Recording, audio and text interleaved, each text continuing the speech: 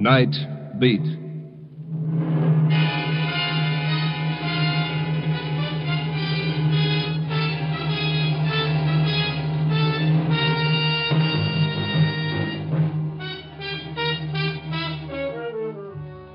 Hi, this is Randy Stone.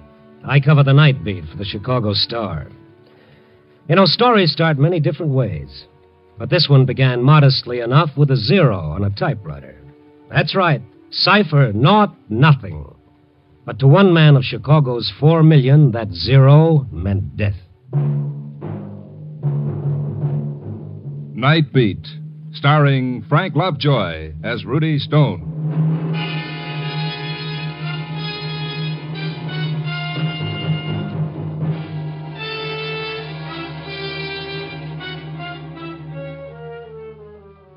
Mine is a funny kind of a job. When that evening sun goes down, I start walking through the dark city, peering into bleak alleys, wandering through the bright neon, listening to the sounds of a city at night, the whisper of footsteps, the shattering roar of an L train, the sob of an ambulance siren. I wander up the boulevards, down the back streets, searching for something in the dark city. And what exactly is it that I seek? Brother, it's something more elusive than the farthest star. I seek the city's heart.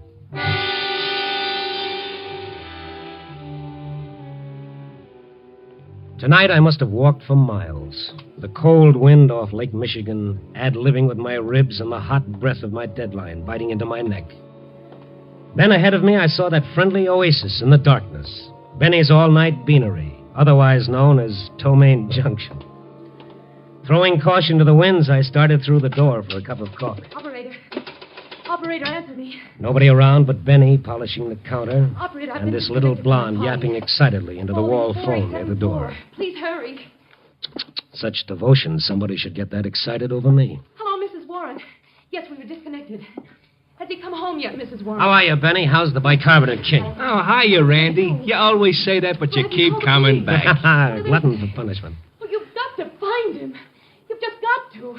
Get her. What's with her, Benny? Oh, no, 25 calls she makes like that. 25 times she gets the same answer. 25 times she comes over to get more nickels. Business is good, huh? A hole in the head. What's in it for me making change all night?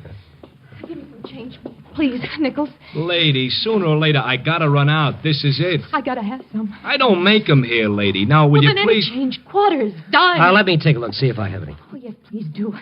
But hurry. Please hurry. I gotta reach him. Randy, make with the catch. He's passing out. Oh, easy, lady, easy. Out cold. Coffee, Benny, quick.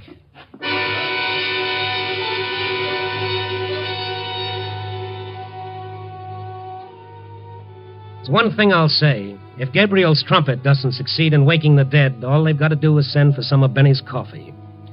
After I got a couple of sips down the girl's throat, she started coming out of it. Tears rolling down her face, her whole body trembling with sobs. Oh, come on now. Now stop it, honey. Stop it. What happened to me? You passed out, but good. What time is it? Oh, it's 9:45. I've got to find him. I've just got to. Oh, now take it easy. You're still shaky. Now, come on. Have a few more sips of this so-called coffee. Oh, no. Well, if you think Benny's coffee is bad, you ought to try his hamburgers. I've just got to find him. Who have you got to find? The man. What man? The man I killed.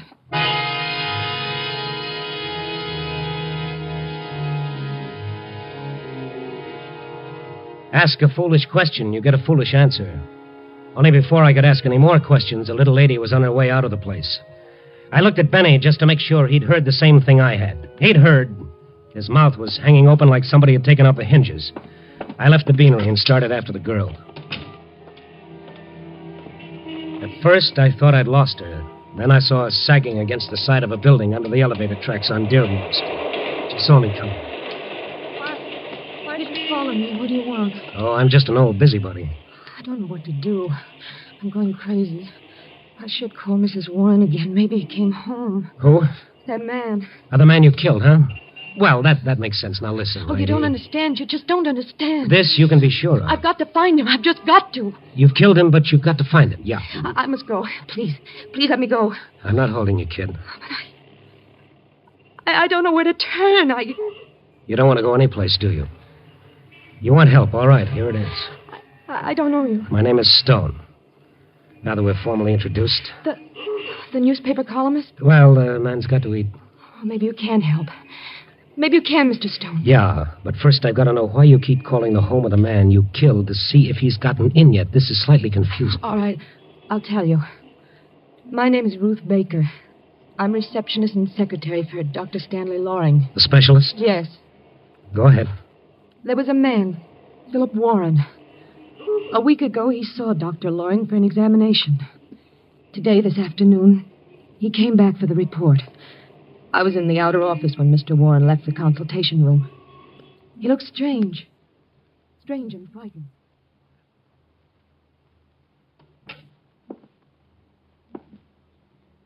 Will you give me a cigarette, Miss Baker? Oh, certainly, Mr. Warren. Here. There's a lighter on the table. Never mind. I don't want a cigarette. Is there anything wrong? Hey, what time have you got? 3:15. You're a minute slow. All that? But a minute is important. Very important. If you're going to catch a train. No, it's always important. Well, yes, I suppose it is. Oh, yes. You know, I've lived all my life that way. Paying attention to time. Being punctual. My wife considers it a nuisance. Do you? Oh, I'm afraid I hadn't thought You of should. Everyone should. Time. Have you thought how many different ways one tells time? It can whisper in an hourglass, or tinkle in the tiny little clock, or it can roar, or... Yes? All my life it's been important to me. Now he won't tell me when. All he says is sometime. That's not fair, Miss Baker. It's not right. Oh, look, Mr. Warren, perhaps you'd better lie down. Oh, no. I've got several things to do. Many things, in fact. Oh, I see. You don't. But that doesn't matter at all. You know, in my office I can hear the chimes of the clock in the tower above me. I've always listened to them. I like them because time is important. But I never heard them chime midnight. Midnight? I guess midnight is a special time. It's either tomorrow or today. It's in between. Tells a man that the day is over. Another one's going to begin. It's like standing on the edge. Goodbye, Miss Baker. Goodbye, Miss Baker. Yes, Doctor. Miss Baker, will you come in, please? Right away. Warren gone, Miss Baker? Yes, he just left, Dr. Loring. Yeah, that was certainly unexpected. I was almost certain it wasn't that serious. Well, put his examination report back, will you? Yes, sir. The closed file, Miss Baker. The closed? Yes. Oh, I'm sorry. What was it? An inoperable condition? Oh, now I see. See what, Miss Baker? Why he acted so strangely. Oh, don't worry. You'll go home, think about it. When the first shock wears off, you'll accept it. What else can he do? What else can anyone do? After that, I went back to my desk, Mr. Stone. I was checking my files and Come on, Ruth, what? I made a mistake. A horrible mistake. What was it? Well, when a patient comes in for examination, only Dr. Loring knows his name. The technical laboratory has only a number on a card. Mr. Warren's was 5129. I typed it wrong. I typed 5120. The card number of another patient. It was a mistake. I put Mr. Warren's name under the wrong laboratory number. The number of a man who is going to die. Certainly Dr. Loring will be able to tell if Warren... Well, just a routine checkup would indicate symptoms. It took actual laboratory work to make certain. Oh, I see. He'll kill himself. He's that kind of a man. And if he does, I've killed him, murdered him. And if... I don't want to live. I'll kill myself, too. Oh, now, come on. Now, there's no time for that. Does Dr. Loring know? I told him right away. And he tried to reach Warren? Oh, we've been trying since this afternoon. At his home? Everywhere. He must have gone home first because he left his wife a note. Suicide note? Yes. Ruthie, come on, let's go. Where? Warren's home. And if he's not there, well, Chicago's a big city. It'll be tough finding one man among 4 million people. But we can try.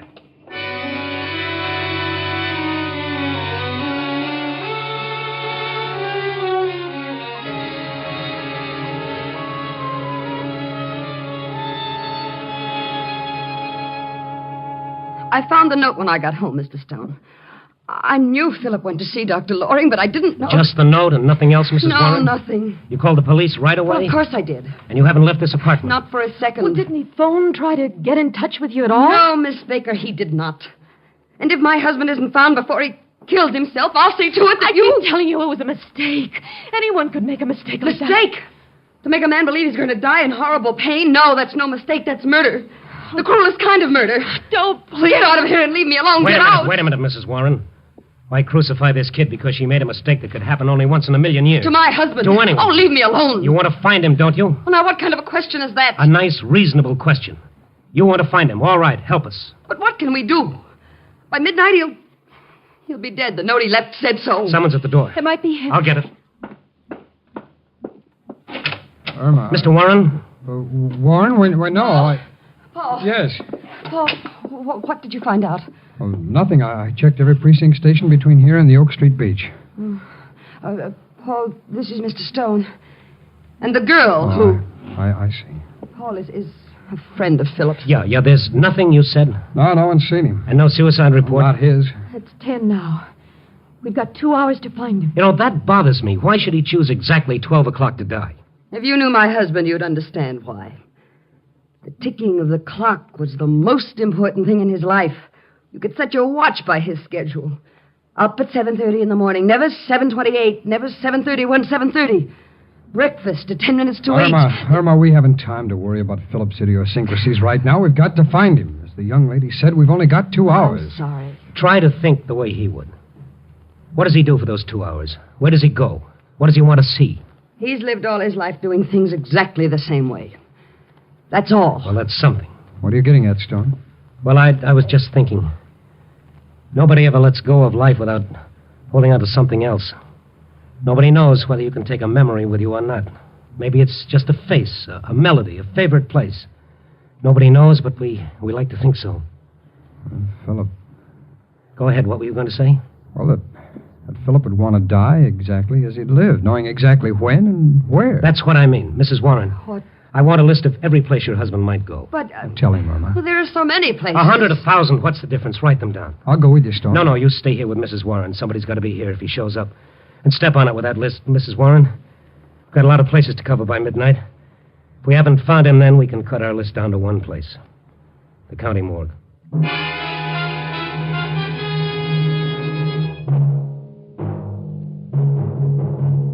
Night Beat stars Frank Lovejoy as Randy Stone.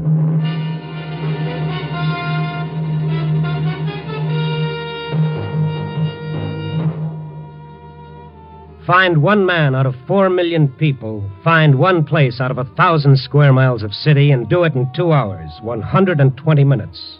A long chance?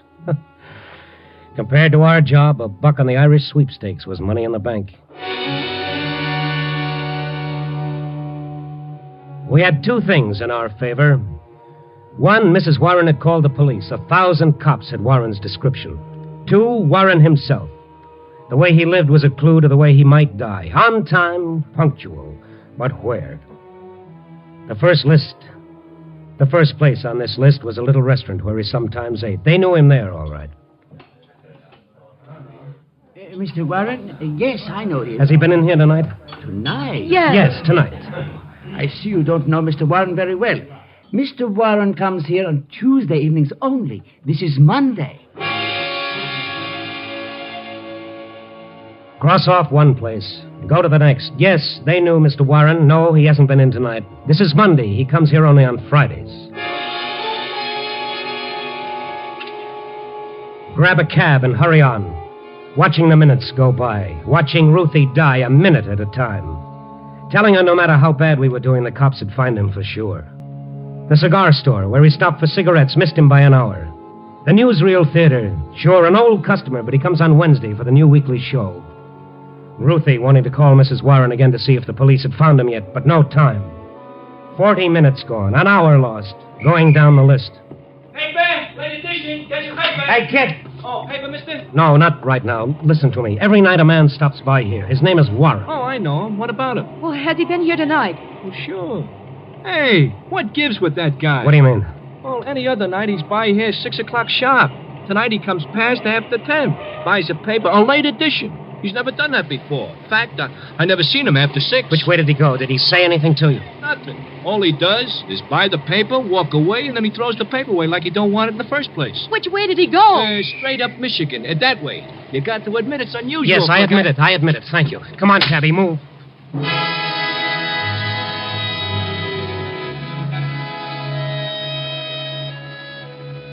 So we went straight up Michigan Avenue that way. All we accomplished was to lose another 5 minutes of our time.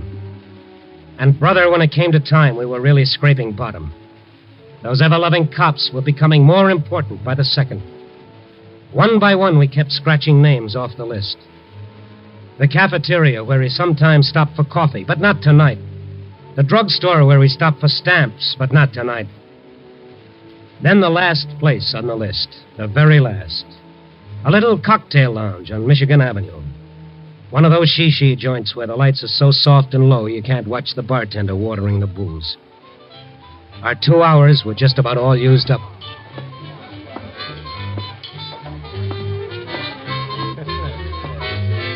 May I help you, sir? Oh, pal, if you can. Nobody else can. I beg your pardon? I'm looking for a man named Philip Warren. Do you know him? Oh, yeah, quite well. I consider Mr. Warren one of my special customers. Was he here tonight?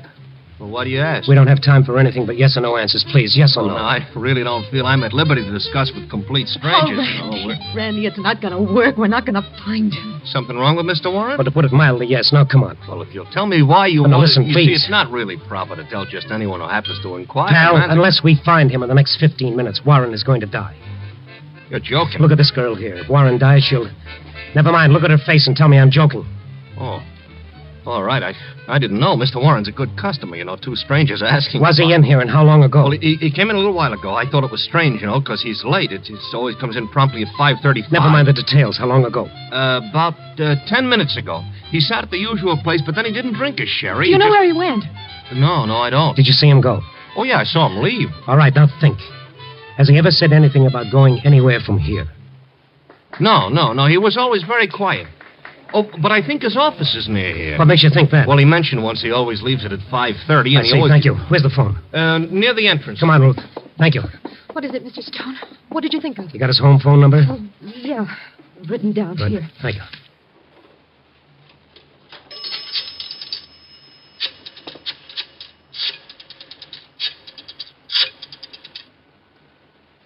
Why are you calling there? I want to know where his office is. But why? All his life, punctual, methodical. Everything to him was a habit. Maybe it's a crazy hunch, but I could be right. He could have gone to his office. Yes, you could be right. Come on. Answer. They gotta be there. They said they'd stay. But they don't answer. Ruth, do you remember where his office is? Must be on your records. Oh, I don't remember it. Oh, but we can go and get it. There's no time. Try it again. They're not there. I told them to stay there, the fools. What? The phone directory. Might have a business listing for him. Warren. Paul, Peter. Philip Warren. Is it? No, only his home phone, the number I just called. Mr. Stone. What? If Mrs. Warren isn't home, she might have gone to the police. Maybe they found him. That could be it. Keep your fingers crossed that they found him alive.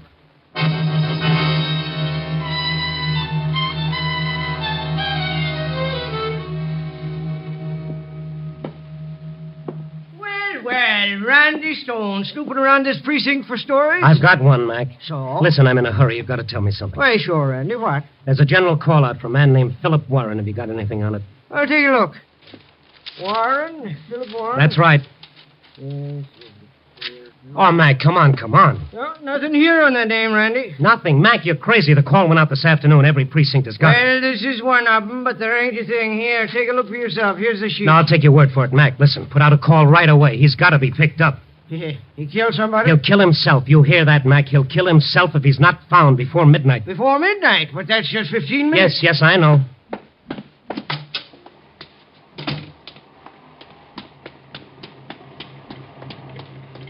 What did they say? They didn't have a call for it. Oh, that's crazy. They must have. Mrs. Warren, call the police. Yeah. Just a minute, Cabby. Look, Ruth. Let's figure it. That last cocktail lounge, the bartender said Warren came in every evening at 5:35, that he left his office at 5:30. Mm-hmm.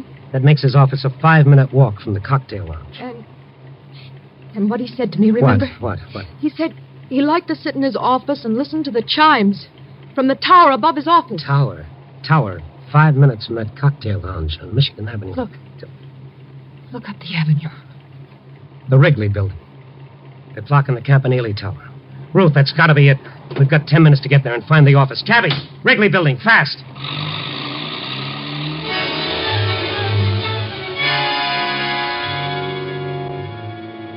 The red on the traffic lights didn't mean a thing, but it still took us 3 minutes to get to the Wrigley building. When we got there, the hands of the clock on the Campanile Tower pointed to 7 of 12. And as we looked up, the larger hand crossed out another minute of Warren's life. One more went by before the night watchman heard me pounding at the doors. And then he opened them.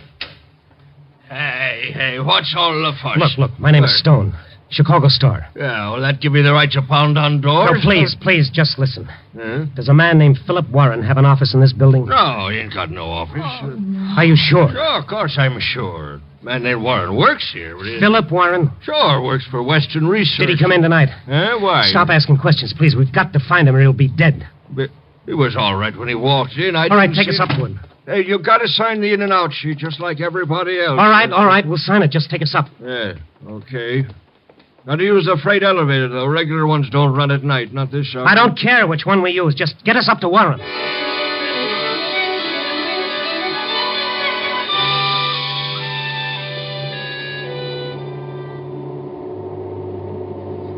I stopped looking at my watch while that freight elevator droned its deadly way up to the floor where Warren had his office. And then at last, we were there.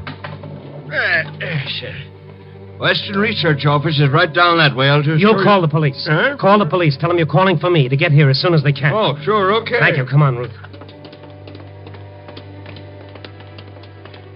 There it is. There's no light inside. It's open. There's no one here. Find the light switch. I can't. All right, never mind. I'll light a match. What's the matter? I thought I saw someone at the desk when you lighted that match. All right. Follow me. Look. Mrs. Warren. What are you doing here? Well, I thought of the same thing you did, and I... Harlan, you still here? Yes, Paul. Mr. Stone is here, too. Stone? Yes. Turn on the light, Paul.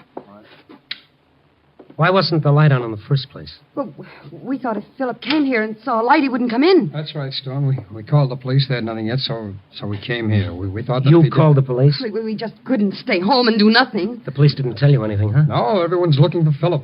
I'll ask you nice, Paul. Where is he? I don't understand. Let's stop playing patty cake. Where is he? I tell you, we don't know. Sure you do. Well, you're one of his best friends. Where is he? Come on, give. Well, we don't know where he is. We came here for the same reason you never did. called the police about your husband like you said. You didn't want them to find him. You're insane, both of you. Come on, poor boy. Tell me where he is. I tell you, I don't know you. Now, let's try it again. Come on. Stone, you're a... Never mind me. Let's stick to the subject of the moment. Where is he? I told you. Where is he? All very neat and clean, wasn't it? Let the old boy kill himself. Just don't do a thing about it. Stop it, Stone, stop it. You tell me when, Paul. How much insurance was he going to leave to your lady friend? You sure it isn't one of those non-cancelable policies, Paul? You know some of them don't pay off on suicide. Tell me where he is. Tell me. Stop it. He's on the tower. It's on top of the building. I saw him. He's going to jump. Here's your boyfriend, Mrs. Warren. Catch! The tower, Ruth. Come on. The elevator. No time. Tower's only 2 flights up. Come on, I'll need you.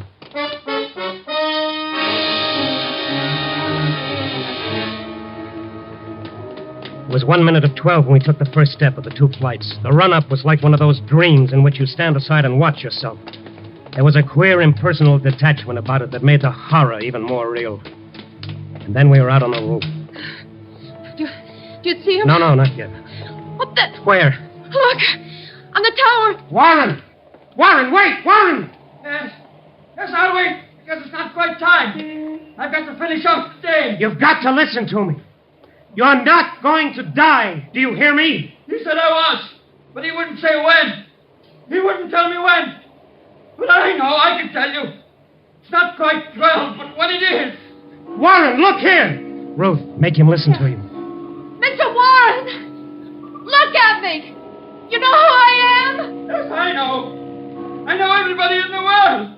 And I could see everybody from here. Please! The report was a mistake. You're not going to die, do you hear? It was a mistake. Please, listen to me. You're lying. You're all lying. Everybody lied to me all my life. You want me to suffer. I can't. I tell you I can't. And I know when I'm going to die. But you're not. It was a mistake. My mistake, not the doctor's. I swear. We're not lying to you. I swear it. Randy, why? Oh, mother in heaven. Get your boys ready, Mac. They're all set. But him? What about him? Keep talking, Ruth. He's watching you. Keep talking. Oh, Mr. Warren, you're all right. Do you hear? You're not going to die. He said I was. He told me. It was a mistake. Please don't lie to me, please. It's the truth, Mr. Warren. You're not going to die. Do you believe it?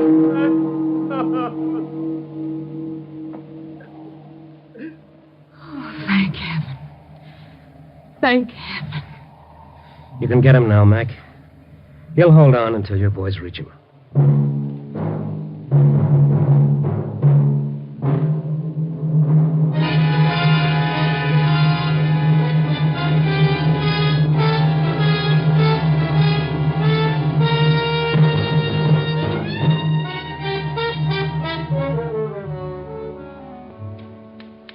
So here I sit, trying to write my story for tonight.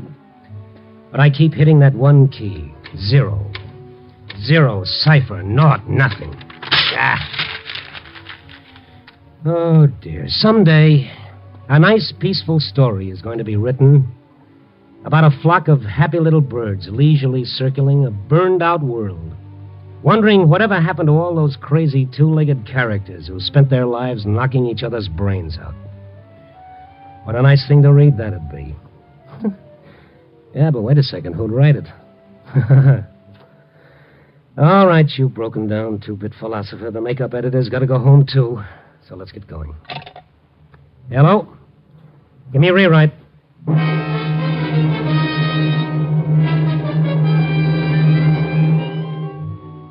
Night Beat, a new dramatic series, stars Frank Lovejoy as Randy Stone.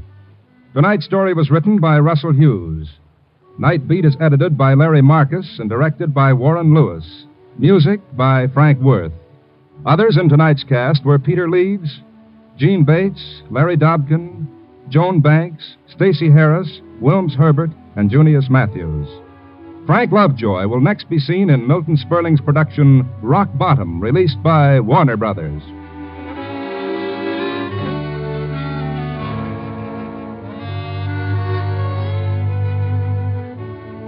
Listen next week at this same time and every week as Randy Stone searches through the city for the strange stories waiting for him in the darkness. The stories that come out of the shadows to find their way into Night Beat.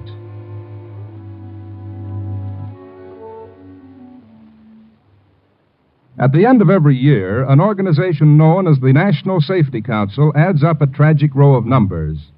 These are the figures of America's traffic accidents, an appalling list of death and misery. Last year's Black Edge total showed 32,000 dead. So whether you're a driver or a pedestrian, recognize the danger, drive and walk safely. You're tuned for the stars on NBC.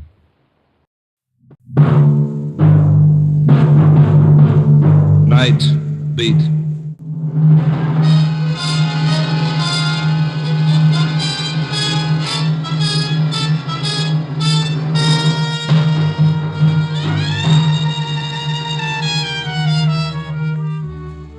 Hi, this is Randy Stone. I cover the Night Beat for the Chicago Star.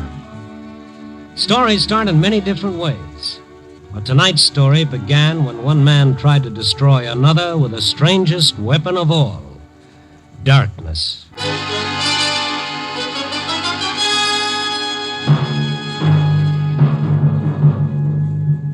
Night Beat, starring Frank Lovejoy as Randy Stone.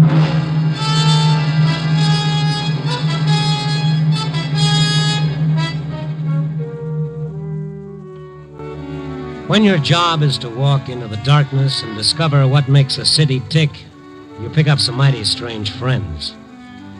The winos dreaming of a muscatel paradise in cold, dark doorways.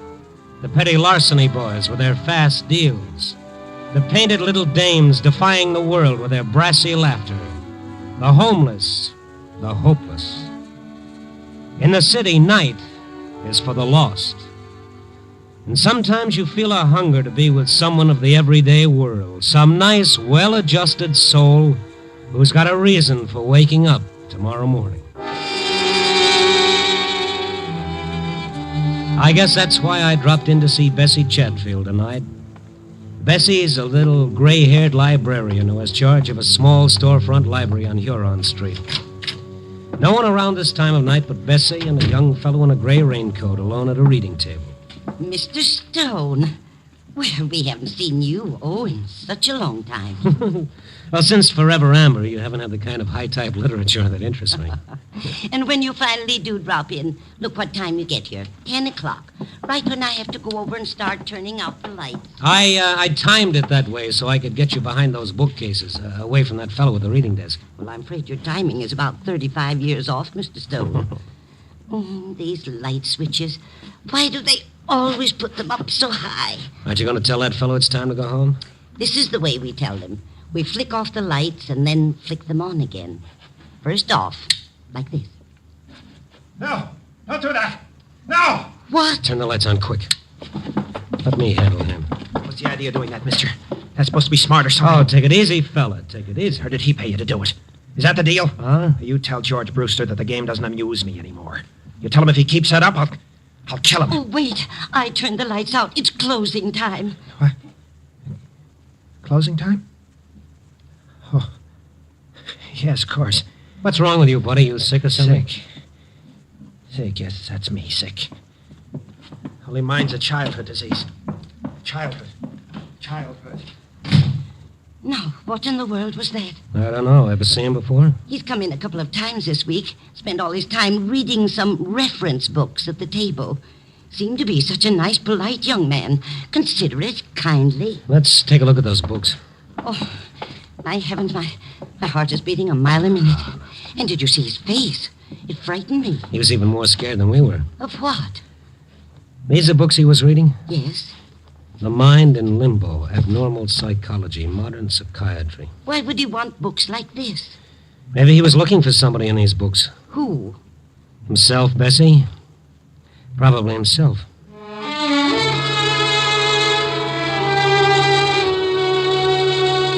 Bessie was pretty upset, so after she locked up for the night, I started walking her toward the elevated station over on Lake Street. We'd walked a couple of blocks through the dark, empty streets when suddenly Bessie grabbed my arm. Mr. Stone, that man down the street, looking in that store window. That's him. Yes, same gray raincoat, same lad. And look, Mr. Stone, what's that in his hand? That's a piece of pipe or something. He's breaking that store window. Yeah, you wait right here, honey. Be careful, Mr. Stone, be careful. The fellow was reaching through the broken window glass for whatever it was that had struck his fancy. He heard me coming and turned toward me. The wan streetlight did something to his face. It seemed twisted and torn. Blood was running down his hand where the glass had cut it. Then I saw what he'd taken from the window. A gun. What's the idea, pal? He spun around and started running for the elevated station down the block. And in the best tradition of the Rover boys, I stayed right on his tail. He turned back to see how I was doing, and he stumbled over a trash can near the curb. I caught up with him, grabbing his arm. Let go of me. Leave me alone. Let go of me. He slashed the gun across my face and began running again. I stopped long enough to take a quick inventory of my teeth. Up above, I heard the elevator train coming into the station. The young fellow had reached the station steps and was going up fast, trying to make that train. I reached for one of his legs. He turned and gave it to me right in the stomach. I folded up, and I just sat there. I listened to the train pull away with the fellow on it, and remembered what Bessie had said about him being such a nice, polite young man.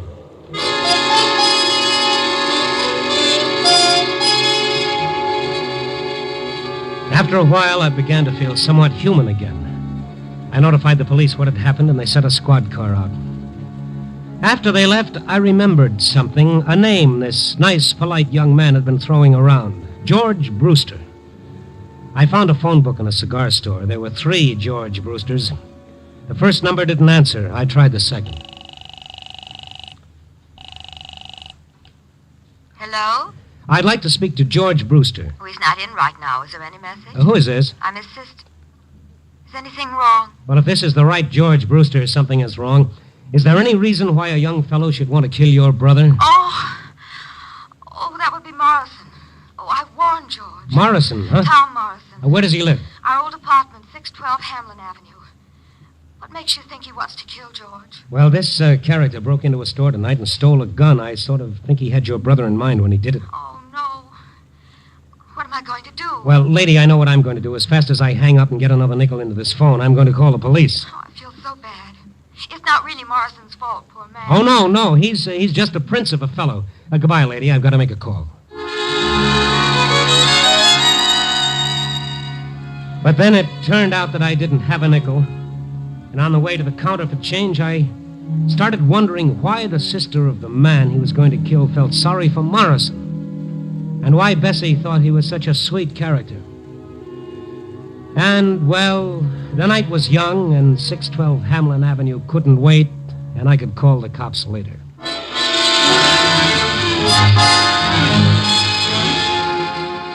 612 North Hamlin was a second-floor flat on the north side. I got there a few minutes after 11 that night. All the windows were lit up.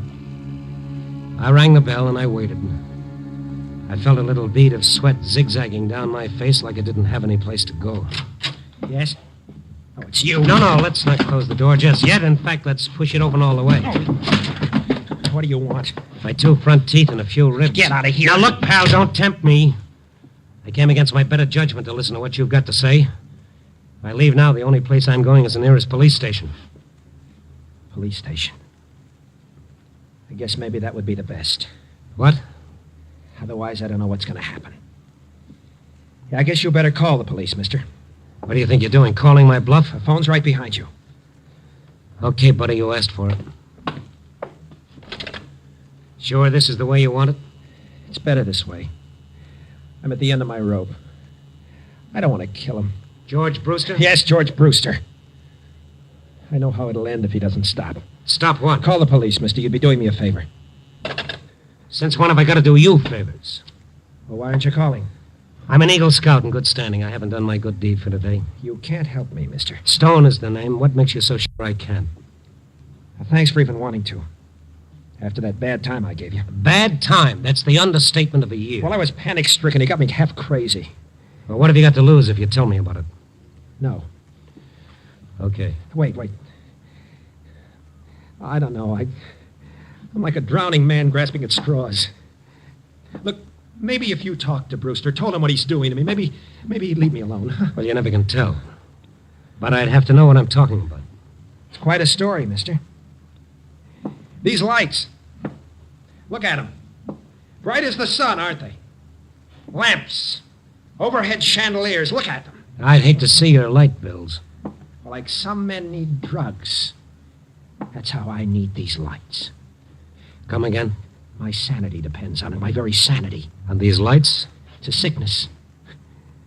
You've even got a name for it. Noctophobia, it's called. Fear of darkness. Fear of darkness? That's for kids. No, I take that back. I'm sorry. Don't be. I quite agree. Kids. Or neurotic women. But in a man of my age, it's quite ridiculous. Only when the day starts drawing to a close, when the night starts crowding in. Have you been to a doctor? Sure, I've been to doctors. They tell me I shouldn't feel too badly. Plenty of people with my trouble. A hangover from childhood. An illness. Like heart trouble is an illness. And I'll take the heart trouble. Maybe you haven't gone to the right kind of a doctor. Maybe psychiatry could help you. Nothing's going to help me. George Brewster's going to see to that. What about this, Brewster? He's trying to destroy me. With the strangest weapon of all.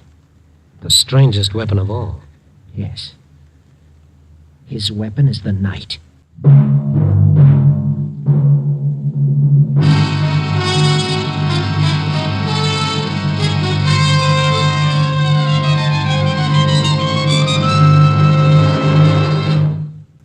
listening to Night Beat, starring Frank Lovejoy.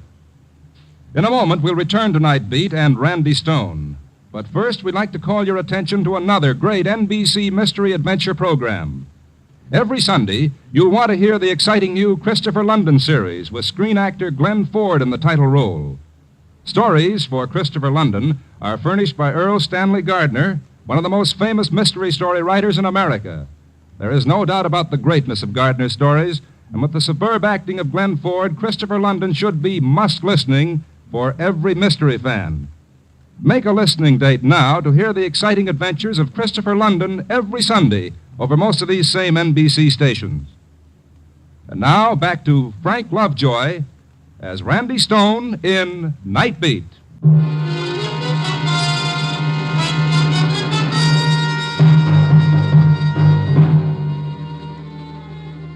It was a weird feeling standing in Morrison's brilliantly lighted parlor listening to him tell me about his terror of darkness. A sturdy, healthy-looking man trapped by a childhood nightmare. I felt guilt listening to him like I was eavesdropping into a dark corner of his mind that was nobody's business but his own. And yet he had to tell me because he needed help. Because George Brewster was using Morrison's fear to destroy him. I was sent to Chicago by our company to replace Brewster, Stone. Till he found out why I was here, he couldn't do enough for me. He even got me this apartment. Greater love hath no man. Then he found out what the setup was. He changed fast enough. How did he find out about this fear of yours? Well, I'm telling you how. The other night, the two of us were working alone in the big vault down at the office, working on some old account or other. And the overhead light, it blew out. Uh-huh. Well, it was so sudden, I couldn't help myself. I tried to keep calm, but... Well, it's like something tearing me to pieces inside. I couldn't breathe. I couldn't... Finally, I had to run. So he found out about... No, he wasn't sure, but it started him thinking. Yes, I see. Next afternoon, he came over to my desk. He was jovial, friendly, like he'd been in the beginning. Saying we'd been at each other's throats long enough. Inviting me to have dinner with him that night. Right from work, we went to his favorite spot on the north side, a place called the Catacombs. I began feeling uneasy the moment I entered.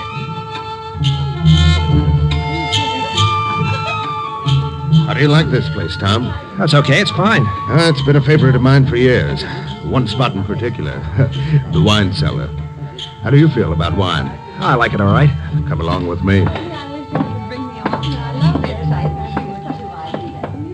I'm a wine man from way back. Say, George, I wanted to talk to you about that little outburst last night. They have a different wine cellar here with a different temperature for each type of wine. I haven't been sleeping well, you see. Me, I prefer Riesling myself. Well, here we are. Huh? The white wine cellar. We'll select our own brand for our supper. Here, I'll open the door. Yeah, this is a privilege only an old customer like me can get away with. Come on. Dark down there. That's why they've got this candle here on the ledge. Got a match?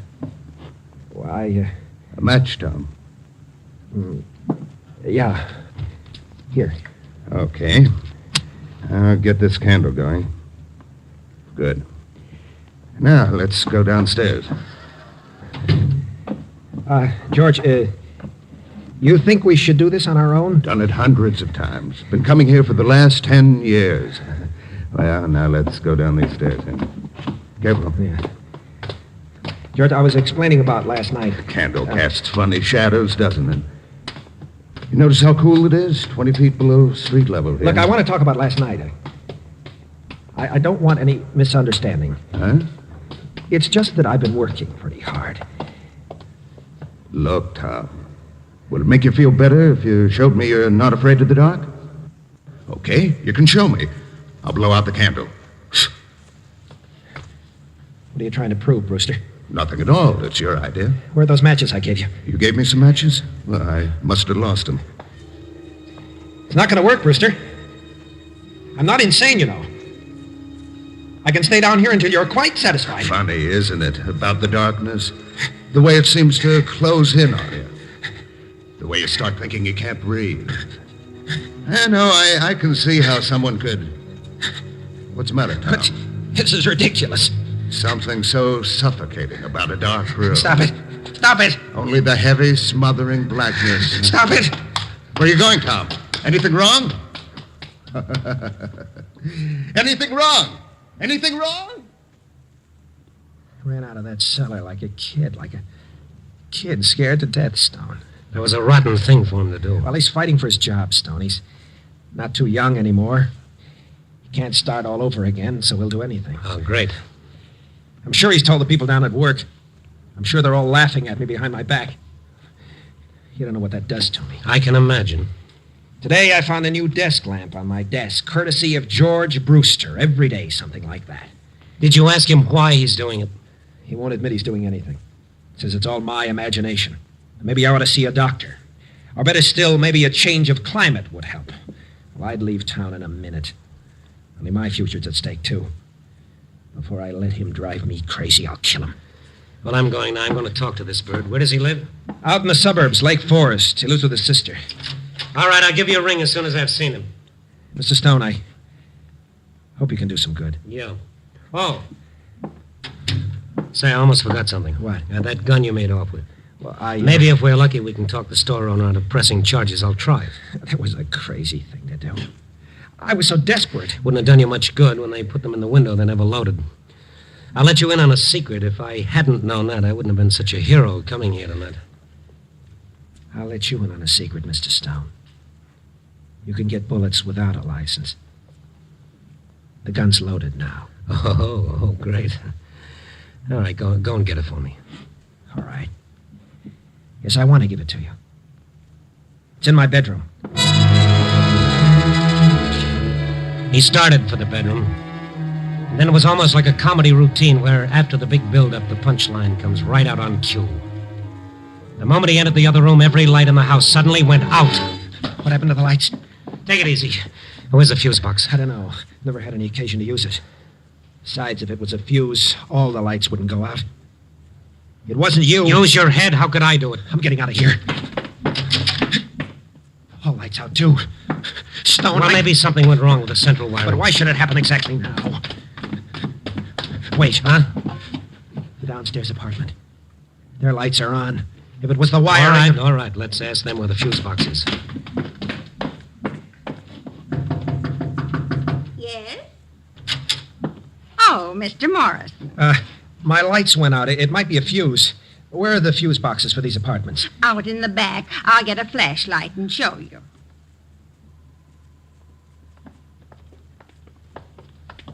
Here we are. The fuse box is right here below our meters. Whenever the people from the light company come out, they have a dickens of a time finding it. Will you hold the flashlight steady? Let me take a look. Wait a minute, Stone. Lower the flashlight just a little. Huh? It's not the fuse. Look at the master switch on my meter. Look at the one of Mrs. Graham's. Why, somebody pulled your switch down to off. Yes. Yes, someone surely did. Well, here, let me push it up. There. And look upstairs. All your lights are on again. That's probably some kids playing a joke. Now, how do you suppose the rascals ever found it? It's so well hidden. I've got a theory that all kids come equipped with a special radar for finding things like this. Mrs. Graham, tell this gentleman who used to live in my apartment before I did. Why, Tell him. you know. He even got the apartment for you. Your friend, Mr. Brewster. But what is that? Tom. That doesn't prove he did it. For me, it does, Stone. For me, it does.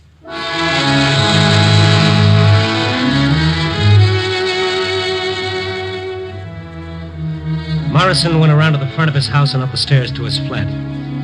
I waited in the hallway until he came down again. He looked different. His face was hard and set. His eyes were like chunks of glass punched into the flesh. What are you waiting for, Stone? When we were so rudely interrupted, you were going for the gun. I've got it now. Oh, yes. Hand it over. I'll bring it back. No, thanks. Where are you going and what are you going to do? I'm fighting for my sanity, my life. He's never going to do this to me again. Never. I can't let you do that. You're not going to have to. The minute you leave, I'm going to call every cop in the book. Yes, that's what you do, isn't it? Yes. Then I'd better give you the gun.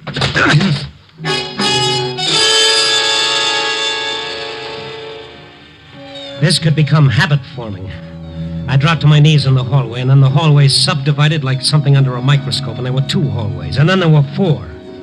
And then everywhere I looked, there were hallways. Morrison tried to push me aside and get by me, only it was a whole circle of Morrisons. I grabbed at his legs to hold him back, and it was like grabbing at a centipede. Then all the Morrisons in all the hallways brought all their guns down on my one poor head. And that was it, brothers and sisters, that was it. Feeling better, Mr. Stone? Oh, if I felt any better, I'd call an embalmer. Oh, what a business. I heard a commotion, and I came out, and you were lying here. Oh, this my head, or is it a cantaloupe? Oh, how did it happen, and where's Mr. Morrison? Oh, Morrison, yes. How long ago did you hear this commotion? Oh, just a couple of minutes ago. You came out of it real fast. Yeah, I've got an iron constitution. Have you got a phone? Well, yes, but don't you think you Come better... on, lady. Grab my head, put it back on nice and neat, and let's get to that phone.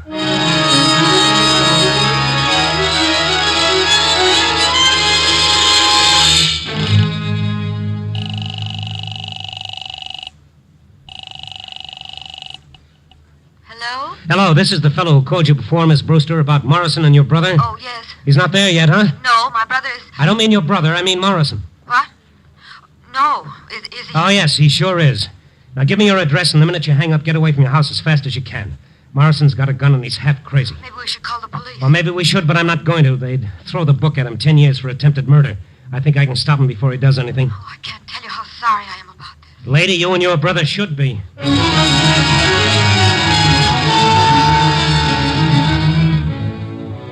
The cab got me out to their Lake Forest house in less than 20 minutes. The house was on a hill, and a flagstone path wound round and round for a city block until it reached the front porch. As I ran up the walk, my head started rattling like a handful of pennies in a tin cup.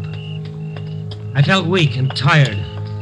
All the time I tried not to think about what I'd find when I reached the house. And now I was at the end of the path, walking toward the front porch. A nerve deep in my throat started jangling like a burglar alarm. The house was in darkness, and Morrison was standing beneath a little porch light, his gun pointed right at me.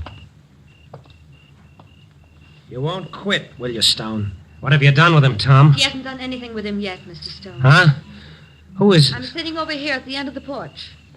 I'm George's sister. Oh. I didn't see you in the dark. Why didn't you get away like I told you? I won't hurt her. It's him. He'll be coming along soon. George would never have done what he did. I begged him not to. To take advantage of a man's weakness. Well, Mr. Brewster is coming home. What? His car is stopping at the bottom of the hill. Now he's starting the long climb. Morrison, listen to me. You just sit there, the both of you. And I must insist that you be very quiet. Please, listen to me. Please. Please. Keep coming up that path, Brewster. It's a long, long way. You must listen to me. Morrison. You don't know what you're waiting doing. near the porch light, the gun in George his hurt hand. you. He shouldn't have done that. Far below the small But what figure you're of doing George is Brewster so making a much long, worse. slow Don't you climb. realize that? You're going to kill George because he found out about your fear. But don't you see? George is afraid, too. Of bigger things. Of being 53 and seeing his whole life going down Brewster the had drain. stopped at the first landing to That's catch why his he breath. hurt you. Now he was Back climbing into up the the path wall. again. He was fighting. Maybe for his 100 life, steps just as from you his were death. fighting for yours. I found myself counting the steps. Why are you afraid Close. of the darkness, Morris? Don't you see? If you weren't afraid, George couldn't hurt you anymore. Please, listen to me. Keep your voice down. If you try to warn him, you both die, too. Keep coming, Brewster. Yes, he kept coming. No more than 70 steps now. What is there to fear about the dark? The girl's voice going on and on. Nothing in it. Brewster getting closer. All it does is hide the world. Less than 50 steps now. 40 steps. 30 steps. If you believe in God, if you believe in your own soul, how can you fear the night? What is there in the darkness that can hurt you? There's such peace in the darkness. After the heat of day is gone, the rush, the tumult, the struggle, you can breathe easy again. You can let the tightness inside unwind. He's almost close enough. Listen to me.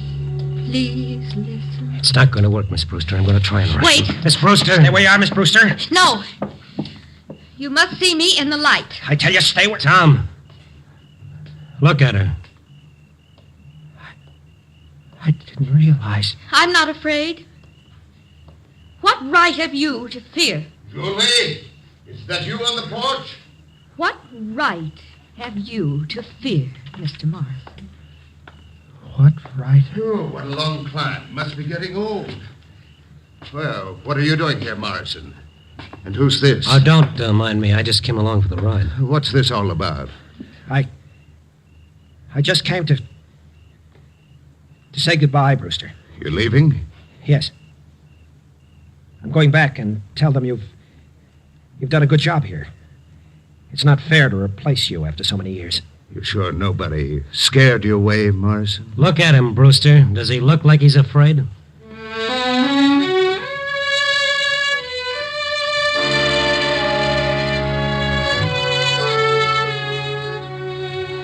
I don't know if Julie cured Morrison of his fear of darkness. Cure is a pretty strong word. But maybe she helped. I kind of think so. I do know this. It's going to be mighty hard for Tom to fear the darkness, knowing Julie is not afraid. For neither Tom nor I will ever forget what we saw as the porch light lit up her face. Julie Brewster, who did not fear the darkness, was blind.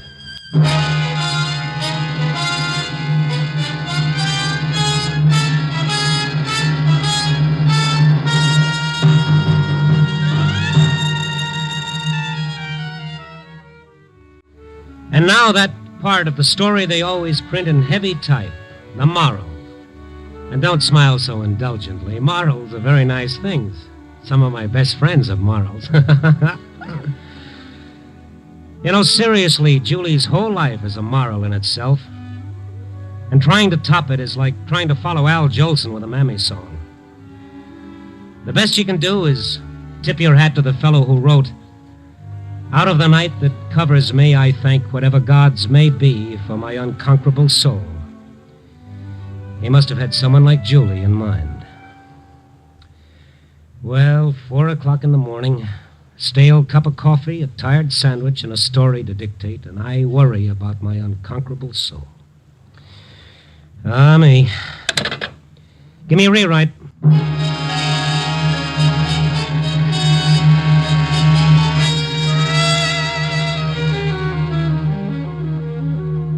Night Beat, a new dramatic series, stars Frank Lovejoy as Randy Stone.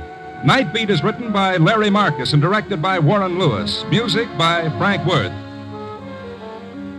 Listen next week at this same time and every week as Randy Stone searches through the city for the strange stories waiting for him in the darkness. The stories that come out of the shadows to find their way into Night Beat.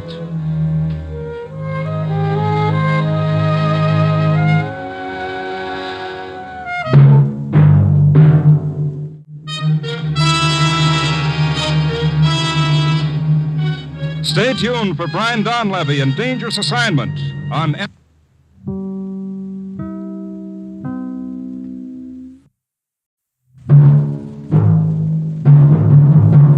Night Beat.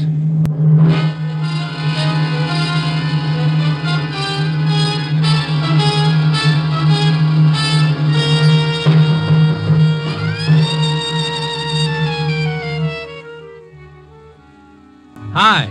This is Randy Stone. I cover the Night Beat for the Chicago Star. You know, stories start out in many different ways. Tonight's story started when I walked into a nice little guy's private world and it blew up right in my face.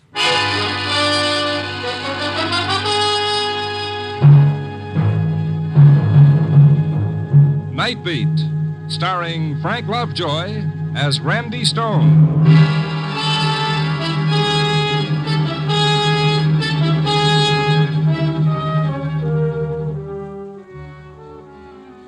When the streetcars and the subways spill out their thousands of tired ones who scurry off into a million directions to find home, that's when my job begins.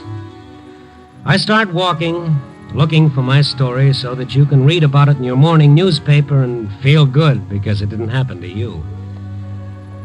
Tonight I got my story fast. Just walking down Madison Street, west, away from the center of things.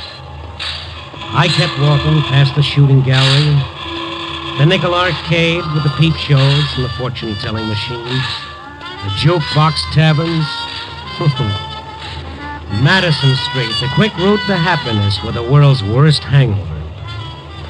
And then straight ahead of me was Pop Gordon's training gym. That's where the public pays 30 cents to watch fellas training to beat each other's brains out. You know, when I got inside, it looked like just one of those fights. And then I heard one voice over the others. It was a voice I knew. Somebody call the cops and get that punchy loon out of here. You yelling stupid bum, fella, you laughed at me. What's the matter, Pop? Randy. Yeah. This crazy owl's gone clear off his rocker. Oh, that's Billy. Yeah. Somebody call the cops. Wait a second, Pop. He's all right. Sure. Listen to him. Kill you. Anybody lays a glove on me gets killed. You laugh. One place for a loon like that in a bughouse. I'm going to get the cops and have this owl tied up. Oh, now, wait a minute, Pop. Let me talk to him. Randy, stay away from that lug. 5 of us couldn't hold him. He knows me. Randy, the guy's gone nuts. Yella, like I said, everybody's scared of getting the same Hey, Billy. Billy! What? Hi, Billy. How's it going? You coming in with me? No, sure. Make me a big man getting into the same ring with a champ. Well, that's me, champ. And you're a toe-bed bum. Well, that's a thumbnail description if I ever heard one. Admit it. The truth. A toe-bed bum. Admit it. I admit it, Billy. Yeah, but you don't mean it. You're laughing at me like the rest of them. You're laughing at me. Billy, I never laughed at you in my life. You're laughing.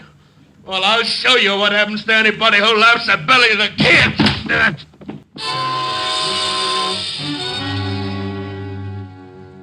As the world flew away in all directions, I dimly remembered how the sports writers used to speak so respectfully of Billy's fast left hand.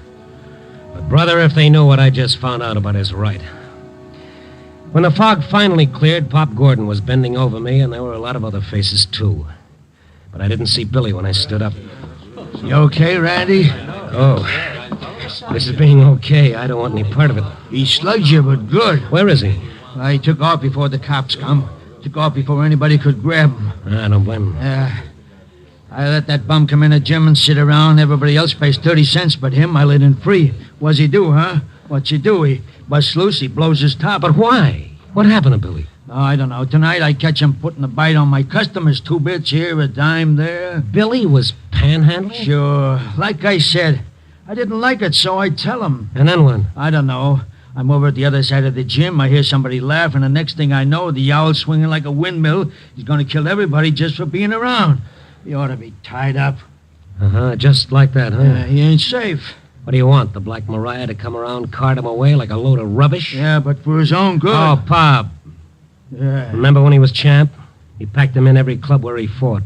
He had $1 or $5 for anybody who held out a hand. So? What are you getting at? Well, now he's got no one, Pop, and now he's out in the cold. Yeah. Oh, I'll forget the cops.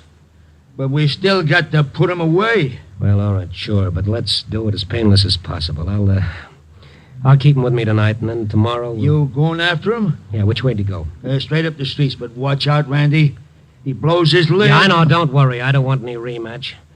I'd like to know why he blew his lid in the first place, and my jaw in the second place.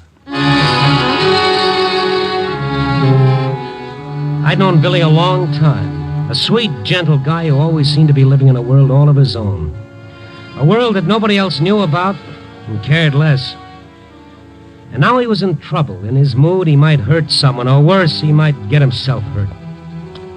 I must have walked for half an hour before I finally spotted him. He was standing on a corner. I stopped and watched him for a couple of minutes. I watched his hesitant and embarrassed panhandling. Then I walked over to him slowly. Hello, Billy. What? Oh, hiya, Randy, old pal, hiya. You want some company? Oh, sure. Good. Randy, where you been keeping yourself? I ain't seen you for a couple of weeks. You haven't seen me for a couple of weeks? Well, I thought maybe you'd forget an old pal, huh? No, you're not the kind of a fellow one forgets, champ. Now, what was the trouble back at the gym? Gym? What gym? Pop Gordon's. Pop's place? Yeah. Well, let's go. I gotta help Pop. He's a good Joe, you know. He never charges me nothing. Wait a minute, hold on a second, Billy. Hold on. Yeah? Weren't you at the gym tonight? Oh, no, not tonight. I've been here. And you didn't, massage my chin? You giving me a rib? Well, what you looking at me for like that, Randy? Forget it, Billy. You was just ribbing, huh? Oh, sure, I'm just kidding. I like ribs. Not giving a hot foot, nothing like that, but funny ribs that don't hurt nobody. No, sure.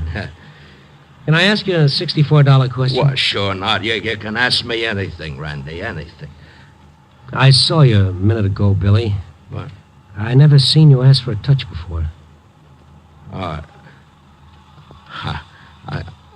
ain't never gonna do it no more, but Randy, I got it tonight. I gotta get a few bucks. Maybe 15. I already got $2. Maybe. Why do you need $15? What? I gotta get a new suit. A new suit? What's so special about tonight, Billy? What, there's something I gotta do. I just gotta do it, Randy. I gotta have 15, but... Hey, them's cars. Hey! Is that you, Randy? Yeah? Oh, Sullivan! Yeah. Randy, don't let him pick me up for panhandling, please. No, I won't, Please Billy. Now, don't. you wait here. Wait here. I'll be right back. Yeah. That's Billy back there, isn't it? Yeah, that's right, Sullivan. Why? Heard you had a little trouble with him back at the gym. Maybe we ought to put him in the tank for the night, keep him out of trouble, huh? Look, Sullivan. He's going away tomorrow. For a long time. Oh, like that, huh? Yeah, that's it. This is his last night out. Yeah, I see. Okay, good. That's the way I do it myself. I'll see you around, Randy, but keep an eye on him. Yeah, I'll watch him like a hawk. Thanks, Sullivan. So long.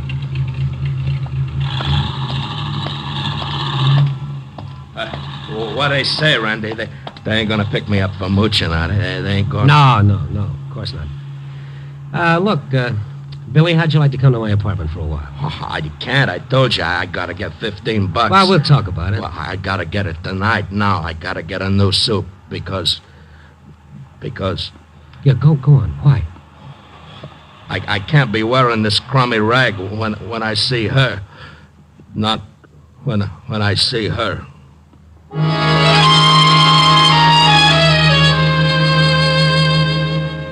I didn't know what he meant. But whatever had made him go crazy at the gym, whatever had made him hit me was tied in with her.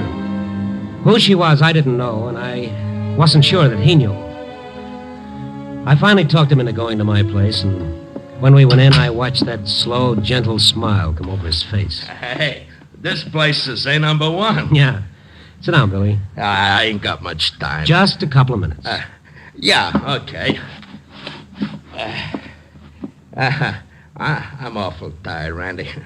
Seems like a lot of things has happened tonight, you know. I'm kind of tired. Sure. Want a drink, Billy? Oh, no. I never touch it, you know that. Yeah. And you never panhandled before. Well, I ain't gonna do that no more just tonight. I never bummed off of nobody. I paid my own way. Come anything, I paid my own way. Yeah, that's why I want to know why you're putting the bite on people tonight. I ain't gonna tell you. You'll laugh. I won't laugh. You will. Somebody else laughed when I told her. Somebody laughed, and well, when somebody laughs at me, I don't like it. All right, easy, Billy. Easy. Come on now. That's better. I tell you, I gotta get 15 bucks. Hey, look at this. What's that, Billy? I cut it out of the paper today. I seen it. Hey, you take a look at it, huh? You read what it says. Right. Mrs. Walter Compton and her husband... Yeah? Yeah, go on, there's more. Prominent society leaders of New York will be in town tonight. They're staying at the lake shore and... I can't go there in this crummy rag. Well, why do you have to see her? What? Well, I gotta tell her something. Hey, this is getting late, Randy. I gotta get... I'll lend you the $15, Billy. You? Oh, no, I pay my own way. Well, pay it back whenever you get a job. No, I don't want any handouts. It's just a loan, Billy. It's a loan. What? Thanks, Randy. You're a champ. Now, tell me why you gotta see her. You ain't gonna laugh? I can take anything but that, anything. I won't laugh, Billy. No, I guess you wouldn't. Okay. You remember once I was champ? Huh? Oh, everybody knows you were champ. Now, what about her, Mrs. Compton? Yeah. Well, it's one night after a fight, see? I ain't champ yet, but I'm punching right up to the top, see? Okay, but this one fight, she ain't there, so I go to see her at her place. She's there. And so when Who's that? It's me, Billy. Where are you? Be out in a minute. Sure. Hey, I win tonight. I said I win tonight, Edna. Yeah, I heard on the radio. Well, Well, what? it don't mean a thing. Sure. Means a lot, I guess. You guess. A kid for $1 who's going to marry the next middleweight champ. You sure take things like a lump of ice. Yeah. Edna, anything wrong? No. Oh, there is. Okay, something's wrong. Have it your way. You wasn't at the fight tonight, baby. I looked for you. It took me 3-4 rounds to get going because I didn't see you. You won. Kid, look at me. Sure. The eye got torn open again, huh? Oh, that's nothing. Collodion fixed it. Collodion fixes everything, huh? Get cut up, use collodion. That's nice. That puts you all together again. How long do you think you'll stay together? What's eating on you, honey? The last 2-3 weeks. The You've last been- 2-3 weeks. The last 2-3 years. Yeah, that's right. I hate it. You hate what? Oh, shut up. Oh, kid, what's wrong? You and me. I don't get it. The only thing you do get is a measly few bucks for getting your head knocked off. Oh, I'm a fighter, So you're honey. a fighter. All right, fight. But count me out. Oh, now, wait a minute. I've been waiting. I've been waiting for him to carry you home. Me? Me? It can't happen, huh? Well, all of a sudden, you start blowing your top. Not all of a sudden. You said it. You said there was something wrong for the last 2-3 years. Okay, spill it. I'm through, Billy. Washed up. Finished. What?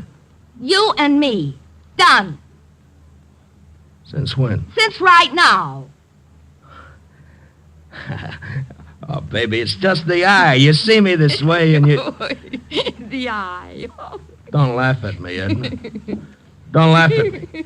I'd take anything but being laughed at. It is a laugh. Oh, now listen, You listen. honey. I don't care if you get punched all over the state. I don't care if you get your brains rattled so hard. It's Edna. me I care about from now on. Okay. So I'll be champ. So you'll get your fur coats. Not from you. Not from a guy who's beginning to look like a punching bag instead of a man. Look at me. Take a good look. I am. Yeah, I am. I got looks. I got class. I can do all right. I still don't get it. All right, I'll lay it on the line for you. Want me to? Go ahead. I'm not going to tie myself to a punchy character. I'm not going to have to walk in nice places with a guy whose face is... Well, look at her. Go on, take a look in the mirror. You see what I mean? You want me to quit? I don't care if you do or not, because it's too late, Billy. It's too late. Edna, you shouldn't say things. Please, Edna.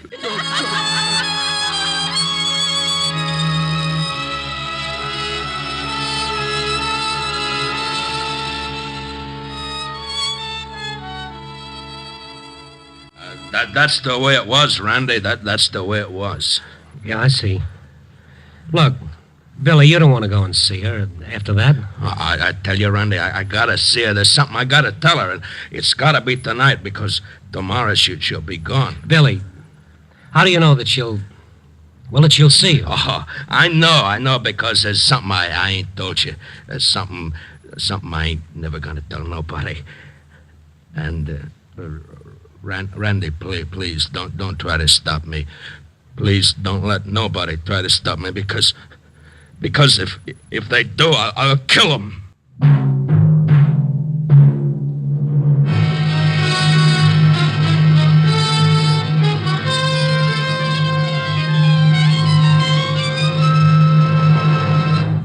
You are listening to Night Beat, starring Frank Lovejoy as Randy Stone.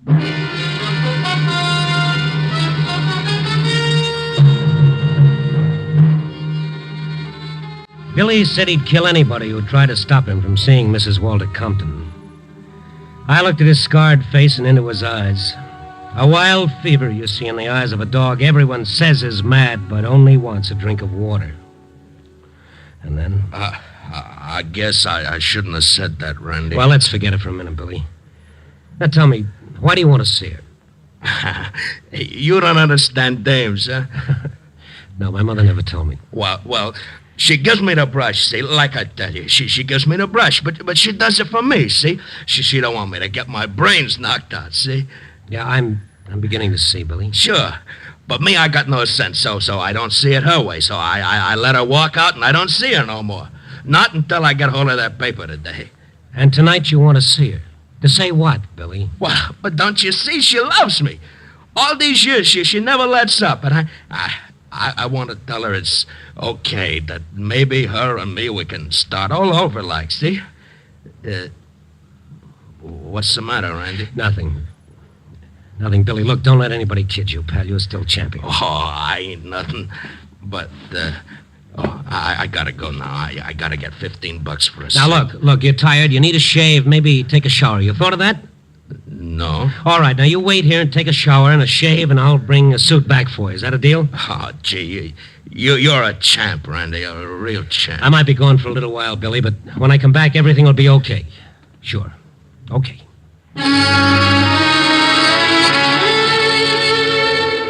There was only one thing for me to do, go and see Mrs. Walter Compton. I made sure that Billy couldn't leave my apartment. I locked the door from the outside. I didn't want him picked up before he had the chance to see her.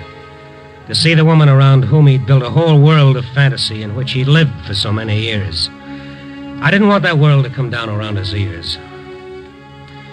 My newspaper pass got me in to see Mrs. Walter Compton in her suite at the lakeshore. You're Mr. Stone. Yes, I am, Mrs. Compton. You're from the newspaper. Well, I'm not on newspaper business, Mrs. Compton, not tonight. This is more personal. Really? Well, what can I, Do for me? Nothing. Then please get to the point, Mr. Stone. My husband will be here shortly with guests. How soon? An hour. Why? Well, because it concerns someone you used to know. Really? Who? Billy Candell. Billy Candell. Yes, he was better known as Billy the Kid, once middleweight champion of the world. Oh, I'd forgotten. And I was glad to. Mrs. Compton, he's coming here tonight to see you. What? He's coming. How stupid can you get? Well, for a lot of people, it's not hard to be stupid or heartless. Yours must be a rather sentimental column, Mr. Stone. Yes, it's about people. You'd better go. Look, please see, Billy, what can you lose? It's out of the question. Listen, all he wants is to tell you something. He wants to tell you that he knows that you still love him. What?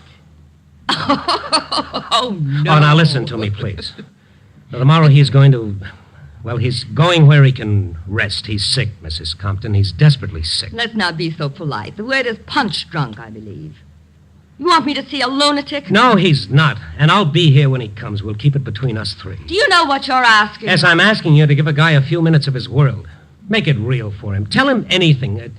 Tell him you still love him. Then he'll go away. After tomorrow, you'll never see him or hear from him again. You're asking me to receive that thing and to bring him into this hotel where everyone can see him?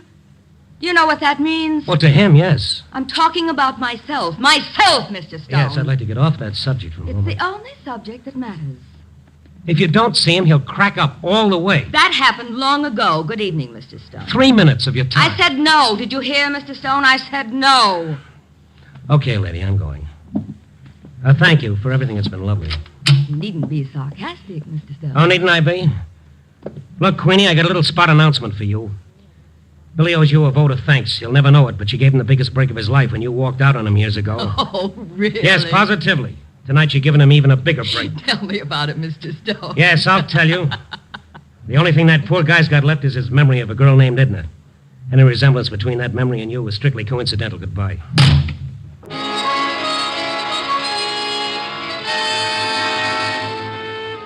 I was glad to get out into the fresh air. All the way back to my apartment, I kept thinking of what I'd tell Billy, how I'd tell him. Then as I walked across the lobby toward the elevator... Mr. Stone, Mr. Stone! Oh, what is it, Charlie? Here's a message for you. Okay.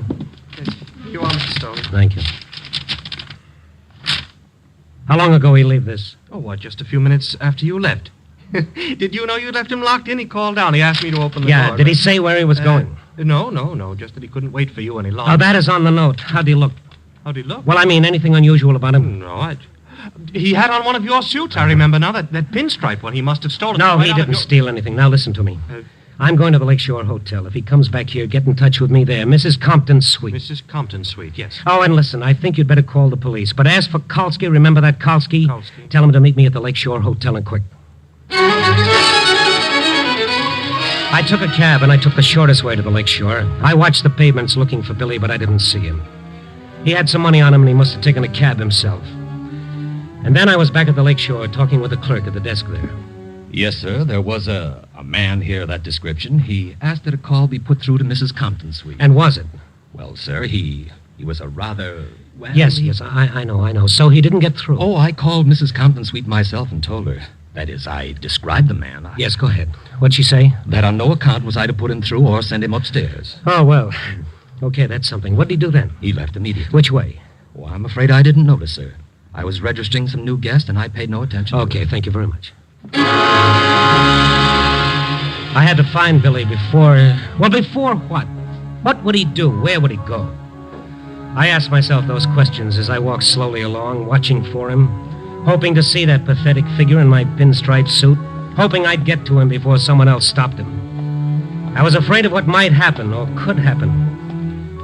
And then I saw him, just past the Lakeshore Hotel, shambling slowly along, his shoulders hunched against the wind that cut in off the lake. I ran and caught up with him. Billy! Billy! What? Oh, hi, Randy. Hi. What you doing over here? Oh, I just, looking around. Why'd you leave my apartment? What?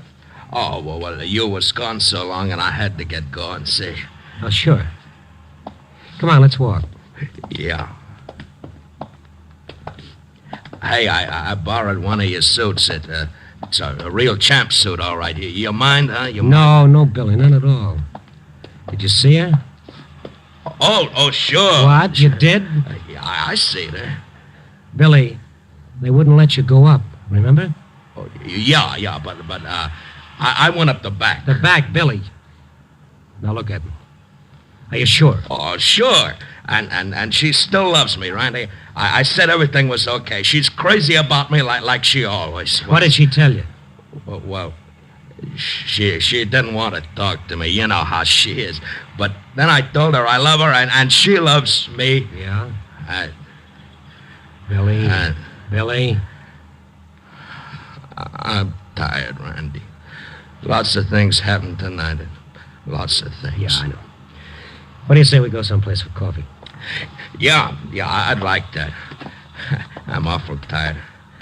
And when I get real rested good, I'll go back to see her. Her and me, we'll start over again. Hey, this is where she lives, you know. Yeah.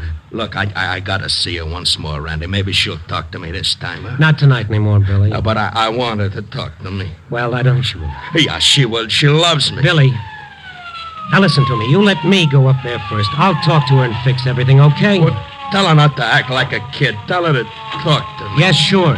I'll tell her, but you must put... Hey, Stone? Yes, Kolsky? You put in a call for us? Oh, yes, I did. It's okay now. I found him. What'd you call the cops for, Randy? Oh, Kolsky's not a cop. He's a pal of yours. Huh? He thinks you're the greatest fighter that ever lived. He always wanted to talk to you about your big fight. Oh, sure. But we're busy now. I'll talk to you about it later, Kolsky. I gotta see somebody. Billy, I promised you I'd see her, remember? You're gonna tell her I'll be waiting? Sure. Now, you just stay with Kolsky here. Tell him about the night you won the belt. Anything the matter, Stone? No. Just keep him here. I'll answer questions later. Now, Billy. Yeah? Promise me you'll stay right here. You won't stay long, huh? Just tell her she loves me and I want her to talk to me. Sure, I will. Okay, now you wait here.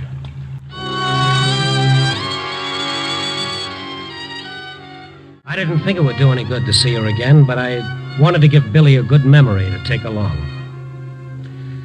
I saw her all right, but she didn't talk to me either. I went back downstairs and out to the street. I hadn't been gone more than 5 minutes, but they were the longest 5 minutes of my life. Brother, I was beat. Hey, Rhonda, you see her, huh? You see her? Yeah, I saw her, Billy. What did she say, huh? You tell me what she said, huh? Well, I told her. Hey, Stone, how long does this go on? This is a prowl car, not a bus. Yeah, we're coming along with you. What's the idea? Get in the back, Billy. Yeah, I'm kind of tired. I'd kind of like to ride to your place, Randy. Sure. Take us to the precinct, Kelsey. Listen, Randy, Did you see his girl? Yes, I saw her, but she didn't talk to me either. I guess she laughed once too often. She's dead. Huh? All right, now just take it easy, Skalski. The poor guy doesn't even know that he killed her.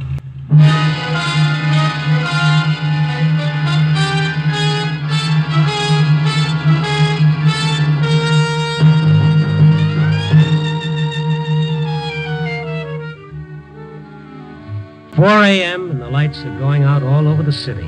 Even those neon signs on Madison Street. I've got to write my piece and put it in the slot, but what can I say? The story of a one-sided love? Well, if that's what love does to you, I'll stick to pinochle. It's a funny thing about love, isn't it? Let someone get up and talk about hate, and he's hailed as a new leader. Let him speak of love, and he's ridiculed, he's spat upon, and even nailed to a cross. Love is the greatest thing, the oldest yet the latest thing. Yeah. Copy, boy.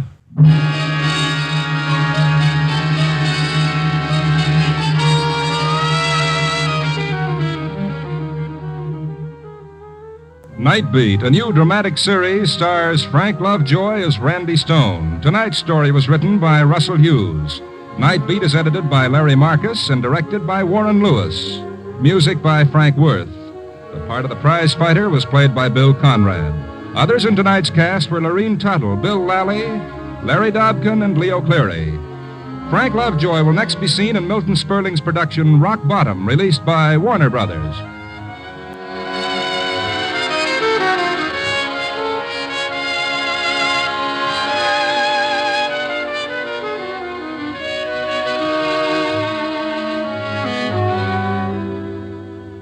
Listen next week at this same time and every week as Randy Stone searches through the city for the strange stories waiting for him in the darkness. The stories that come out of the shadows to find their way into Night Beat.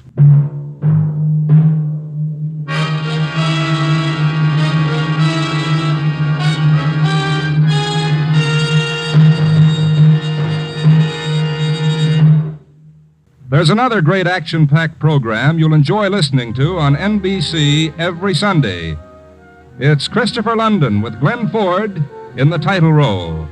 Christopher London was created especially for radio by the world's most widely read mystery writer, Earl Stanley Gardner. You'll truly enjoy this fast-moving mystery adventure series when you tune to NBC next Sunday on most of these same NBC stations. Stay tuned for Brian Donlevy and Dangerous Assignment on NBC.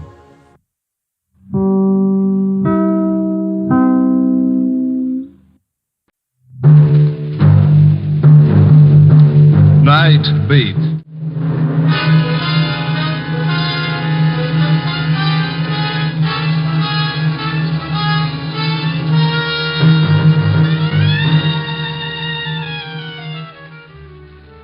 Hi, this is Randy Stone.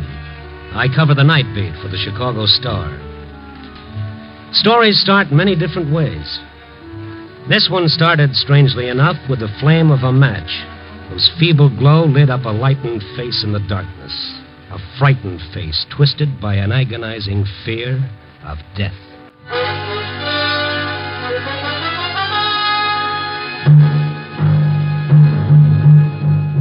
Night Beat, starring Frank Lovejoy as Randy Stone.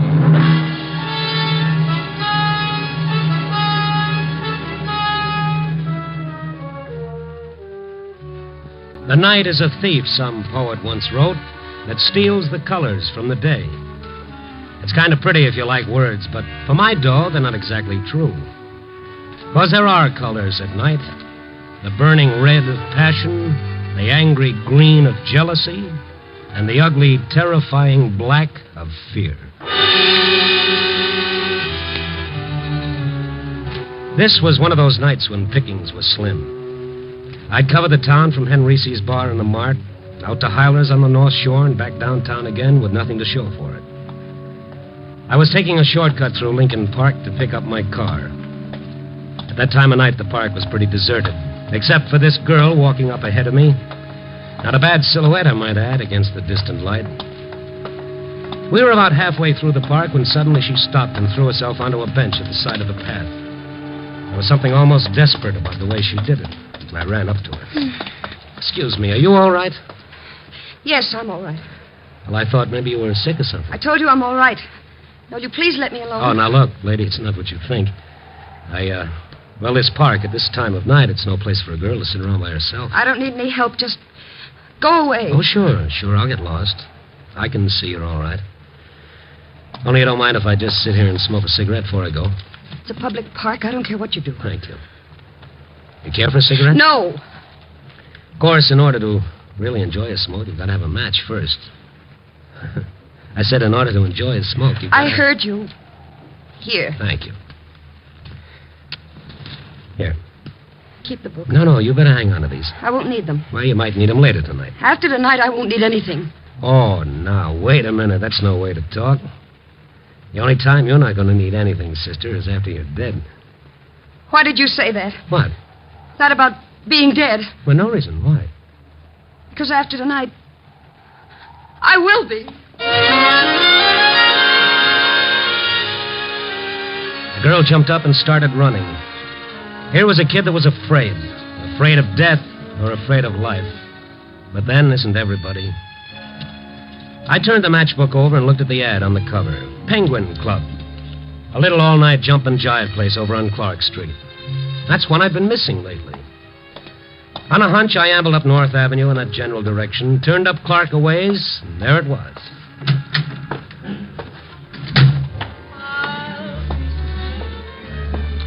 It was good to get inside out of that wind. Check your hat and coat, mister? No, thanks. I'm just looking around. Can I get you a table? It's almost the end of the floor show. Well, anywhere in the back will be all right. Okay.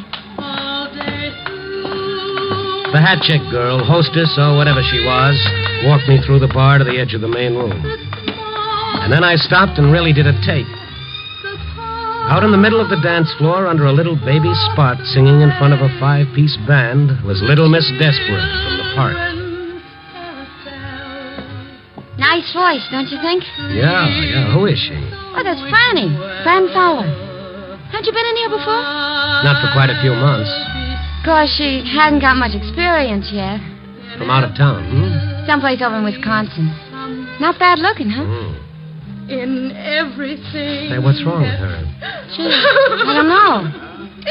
I can't. Well, how do you like that? Come on, folks, come on. Let's give the little girl a great big hand. Nothing like a real sad song to wind up a real sad act, especially for a real sad tomato-type tomato. No. It's all in fun, so let's dance now. Come on, you lucky guys and girls. Get over here. Move around.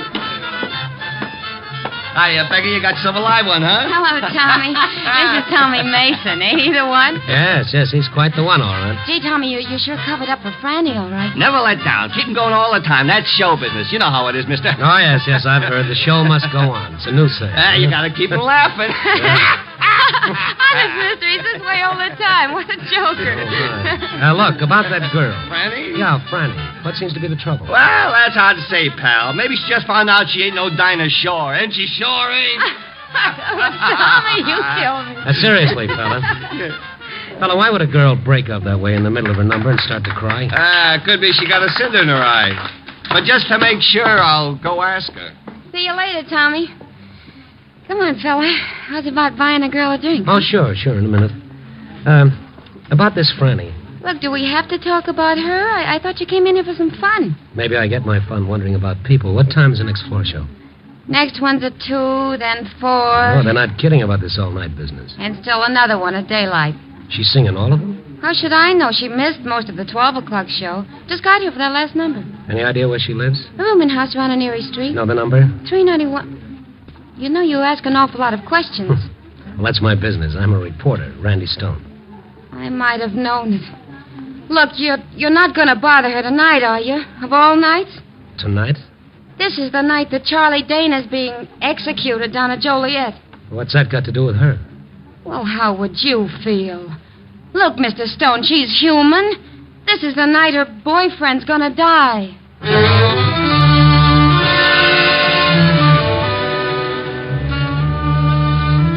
I went up to the front of the bar to a phone booth and called the paper.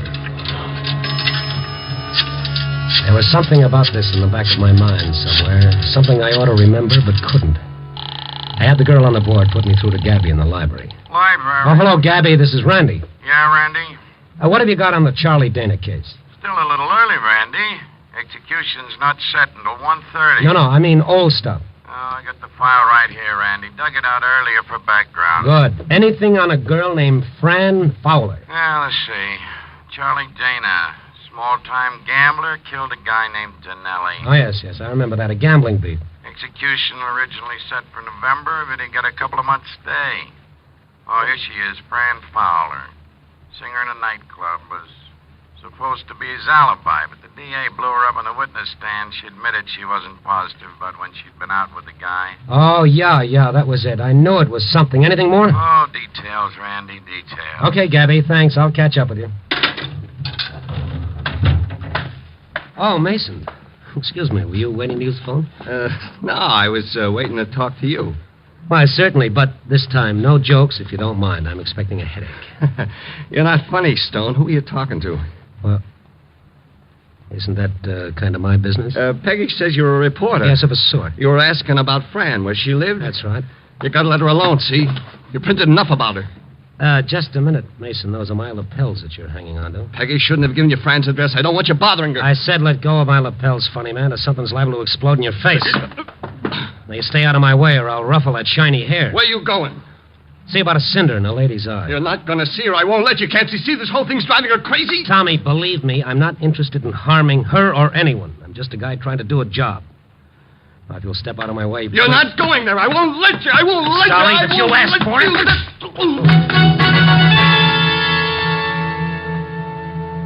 My, that's a real nervous fella. Now that he'd made such an issue out of it, going around to see Fran Fowler was a definite must on my schedule. I picked up my car and drove over to Erie Street. 391 wasn't much different from any of the rest of the rooming houses on the block. I got the number of her room from the mailbox and started down the dingy corridor to room 8. I knocked at the door, but there was no answer. I knocked again, and then I smelled gas. Hey, anyone in there? Miss Fowler! Fran! I put my shoulder to the door, and the flimsy lock snapped open. I rushed into the gas-filled room, holding my breath until I could smash open the window and let in some air. And then I saw Fran Fowler, the girl from the park, lying across the bed. And on the table beside her, one of those 2 burner gas stoves with both jets wide open. I turned them off and started shaking the girl. Miss Fowler, Franny, come on, get up. You gotta get out of here. Look, am I gonna have to carry you? Put me down. You little fool, this room is filled with gas. My purse. Where? On the table. Okay, I've got it. Oh, Fine thing with a gun in it. give that to me. Outside, baby, outside.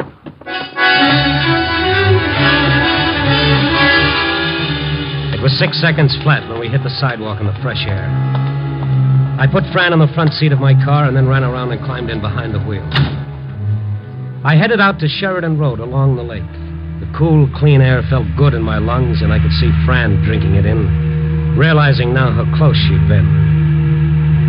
I didn't make her talk until we were a long way out of town. Then I pulled over to the beach side of the road and killed my motor. We, seem to keep bumping into each other in the strangest places tonight. I guess I should say thanks. No, not at all. I'm the one who should say thanks. I still haven't returned your matches. Please don't make fun of me. No, I'm not. You see, I know now who you are. Charlie Dana's girl. Why don't you say it? In my book, you're just a kid I met in the park.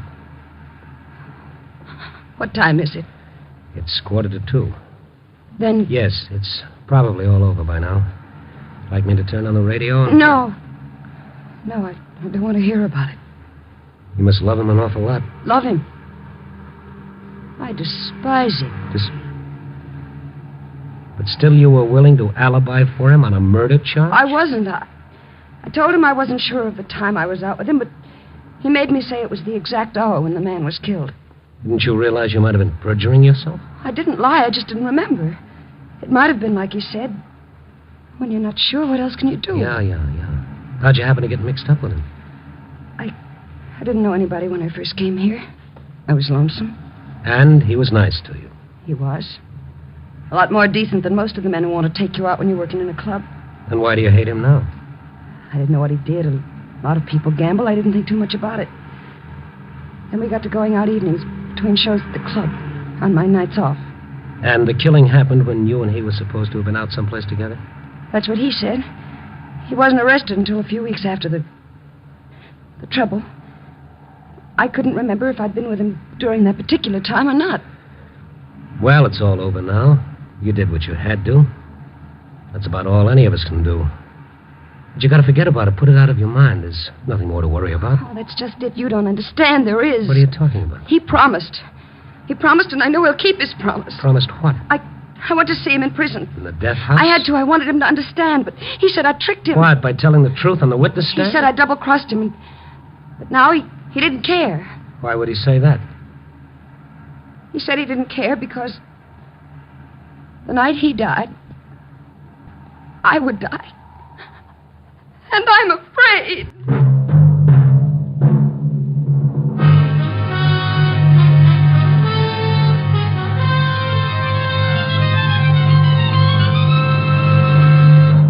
You are listening to Night Beat, starring Frank Lovejoy as Randy Stone.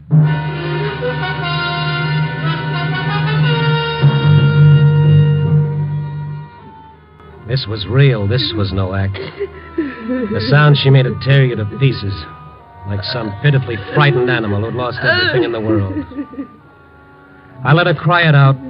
After all those months of strain, she'd have to get it out of her system. He said the night he died, I'd die. Sure. So you were scared. Who wouldn't be?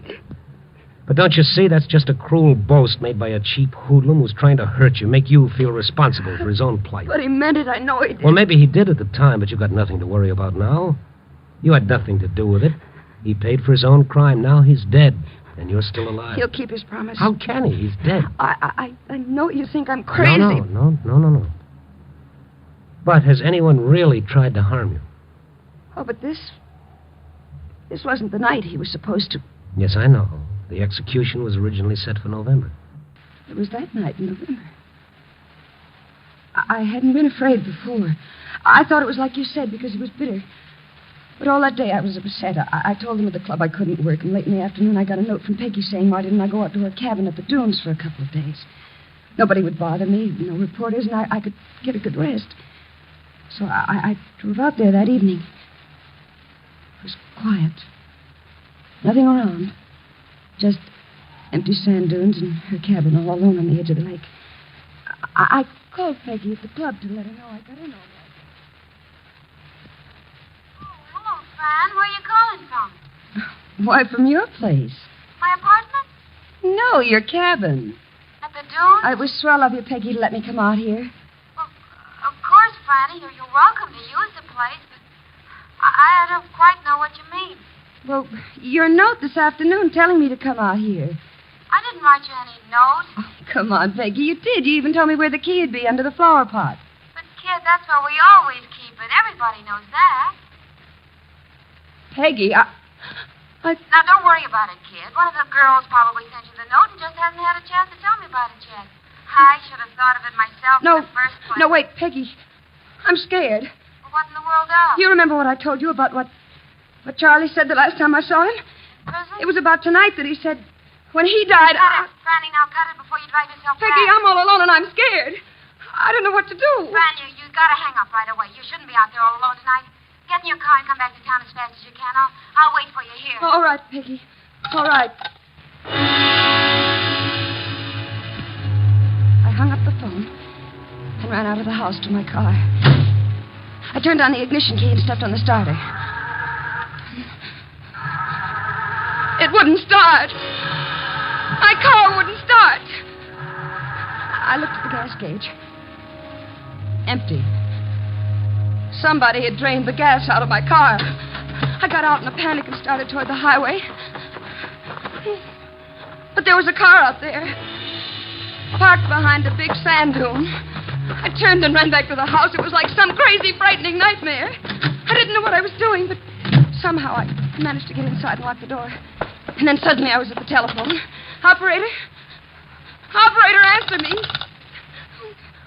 Operator, you've got to answer. I want the police. Operator, please help me. Someone... Operator! It was no use. The line was dead. While I was outside, someone had pulled the wires away from the wall. Crawled over to the window. Looked out to the highway. There was a car out there. Its lights were on. But as I looked, they went out. And now, I was alone. In the dark. With him out there.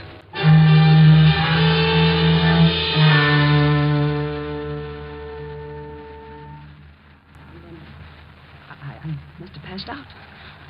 When I came to, it was morning, and Peggy was there. She and Tommy had driven out after the club closed to find me. But you see, you didn't die that night. But neither did he. Could have been your imagination, you know, this man in the car. No. The news about this day of execution was on the radio. The man in the car must have heard it and gone away. Did you call the police? They didn't believe me. Just because I'm a nightclub singer, they said I was trying to get publicity. How about the car not starting and the telephone being dead? According to them, my car was just out of gas, and I must have pulled the telephone wires off the wall myself. In the panic you were in, you could have. But I didn't. I tell you, I didn't. All right. Anyway, it's tonight that we're concerned with. I don't know what to do. I just don't know what to do. Well, if it's true, this fear you have, you've got to find it out tonight. If you don't, it'll haunt you the rest of your life. Oh, I know, but how? You've got to go back to your room. Oh, no, I'm afraid. I'll be with you. I've still got your gun, remember? By the way, what were you going to do with that? I didn't have the nerve to use it. Even on myself. Well, if anything is going to happen, it'll happen tonight. Not tomorrow or any time after that, but tonight. We'll go back to your place now and wait until it's daylight.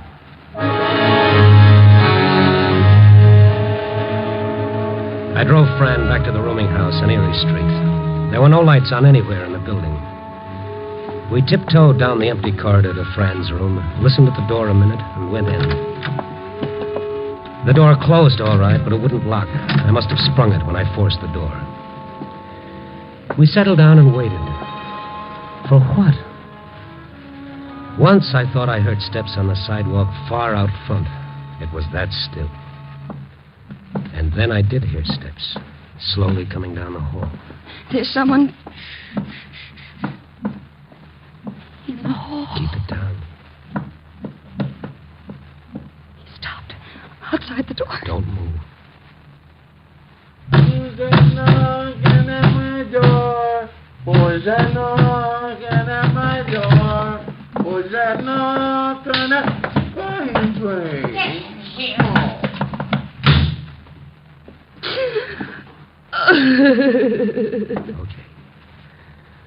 Go ahead, kid. Go ahead. You got it coming. I'm sorry. I'm all right now. Nothing to be sorry about. I was kind of scared myself. It's a funny thing about fear. It's catching. Look out the window. It's almost light. And this all night has gone for good. You see? It was all in your mind. Things you were frightened of. It was nothing, really. You won't be afraid if I go now. No. I've caused you an awful lot of trouble. Oh, now you cut that out or you'll get me going. And the kids at the club, I guess I should go back there and let them know I'm all right. What the doctor ordered for you was a little shut-eye. I'll stop by on my way and give them the word. Good night. Good night. Oh, here's your gun. You might want to pawn it for a couple of pair of nylons.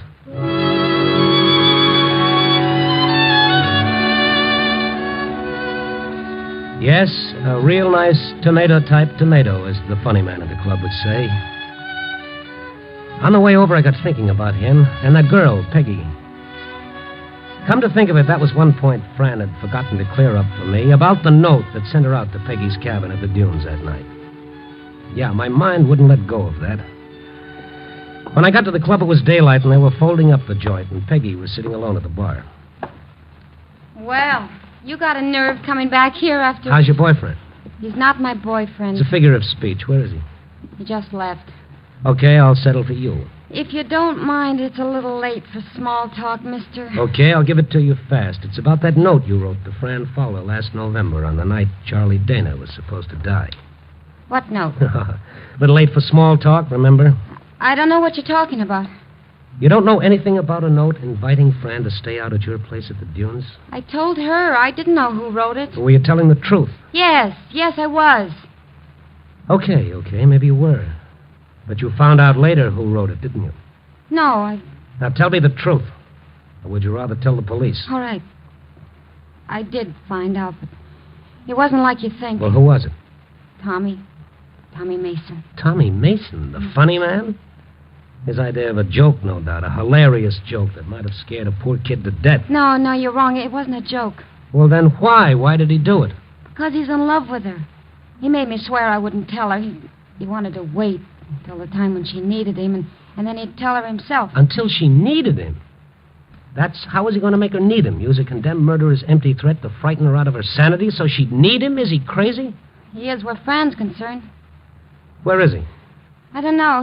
He's been like a maniac all night since you left here. After every show, he's gone over to Fran's place looking for her. He's crazy jealous. Jealous of whom? Of you. He thought she was with you. What if she were? This was the night. He was sure she would need him, and instead she turned to you. Don't you see? Yes, I do now. Thanks.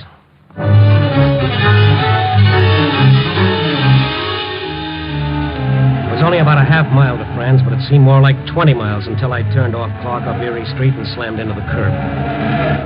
There was Owen on the street. I was hoping he'd walked and I'd pass him on the way, but there was no one. I ran down the narrow hall, not daring to think what I'd find, and I flung open the door. Are you alone? Well, you're frightened. Are you alone? Well, yes, I've been sitting here since you left. I'm too tired to undress. Come on, let's get out of here. Grab your coat.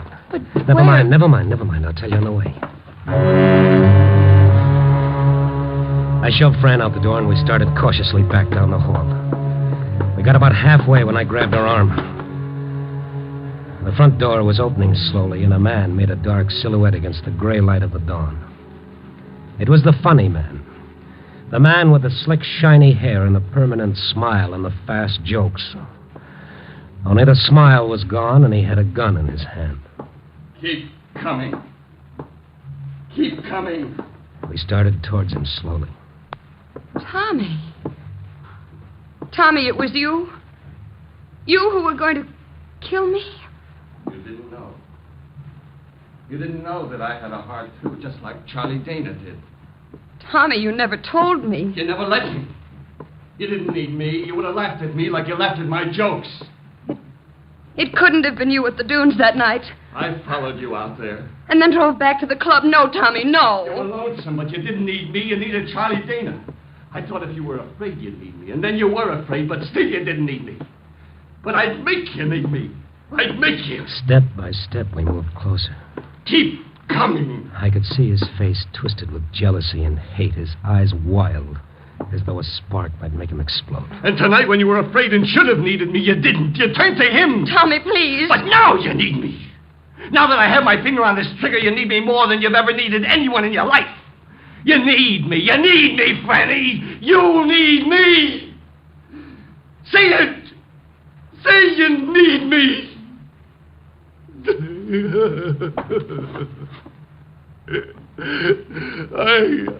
I can't shoot. I can't shoot. He started to shake, and I ran forward and grabbed his gun. Look out! Drop it. It's all right. I've got the gun. I can't. Is he hurt? Not to what he will be. Get up, funny man. No. Don't be too hard on him. He didn't realize. No, I guess maybe he didn't. It's funny, isn't it? You never really know what's going on in some of the best combed heads.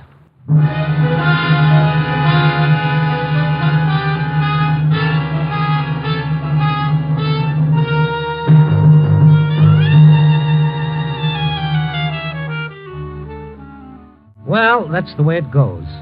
A little later than usual this morning. The day shift has already moved in and let the night crew wander off to their own private little beds. Well, at least I got to see the sun come up. And here I sit, still trying to make it all add up. But no matter how I figure it, the only answer I get is, you never know about people. But bless him, maybe that's why we love him. See that man walking towards you with a smile on his face? What's he smiling about? Or is it just so you won't notice how he's screaming inside? Ooh, trouble with me is I haven't had my coffee yet. Copy, boy.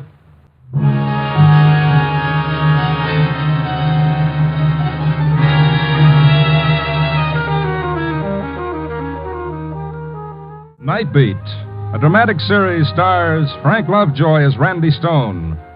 Night Beat is edited by Larry Marcus and directed by Warren Lewis. Music by Frank Worth. The part of Fran was played by Joan Banks. Paul Dubov played Tommy. Others in the cast were Georgia Ellis, Ken Christie, and Carol Richards. Frank Lovejoy will next be seen in Milton Sperling's production Rock Bottom, released by Warner Brothers. Throughout the week, NBC brings you the best adventure mystery dramas on the air.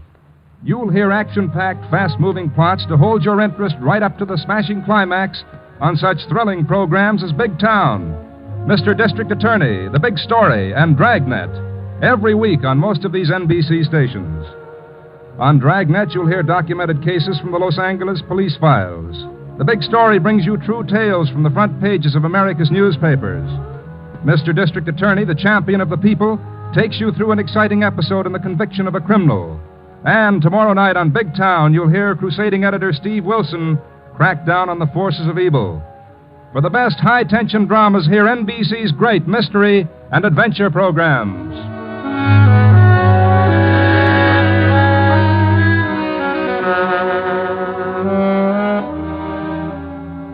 Listen next week at this same time and every week as Randy Stone searches through the city for the strange stories waiting for him in the darkness. The stories that come out of the shadows to find their way into Night Beat.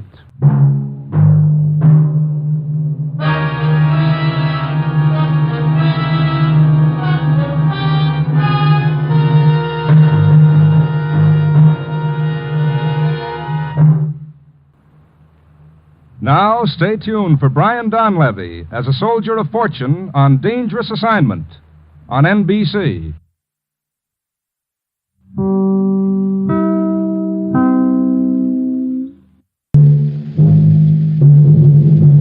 Night Beat.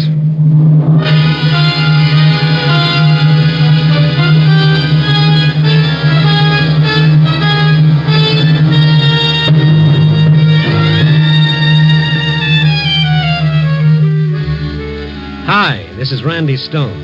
I cover the Night Beat for the Chicago Star. The stories I run into start in a million different ways. This one began with a gun in my face and ended with the number 13.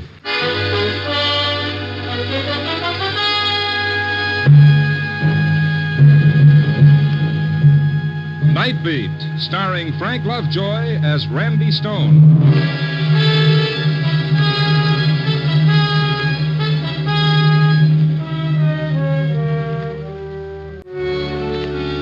It's night again in Chicago, and that's when I start out looking for a story that'll make you say, it takes all kinds to make a world.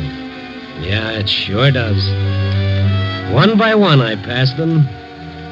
That girl over there with her hair held tightly in place by a scarf. Each carefully marceled wave a hopeful assurance that she'll end up looking like somebody in a movie magazine. Or that beaten old man picking a crumbled, soiled newspaper out of a rubbish can.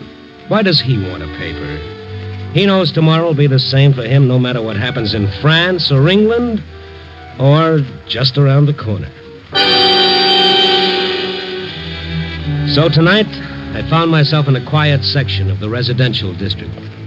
I wondered what was behind the lighted squares of glass and what went on. Who were those people and what were their problems? I kept going and I walked into... I beg your pardon. Oh, yes? I hesitate to bother you, sir, but do you have a match? I have a lighter. Will that do? Thank you. There you are. Oh, just a moment. Yeah. I am afraid I didn't get a light after all. What's the matter, Pop? Afraid to ask me for the touch? Here. Please. Put your hands up. What? I'm not joking. I have a gun. Oh, I see it. Put your hands up. Okay. Like this? I warn you, I'll shoot if you try anything. Well, rule number 1 when facing a stick-up man who's obviously pulling his first job, be very careful. It's not my first. Oh, a hardened old offender, Hand me your wallet. What, with my hands in the air? Put them down, but remember what I said now. Sure. Why is a nice-looking old man like you doing this? Stop talking and hand me your wallet. All right. Here. Now turn around. Face the wall. And don't try to follow me. Pop, hand me the gun and tell me all about it. Don't come toward me. The gun, Pop. Now hand it over. We'll have a talk. Maybe over a cup of coffee. Stay away, I said.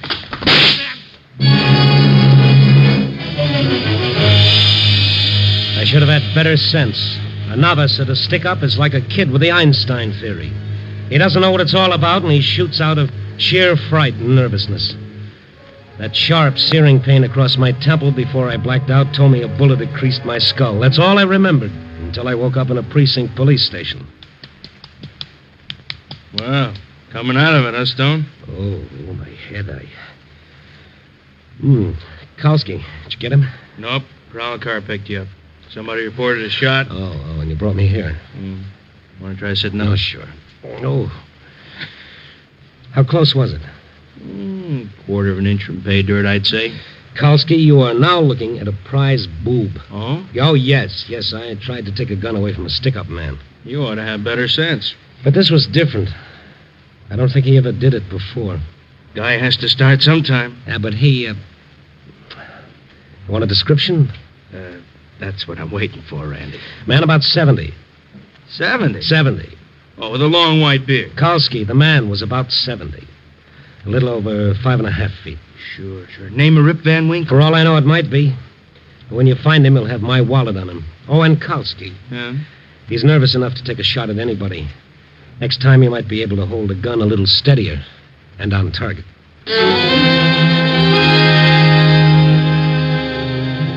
So, 10 minutes later, I left the precinct station. Kalski put out a call for the little old man who made like Jesse James.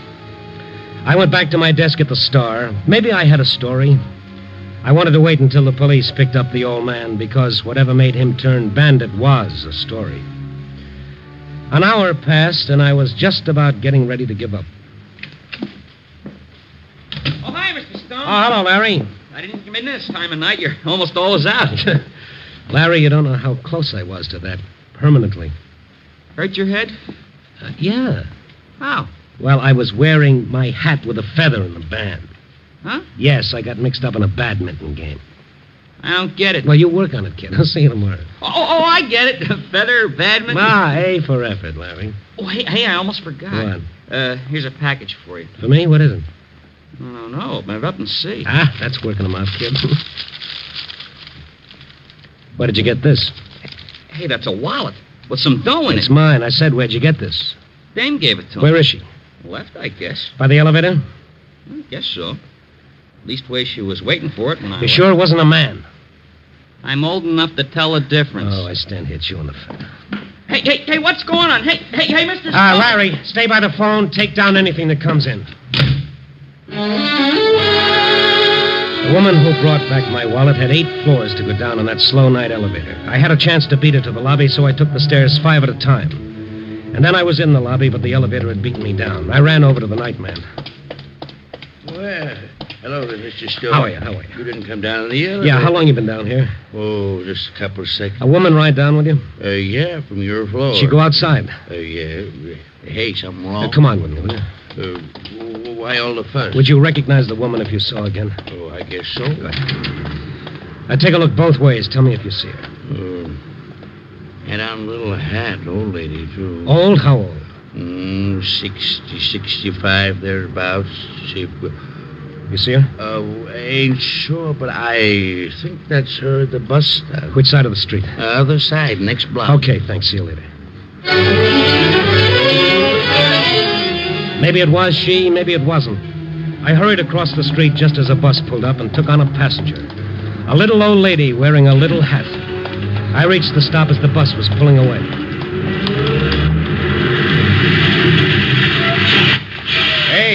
Hey, you always stick your head in front of buses like that, Buster? Yeah, I get results in rides that way. Yeah. There were other vacant seats in the bus, but the one I wanted was next to a little old lady. A little old lady whose eyes were red, as though she'd been having a real good old-fashioned cry. She didn't even notice me sit down on the seat beside her. For a moment, I just sat and watched her frail, blue-veined hands pulling on a wet handkerchief and sobbing. There's something wrong, lady. Oh, no, I'm all right. Thanks for returning my wallet. There's $10 missing. Oh, I don't know what you're talking about. I don't know anything about your wallet. You know, be easy to check that. We get off, we take a bus back to the Star Building. There's a night man and an office boy who saw you. This is my stop. 2 blocks from the paper? That's a short ride. Now, look, I don't know what this is all about, but I'm willing to learn. Now, you can either tell me here or we can go somewhere else. Can't you just forget it, please? Forget it. I could have been killed. I know, but he didn't mean it. Who was he, or who is he? He's my husband. Oh. Well, do you want to talk about it? If I tell you why he did it, will you help him? Look, let's get off this bus. We'll take a cab to... Well, where? I want to go home. All right. I'll take you home. But something tells me I'm sticking my neck out.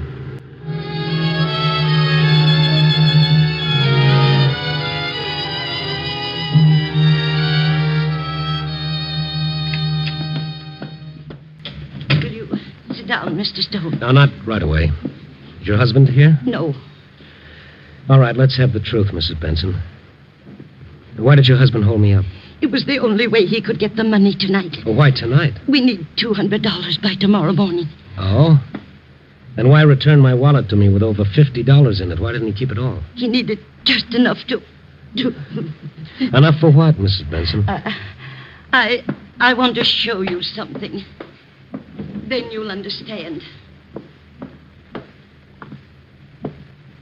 Here. Look at these. Now, what are these? Look at them. Yes, I'm looking. What do they mean? Figures, problems, pages of them, notebooks filled with... His system for winning at roulette. Winning at... Oh, no. For the last 10 years, he's done nothing but work on it. Well, there's always one of those, the big brain who can sit down and beat the little numbers that go round. Oh, please. Does he have any idea how many of these systems have put period to a lot of rosy dreams? He believes in it. Yeah, they all do. Harry's no fool. He's a brilliant man, Mr. Stone. He was a professor of mathematics. Was? Yes. But they said he was too old. Retired him. No other jobs? Nobody wanted a mathematician or a man almost 70. Yeah, but this gambling, he should know better. The odds are never with the player, only with the house. At first, it was just a hobby. He liked to work out the odds, and then when things got desperate... Yes, and now? We have the cent. And tonight he's going to play his big system, hmm? Where? I don't know. I told you, I don't know. Did he take the gun? No, he left it here. Well, that's one good thing, anyway. What will you do now? I don't know. And the police? They're looking for him already. Oh, get to him first, Mr. Stone. Why? He won't let himself be arrested like a thief. That's the last thing he said. He wouldn't let the police arrest him.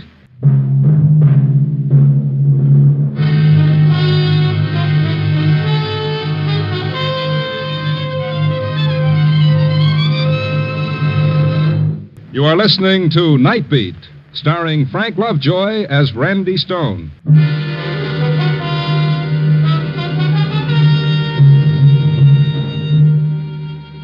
So there I had it. A little old ex-professor of mathematics with another system for beating an unbeatable game. There's something in each of us that makes every individual believe he's different. The I can do better philosophy is human. If it weren't, we wouldn't have the Brooklyn Bridge, the better mousetrap, or the fellow who blinks his eyes in bewilderment and says, I thought I had it all figured out. Okay, I decided to go after Professor Benson. I headed for a spot where I thought I might pick up some information. What's in your mind, Stone? You said you wanted to see me. Yeah, just for a minute, Cully. Okay, what? How's the game going? Win a little, I lose a little. You want in? No, not tonight. Tell the truth, Cully, I'm looking for a bigger layout. Blue chips here are 500. How big can you get? Oh, some. But this is a private poker party. Yeah, I wouldn't want news of it to get around. Oh, don't worry, Cully. I I did you a favor. Now, remember, give me a break in your paper. Okay, what do you want? I want to know where there's a roulette layout. Don't know? You get around. Some, but I don't talk about it. Just this once, Cully. Why? I'm looking for somebody who might be playing. Why? I gotta find him. Why? Oh, Cully, you're repeating yourself. Anything else? Maybe I'd do you a favor. This? No. Besides, I don't think there's a wheel in town. I think there is. Okay, you think. Now, so long, sir. All right. Oh, before you go... Yeah.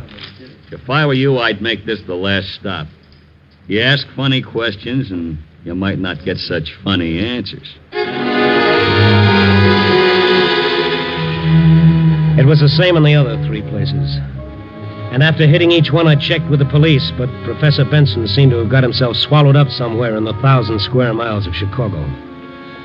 And then I was on my way again, trying to remember all the likely places until... Hi. Mind if I walk with you? Now, what if I did? Oh, I'd walk anyway. I need exercise. My doctor says so. Hey, you got a doctor?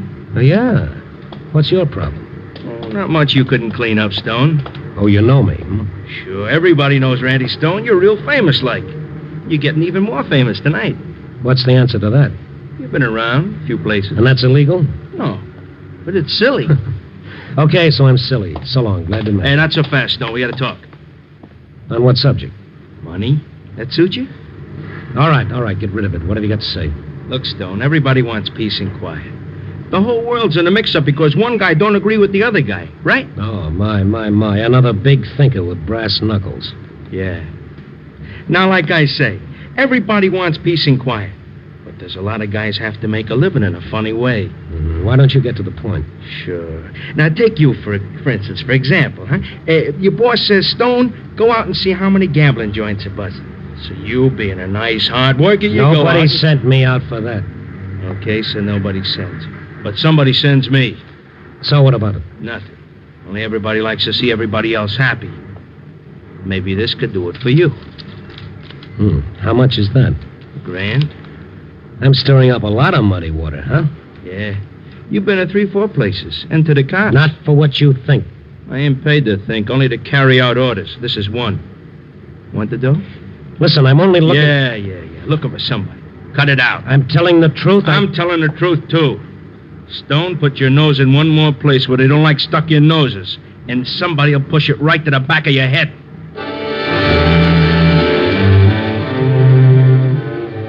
Sometime, somewhere, somebody said there's nothing like a quiet fireside, complete with pipe and slippers. But can you make a career out of it?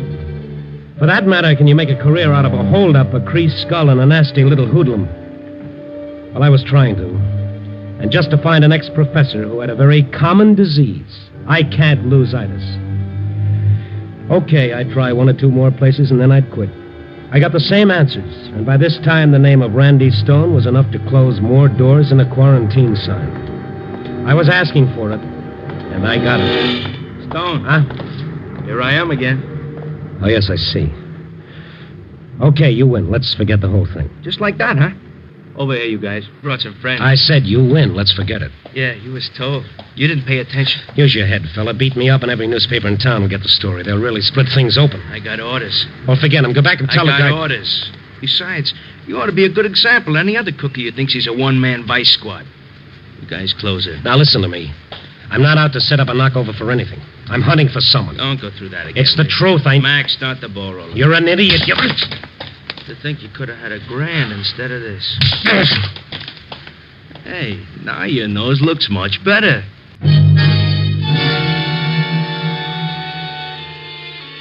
A professional working over is done with finesse. It's meant to stop just short of murder, but leave a nasty memory. When I came to, I was propped against a building in the alley, and the world at that moment was a bad place. And I was mad, and my anger was for the little professor with his system. Now I really wanted to find him and turn him over to the police. But I couldn't find him the way I'd started out. No one would talk. No one except perhaps one person. One of those strange, pathetic creatures known as a stoolie. I cleaned myself up at the nearest washroom, grabbed a cab, and went to see him at a dirty, shabby rooming house. He was there. Look, Randy, you got yourself worked over already. What do you want from me, huh? Just a little information, Gus. Yeah, I know. Nobody comes to me except for that. Someday I'm going to buy a chicken farm and get out of this business. Yeah, now listen, you know everything that goes on in this town, within limitations. Yeah, I know plenty. But not everything. Well, most of it. I want you to find out something for me. Yeah? There's a roulette wheel somewhere. I don't know nothing. Oh, come on, Gus, come on. Randy, sir, help me. Hope to kiss a pig. Nothing. Don't be afraid, Gus. I'm not starting a cleanup. I just want to find someone. I know from nothing. For $50? Huh? $50. It ain't good, Randy. I done a lot of favors for the cops. They shoot square with me. They kind of see I don't get hurt, but you... This isn't a crusade. I want to find someone. You leveling, Randy? I'm leveling. Well, if you ain't, if anything happens, both of us could end up real bad in the red. I do a nice business. All right, just between you and me, Gus. Now, how about it? $75? Okay, 75. Now? I haven't got it on me. You know I'm good for it. Then send it to me, not bring it personally. All right. I'll send it to you. Uh-huh. Now, who do you want to find?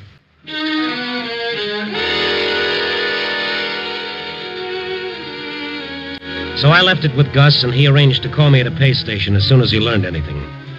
I waited in front of the phone for an hour, and then an hour and a half. And all the while, I wondered what was happening with Professor Benson.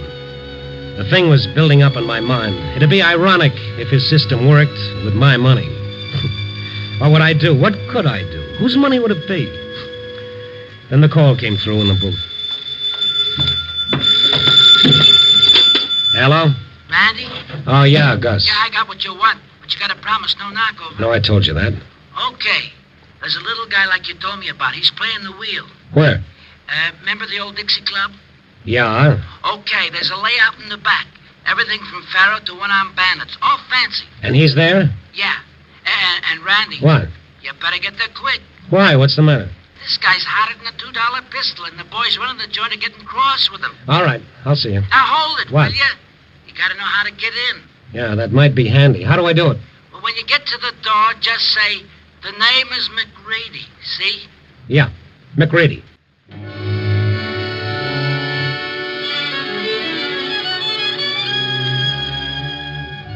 I went back to Mrs. Benson because I figured I might need her. And then the two of us went to the old Dixie Club. From the outside, it looked like a boarded-up house. But Gus knew what he was talking about. A knock on the door, it opened a tiny bit, and I was McGreedy. Then the door opened all the way.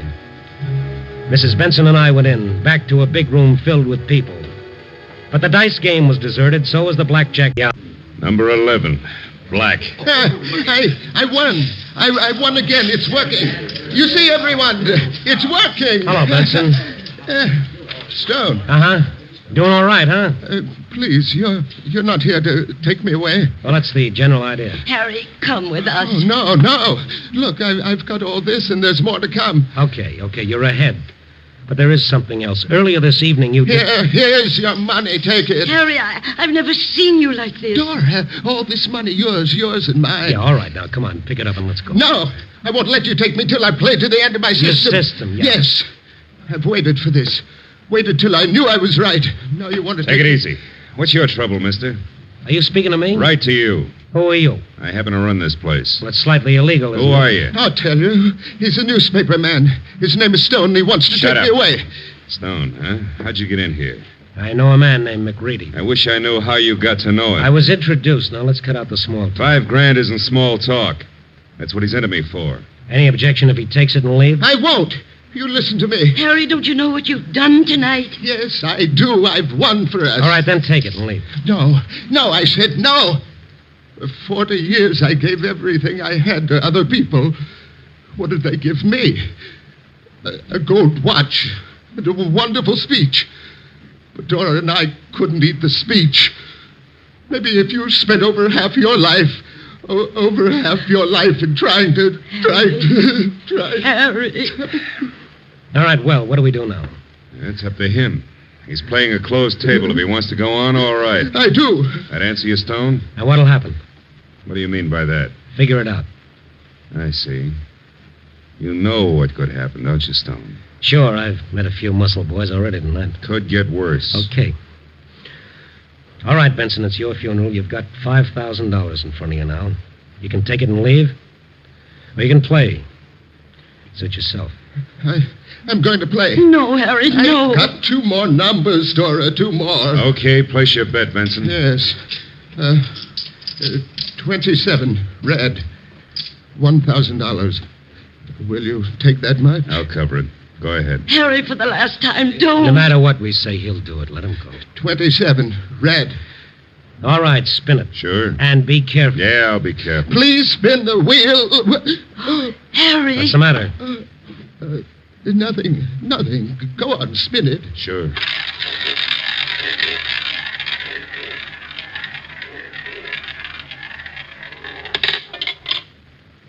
Number 27, red. You see, you thought I was crazy, but look at it. I've won again. Harry! Benson! Come on, help me get him away from the table. Take him into my office, will you? Get him away from here. I've got to play one more. Yeah, sure. You've got to play one more number. Give me a hand, somebody, please. That's it, thank you. Don't Come on, take me Benson. away. Please, Come on. Please. All right, on the couch. This way. You don't understand. There's one more number. My money. Where is it? It's at the table. Now, take it easy. No, my money. Somebody will steal it. It'll be all right. Dora, go back and get it. Dora, go I'll back. call for a doctor. No. Let me up. Let me... No, Harry, lie down. My money. Get it, Dora, get it. All right. Stay with him, Mrs. Benson. Don't let him up. Yes. Well? How much does he have coming? Including the last spin, 41,000. Can you cover? I'll cover. All right, cash these. Wait a minute. Maybe he wants to play some more. He's finished playing.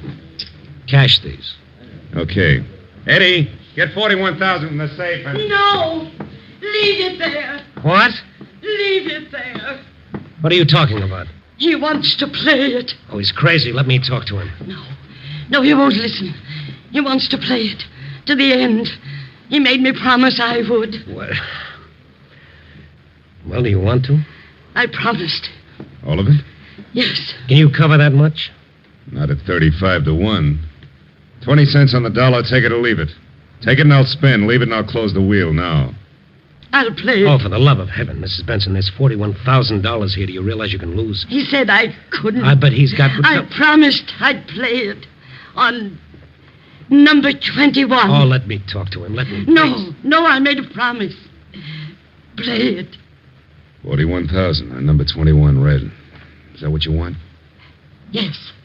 All right. A fair spin. A fair spin. And the last one. Go ahead, please. Go ahead. All right. 21, red.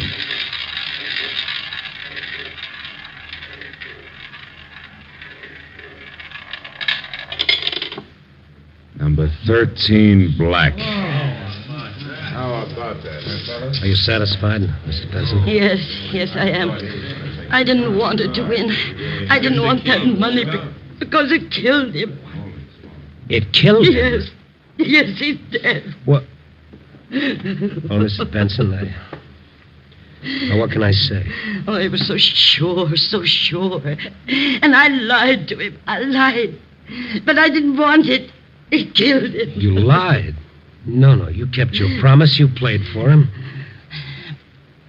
Here. But his system, it's... Well, Mrs. Benson, you played 21. I know. And his last number was 13.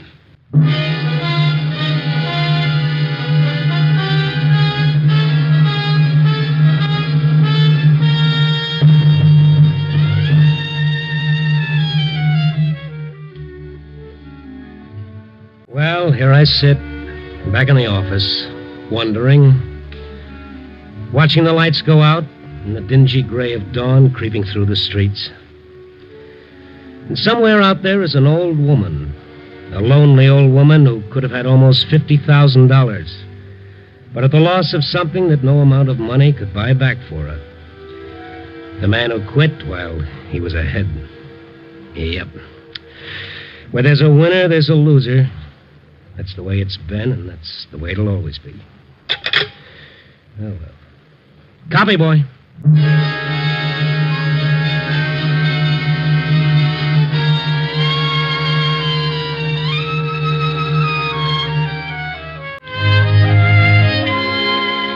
Night Beat, a new dramatic series, stars Frank Lovejoy as Randy Stone. Tonight's story was written by Russell Hughes. Night Beat is edited by Larry Marcus and directed by Warren Lewis. Music by Frank Worth. Others in tonight's cast were Jane Morgan, Stan Waxman, Wilms Herbert, William Tracy, Gerald Moore, and Jack Crucian. Frank Lovejoy will next be seen in Milton Sperling's production Rock Bottom, released by Warner Brothers. Throughout the week, NBC brings you the very best adventure mystery dramas on the air. You'll hear action-packed, fast-moving plots to hold your interest right up to the smashing climax on NBC's thrilling mystery shows. During these stellar programs, you'll hear mystery and intrigue, adventure, and high-tension drama. Match your powers of observation against the best in detective fiction, in solving crimes and unraveling intrigue. There's fast-moving action to lift you from beside your radio into the romantic land of mystery and adventure. These exciting dramas are as interesting as tomorrow's race results today, and you'll hear them every night over most of these NBC stations. Remember, if it's mystery and adventure dramas you're tuned for the best on NBC.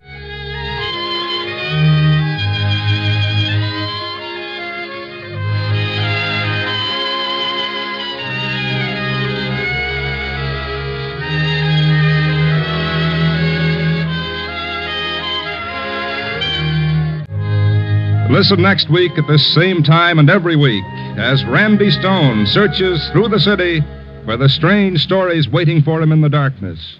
The stories that come out of the shadows to find their way into Night Beat.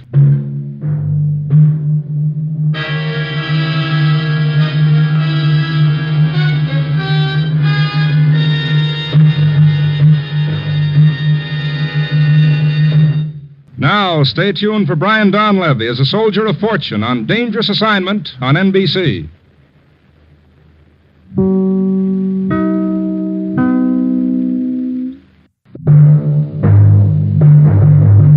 Night Beat.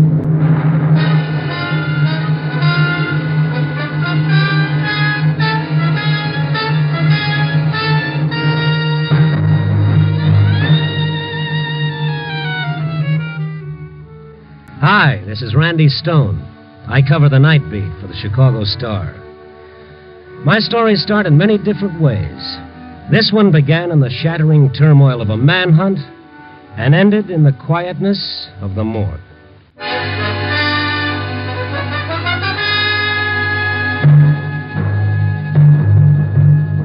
Night Beat, starring Frank Lovejoy as Randy Stone.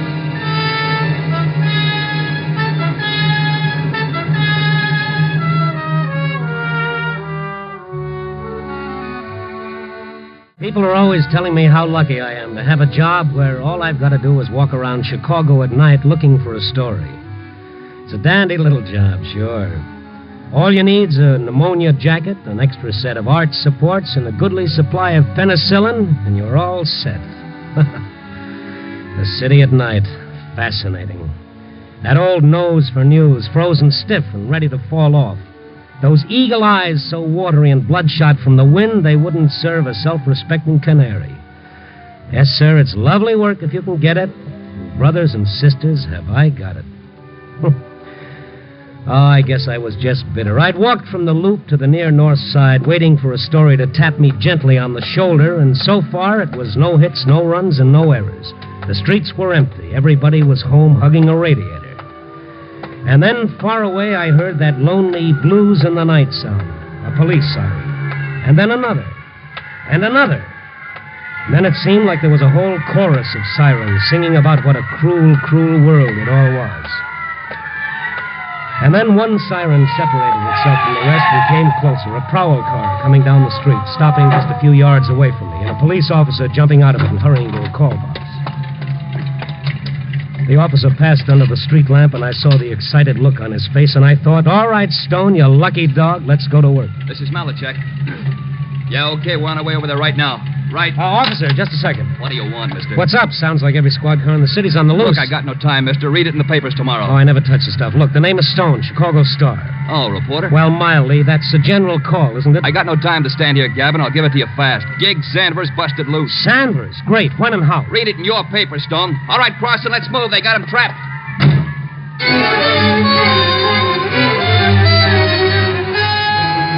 Gig Sanders, two-time loser, a killer, loose in a city of 4 million people, and everyone his enemy.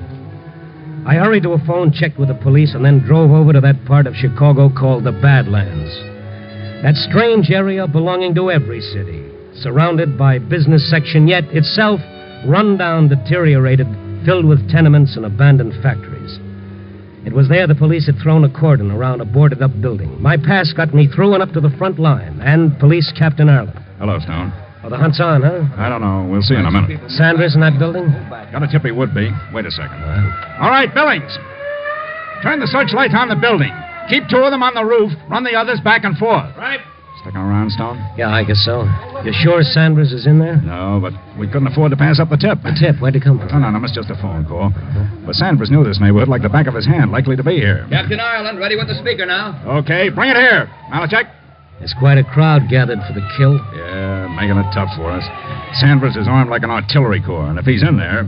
I see what you mean.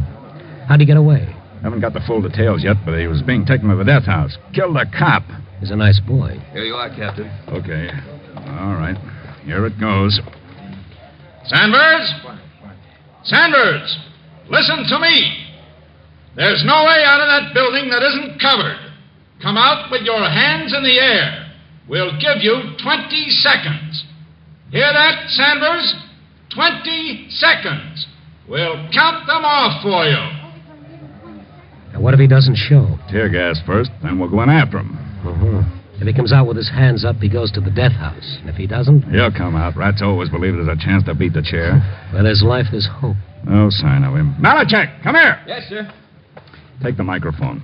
When I give the signal, start counting off 20 seconds. Yes, sir. You're giving him more than 20 seconds. Not him, the crowd. They won't push in so close when the counting starts. Oh, look at them. Look at those faces. Perfectly normal human beings for 23 and a half hours of the day. Give them something like this for 30 minutes and they become a mob. Waiting, watching, hoping for the kill. People, Randy, want to change them? Yeah, sure. We'll retool and put out a nice new 8-cylinder model with a convertible soul. Get ready, Malachek. Yes, sir. Captain, there's my story. Sanders? Oh, no. That's for the front page, boys. That mob, that's my story. Look at that young couple right over there. Look at those 2. They're hoping Sanders will come out shooting. Otherwise, they'll want their money back, huh? I suppose so. I'll see you later. Where are you going? I want to stand by that couple and listen to them. All right, Malachek, start counting. But warn him first. Once more. Sanders. We're going to start counting right now. Come out with your hands in the air or we'll cut you in half when we come in after you. 1, 2, 3, 4. I edged my way behind the young couple. They looked so nice and so human. 7, but here they were, the same as all the rest. 9. Go back just a little over 1,000 years, put on a toga, and take a seat in the Colosseum at Rome. Have a great day watching the gladiators butcher each other. Cheer for the lions, or, if you prefer people, cheer for the slave to kill the lion. 17. Makes no difference. It's all the same holiday. Somebody gets killed. 20. And then it started. Let him have it!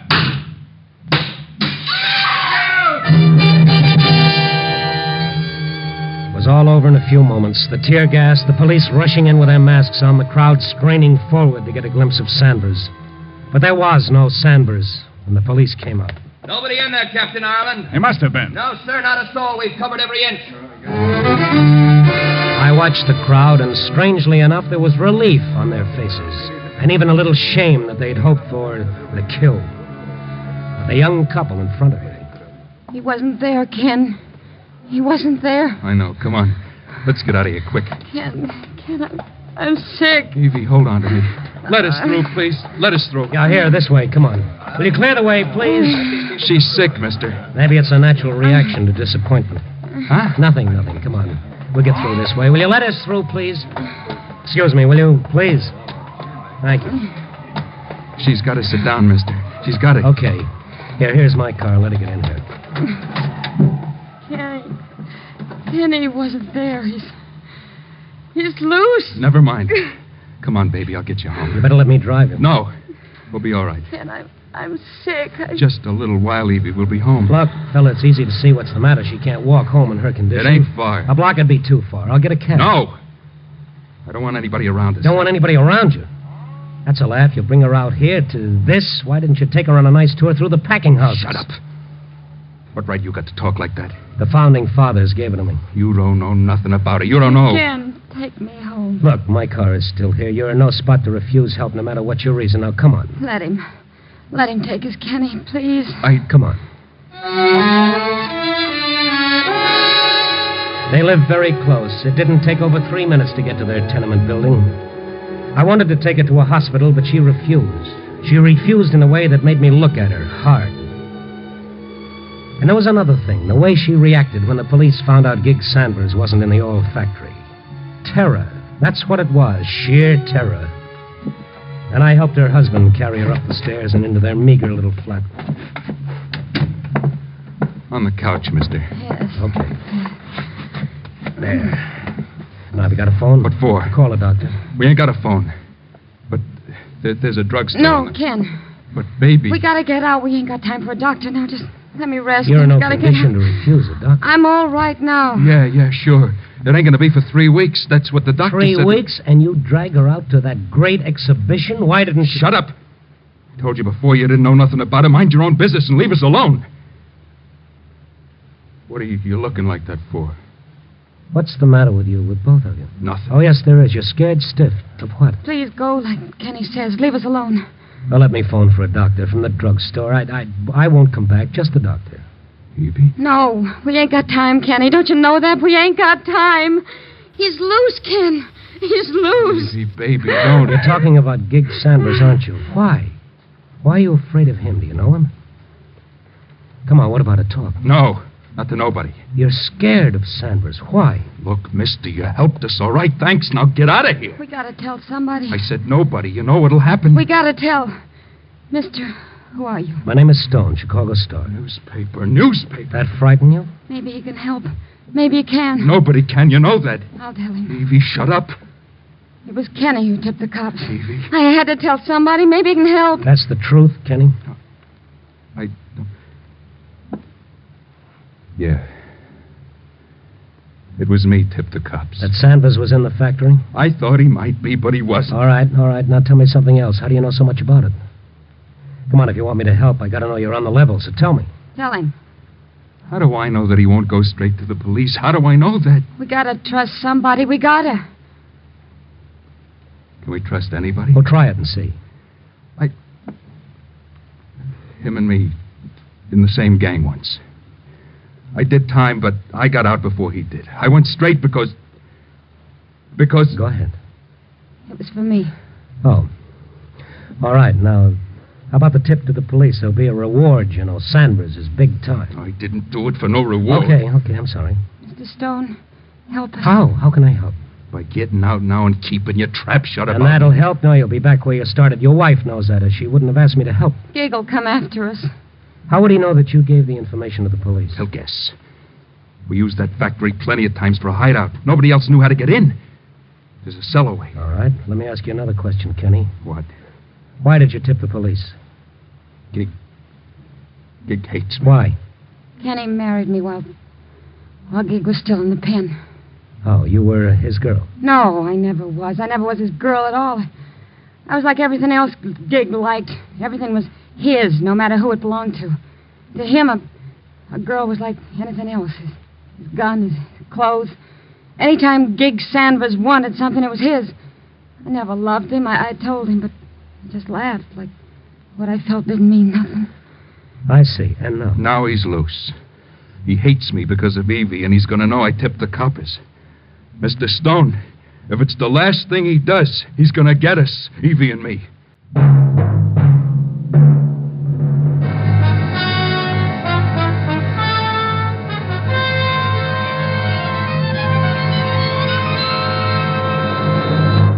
You are listening to Night Beat, starring Frank Lovejoy as Randy Stone.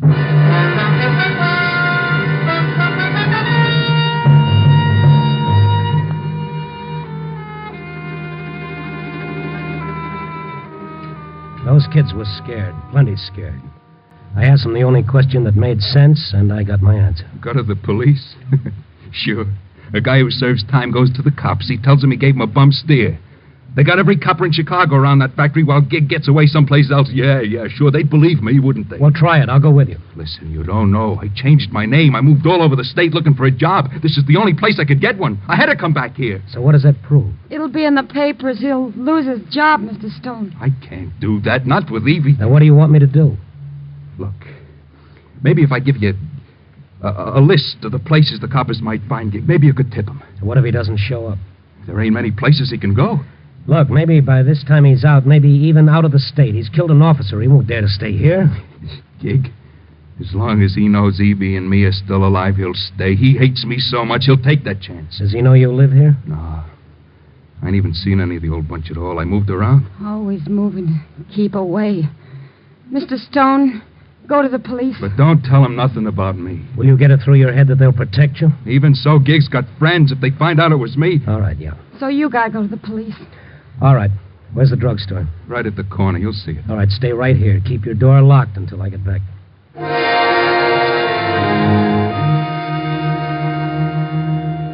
It was a short 2 minutes to the corner drugstore. I put in my call and started back to the flat. The street was quiet, deserted. The dirty tenements a solid block of ugliness against the night. I reached the tenement entrance, and I was just about to start up the steps. Hey, pal. Huh? Don't turn around. Stand nice and quiet. That's it. What is this, a holdup? Sure, a holdup. Now listen to me. Take out a cigarette. What? Take out a cigarette. That's it. Now light it. Act natural. Good boy. Now? Where are you? In your car at the curb, smart boy. What? Don't turn around, I said. Take a look up and down the street. I am. Coppers? No. Okay. Now come here to the car. You're gonna do like I tell you, understand? What do you want? Who? You know who I am, Stone. Yeah, I guess I do.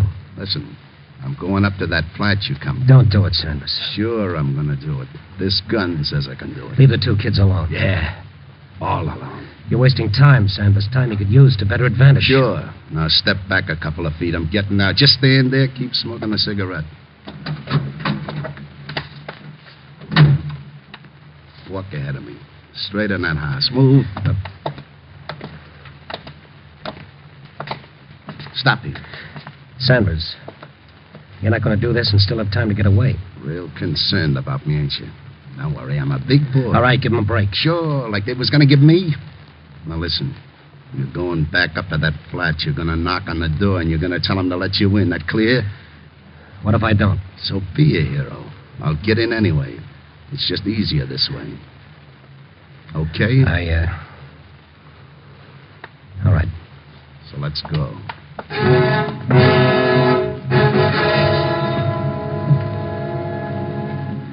The slow walk up the stairs was a nightmare. I walked down the hall toward the flat. The flat where those two kids waited behind a door that they thought would keep the terror and death away from them. And then? Knock. Who is it? Answer. Sanders, please don't do it. You're going to answer him? Who is it? Answer. It's Stone, Kenny, but I... It was a long time. Inside. Shut her up or I will. Evie, don't. You, Stone. Lock that door. All right, Kenny boy. Over on the couch. Gig, don't hurt Evie. She's gonna have... I see, yeah. Congratulations. Listen to me. Shut up. Stone. What? Get over to the couch. On your way, turn out the light. And stay in line with the window so I can see you against the street lamp. Now sit down. We'll talk. You gonna listen to me, Gig? Sure, I'm a wonderful listener. Only make it good and funny, huh? Even me fell in love, Gig. You ain't gonna blame us for that. Evie and you fell in love. You think I worried about that? You think I cared what she did? Nah. It's what you done tonight. He was afraid, Sanders, afraid that you'd come after him because of Evie. I thought about it, mister. Yeah, plenty. But I figured let it go. It ain't worth it. But this tonight is something different.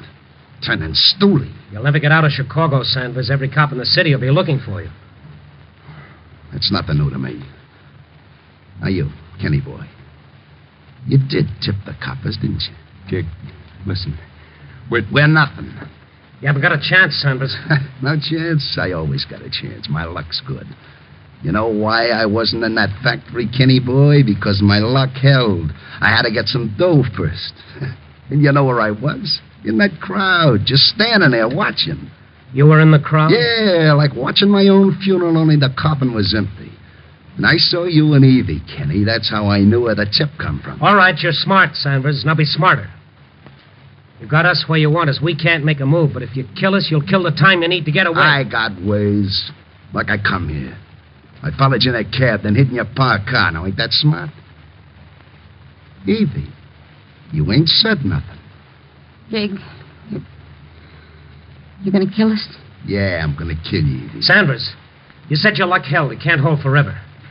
What you're doing now is giving the police minute after minute to catch up with you, and they will sooner or later. You killed an officer, Sanders. You know what that means? Him or me, it had to be that way. Doesn't have to be this way. This way? What Kenny done was to save Evie's life and the baby's, right or wrong. That's why he did it.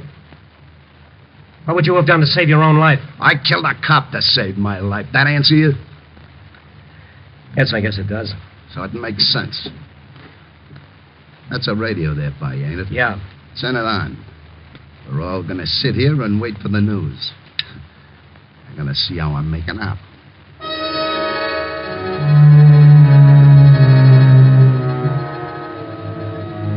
We sat in the semi-darkness of the room. The only light came from the window that faced the street. Then the 11 o'clock news broadcast came on. The meeting tomorrow will tell us more. Tonight in Chicago, the city's manhunt goes on for Gig Sanders, convicted and sentenced killer. Acting on an anonymous tip, the police surrounded the old Phillips factory, but Sanders had not been there or had escaped before the cordon could be drawn tightly.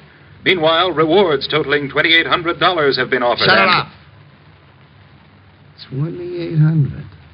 A real nice nest egg, huh, Kenny boy? There wasn't any reward. There is now. Sanders. What do you want, Stone? You said you were smart. So, what are you getting at? Maybe you forgot one thing. Yeah? You came here in a cab. So? Did the driver get a look at your face? Don't give me that. The cops would be here long before now. Oh, no, Sanders. Only about a half hour has gone by since they tried for you in the factory. Figure it out. By the time the cab driver reports, by the time the police check... Shut up. You're wasting time. You got half a chance if you take it. Yep. Yeah. I guess you talked me into it.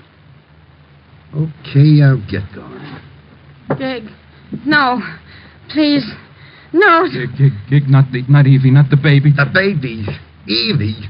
I could have been rotting in that factory by now. What satisfaction will you get from this, Sanders? Satisfaction? Everything in the world. You were friends. Yeah, friends. Did you tell him how good friends we were, Kenny? Did you tell him how we played in the same dirty, stinking streets? How we ate the same slop in the orphan asylum? Did you tell him all that? Gig. Yeah, Evie, did you tell him how I was always the one to get Kenny out of jams when we were kids?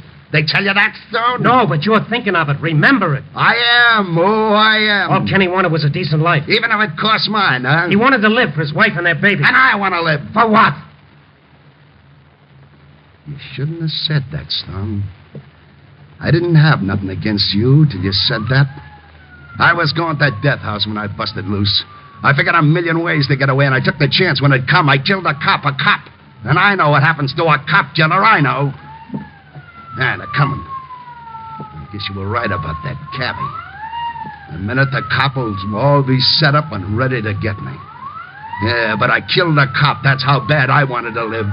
But nobody wants me to. Nobody. You hear? Nobody. Listen, Sanders. You listen. A couple of weeks ago, there was a leopard loose. You know what the people said? You know, Stone? Yes, I know. They felt sorry for the leopard. That's right. Everybody wanted that leopard taken alive. Nobody wanted it killed but me. I'm a human being, and they want to see me cut to pieces. Maybe because that's all the difference in the world between you and that animal. Is there?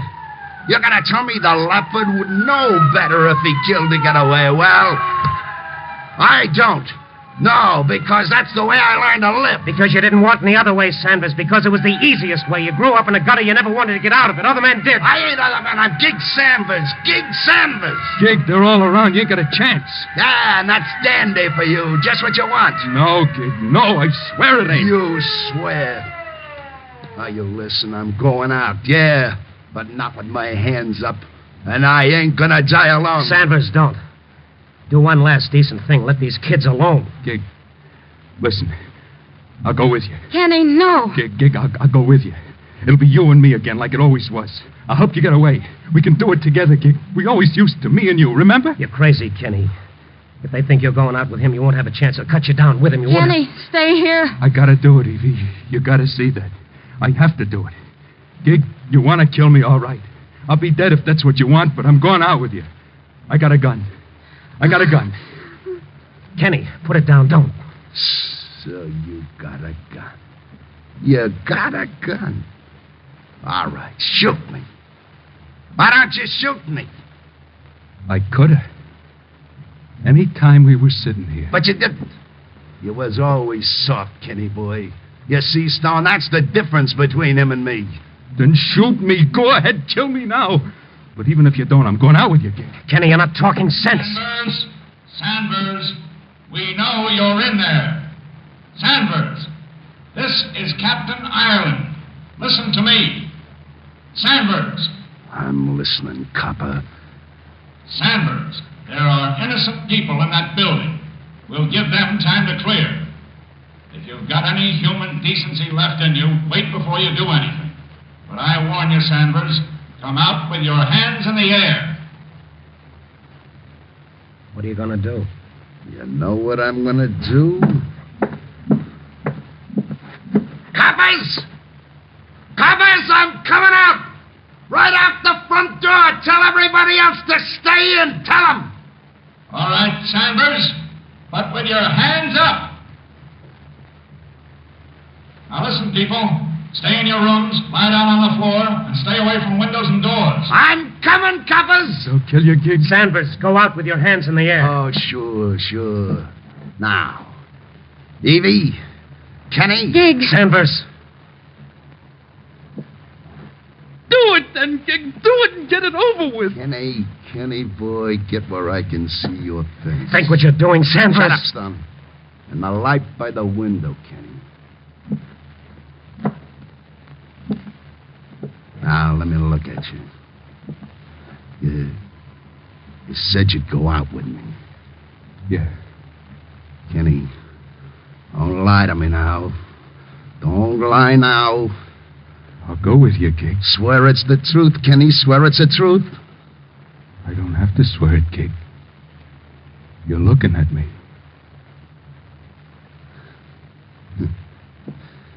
Yeah. Okay. I'm going out alone. And what about Kenny, Evie? They can rot in this stinking world. They can rot. Not me. I'm going out. I'm going out and meet all the coppers in Chicago. Gig, stay where you are. He's gone. He's gone. Sanders, come out with your hands up. Hello, coppers!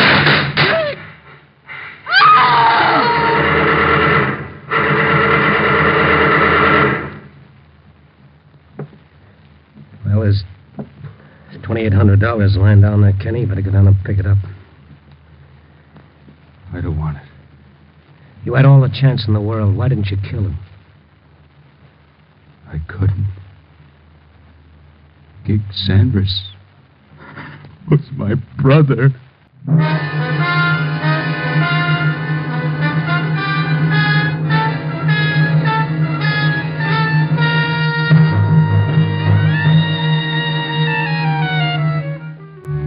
Now it's almost dawn again, and I've written another story.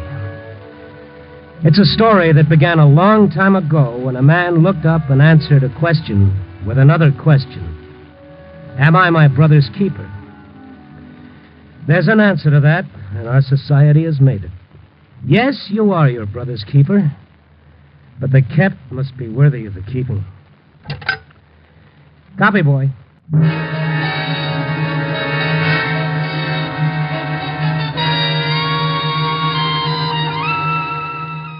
Beat, a new dramatic series, stars Frank Lovejoy as Randy Stone. Tonight's story was written by Russell Hughes. Night Beat is edited by Larry Marcus and directed by Warren Lewis. Music by Frank Worth.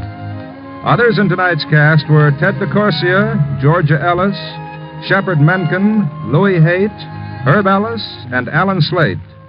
Frank Lovejoy will next be seen in Milton Sperling's production Rock Bottom, released by Warner Brothers.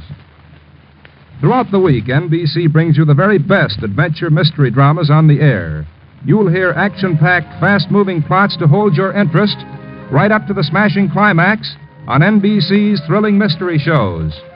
During these stellar programs, you'll hear mystery and intrigue, adventure and high-tension drama. Match your powers of observation against the best in detective fiction in solving crimes and unraveling intrigue. There's fast-moving action to lift you from beside your radio into the romantic land of mystery and adventure. These exciting dramas are as interesting as tomorrow's race results today. And you'll hear them every night over most of these NBC stations. Remember, if it's mystery and adventure dramas you're tuned for the best on NBC.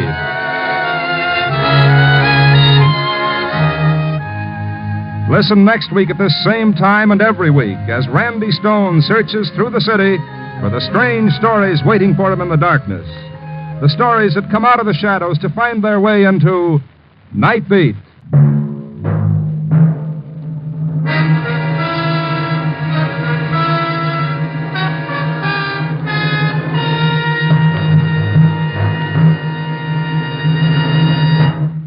Tomorrow, Fred Allen joins Bob Hope. Now, Jack Benny's on NBC.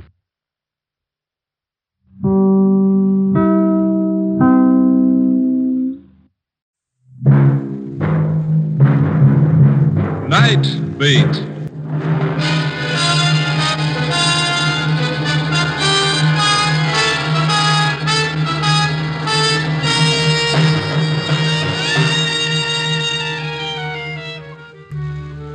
Hi, this is Randy Stone. I cover the Night Beat for the Chicago Star. Stories start in many different ways. This one began when I bumped into a little old man who claimed he was dead, and proved it.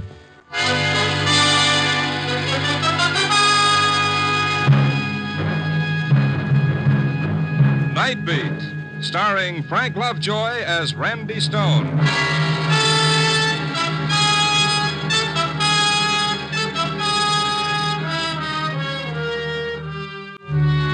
My job is to prowl Chicago at night looking for that ever-loving story that's always out there in the darkness waiting for me. But, like most working stiffs, one day a week, I'm a free man. And this was that day. It was one of those hot spring days that come at you out of nowhere. Hot like only Chicago and one other place can get. I woke up late in the afternoon and went outside for a breath of humidity. I opened my collar and rolled up my sleeves. Man, it was sizzling. There was a little park ahead. I was just going to stretch out on the grass when I saw him. My first thought was, pass the salt tablets quick, the sun's got me and I'm seeing things. But no, he was real, all right. Sitting on a park bench on this boiling day, a fat old guy in a heavy overcoat with muffler, galoshes, and gloves. I went over to him. He looked up and smiled. Good afternoon to you. Good afternoon. Sit down. Sit down. You look tired. Thank you, yeah. Nothing is worth getting tired for. Man is here for such a little while. Yeah. Look, forgive me for bringing this up, but I think it's only fair to tell you, at this moment, the temperature in this city is pretty close to 100 degrees. Oh, is that so? Yeah. For 2 cents, I'd trade everything I'm wearing for one hard shafter and Mark's fig leaf. You are lucky, young man. To feel the good sun? Yes, that is something fine. As for me, I am chilled to the bone. In that overcoat and that muffler? Yes. How could any living thing be cold on a day like this? I suppose that is just it. What? I'm not a living thing. No, I'm afraid I'm quite dead. I think I'll walk around a bit. Goodbye. Say. I suppose I'm just inquisitive, but you see, that's my business. I'm a newspaper man. Oh, yes. An honorable profession. Oh, thank you. Just why do you think you're dead? Think? So you don't believe me either? Yeah, it's silly, isn't it? When did you die? The funeral was last week. A very nice funeral. I regret only that there were no plumed horses. Plumed horses? In the old country, that was a requirement for the head of a family. But in America, of course, such customs seem foolish. Yeah, foolish. You still don't believe me? Well, let's say that I'm just an old skeptic. All right, young man. To doubt everything in this life is to miss so much of life's true magnificence. You need a lesson. Come with me. So I went with him, this strange man so comfortable in an overcoat on this oppressive day. We stopped at the first large office building and went into the lobby. The old man took me to the directory on the wall. Can you find the name of a doctor? A doctor? Why do you want a doctor? You will see. Yes, there's a Dr. E.M. Herrick, suite 706. Is he good? I don't know. He's the only one listed. He doesn't have to be too good. Come on.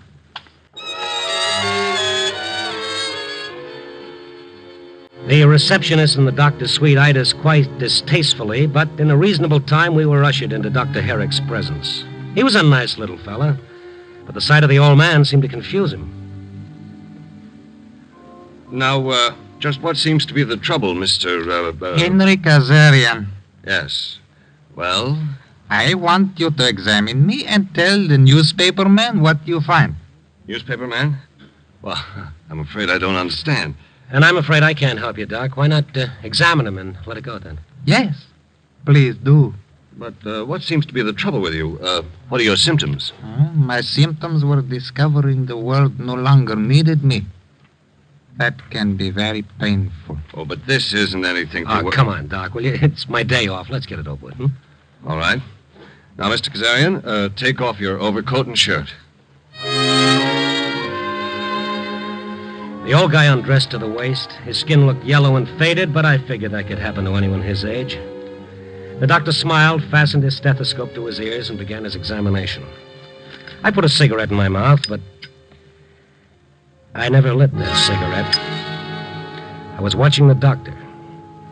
I was watching the color drain from his face.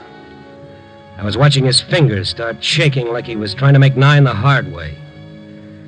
The doctor touched the stethoscope to a dozen parts of the old man's chest. Now he looked up, and it seemed to me, in those few seconds, he'd aged 10 years. Mr. Kazarian, I want you to wait in the next room. What did you find, Doctor? I'm sure the newspaper man would be most interested. I told you to wait in the next room. Take your coat and shirt. I'll be right with you. Yes, all right. Thank you very much. Goodbye. I can't believe it. It's impossible. It's a trick, a hypnotic trick. No, that's not true. Oh, you're not going to tell me that old man is really... Not the slightest heartbeat. What?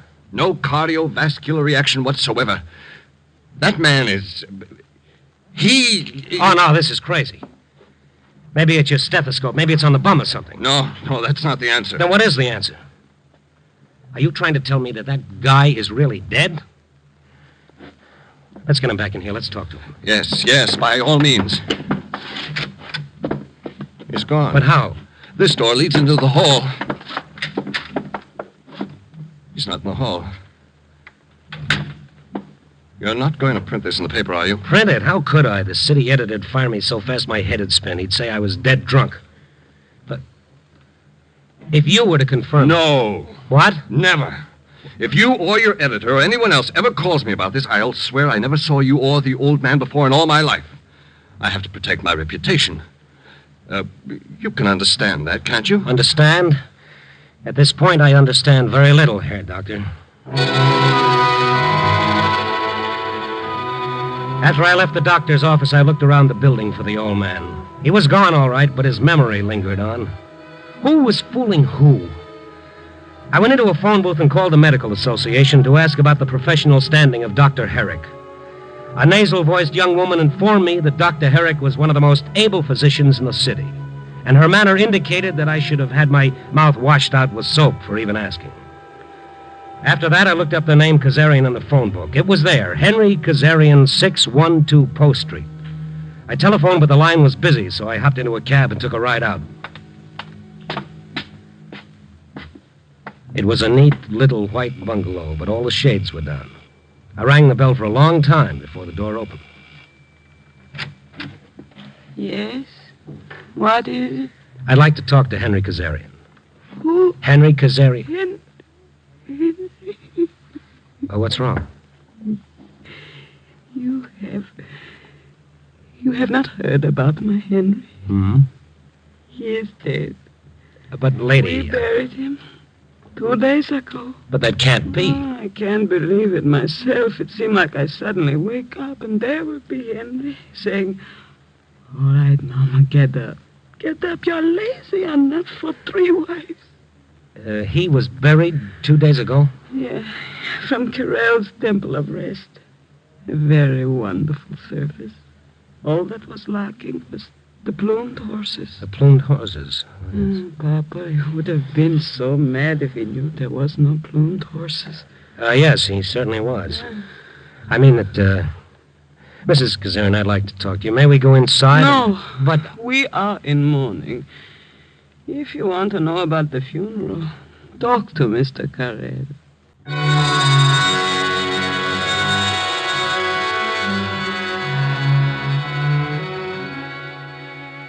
Yes, I buried Mr. Kazarian. Why do you ask? Why, for the very trivial reason, Mr. Carell, that I spent the afternoon with him. I'm a very busy man, Mr. Stone, very busy. You think I'm crazy, huh? Well, I never saw Kazarian in my life, but here's how he looked to me this afternoon. A short, fat guy, about 65. Looks like he ate too much good food all his life. A mustache that just about drooped down to his chin. You look a little pale, Mr. Carell. You saw his picture somewhere? No! I tell you, he's alive. I even went with him to a doctor. Oh, really? Well, my goodness. And what did the doctor say? He, Yes, Mr. Stone. All right. Where is he buried? At a cemetery at the edge of the city. I've got to go there on, another matter, if you care to come along. Yes, indeed I would, Mr. Carell. Indeed I would.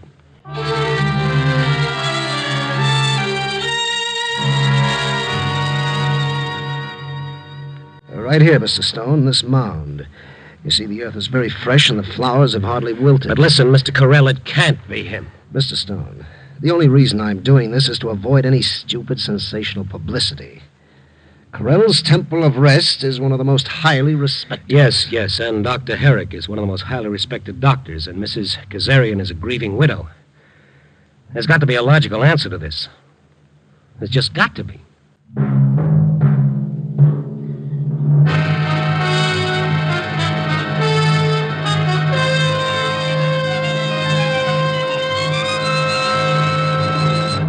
You are listening to Night Beat, starring Frank Lovejoy as Randy Stone.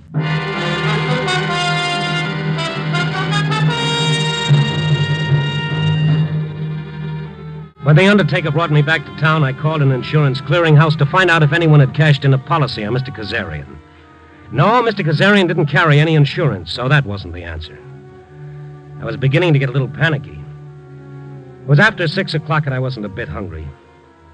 I started walking home to see if I could figure out one thing in all that happened that made even a little sense. Best I could come up with was that everybody was right, that Kazarian really was dead. I was, too, and I didn't know it yet. I laughed a great deal at that. But just the same, I weighed myself on the first penny scale I passed, and I looked at my tongue in the little mirror. I was just a couple of blocks away from home, and I felt somebody tugging at my sleeve. Mister, what's the matter? You hot or something? What are you talking about? Somebody's following you. Following me? An old guy wearing an overcoat?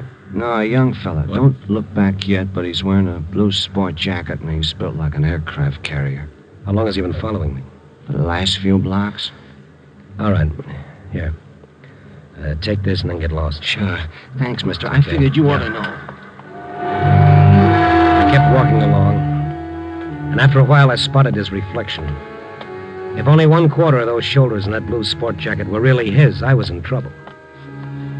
I stopped to light a cigarette. He stopped to tie his shoelace. I wiped the perspiration off my face. He smiled. No, he wasn't following me. It's just my imagination. I turned down a quiet street a few blocks from my rooming house.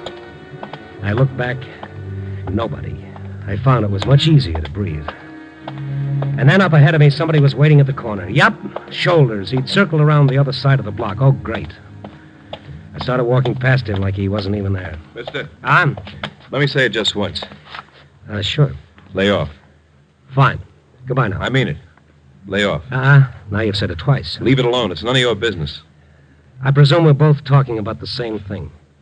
The little man who wasn't there, Kazarian. What's the story on this guy? What's the gimmick? How can he be dead and buried? Mister, I ask you real nice and polite. Yeah, I know. Emily Post couldn't have done it better.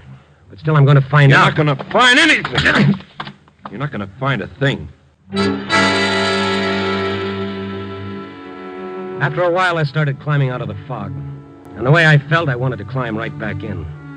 All I had to worry about was history's most promising headache.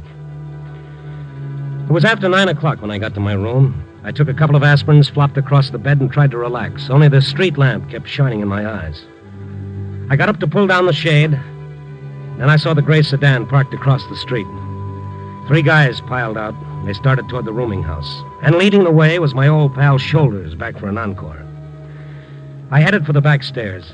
I went across a couple of backyards, came out on a side street, and now I was starting to get sore. I found a taxi and headed back for Kazarian's house. Taxi let me out about half a block down the street. Kazarian's house was all dark except for a tiny window in back. I went around to the window and looked in. And there was the old man. He was sitting in a leather chair smoking a pipe. I tapped on the window. He turned, recognized me, and smiled. And someone out in front of the house spotted me. There he is. Where? I started running toward the backyard. They were right on my tail. I came to a fence. I found the gate. It was locked. Shoulders, who was heading the pack, was the first to reach me. You just won't stop, will you, Mr. Snoop? No, I just not. I tore away from him. Ran down the length of the backyard fence, tried to find an opening. The others were coming up fast. I told myself I could never jump over that fence, but with those guys closing in, I was a hard man to convince. And the next thing I knew, I was crouching behind a couple of garbage cans in the alley. And I thought, what a fine way to die, behind a garbage can, my lifeblood draining out on some old melon rinds. He couldn't have gotten away. He must have. I told you to stop him. And then the footsteps passed me. My heart decided it was okay to start beating again. And then I went back to the house, and I found the old man's window. It was dark now, like the rest of the house, but the window was open a few inches. I started pushing it up some more. Who is that? It's me, Randy Stone. I'm coming in. I would not advise that, young man. Really, it is quite foolish. Yeah, nobody knows that better than I. I'd appreciate it if you didn't call for help. Why should I? Where's the light switch? Oh, yeah. I see you're not wearing your overcoat now, nor your gloves. You're not so cold now, huh? No. Isn't that strange here in the house? I do not feel it nearly so much. Yeah, that is funny. Why are you coming toward me like that? I want to shake your hand, Mr. Kazarian, just a gesture of friendliness. But somehow you do not look at all friendly. Your hand. Surely. I thought so. It's as warm as mine. Very nice pulse, too. What's the story, Mr. Kazarian? You are mistaken, young man. I am dead. How were you able to fool that doctor? Why did the undertaker swear he buried you? Why is your wife in mourning? Why was I slugged? But these are questions I cannot answer. I'm an old man and I'm very tired. Would you say I was impolite if I asked you to leave? Oh, sure, I'll leave. Would you say I was impolite if I asked you where I could find the nearest police station? Because that's where I'm going. You're not going anywhere, Stone. Papa, I told you to holler for us if he bothered you. I knew there would be trouble. I just knew it. Dr. Herrick. Life is full of trouble. Death is endless peace. If this gets in the paper, it'll be the end of everything. Oh, and Mr. Carell of the Temple of Rest. What a spot for a chorus of Auld Lang Syne. You keep real quiet, Stone. Oh, that's a deal, Shoulders. Well, I wish you would all leave. In my lifetime, I saw none of you. Now that I am dead, you crowd around me like vultures. Yes, Papa, we leave just so you shouldn't get excited. Come, boys. Well, leave me in peace. Huh? Leave me in peace. Papa likes to sit by himself sometime. George, you stop looking so tough. Nobody's afraid of you. Peter, why you just stand here and all? Go to the kitchen, put up hot water for tea. Yes, Mama. Mama? Carell, you call her Mama? Of course, Go to the kitchen, Peter, all of you. Go. I will explain to the young man. Perhaps I should do it, Mama. Mama again, you too, Dr. Herrick? Yes. I explain, Armand. You only use big doctor words. Nobody understand. Now, all of you, go. I said go to the kitchen.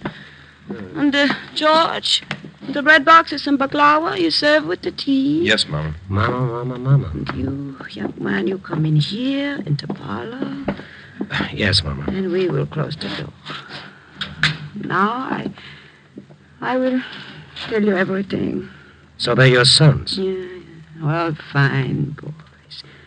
The Papa and I, we would have liked at least one girl. The doctor and the undertaker. Now it begins to make sense, but their names. For their work, they said they need American names. The whole country to name Caesarea.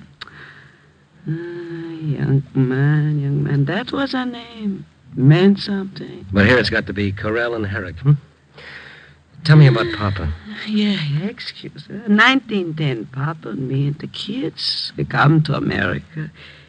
Even though in old country, Papa's head of whole Caesarian clan, we come. So kids go to school, become more than gold herders, rug merchants. And they do. My boys do. But they marry, they drift away. Soon, Papa and I are alone. And if the kids come over once every 2 months to see Papa, we think we are lucky. Imagine that, Papa Caesarian head of whole family. And then last week, it started with Papa. I heard alarm clock go off. I got up like I always do, sleepy, thinking, old country exists for so many thousand years without alarm clocks. Why we need, huh? I shut alarm clock off. Papa, where are you? I hurried to the house, and I found him in the kitchen, sitting at table in overcoat. Papa, so here you are. You feel all right. For a dead man, I feel all right. For a dead man, you should not talk like that, Papa. You got many years ahead of you. I got eternity ahead of me. You call my sons. You tell them Papa is dead. You feel sick, huh? I'd call Harlan. He's a fine doctor. Oh, woman, listen to me. I am not sick. I am dead. Do not call Armand the fine doctor. Call my son Peter the fine undertaker. Do as I say. Tell them Papa is dead.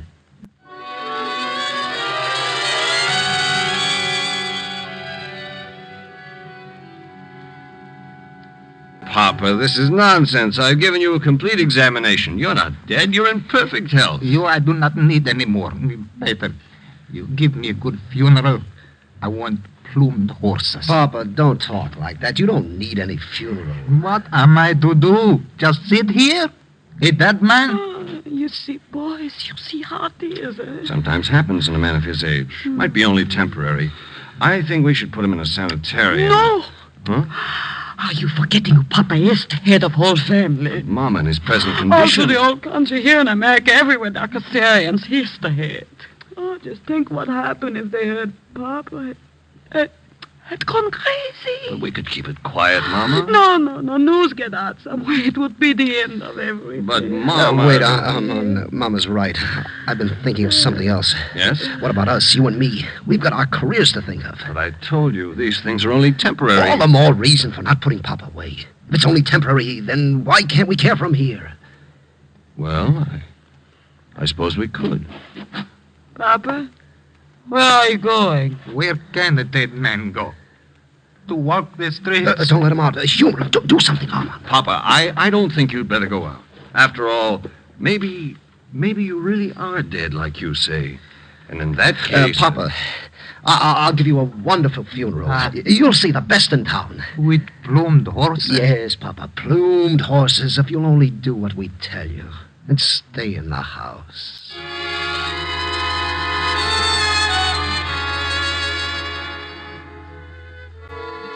Mama Kazarian didn't have to tell me anymore. They humored Papa so that he'd stay in the house, hoping his madness would pass, and his family and the rest of the clan would not be disgraced. But one morning he escaped, and that's when I met him. When he took me to his son, Dr. Herrick, and told him I was a newspaper man, the doc thought everything was about to fall apart, so he went along with Papa's madness. And so did Carell and the others. That's why I was followed. That's why Shoulders slugged me. That's why they all came to my room later to try to talk to me. I promised to keep their confidence, ate some of Mama's cookies, shook hands all around, and left.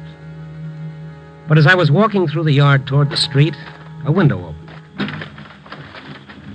Young man. Come over here. Over to the window. Oh, Mr. Kazarian. Okay, sure. But you keep your voice down. I don't want them to hear. But you are a nice young man. I feel in you an understanding. That is why I talk to you in the park. That is why I talk to you now. What do you mean? They tell you now, how you say I am cracked in the head, insane, because I say I am dead. Maybe so, but let me tell you this. For 22 years, while I was not dead, and while I was sane, I worked 12, 14 hours a day. I never saw the sun. I never had time to think, to remember the old days. Only working, work. Then my boys left me. And even my name they don't want. The name Kazarian. And then Mama and me was left alone. Yeah, that was the way it was when I was sane and alive. So, one morning I wake up and I say, okay, if that is how it is when I'm alive, I no longer wish to be alive. I am dead. Now, my sons come fast, I tell you. They say, no, he is not dead. He is insane. All right, I am too old to argue. But now that I am insane, I no longer lift even this little finger. No work, no worry. And my boys stay with us constantly, like the old days. I snap my fingers and they shiver. Now, today I think maybe Armand is getting too smart again, so I bring you to his office. Did you see what happens? Did you see what happened? Why, you old faker. So, what do you say I should do? Should I call them in and say, okay, I am not dead, I'm alive, and give up everything I got now, so they can say I am sane again? Well, should I, young man? Should I? Oh, Papa, if you did that would only prove one thing. And what is that? Well, if you called them in and told them the truth, you'd be the craziest man alive.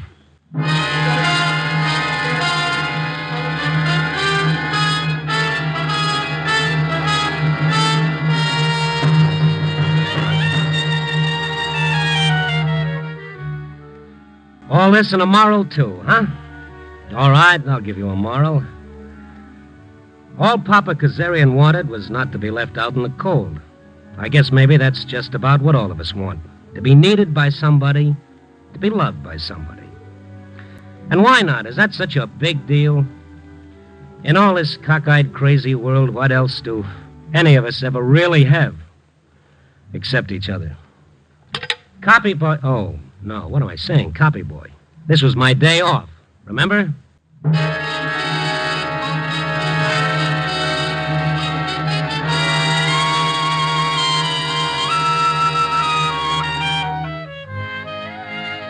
Night Beat, a new dramatic series, stars Frank Lovejoy as Randy Stone.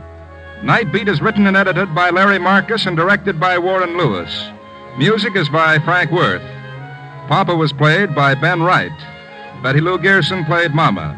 Others in tonight's cast were Jeff Corey, Lou Krugman, and Paul Duboff. Frank Lovejoy will next be seen in Milton Sperling's production Rock Bottom, released by Warner Brothers.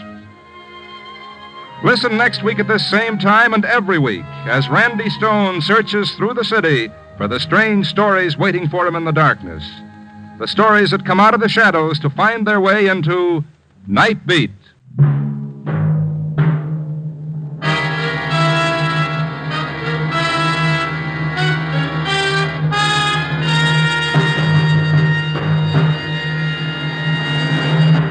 March is Red Cross Month. One of the most important of the many services performed by the Red Cross is its aid to our armed forces. In this country and overseas, in military hospitals, Red Cross workers, aided by thousands of volunteers, play an increasingly vital part in meeting the needs of the patient. Remember, your contribution to the Red Cross will help the men in whose hands our nation's security may rest. There's more great action-packed entertainment for you throughout the week on NBC. Other mystery adventure programs include such popular shows as Dragnet, High Adventure, and Christopher London. Now, stay tuned for Brian Donlevy as a soldier of fortune on Dangerous Assignment on NBC.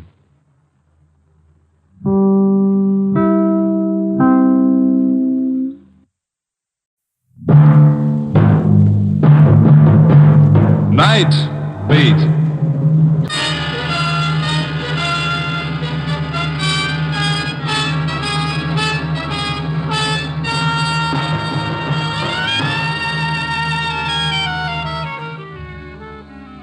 Hi, this is Randy Stone. I cover the Night Beat for the Chicago Star. Stories start in many different ways. This one began on an elevated train and ended in eternity.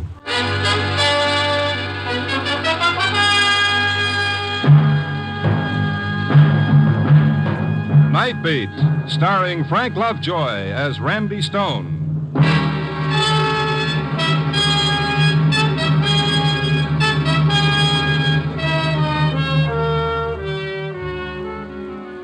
The night is just about washed up.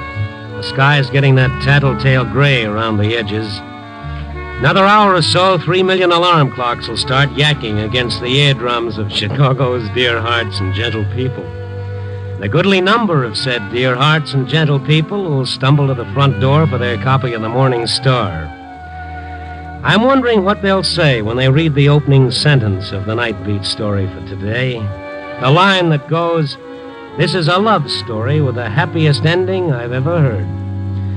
I guess they'll figure spring has got me in its perfume clutches, and more than likely I'll wind up around a bologna sandwich, and that'll be that. Only if they just keep reading, maybe they'll be in for a strange kind of surprise. It started a little after 10 o'clock last night. I just boarded an elevated train and was on my way to the Loop. The train was pretty crowded, but I saw an empty seat up front and I hurried for it. I started sitting down without looking. Anton, where have you been? I beg your pardon? Oh, I've waited so long, Anton. The girl sitting next to me. I noticed her for the first time. About 20, maybe.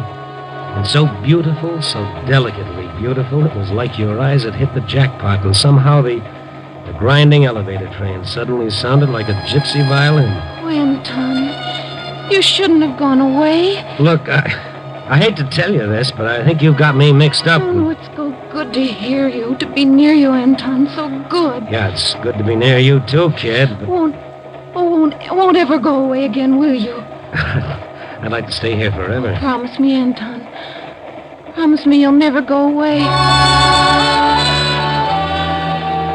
Beautiful as she was, it started giving me the creeps.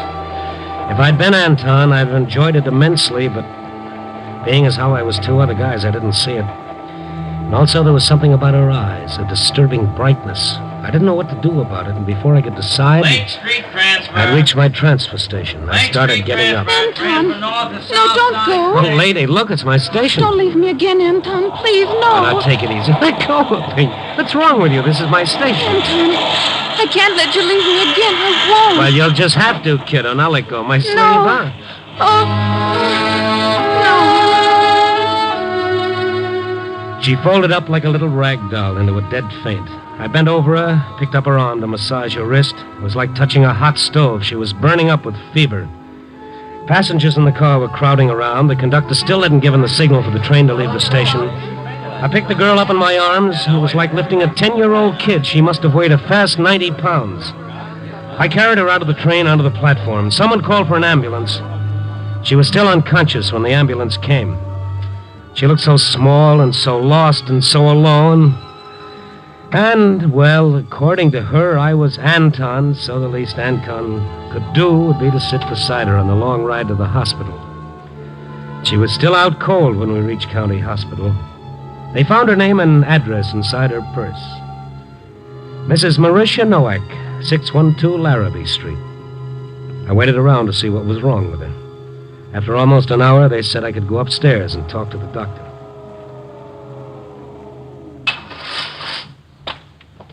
Oh, Mr. Stone? Oh, yes. Doctor, I want to see you about that girl I brought in, Marisha Nowak. Yes. A relative of yours? Oh, no. I just met her tonight. No. I'm afraid we've got to contact some relative right away. Nothing you can do for her, huh? Do for her? Poor kid's been sick for years and waits till she's dying before she comes to a hospital. Well, it takes money to go to a hospital, Doc. Not here. Why didn't she come here? What's wrong with these people? Are they proud or stupid? 3 years ago, maybe we could have done something for her, but now... Well, yeah. I don't know, Mr. Stone. I don't know. It's completely frustrating. You study medicine, what good does it do? Sometimes life doesn't seem to make any sense. Since when is it supposed to make sense? I sound like this is my first patient. Not very professional, I'm afraid. But don't worry about it. It's human. Now, this girl keeps talking about her husband, Anton. Well, she was talking that way when I met her. Yes, he's supposed to take her away someplace, to Mexico, she says, where it's warm and she'll get well. What do they expect? Miracles? No, sure, miracles. Maybe Mexico was going to be her miracle. Do you have any idea how to contact her husband? But doesn't the girl know where he is? Doesn't seem to, even when she's not delirious. Got an address from her purse, a place over on Larrabee Street, north of Chicago Avenue. Oh, yes, I know that neighborhood. Furnished rooms with kitchen privileges. Bring your own mousetraps. Lovely. No phone listing. I was thinking of calling the police. Yeah. Trouble is, there's so little time. Well, how much time? I don't know. Could happen 5 minutes from now. 5 hours. Well, I'll tell you what. I'll drop by her address and see what I can find out. Doctor, she's conscious again. Rational. Oh. She wants to talk to you. All right, nurse. Care to see her, Mr. Stone? Yeah. The doc turned and walked into the room, and I followed him. That's a nice, promising beginning for a love story with a happy ending, Only when we got inside Marisha Nowak's room, the joke was on me. There was no hearts and flowers. She was even more beautiful than before. Her black hair spread out on the white pillow, her delicate face, and the lovely eyes following us as we came into the room. No fear in those eyes. None at all. Just a sort of questioning. Doctor, have you found him yet? Not yet, Marisha. We're still trying. This is Mr. Stone. He's trying to help us locate your husband. Oh, I hope you find him. Poor Anton. He'll feel so bad if you don't find him in time. Of course he will. That's why the doctor'd like you to tell me anything you can that might help us find him. But I told the doctor. He went to find work, my Anton, so he could take me away where I could get well and could be a wife to him. Does it bother you to talk? Does it tire you? No, I like talking about him. And there's so little time. Doctor said you were planning on going to Mexico. To Las Flores, the little town of the flowers in Veracruz. My ring is from Mexico. See? Silver and turquoise. It's nice. We were married with 2 rings. Exactly alike. Silver and turquoise. You think Anton could have gone there, to Mexico? No, he'd never have gone there without me. The little town of the flowers. Like we planned on our honeymoon. Just like it said in the travel folder. With thousands of blossoms on the water. perfuming the air. But we went to a real hotel here in Chicago on our honeymoon. Anton insisted on it, even though we couldn't afford it. It was in the winter, and it was cold in Chicago like now. Icicles hung from the trees, breaking the branches. But in the room it was warm, and we had each other.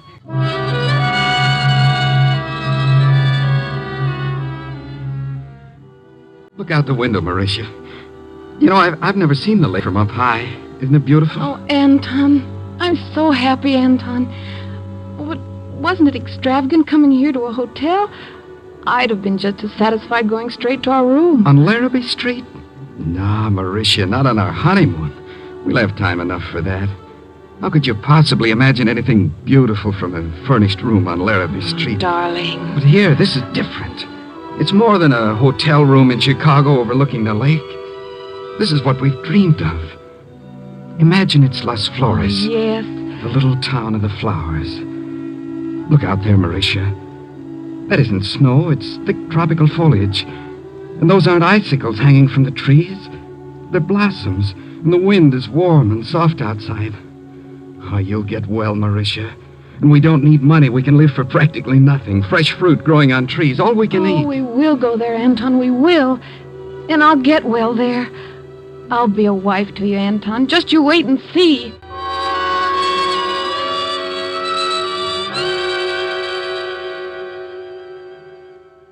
But we didn't go to Mexico. And then Anton went away. And you haven't heard from him since? No. But I don't blame him. Why should a man stay with a wife who's sick? Oh, no. You said yourself he went away to earn money for your trip. Yes. Yes, that's it. But now if I'd owe him once more, just once, to tell him not to feel badly, to be happy for what we had, if I could only tell him not to feel sorry. Because it was the same as if we really had been to Las Flores. Well, you better rest now. I'll try to find him. It's tough when they know they're going to die. It's not that they're scared, but suddenly there's something they feel they've got to do, and time is running out. That's how it was with Mauricia Noack. She had to find her Anton to tell him it was okay about a little town in Mexico that neither one of them had ever seen or ever would see. How do you find a guy like that, and what was I doing looking for him? Oh, well. I took a cab back to the Loop. I picked up my car and drove over to the Larrabee Street address. It was a rooming house, all right, and the poorest-looking one on the block. I rang the bell and I waited. A middle-aged woman came to the door. What is it? Are you the manager? If you're looking for a room, I got no vacancy. Oh, no, I don't want a room. You have someone living here by the name of Noack? Yes, but she ain't home. She ain't been here all day. I know that. She's in the hospital. The hospital? Oh, the poor thing. I was worried about her. She's never been out late like this. Is her husband here, Anton Noack? Oh, I know. He ain't been here for a long time. Working someplace out of the city, I think. Well, do you have any idea where? I've got to find him. Mrs. Noack is... Well, they don't expect her to live. He's got to be notified. Oh, no. Oh, that poor little girl. For such a long time she's been sick. Come on in, please. Maybe there's something in here written down. Or maybe Mr. Noack's brother would know. His brother? Where does he live? Well, now, I don't know exactly. He's the one that's been sending Mrs. Noack money to live on while her husband's been away. That was a beginning. We found an envelope from the brother in the girl's room, Paul Noack. He lived on Clark Street in the Lincoln Park neighborhood. I drove over. There was a man coming down the steps as I got out of my car. I stopped him when he got to the sidewalk. I beg your pardon? Yes? I saw you coming out of that building. You wouldn't be Paul Noack, would you? Why do you ask? Well, I'm from the Chicago Star. I'm trying to locate Anton Noack. Well, I can't help you. I don't know anything about him. Excuse me, I'm late to work. Mr. Noack! Huh. You are his brother, aren't you? Oh, yes, but... Well, what's the matter with you? I don't know anything about him. He's gone away someplace to work. Look, fellow, I gotta find her. Mauritia's very sick. Mauritia? She's in the hospital. Oh, I didn't know. I gotta find your brother right away. I told you I don't know where he is. My brother and I... Well, we don't see each other. I haven't seen him since he left. But he's written to you. He must have. You've been sending money to his wife. All right. It's none of your business, but I'll tell you. I had one letter from him. He asked me to do what I could for Marisha until he could send for her. Where was the letter from? Say where he was working? Someplace in Montreal. He didn't give any address. Some fur company, like Chicago Montreal Furs. Well, it doesn't sound like you're telling me the truth, Mr. Nowak, but I can't see why you'd want a thing like that on your conscience. I'm telling you the truth. Well, okay, but don't take it so hard. Oh, Marisha. That poor kid. I'll see you the first thing tomorrow. Well, you better make it tonight. I can't. I just can't. We're right in the middle of our tax work. Oh, yes. Mm-hmm. Yeah, well, I see your point. Only thing is that tomorrow she'll be dead. It's not true. Doctors are notorious for saying things like that. I don't believe it for a minute. Would you believe it if you weren't in the middle of your tax work, Mr. Nowak? Now, you have no right to talk to me like that. No right at all. I'll see you tomorrow, I tell you. I'll see you tomorrow. You get out of my way. Get out of my way and stay out of my life. Stay out of my life or you'll regret it, Mr. Stone. Now, what was that for?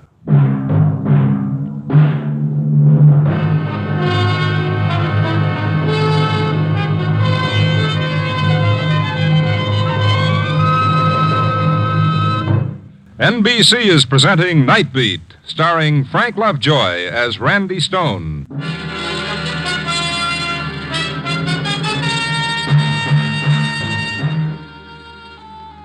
A love story with a happy ending. Yes, that's what the man said. Only right at the moment, if there was any happiness in the world, it was staying out of my sight. Almost midnight, and Marisha Nowak up at the hospital, hanging on to life by her fingernails until I could find her husband, Anton. Nothing to go on but the name Anton's brother had thrown at me, the Chicago Montreal Fur Company. I looked it up in the phone book. It was there, all right. I started dialing the number.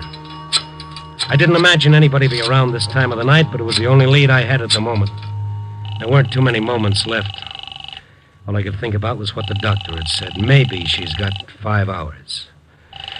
5 hours. No, nobody's going to answer. Hello? Hello. This is a reporter on the Chicago Star. Is nobody here? All gone home. Look, I'm trying to locate a man who's working for your company. There's nobody here. I'm cleaning woman. Call tomorrow. No, wait, please. Listen, I don't have any time. This is very important. Can you tell me how I can locate the manager of your company? Manager gone home at 5 o'clock. This is the cleaning woman. Oh, yes, I understand that, but can you please tell me the manager's number? I've got to telephone him now. Oh, just a minute. I waited. Seemed like forever while she went for the number. Hello? Yeah, were you able to find it? George Swanson. Lakeview 42311. Lakeview 42311. Thank you very much. Tell him I didn't give out the number, only because it's an emergency. Yes, all right. I'll tell him. Thank you. Goodbye.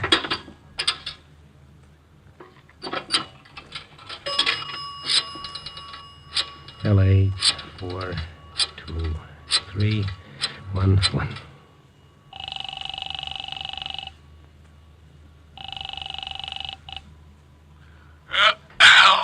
Hello, Mr. Swanson. Yes? I'm sorry to trouble you, Mr. Swanson, but it's very important. My name is Stone. I'm a reporter on the Star. I'm trying to locate a man who works for your company, an Anton Nowak. We have no one by that name working for us. What was that name? Anton Nowak. Never have had since I've been with the company. Of course, we're an old firm. May have been a way back. Oh, no. This would have been in the last year or so. No, sorry. Would you have any way of knowing if he worked at your Montreal branch? We have no Montreal branch. Isn't your company the Chicago Montreal Fur Company? Yeah, that's right, but we haven't had a branch in Montreal for years. That used to be our headquarters when the company first started, but we're strictly a Chicago firm now. Oh, I see. Well, thank you very much. I'm sorry to trouble you. Oh, not at all. If it's going to be printed in the papers, don't forget to mention our name. No, I won't. Goodbye, Mr. Swanson. Something was beginning to smell, and it wasn't just the west wind out of the stockyards. I checked the vital statistics on deaths. No Anton Nowak since 44. Checked the police records for amnesia cases. In the Central Bonding Company files, Paul Nowak was listed as a night auditor with the Great Lakes Bank Reserve over on State Street. I drove around to State Street and rang the night bell at the Great Lakes Reserve. The watchman wouldn't let me in, but in a couple of minutes, Nowak came out of the building alone. His face was white as he came toward me. Why did you come here? Well, your brother doesn't work for the Chicago-Montreal Fur Company. I thought you'd want to know. No, I don't want to know. I don't want to know anything about him. Your own brother? You had no right to come here. No right. Do you hear? This is my work. Well, sure, but I didn't think you'd mind. After all, you've got nothing to hide. Of course I have nothing to hide. They know me here. I'm respected. I have a position of trust. You have no right to come here and make trouble for me. It's taken me years to get where I am. All right, now, just take it easy. Nobody's interested in making trouble for you. But I am interested in finding Anton Nowak, and whether you like it or not, that's what I intend to do. Well, then find him. Find him, only stay away from me. Stay away from my work. I can't help you. I told you that. Now stay away from me. I didn't have time to twist his arm. As a last resort, I headed across town to police headquarters, Bureau of Missing Persons, of my old friend, Sergeant Adams. No, Randy, no. He's never been listed as a missing person. Somebody would have had to report him, his wife or a brother, for us to have a record on him. Yes, Adams, I know that, but the guy is missing. You say you checked the death records. That's right. How about hospital records? Well, there's nothing to go on and not enough time, Adams. I tell you, I gotta find the fellow tonight, tomorrow, the latest. Yeah. Date of disappearance, May 10th, 1948. Did you check the arrest records for that date? Nothing under Nowak. How about John Doe's? John Doe's? No, I never thought of that. Yeah, well, come on. It won't take much time. Never can tell. Just might be something. Usually you find something on these John Does after you had them a while. FBI prints, pictures, or else they just break down and tell us who they are. Of course, if they're just John Doe drunks, just a matter of sobering them up. Right in here, Randy.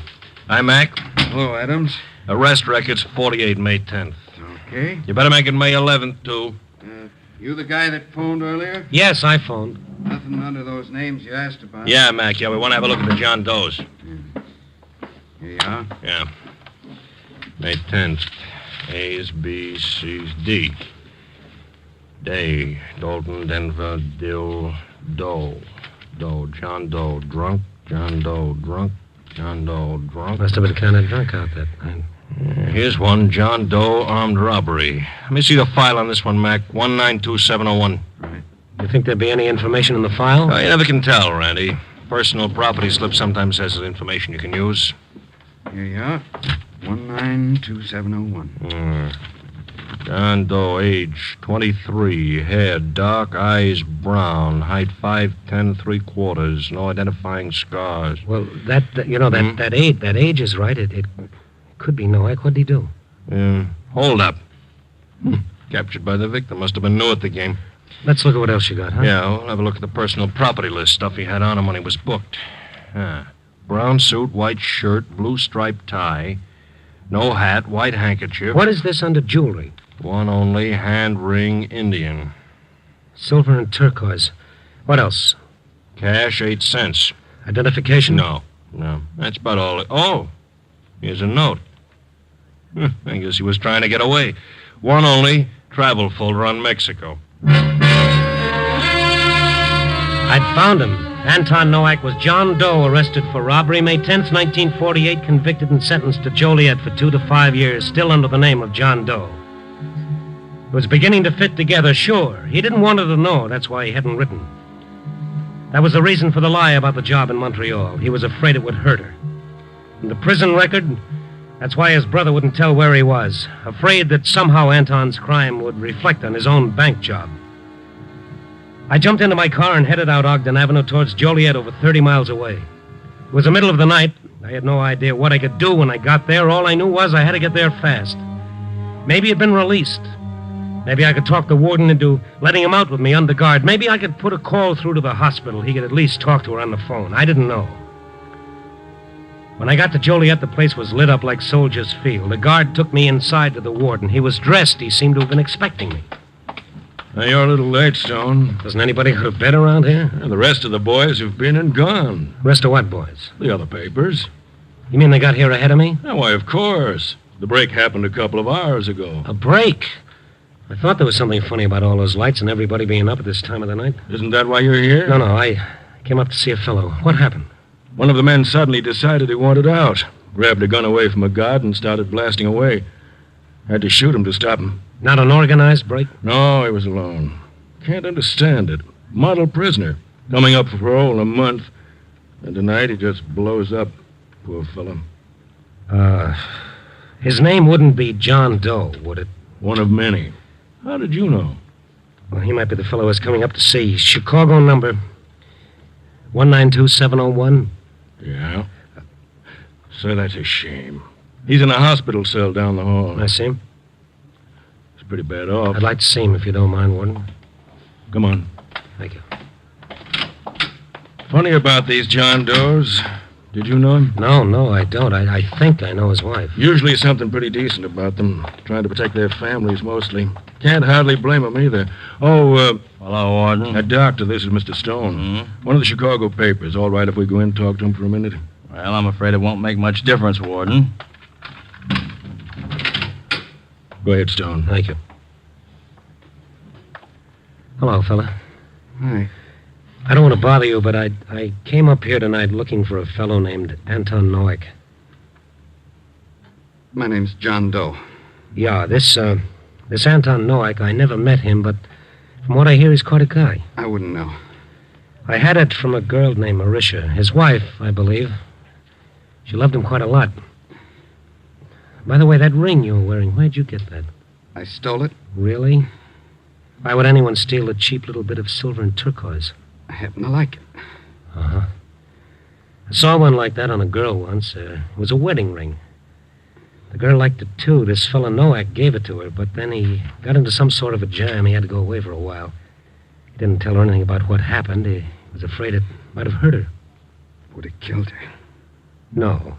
Would have made her unhappy, maybe. But she would have understood. She loved him an awful lot. She would have been glad he was squaring things up. She loved him an awful lot. What do you want, mister? Well, like I said, I was just looking for a fella. Just one question for the paper. I'm sorry I have to ask you, but how did you happen to pick tonight to break out? Why didn't you wait for your release? I don't know. Something made me.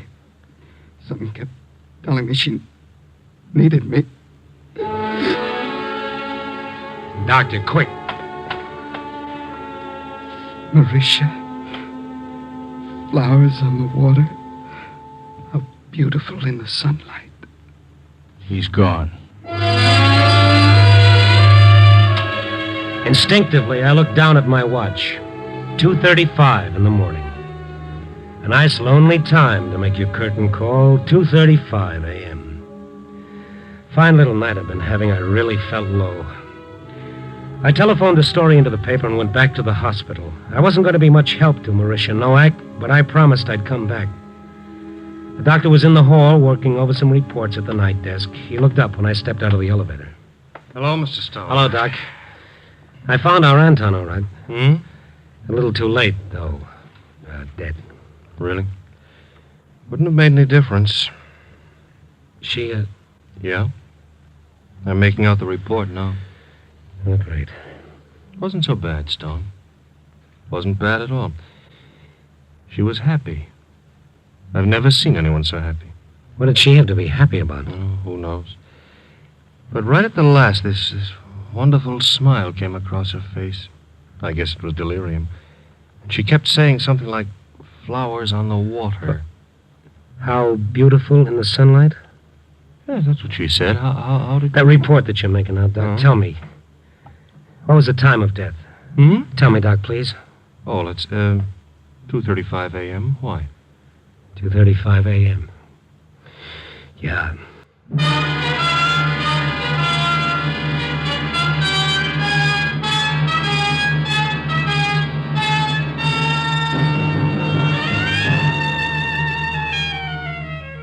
So here I sit, watching the dawn creeping up on Chicago, tapping out 30 to my story for tonight. A love story, no less.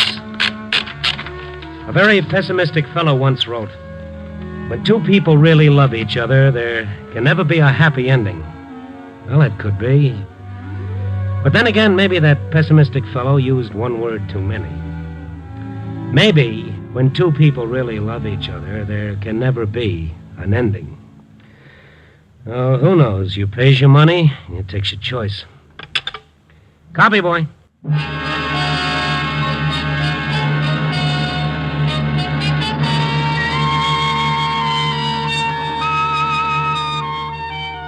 Night Beat, a new dramatic series, stars Frank Lovejoy as Randy Stone. Night Beat is edited by Larry Marcus and directed by Warren Lewis. Music is by Frank Worth. Others in tonight's cast were Joyce McCluskey, Vic Perrin, Jack Edwards, Jerry Hosner, Rena Craig, Larry Dobkin, and Charles Seal. Frank Lovejoy will next be seen in Milton Sperling's production Rock Bottom, released by Warner Brothers. Listen next week at this same time and every week as Randy Stone searches through the city for the strange stories waiting for him in the darkness. The stories that come out of the shadows to find their way into Night Beat.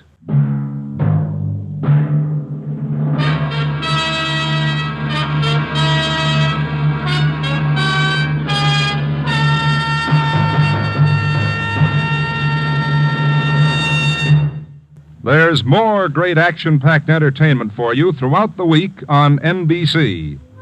Other mystery adventure programs include such popular shows as Dragnet, High Adventure, and Christopher London. Now, stay tuned for Brian Donlevy as a soldier of fortune on Dangerous Assignment on NBC.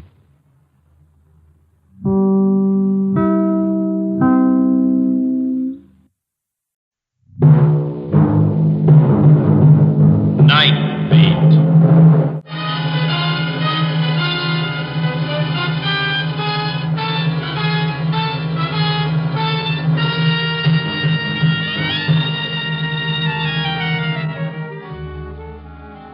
Hi, this is Randy Stone.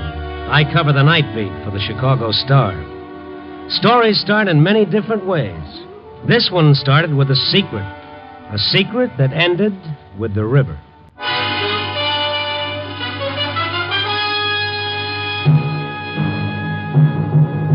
Night Beat, starring Frank Lovejoy as Randy Stone.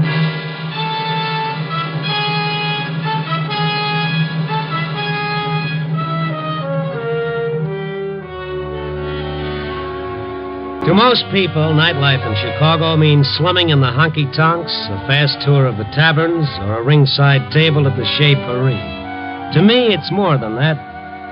Nightlife is made up of the stories that happen in the lives of ordinary people that wouldn't happen in the light of day, and I've got headlines to prove it. It's the time when darkness can hide the ugliness of dirt and misery, or the gloom can make it worse. Those same shadows that are a big help to Cupid can be a cover for crime. And some little thing that today caused fear, tonight can build into despair. This was a night for driving, cool and clear with a suggestion of spring. It was dusk when I started what I intended to be a short drive, but it was late when I turned back to town. I hadn't spotted a story and none had caught up with me. At Oak Street Beach, where Lakeshore Drive turns and Michigan Avenue begins, I quit kidding myself that I could find the story on wheels and headed for the paper to park my car. I was just approaching the bridge when I saw the girl, standing on the rail, her arms held rigid at her sides. I jammed the brakes and stopped within 20 feet of where she stood, and then, as I opened the door, she jumped. Hey! I ran to the rail and vaulted over into the icy river. The girl was nowhere in sight. Hello! And then she came up so close that her shoulder brushed against me. I grabbed her and started for the bank. Let me alone. Let me alone. Look, lady, let's get out of the water. Let me alone, please. Please let me alone. You know what they teach in life-saving? If the victim resists, I don't want it to get rougher. Come on. No. A little farther. A little more. There. Now climb up. No. Climb up. There, that's better. Why did you do it? Why did you do it? They know. You know what? What are you talking about? They know my secret. They know my secret. You can tell me about it in the car. Looks like I'm going your way. We stumbled up the bank and onto the bridge. People were starting to gather at the rail. I put the girl in the front seat of my car, and I pulled away fast. I hate a curious man. The girl huddled over against the door, shivering. She didn't make a sound until we crossed the bridge. And she began to cry.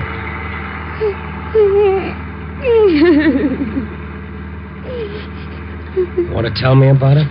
All right, you've been a hero. Why don't you let me alone? Look, I'm only trying to make it easier for you. Strangely enough, when you try to take your own life, it becomes a matter for the police. Oh, no. Does that frighten you? I don't want to see the police. And they want to see you? Why don't you mind your own business and leave me alone? I want to help you. No one can help me. No one. Nothing's ever that bad. Just seems like it. That's easy to say about somebody else. Well, I know it wasn't very original, but neither is jumping off a bridge. Are you a detective? No, I'm just a guy. Why did you go in after me? Oh, I saw you jump just as I drove up. Reflex, maybe. I was in the water before I had time to think. I guess I do owe you something. Well, now that's more like it. I'll settle for a cup of hot coffee and some dry clothes. I can make the coffee. I don't know about the dry clothes. Maybe the janitor can find you some. It's quite a trade. A cup of coffee for my life. One of us is getting gypped. She talked after that, and I could tell it was to keep me from asking questions. I couldn't make her out. If she was still angry, she didn't show it. It was a reaction I'd never seen before. She wasn't happy or unhappy. It seemed more that... Well, did you ever see anyone who was resigned to living? I drove to the address she gave me on Walton Street. It was a better-than-average apartment house, a good district. No clues there to suicide. She even joked a little as we reached the front door. Sorry, I must have left my bag in the river. Oh, the janitor let us in. Must be pretty exclusive here. I hadn't noticed it. Why do you say that? Only 3 names on all those letterboxes. Well, that's all there are. Wanda Rhodes, that's me, and Miss Henrietta Dietz. Etta lives across the hall. And Judson. He died 7 months ago. Then there are only 2 people living in this big building? Well, there's the manager, but he's hardly ever here, and the janitor. Why? Well, maybe you haven't heard there's a housing shortage in Chicago. Don't tell me the house is haunted. No. No, I guess not. I don't get it. What do you want? Oh, let us in, Lucky. I lost my key. What happened to you, Miss Rhodes? You're all wet. Oh, she had an accident. She was walking on the pier, and she slipped. Oh, this is... Randy Stone. Yes, he helped me out. Could you find Mr. Stone some other clothes? I need something dry to wear home. I'll bring them back. I don't know. Well, anything will do as long as it's dry. Here's a deposit. When I return your clothes, you can keep it as rent. Well, all right. Walking on piers tonight, bringing home strange men, borrowing clothes. Are you feeling better? I'm beginning to, Mr. Stone. Randy, All right, Randy. Let's get that coffee, huh? All the comforts of home. What is it, Wanda? What is it? Look! In lipstick on the mirror. I know you're sick. Oh, it's there again. All right, easy, baby, easy.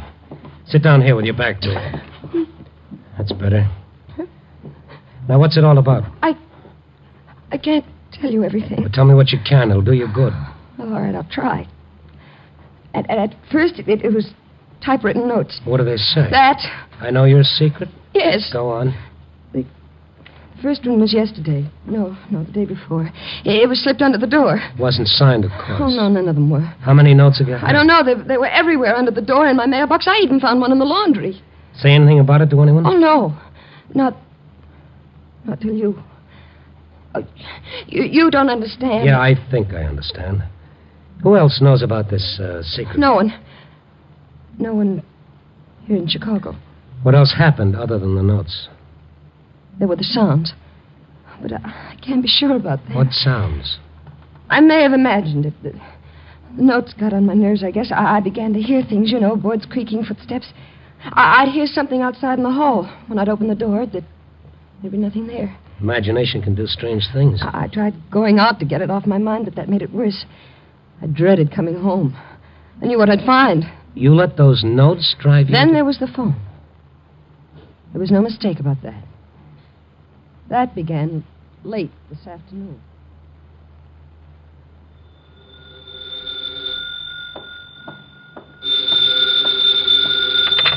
Hello? Hello? Hello? Hello?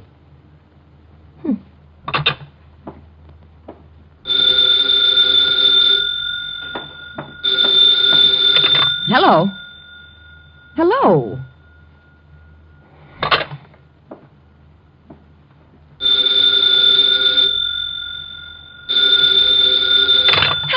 is this?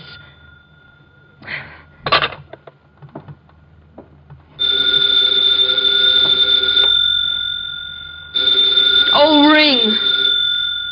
Go ahead. Ring your head off. Hello. Hello. Oh. Look, what are you trying to do? I'll fix you. I'll leave the receiver off the hook. There. That'll settle that. All the crazy things. Well, ring. Go ahead. See if you can ring now. Oh. Hello. This is the service operator. Is your receiver off the hook? Well, yes. Are you using this line? Well, no, but you see... Then I must ask you to hang up your receiver. Operator, let me explain. My phone keeps ringing. When I answer, there's no one there. There is a party waiting for your line. Is it a man or a woman? I'm sorry, we cannot give out that information. Will you please replace your receiver and see if your number can be dialed? Oh, all right. Hello? Hello? Oh.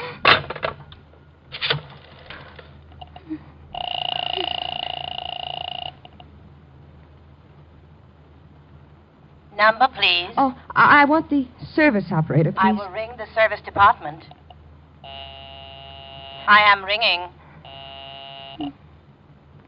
Service operator? Oh, operator, something has got to be done about this phone. What is your trouble, madam?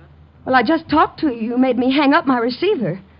Oh, well, that must have been another operator. If you'll tell me your trouble, I will have it checked. Look, my phone keeps ringing and ringing and ringing, and when I answer it, there's no one there.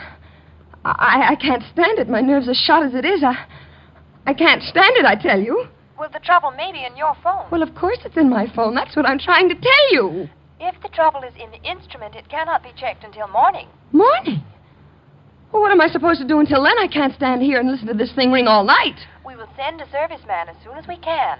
Yes, you just do that. But until he gets here, this receiver stays off the hook. I'm sorry, madam, you cannot do that. Why not? You just see if you can stop me.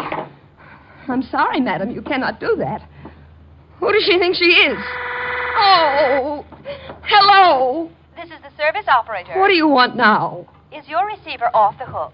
Yes, my receiver is off the hook. You know it is. I told you I was going to leave my receiver off, and that's what I'm going to do. I'm sorry, you cannot do that. Can't I? Well, who's going to stop me, I'd like to know. Your number is on a 4-party line. When your receiver is up, it stops the service on all the lines. I must insist that you replace your receiver. And what will you do if I don't? It's my duty to see that the lines are open. I will have to keep ringing until you do. Oh! Hello! Hello! Oh. The phone kept ringing and ringing until I guess I went a little crazy. I grabbed my coat and ran down the hall. When I got to the front door, I found a note pasted on the glass. I know your secrets.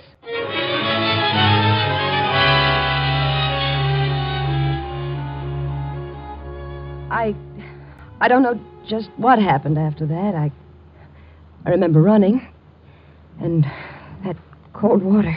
Is there someone who would really want to harm you? Yes, I don't know. All right, we'll see. You should be getting out of those wet clothes. Come on now. Find something warm and dry. Oh, what about you? Does that answer your question? I think that's my tailor now. Now go in and change and knock before you come back. Yeah, just like that. Fool. Here's some clothes. Oh, you must be the man from Sears. Oh. What's that? It's something you can do for me, Pop. My name's... They call me Lucky. What is it you want? I want the names and present addresses of some of the tenants who used to live here. What do you want that for? I want to ask them why they moved from here. Well, what business is it of yours? It's none. Just curious. Oh, that ain't in my department. Would this help you find that information? Sure easy with your money, ain't you? But put it away. It won't do you no good. First place, I don't know where they moved. Second place, I can tell you why. I'd go myself and I had any place to move. Well, why did they move? Because this is a crazy house, that's why. People walking around all hours, a peeping and a prying. You wouldn't be meaning that for me, would you? No, for you. Wandering all over they was. Top floor, this floor, even in the basement. I saw 'em a-looking and a-searching. Searching for what? I ain't a-saying. Tell me what you mean, Pop. Lucky. You can tell me about it. There ain't nothing more I'm gonna say excepting this. Just heed, mister, you don't get in somewhere you can't get out of alive.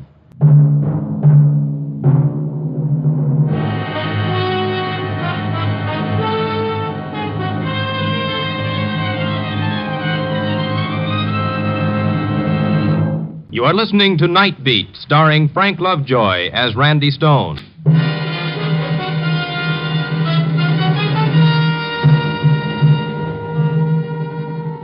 There I stood in a strange apartment, wringing wet, with an armful of shabby, faded clothes, and a door slammed in my face.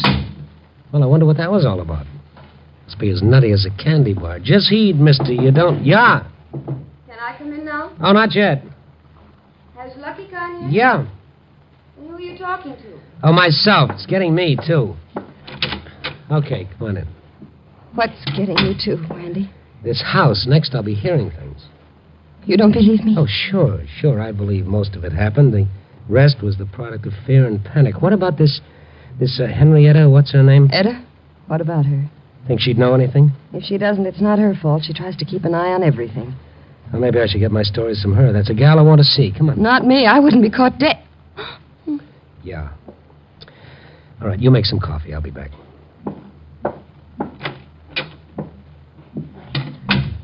I stepped across the hall, rang the buzzer. There was no answer. I rang again several times. I knocked, and I waited. And then I heard it. It sounded like someone in trouble, someone moaning. I put my shoulder to the door. At the same time, I tried the knob. Door opened to my touch, and I almost fell into the room. There in the center of the floor swayed a little white-haired lady, and she was singing. In her hand, she held a typewritten note. When she saw me, she smiled pleasantly. Hello? I'm sorry to break in like this. I rang. Well, come in. I see you got a note, too. What? That note. Oh, this. Oh, yes, isn't it exciting? Here, see? I know your secret. What? I know your secret. Speak up, young man. Don't be afraid of me. I know your secret.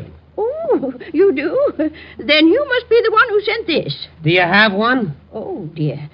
Just a minute while I fasten my aid. Now, what did you say? Do you have one? You needn't shout, young man. I can hear perfectly well. Now, what is it you want to borrow? Do I have one what? Do you have a secret?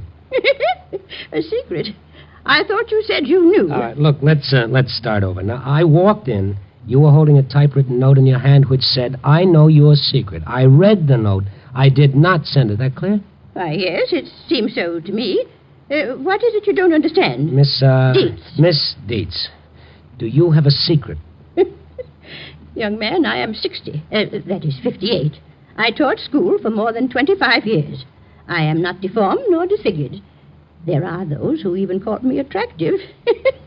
Is it so hard to believe that at some time in my life there has occurred one event that could be called my secret? Well, has there? Not that I can think of. I should have known better. All right, thank you, Miss Dietz. I'm afraid you can't help me after all. Well, try. Ask me something. All right, okay. Yes. Once more. What can you tell me about the tenants who were here, the last ones to move? Oh, I can tell you plenty. Now, there was that Mr. Taylor. He was a traveling man, and you know how traveling men are. Mm-hmm. Yes. Then there was that Mrs. May. That one, she spent a fortune on psychiatrists, but that didn't keep her from drinking alone. You know, she would draw the shades. She said it was her eyes. And she would come out for 3 or 4 days. Do you know why they moved? No, I don't. I know where they moved, though. Yes, I have it right here. There, here you are. Thank you, yes, thank you. Now, let me tell you about them. No, thank you, Miss Dietz. I know and I've had enough. Wanda had coffee made when I got back to her apartment. It was strong and hot. Wanda sipped and watched me. I drank 1 cup and I started on another. See her? Yeah. Why didn't you tell me? I tried to. I feel like I've been playing hopscotch. Yeah, I know what you mean. Oh, this whole thing is out of my line. I'm pulling out of it. Oh, well, that's just dandy. Now, wait a minute. This is a matter for the police. I don't want the police to know anything about it. And I say that they should. If you've committed a crime and you're hiding, go to them and get it over. If not, they have detectives who can clear this up. No. I haven't broken any law. But there'd be publicity. I've seen it happen before. Pictures, names in the papers. Okay, all right. It's your ball game. We'll play your rules. I'll go see what I can find out from the ones that moved. You are going to help me? Sure, baby, sure. Promise me you'll stay right here, hmm? Oh, I won't try it again. Once was enough.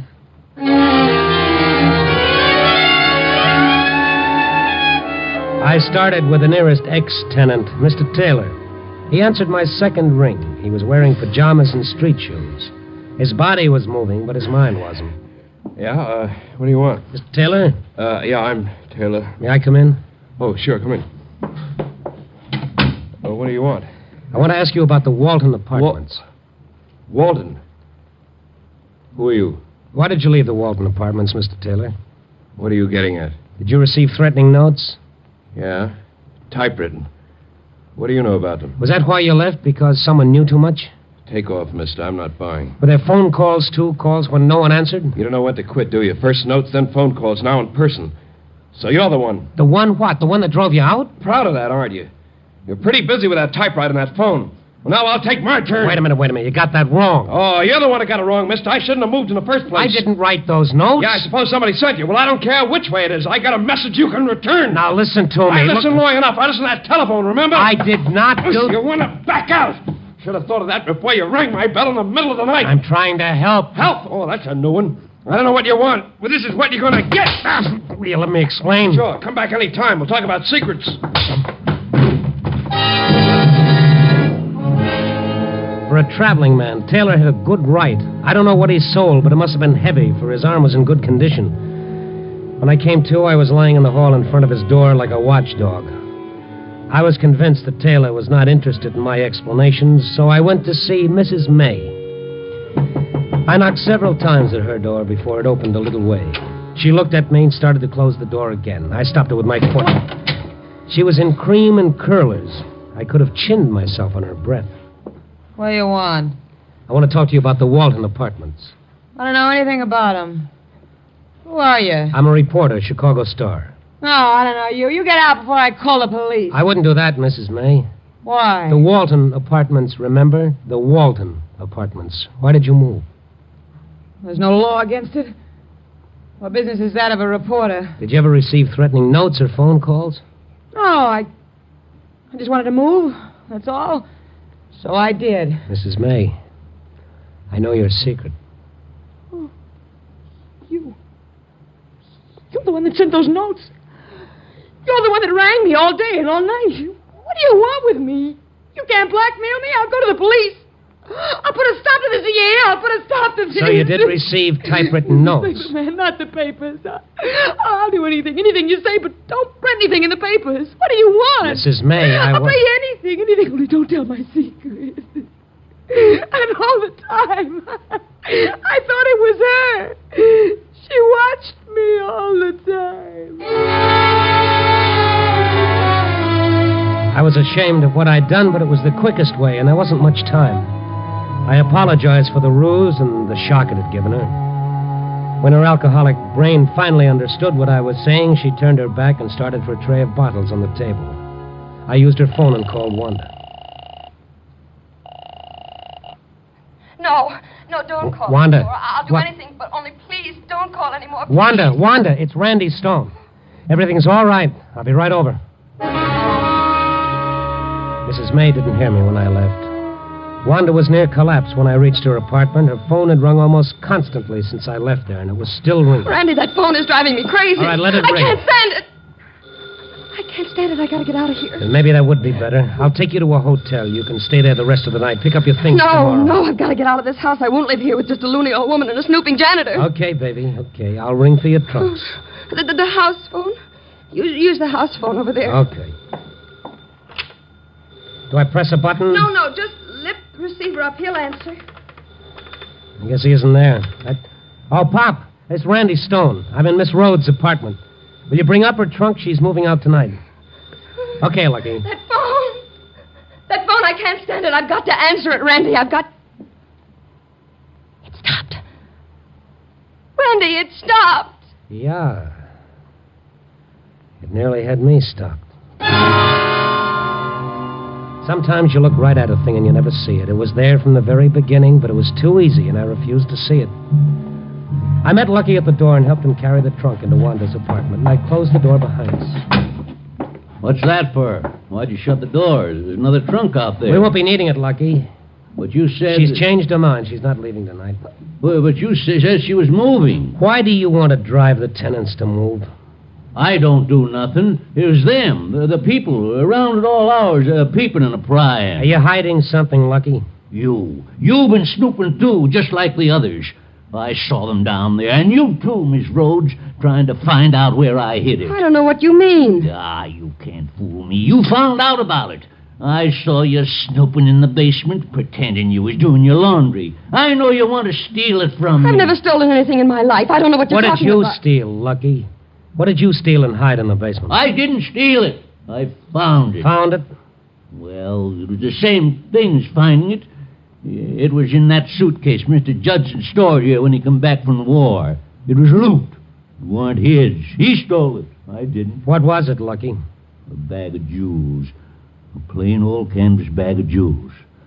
Oh, they were so pretty. I never had nothing so pretty before. If you took them from his case, that's stealing. But I didn't. The case got knocked off in the basement and come open. He never come back. He was killed in that plane crash. That makes it mine. Now, don't it? The same as I find it. You were the one that was phoning me? Sure. I knew if I could scare you off, you'd quit snooping. And I would have, too, if that nosy newspaper guy hadn't butted in. But how did you know about my secret? I didn't. Then why did you type those notes? I knew you had a secret. Everybody has one. And if you thought I knew about it, you wouldn't tell about me. You didn't know anything about Wanda? No. When I tried the first time, the people moved, and that gave me the idea, so I've been doing it ever since. Lucky. That's what they call me, Lucky. And now your luck has run out. No, it ain't. This was in the bag, too. A gun? Yes, Miss Nosy, a loaded gun. Hey, what's that? It's the phone. I'll take care of that gun now. Oh, no, not again. All right, baby, I'll answer. Hello. We have been able to check your line. We cannot locate your trouble. Oh, yes. Thanks a lot, operator. You can cancel the complaint. We've located the trouble right here. Oh, an operator. Get me the police.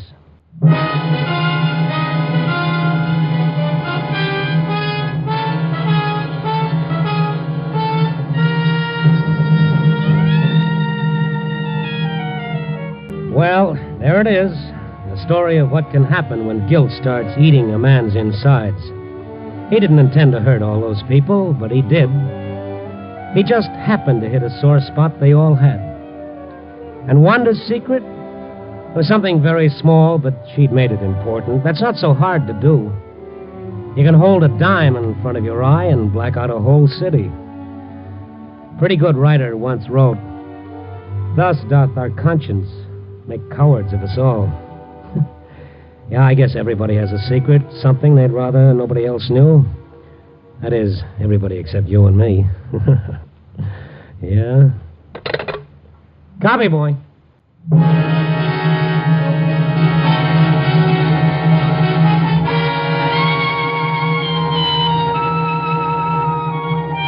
Night Beat, a new dramatic series, stars Frank Lovejoy as Randy Stone. Tonight's script was written by Joel Hunt. Night Beat is edited by Larry Marcus and directed by Warren Lewis. Music is by Frank Worth. The part of Wanda was played by Joan Banks. Others in tonight's cast were Jeff Corey, Martha Wentworth, Betty Lou Gerson, Colleen Collins, and Will Wright. Frank Lovejoy will next be seen in Milton Sperling's production, Rock Bottom, released by Warner Brothers.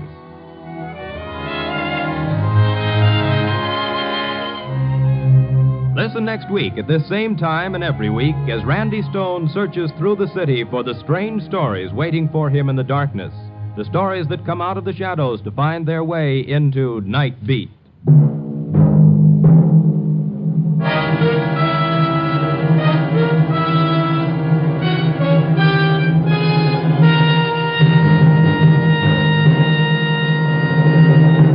Richard Diamond, Private Detective, is now heard on Wednesdays. Yes, now on Wednesdays, hear Dick Powell as Richard Diamond, Private Detective. You'll hear action-packed entertainment as glib Rick Diamond fights his way to fame, fortune, and a red-headed girlfriend over most of these NBC stations. For $100 a day in expenses, Richard Diamond tackles adventure that will hold your interest right up to the smashing climax. Be sure to tune for the thrill-packed action drama that is yours for the listening every Wednesday on Richard Diamond, Private Detective. Now on Wednesday night, NBC brings you a trio of great adventure and mystery shows. Mr. District Attorney, The Big Story, and Richard Diamond. Hear them all Wednesday night on NBC.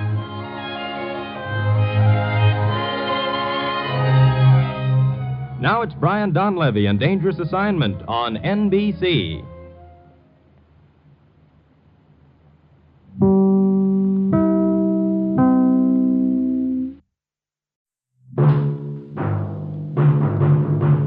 Night Beat.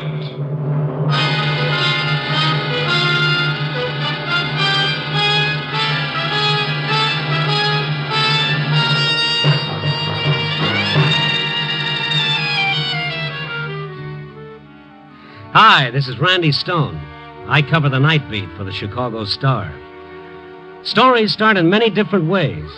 This one began with locked doors and shuttered windows and ended in a coffin.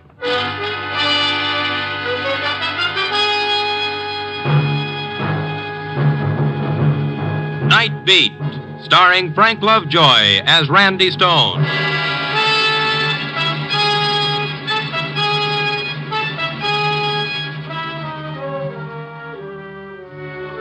Anyone want a nice, clean job? Here's one that'll take you on a shoe leather tour of Chicago to find a yarn that has to be written before an editor's blood pressure blows a hole in his hat. And that job is mine. Find one man or woman or child with a story to make good reading. 1 out of 3 million. Tonight, the score stood Chicago 3 million, Randy Stone 0. And then I went north on Michigan Avenue and turned west on Cermak Road. It was about 11 when I came to Wentworth Avenue and Chinatown. And all of a sudden I was hungry for some of Chinyuk's fried wonton and almond duck. Don't ask me why. So I turned up Wentworth toward Chinyuk's little restaurant. Then I noticed something. Every door was closed, every window was shuttered, and not a soul walked the pavements. I got to Chinyuk's and it was closed. And I knocked on the door. I heard the sound of a car pulling up at the curb. I turned. It was a prowl car.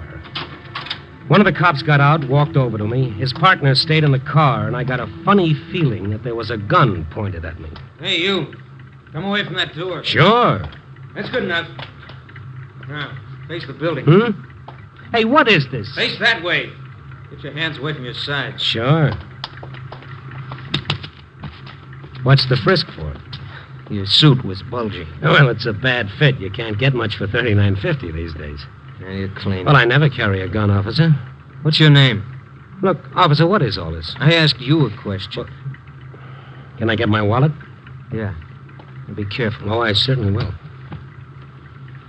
Here, all you need is in there. Yeah? Randy Stone, huh? Yeah, Chicago Star. What are you doing in Chinatown? Well, I got hungry. Huh? I wanted something to eat, preferably Oriental, so I came here. Okay, Stone, but take this advice. Settle for a sandwich, preferably Occidental. What's going on around here? This place is as dead as a morgue. Yeah, that's exactly it. Now, look, Stone, don't stay here. Get out fast as you can and don't come back. What's the reason for that? We don't know. It's like waiting for a bomb to go off. There's not a soul in sight. Every store, every restaurant, every shop is as tight as a drum. I'd give $100 to see one Chinese on the street, just one. Why'd you frisk me? You get the word that a lot of hoods are moving in. To Chinatown? Yeah. Why? I told you, we don't know a thing. Now, take my advice, Stone, and move out fast. Because once things break loose here, they really break.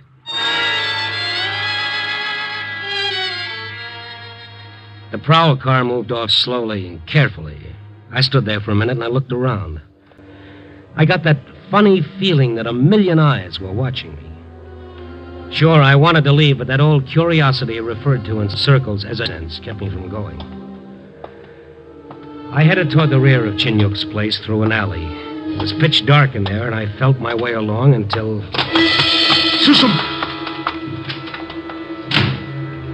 I bumped into someone who'd disappeared.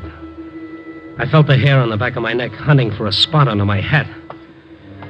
And then I was in front of Chinyuk's back door, and I wanted inside fast. Chinyuk. Chinyuk, open up. Chinyuk. Who is it?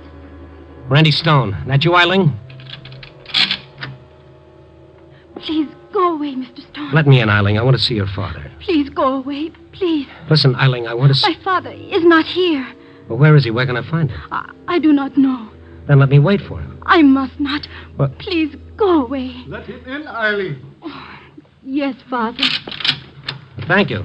Lock the door, Eileen. I am honored, Mr. Stone. Please to come in. Thank you, Chinyuk. I am sorry. I gave orders to my daughter to admit no one. She was obeying me. Well, obedience is a virtue, Chinyuk. In a world of little virtue, yes. I went to the front door first. The place is locked. You're an observing man, Mr. Stone. Sure, all I had to do was try the door. I figured the rest out all by myself. Just so. Look, we've known each other a long time, Chinyuk. 5 years, perhaps. That's right. I value your friendship. Well, thank you. What's going on, Yuk? The world goes on. There isn't a soul on the street outside, and everything is locked up. Eiling was scared to death to open the door, and I met a policeman outside. Perhaps the officer can enlighten you. No, he didn't know anything. Knowing when to hold one's tongue is another admirable virtue. In other words, you're as scared as Eiling. Man is always afraid. Now leave Chinatown, Randy Stone. And above all, ask no more questions of anyone. Well, I'm not afraid, Chinyuk. I'm not afraid because I know that no Chinese turns to violence. That is true. No Chinese would harm you. But what about your own countrymen, Randy Stone? Well, what about them? I have said enough. Now go, if you wish to live. Go.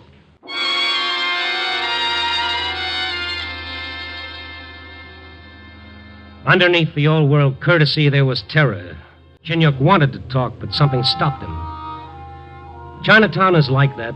The Chinese settle their own disputes. Seldom, if ever, do they allow their quarrels to spill over into the world outside their settlement. But this was more than a dispute. It held all of Chinatown. I walked out and away, knowing I'd learned nothing. And then a block away from Chinyuk's restaurant, I heard... and someone was following me. I slipped into a doorway and waited. Eiling! Oh, Mr. Stone, What are you doing out here? I want to talk. All right. Get in this doorway. Now, what's the matter? I can only take a minute. My father does not know I came out. Well, how did you manage it? Through the restaurant. I see. All right, Eiling, what do you want to talk about? Help us, Mr. Stone. Well, if I knew what was going on, I'd have an answer for that. I will tell you. If this thing happens, many men will die. Not only here, but in New York, in Los Angeles, in San Francisco. Wait a minute. A Tong War? In 2 hours, the Tong banners will be brought out, and men who want to live will die. What's the fight about? A quarrel between 2 men of rival Tongs. Well, that's happened before. Things have been cleared up without a war. But this time there is something else. What?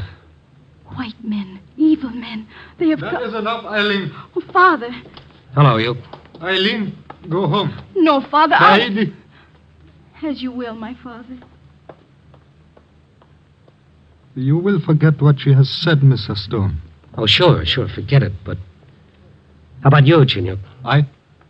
What do you mean? Well, you've seen Tong Wars. They're nice, pleasant little affairs. Hatchet men, the eldest sons of families killed. Why? You are a white man.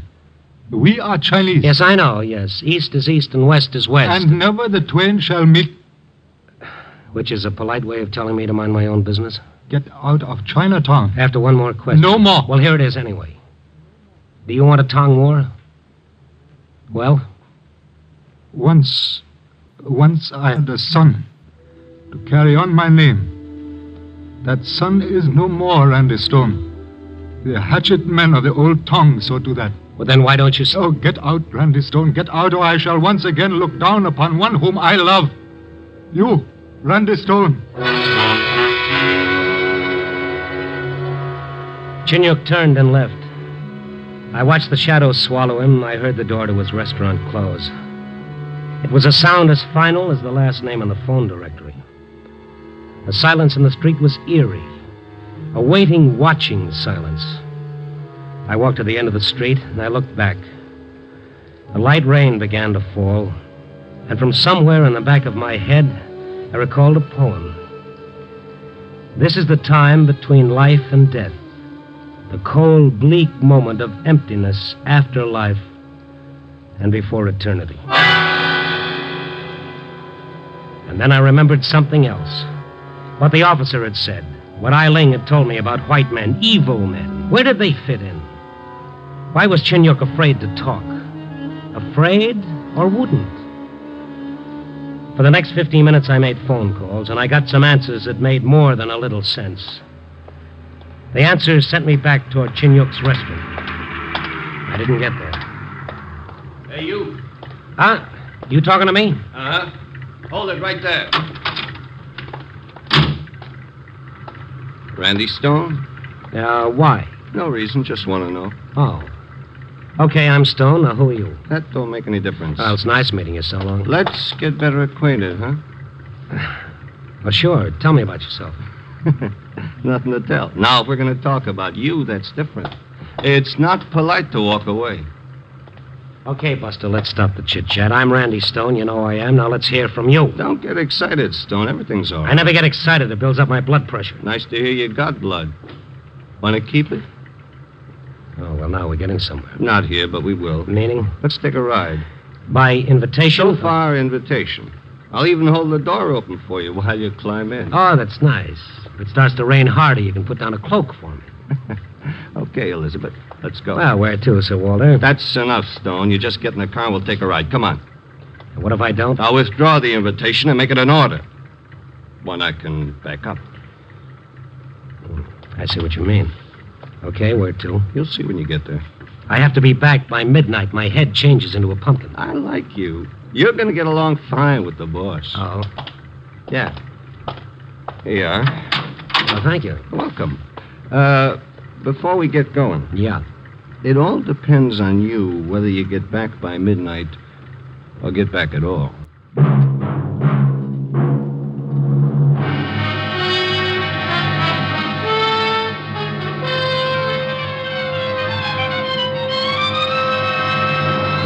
You are listening to Night Beat, starring Frank Lovejoy as Randy Stone.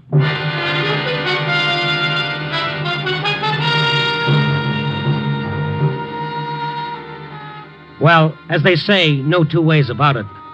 My questions had stirred up a little interest outside of Chinatown. I was taken to the north side, to a penthouse, and there I met... Hello. I'm Luke Farwell, Stone. Yeah, I've heard of you. Good. Read your column in the Star. Good stuff. Oh, thank you. I read your stuff in the papers, too. Mine? Yeah, front page items. You believe all you read, Stone? I always have, ever since my first fairy tale. Yeah, sit down. I'd rather stand. Oh, come on, Stone. We've got to talk. You look uncomfortable standing there. Well, I will admit I've been more comfortable. Certainly. Sit down. Now, drink? No, thank you. Cigar? Have I got one coming? Beg pardon? Well, cigars, you get them when you hit the bullseye or ring the bell. Oh, I see. All right, Stone. Maybe you've come close. Maybe too close, huh? Nobody gets too close. That's so I've heard. You don't seem surprised you were brought here. Well, I asked questions. News got around to you. I expected this, Farwell. I see. How much does the Star pay you? Enough? $5,000 a week? Oh, sure. Sure, but they make the check out for a smaller amount on account of taxes. Yeah, of course. Well, here's a week's salary, according to me. $5,000. Am I worth that? To forget this story, yes. Do I have a story? You do. You ask questions, put two and two together. Yes, so I did. Want me to tell you what it adds up to? I'm interested. Okay, here it is, Farwell. You got your fingers in a lot of rackets. Now you'd like to move in on the Fantan and the Mahjong games in every Chinatown in the country. And so far they've kept you out, right? Go on. Yes, I will. And now two Chinese of rival Tongs have quarreled, and the Tongs are ready to fight. It's an affair of honor between them, but to you it's a chance. So you've hired out your hoods and killers, your muscle men, and your dirty That's torpedoes. enough. No, not quite. It's an old story, Farwell. Divide and conquer, play one side against the other, then move in and take over no matter who gets killed. And who cares about a few Chinamen? Well, maybe I do. Misplaced altruism. Yeah? Well, it's still almost 2 hours before the deadline, before the killing starts. It's not too late to settle that dispute, to show them what they're doing. Letting you in for a minute so you can stay there for the rest of their lives. Stay out of it, Stone. Maybe not. You think your newspaper connection brings you an immunity another person may not enjoy. I always lived in a dream world. Exactly. Excuse me. You ring for me, Mr. Farwell? Yes, Charlie, I did. Mr. Stone is having a dream. Take him somewhere and wake him up.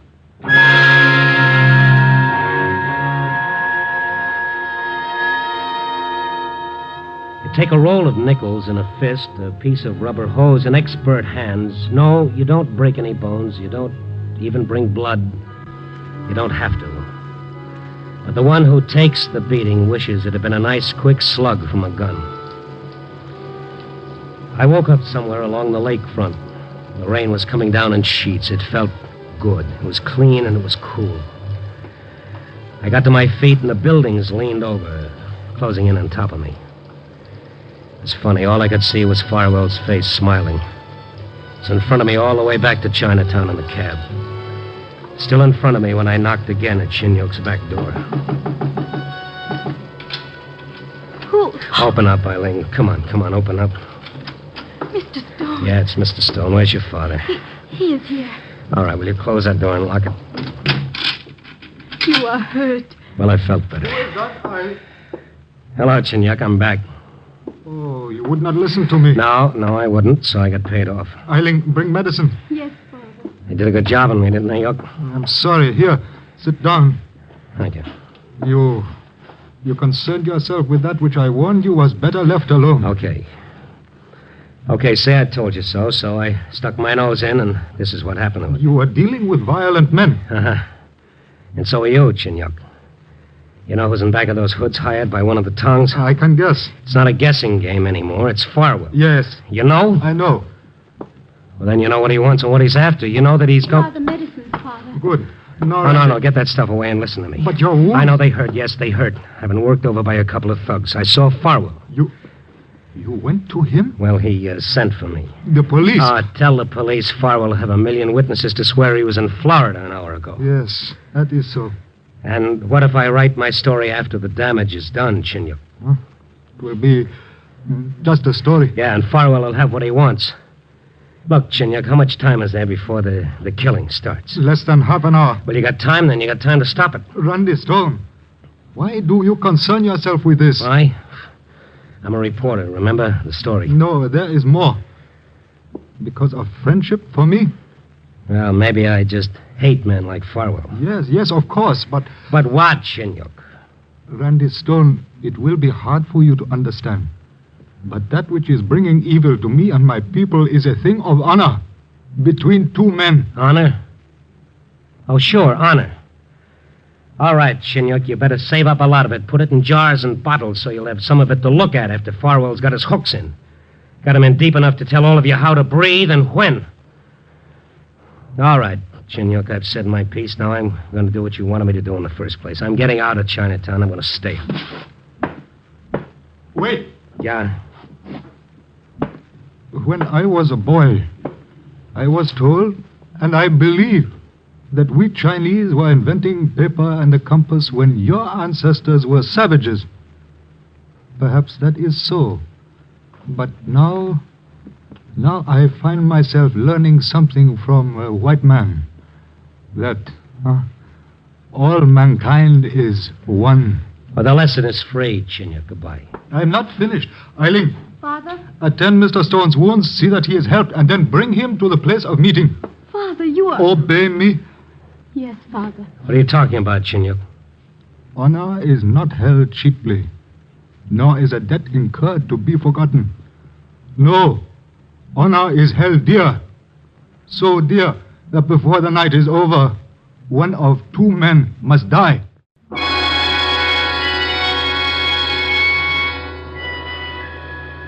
Before I knew what had happened, Chinyuk was gone. Without speaking, Eileen did as her father asked. I knew better than to try to get her to explain. And then she took me through the dark, twisting back ways. Not once did we have to go into the streets. And I kept thinking of what Chinyuk had said, that one of two men must die. And I had learned a secret that was dangerous. More than once as Eileen guided me, I thought of getting away and out of this, but how? I was lost in the maze of hallways and strange buildings. And then we came to a door, and Eileen knocked.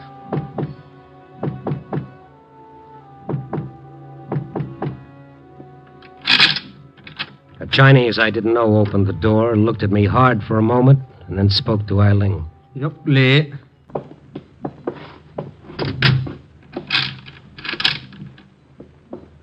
Follow him. What about you? I may not go. Please, follow him. All right.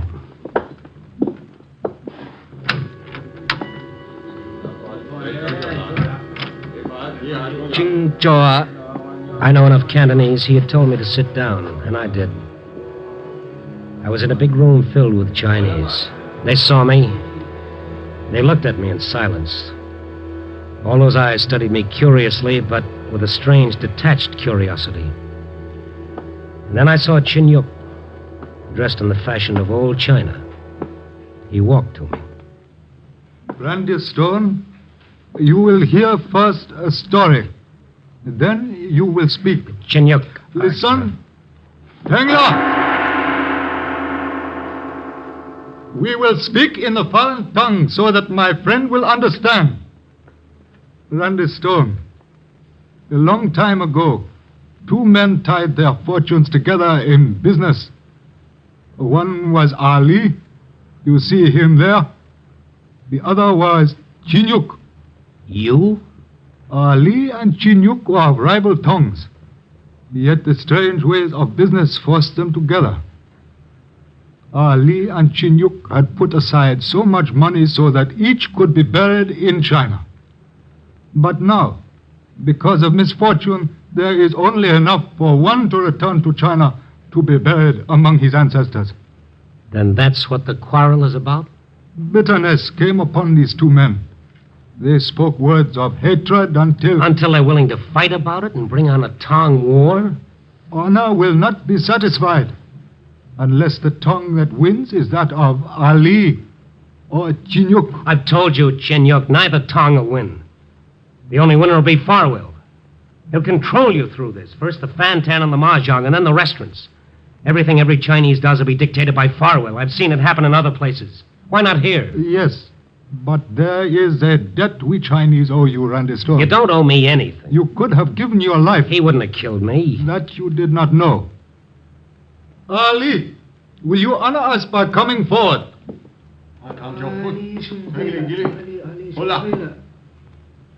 I am here, Chinyuk. Ali, look at this white man who is my friend, who by his actions has become the friend of all of us. There is a debt. What say you, Ali? There is a debt, Chinyuk. And what of the payment of the debt, Ali? What say you, Chinyuk? I am willing to let fate decide our quarrel. So say I. Ah. Has everyone heard this, men of the snake and the hawk? It is decided. Bring cakes and wine.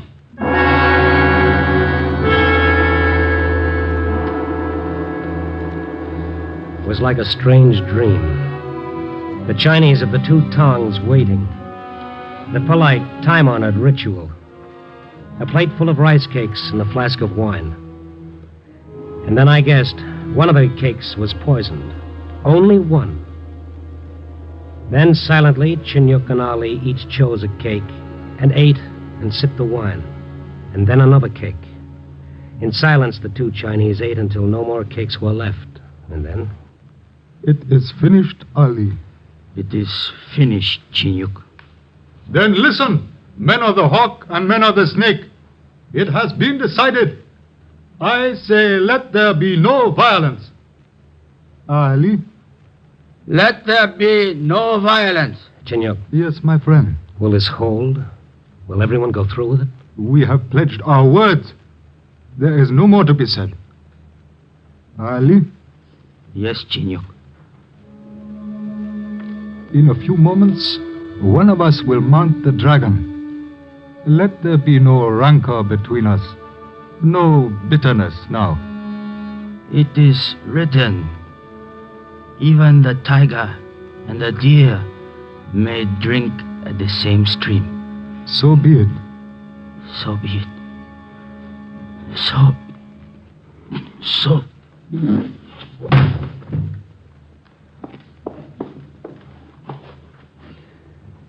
He's dead, Chinyuk. Yes, Ali is dead. Now go, you men of the hawk and the snake. Go and tell those of evil who have come among us that the thing is finished.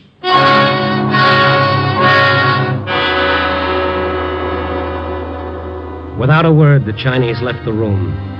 Chinyuk and I were left alone with Ali. For a moment, Chinyuk looked down, and then silently he led me away, back through the twisting passages, back to his restaurant. And there... Eileen, Yes, my father. bring tea. Yes, my father. Randy. What, Chinyuk? The debt is paid. Yes, the debt is paid. Total for the night, some bruises and one dead man. Ah, but this is better than many dead men, Randy. Oh, I know it is. But Look, Chinyuk, Yes, my friend. What is it? Well, you know how I mean this. Ali... Well, I'm sorry he had to die, but Well, I'm glad it wasn't you. It is strange what men will do to reach heaven. Yes, 1,000 different religions in the world, and each tries for one thing. The same goal. In my religion, it is easier for a man to attain heaven if he rests among his ancestors. And you... Well, Ali is dead, and you're left. Well, there's nothing funny. No, nothing. Except that you still do not understand. You see, even now Ali's body is on its way to China. Ali won. I lost.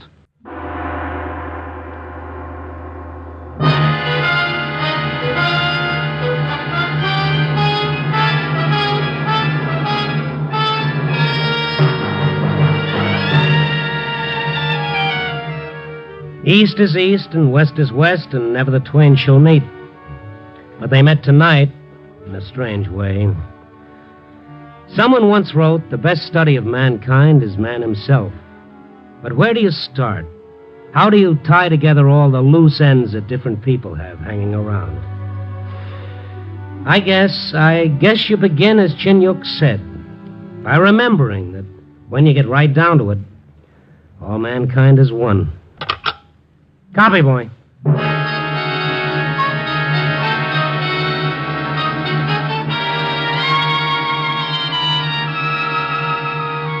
Night Beat, a new dramatic series, stars Frank Lovejoy as Randy Stone. Tonight's script was written by Russell Hughes. Night Beat is edited by Larry Marcus and directed by Warren Lewis. Music is by Frank Worth. The part of Chinyuk was played by Ben Wright. Others in tonight's cast were Jack Crucian, Paul DeBuff, Barbara Jean Wong, and Tom Holland. Frank Lovejoy will next be seen in Milton Sperling's production Rock Bottom, released by Warner Brothers. Listen next week at this same time and every week as Randy Stone searches through the city for the strange stories waiting for him in the darkness. The stories that come out of the shadows to find their way into Night Beat.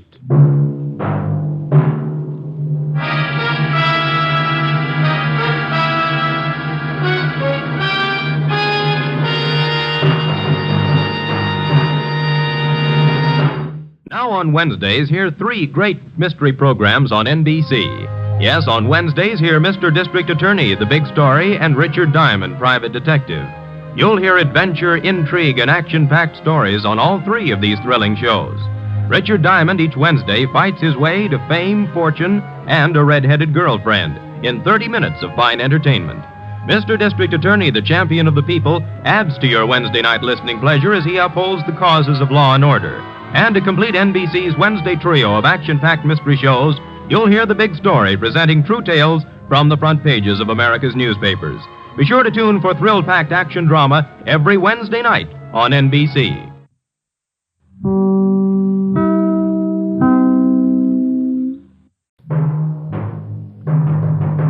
Night Beat.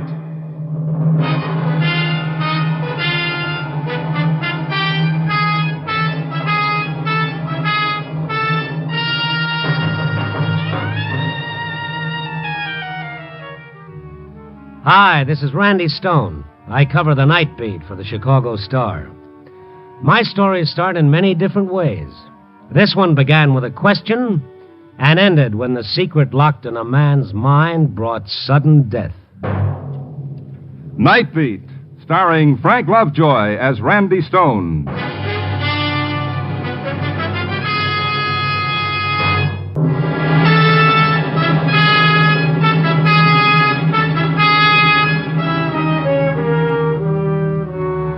Tonight I had another story to write. Find it somewhere in the 3,000 square miles of Chicago, among the people who are Chicago. People. Ever get the feeling you'd like to forget that word? Close a mental door, snap a psychic lock, and boom, you're alone? Can't do it, pal, because maybe you're people, too. So tonight I watched them again. I wandered south on Western Avenue, crossed Addison, and there was Riverview Park. I walked around there, watching the people hurry themselves from one thing to another, each one trying to catch up with a couple of hours of fun. Get your way here. I can't get your way for 25. And then I saw a sign that read, Mentallo, the marvel of the age, knows everything. Admission 25 cents. Okay, I'm a sucker for any man who knows everything and freely admits it. He might even know what makes the world tick, like a time bomb. That'd be worth 2 bits of anybody's money. I went in. Mentallo was in the middle of his act. Battle of Waterloo proper was begun at 11:30 a.m. on June the 17th, 1815. The battle went through 5 distinct phases until the French were routed. That right, lady? Well, yes, it is. It sure is. Now, who's next? Who has the next question? You, sir. You just came in. You seem a little skeptical. Are you talking to me? I am, sir. Maybe you'd like to ask Mentallo a question. Oh, all right. What's the temperature of the sun? Mentallo, the gentleman thinks he's stumped you. The temperature of the visible surface of the sun is about 6,000 degrees centigrade. The interior temperature is estimated at approximately 20 million degrees centigrade. Is that correct, sir? I'll take his word for it. And you can, sir.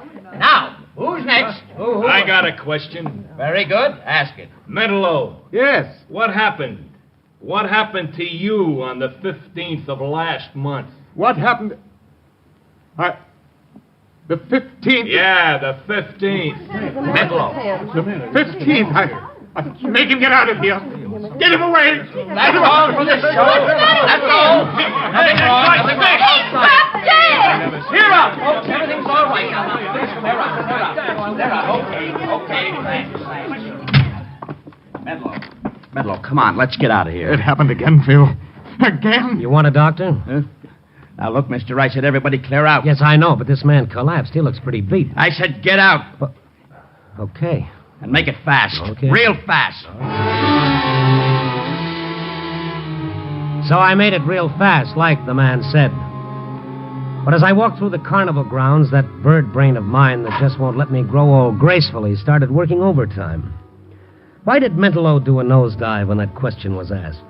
What happened to him on the 15th of last month? Listen tomorrow at the very same time, and Just Plain Stone will tell you all about it. But then, just as I'd reached the edge of the carnival grounds, a voice pushed its way through my thoughts.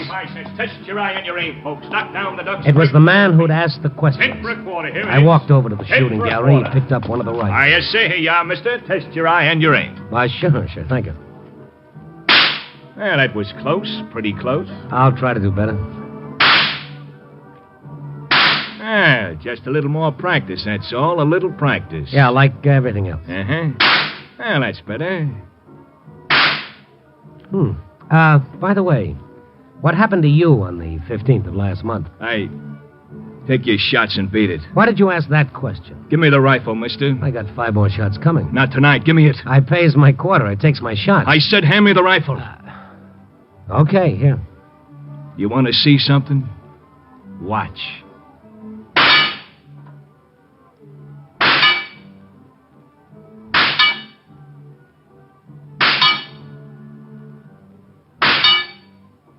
Well, with bullets or words, the man's good. You ain't a Connie man. No? No. But you're awful curious. That's an old family failing and an occupational hazard. Uh-huh. Why did you ask Mentallo that question? Did you know how it would affect him? You know, mister, a couple of months back, a guy picks up one of these rifles. He don't know nothing about guns, see? He gets careless and the gun goes off. At him. He's dead. Accident. Pal, you have a strange, oblique way of making me feel uncomfortable. I see what you mean. Uh-huh. Now you're hitting the bullseye. So long, mister. Okay, twice I got curious, twice I drew blanks. I thought about it some more and then decided to pass it up in favor of the cotton candy. And then I saw Mentallo. He was walking down the midway, but like a man in a trance. There was something about him that screamed, I need help. His little figure seemed odd, incongruous against the laughing, hurrying people. I followed him, wondering, and then he stopped in front of the roller coaster.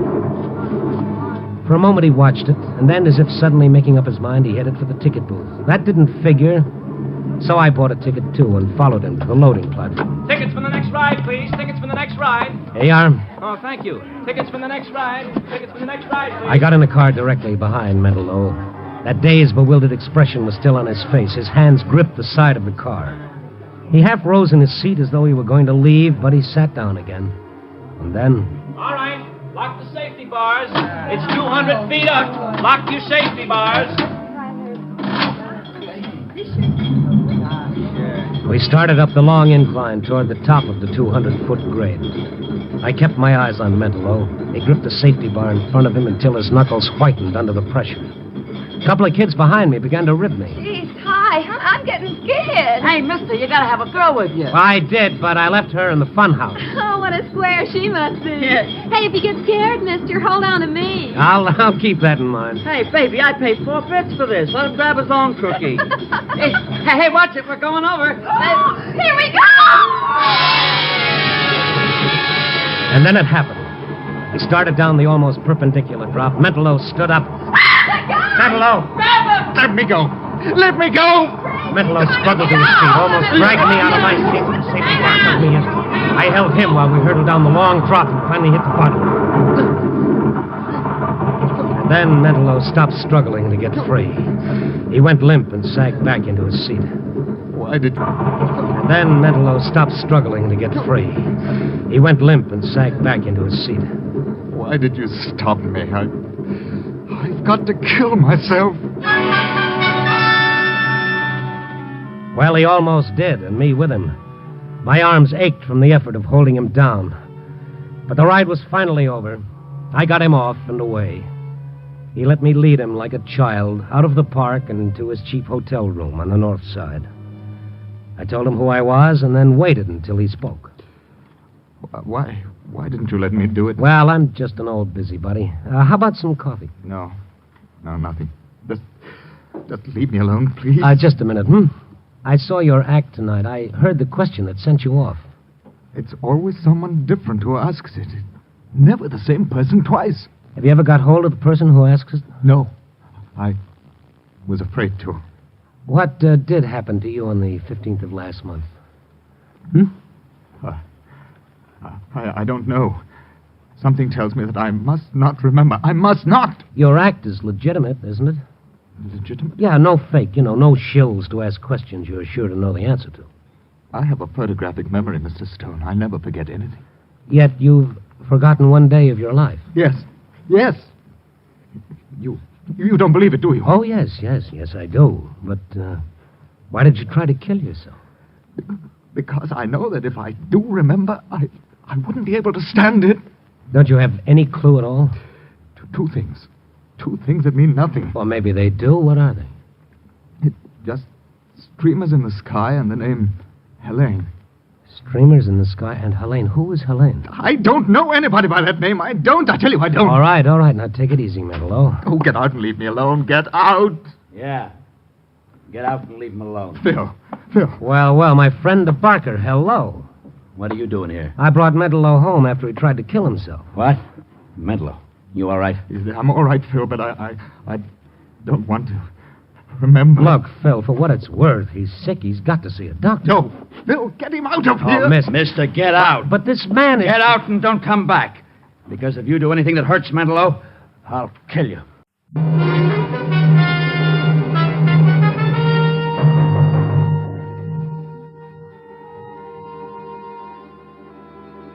Like I said before, sometimes you'd like to seal off the rest of the world and forget it. Let 1,000 people die in a flood, and we click our tongues and say, how terrible. And that's as far as it goes. But let one kid scratch himself on a nail and 87 people come running with the iodine. The human reality of what happens to a lot of people at once is too big for us. But what happens to one individual is something each of us can get hold of. I don't know, maybe that's what sent me to a friend of mine, a psychiatrist whom I dragged out of bed. But, Randy, what concern is Mentallo of yours? Oh, I don't know, Ken. Why'd you become a psychiatrist? Why? I see what you mean. Okay, you see what I mean now. What gives with Mentallo? Self-protection. His mind is protecting him. Whatever happened on the 15th of last month is suppressed. The memory is horrible enough to force a complete blackout. Yeah, but he remembers two things, Ken. Streamers in the sky and the name Helena. What do the streamers mean? Almost anything. This guy's symbol for something else. Yeah, he tried to kill himself tonight. Will he try it again? It's likely. Well, what'll set him off again? Hard telling. Question, object, anything. Was Mentallo upset when you left him? Upset? He was practically hysterical. I'd better go with you. Oh, you're worried too, huh? I'd feel better if I saw him. Let's go.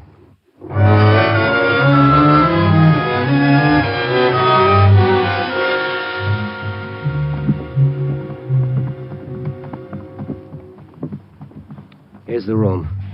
It's right here, 612. Randy, try the door.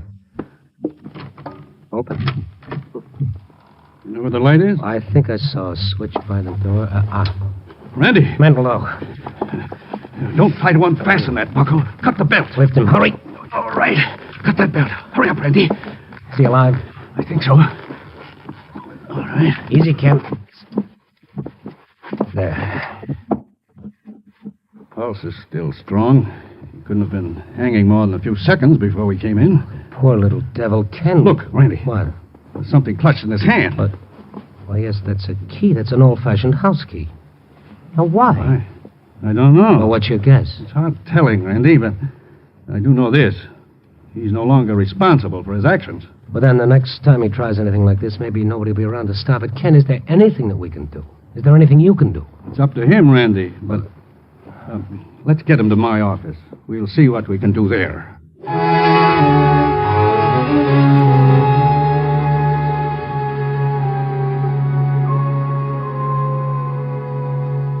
Feeling better, Mentallo?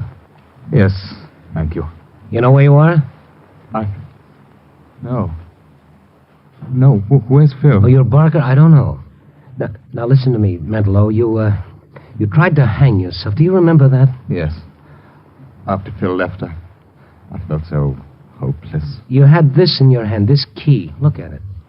I found it in my pocket, and then I knew I had to kill myself. Is it your key? Do you remember what it's for? No. He won't remember that, Randy. Oh. Who are you? He's a friend of mine, and he's a doctor, Mentallo. Well, I don't want any... Now, look, twice tonight you tried to kill yourself. Once is enough to call in the police. No. Oh, don't worry. That's not what we want to do. I want to help you, and the doctor wants to help you. Please believe that. No one can help me because I can't remember, and I must not remember. The police will ask questions when they learn you tried to kill yourself. But it's no business of theirs or yours. Why don't you leave me alone? Why do you care? Oh, that's the same old question asked the same old way, and this time I've run out of answers. Make up one of your own. I don't know. I'm sorry. I believe you do want to help. Yes, we do. Now, look. There'll be no need to call in the police if you'll let us help you. You're sick. Do you know that? You're sick. Let us help you. All right. Good. Now, you trust Mr. Stone, don't you? Yes, I do. All right. You're going to sleep. When you feel this hypodermic needle, start counting backward from 100. Just a little sting. Then start counting backward from 100. Now. Mr. Stone. Mr. Stone. What, Mentallo? You stay near? Oh, yes, I'll stay. Start counting. 99. 99. 98. 95. 90. He knows your voice, Randy. He trusts you. You ask the questions. Me, is it all right? Yes. Mentallo, can you hear me? Yes. It's the 15th of last month. The 15th of last month. Streamers in the sky. What streamers? What are they? Where are they? The Aurora Borealis. The Northern Lights? Yes. Aurora. I went to Aurora. Aurora, Illinois? Yes. I was there. Now you're in Aurora. Where did you go there? The house.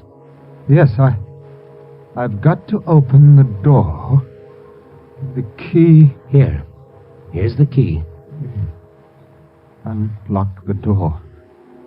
She's going to be here. Helene.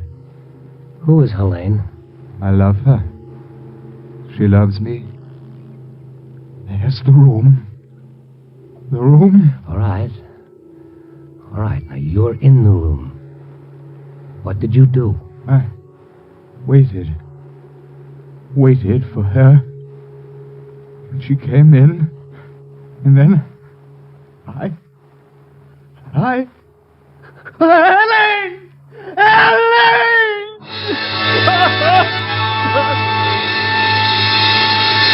Mentallo. Oh, Helene! Ken, is he all right? Yes. We still don't know what happened. There's one way to find out, Randy. What, find the house in Aurora and take him there? That's it. What we've done here is bring him to recall that far. You see? Now it's a question of bringing back the whole thing, bit by bit. Ken didn't go along. Mentallo didn't want him to. It wasn't a long drive in miles. I watched Mentallo when I could. His face was contorted in an agony of effort as we drove through Aurora slowly, looking for one street, one house. Then... That house. But it's all boarded up. Are you sure, Mentallo? It's that house. All right.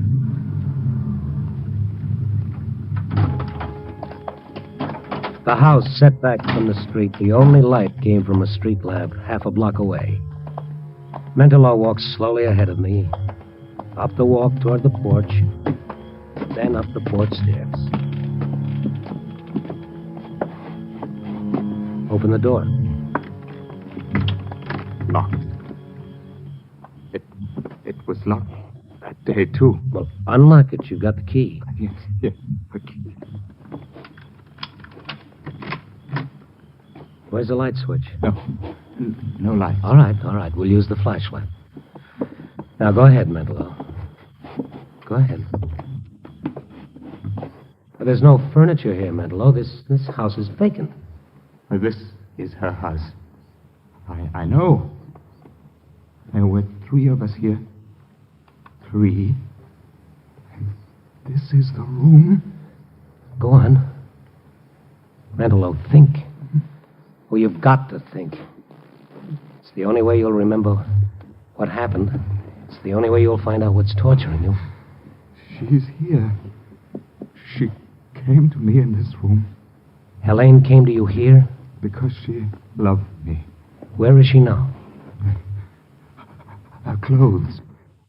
In this closet. Mentallo walked to the closet, opened it. A row of dresses hung there. A faint odor of perfume drifted through the room. For a moment, Mentallo stood there, and he started toward a door. Mentallo, where are you going? I know. The base. Wait for me. Down there.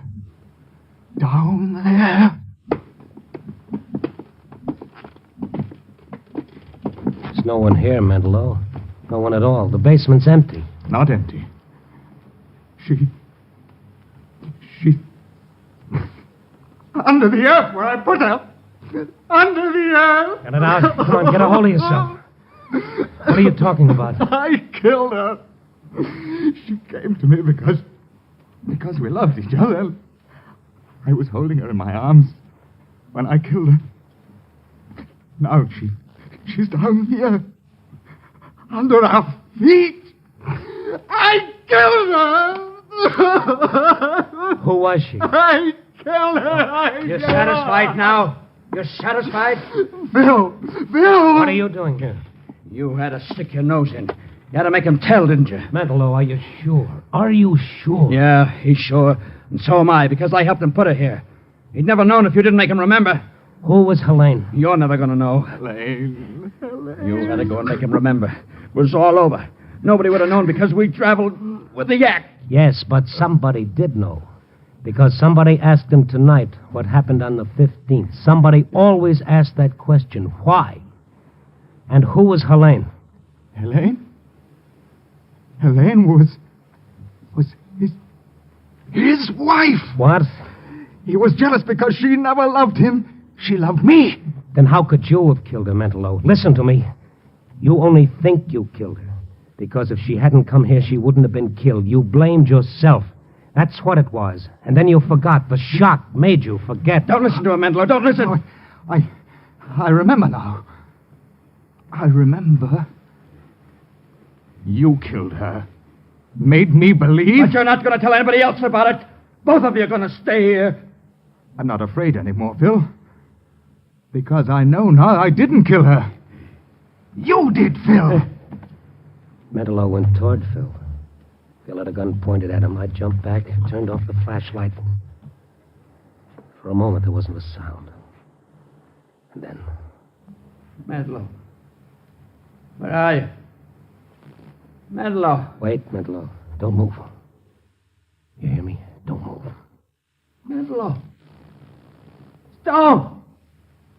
Mentallo! Helene is here, Phil. Down here. Shut up! Mentallo. I'm all right. Good.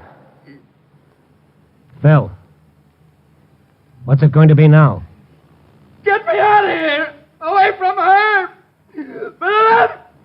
Get me out of here!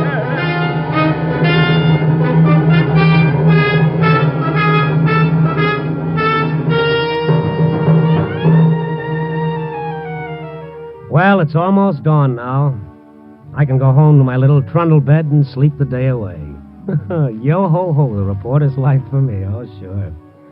But anyhow, I got my story. Two men, one whose feelings of guilt forced him to believe he'd killed the woman he loved, and another man whose feelings of guilt made him a gibbering coward. But where's the moral? That someone always pays for a crime? Sure, but who is guilty? Maybe we should say, what is guilty? What's in that space above our eyes that makes us act the way we do? That makes us people? To louse up Shakespeare, there are more things in the darkness of the mind than are dreamed of in your philosophy, Mr. Stone. You can call me Randy, pal. Just call me Randy. Copy, boy.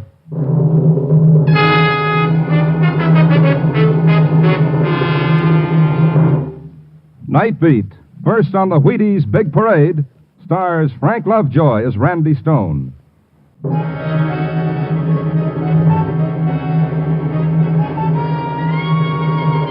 Night Beat, starring Frank Lovejoy, is produced and directed by Warren Lewis and edited by Larry Marcus. Tonight's script was written by Russell Hughes, with music by Frank Worth. The part of Mentallo was played by Ben Wright. Listen next week at this same time and every week as Randy Stone searches through the city for the strange stories waiting for him in the darkness. Night Beat came to you from Hollywood. Stay tuned for a special all-star broadcast on NBC.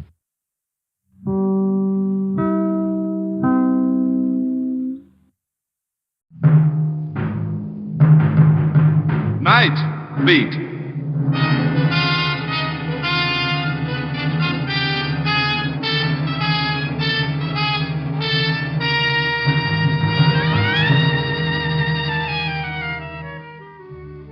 Hi, this is Randy Stone. I cover the Night Beat for the Chicago Star.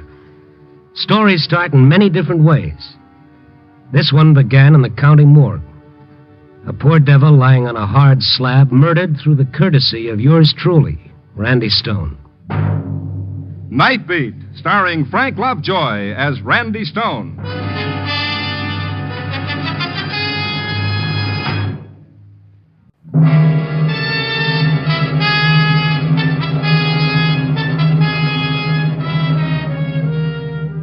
They call my Night Beat stories human interest, which means after you've struggled through the latest atom bomb scare, the latest spy scare, the latest murder, the latest slaughter on the highway, you come to page 17 in Randy Stone. And I'm supposed to give you a little breather, some nice, simple human story to make you believe no matter how tough things are, the world has a heart. Only every once in a while it doesn't work out just that way. Human interest. Oh, yeah.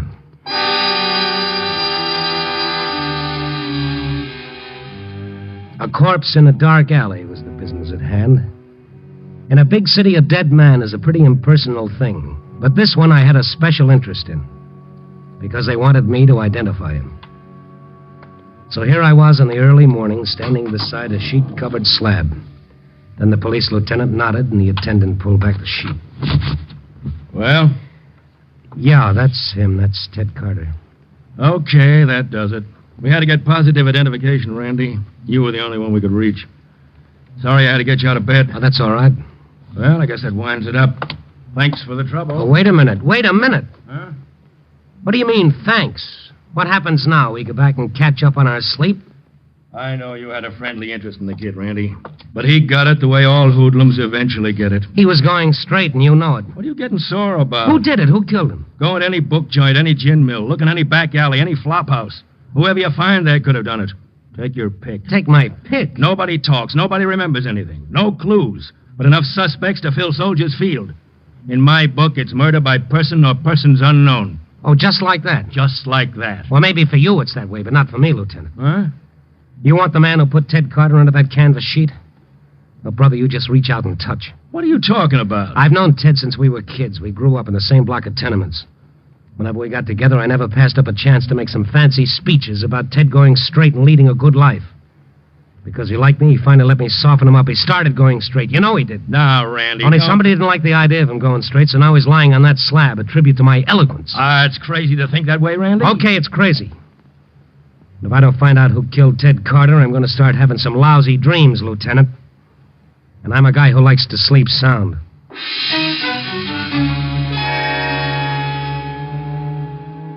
I walked away from the lieutenant like he had the smallpox, and I'd never been vaccinated.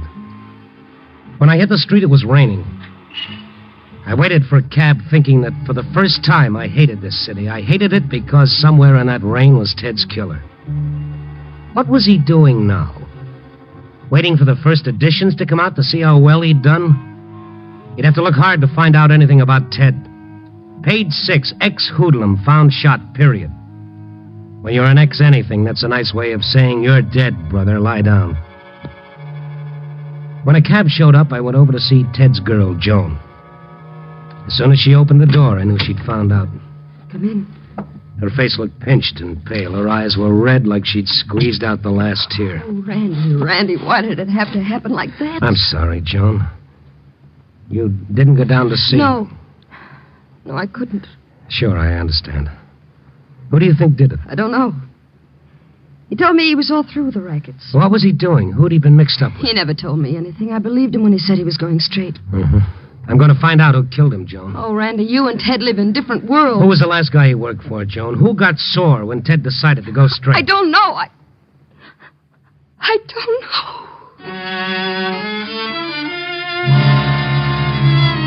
Joan didn't know. I went around to the old haunts. His former friends, they didn't know. The district attorney didn't know. The cops didn't know. Ted had kicked around in this city among all these people for 28 years. And now suddenly it was like he'd never lived at all.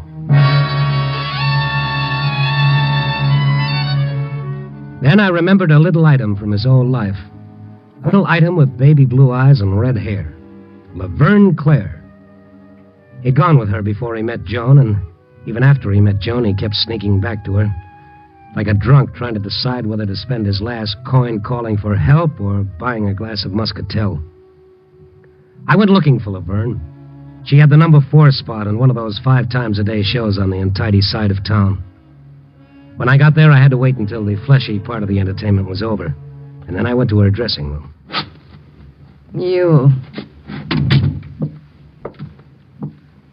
Ted spent a lot of time telling me how crazy he was about you, Laverne. Yeah. He was a sweet guy. Ted was all right. Yeah, he liked to tell me about the way you looked when you danced. Yeah, sure. Where's my drink? Yeah, right here. Who do you think killed him, Laverne? Look, Mr. Stone, you're a nice guy.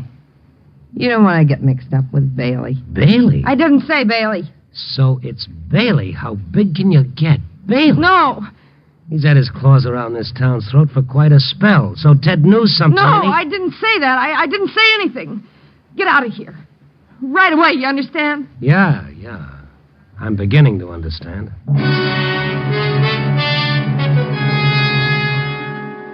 So I had myself a lead, only what a lead.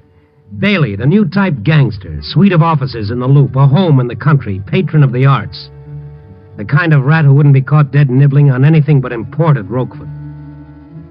After I told Joan of my lead, I went to see the lieutenant who told me to take my pick as to who killed Ted. I'd taken my pick. Bailey? Randy, you surprise me. You don't really expect me to arrest Bailey. You want to bet? What have I got to go on, a drunken dame? Well, arrest him on suspicion. Sweat it out of him. Sure, just like that. Oh, so you won't touch Bailey? Give me something to go on, and sure, I'll touch him with a baseball bat. But it's got to be good, Randy. It's got to be good. I couldn't stop. I was like a snowball that somebody started rolling down a hill.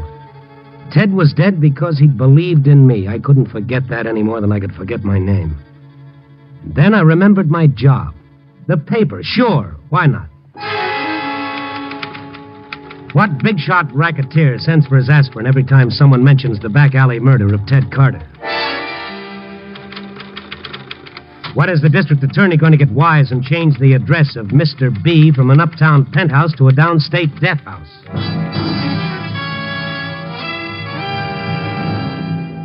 Now, listen to this, Mr. Bailey.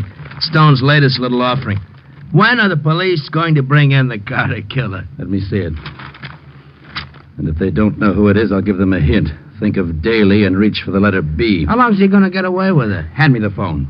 Yes, sir.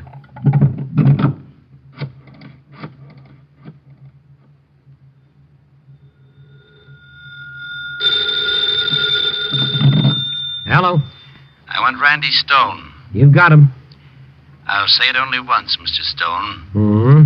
I don't like this kind of publicity. Oh, you must be Bailey. I'm asking you to stop. Real polite like, huh? That's right. Polite. So what's the good word, Mr. Stone? The good word? I got a whole sack full. You get a copy of the Star first thing tomorrow. You'll see him right under my byline. Now listen, Stone. Something like this. One of the local gendarmes going to knock on Mr. Bailey's door with a warrant for his... Okay, so he doesn't want a preview. So let him pay 7 cents.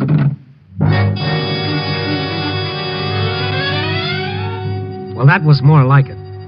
I started feeling like one of those uranium prospectors when the Geiger counter starts to click.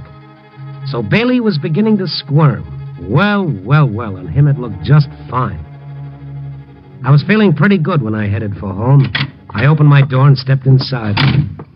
I've been waiting for you, Mr. Stone. My name's Jerry.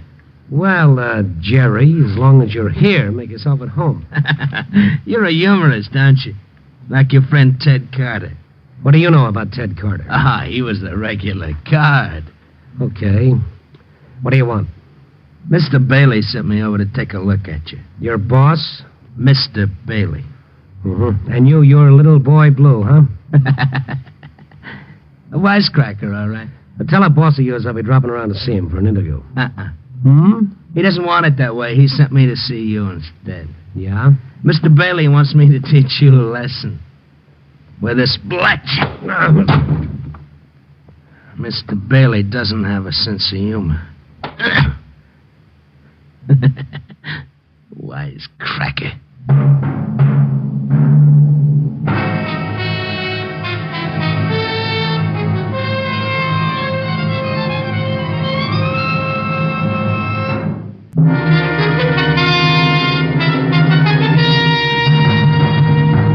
And now back to Night Beat and Randy Stone. I woke up with a nice view of my ceiling. A sign outside the window flashed on and off, and every time it flashed on, it was like that punk of Bailey's with his blackjack, testing his strength on my skull and doing fine. After a while, I crawled into the bathroom and held my head under a cold tap until my eyes came back into focus. I cleaned up, changed clothes, and found a cab. It was 11:15 when I reached Joan's apartment. I had to knock a long time before she came to the door. She was rubbing the sleep out of her eyes. Randy? Oh, come on in. Thanks, honey. What happened to you? A surprise party by the same people who surprised Ted. Oh, wait a minute. I'll get some back. No, that's not why I came. No? When Ted quit the rackets, what did he do with his gun? Well, he left it with me to show he was on the up and up. Why? I want Ted's gun. What are you going to do with it? Never mind. Just get me the gun. No, Randy, you'll only... The gun, honey. Come on, the gun. It's in the bottom drawer of the dresser. I'll get it. But I think you're crazy. Here. Thank you. Where are you going? Wentworth Towers. Bailey has an office. Randy, you're walking right into a trap. They'll kill you like they killed Ted. Well, if I don't go, Jerry will be coming around again. So either way, it's no good. At least this way I say when. Wish me luck. Luck? Oh, you fool. You'll end up like Ted with 5 bullet holes in your back.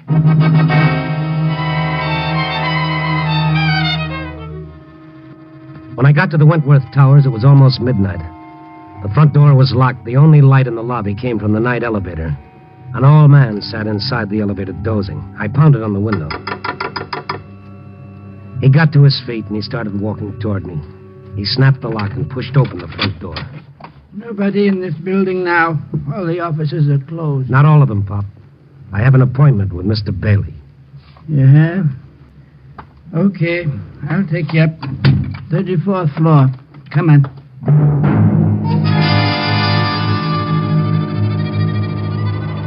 As the elevator rose, I dipped my hand in my coat pocket. The cold touch of the gun had the comforting sensation of a boy holding his father's hand. The elevator came to a stop on the 34th floor. Doors opened and Jerry stepped out of the darkness. Only his gun was in his fist. Take us downstairs, Pop. Sure thing, Jerry. I want to see Bailey. Yeah, we know, but Bailey doesn't want to see. Keep your hands out of your pockets. Now, let's see what you got there. Come on. A gun. Hey, that's pretty nice. Thank you. Oh, don't mention it. I'm always handing out souvenirs.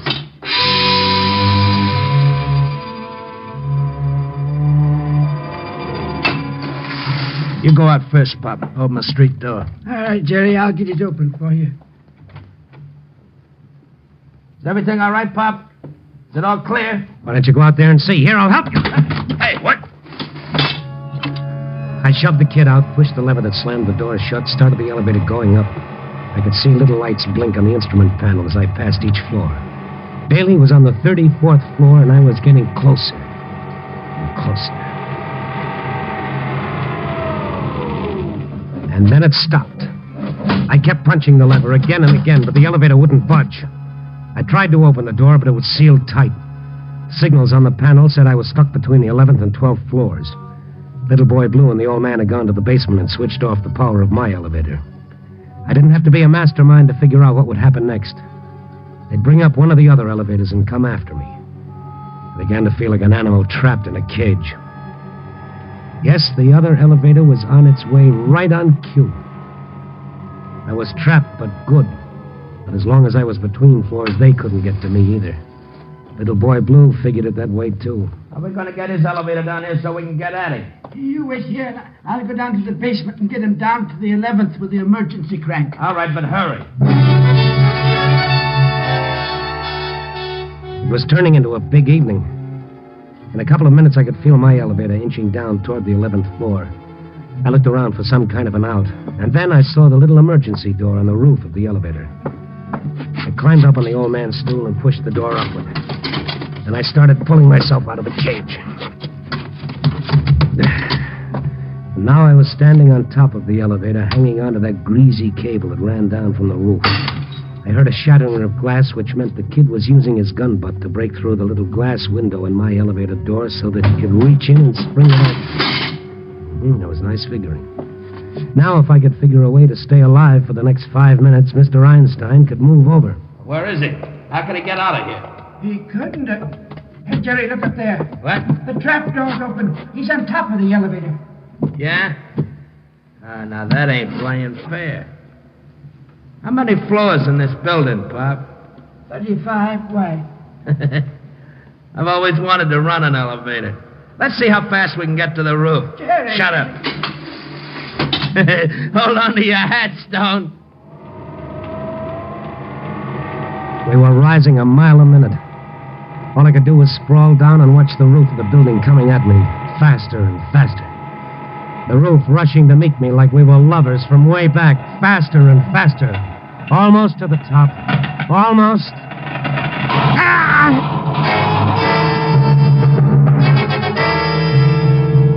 Now I know how those goats felt when that bomb went off at Bikini.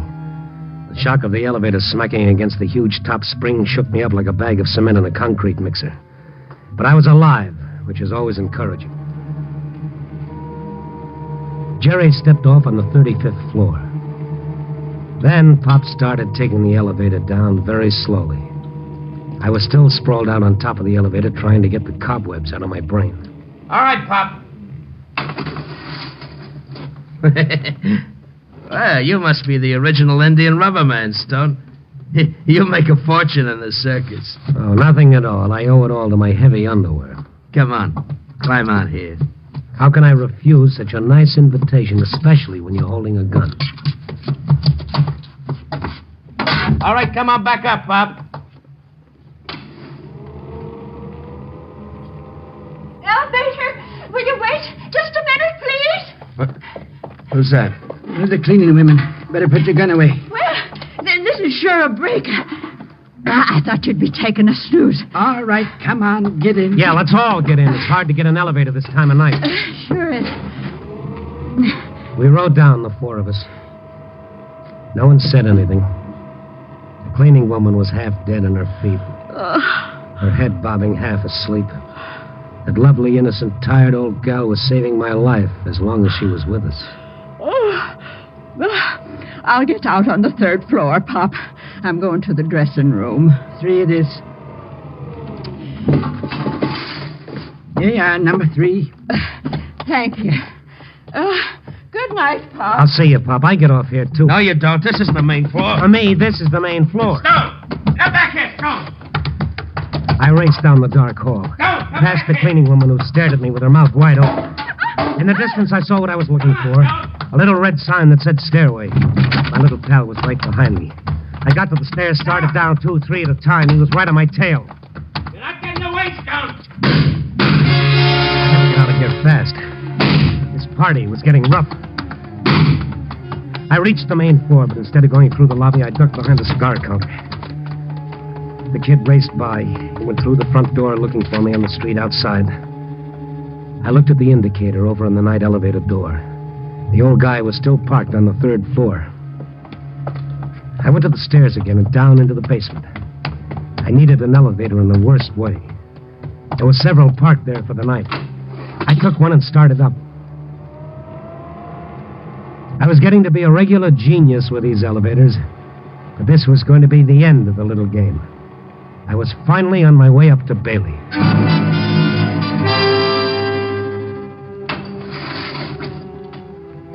The 34th floor. The building tapered off up here. Around the small square hallway were 6 office doors. Bailey was behind one of those doors. I tried the first door, nothing.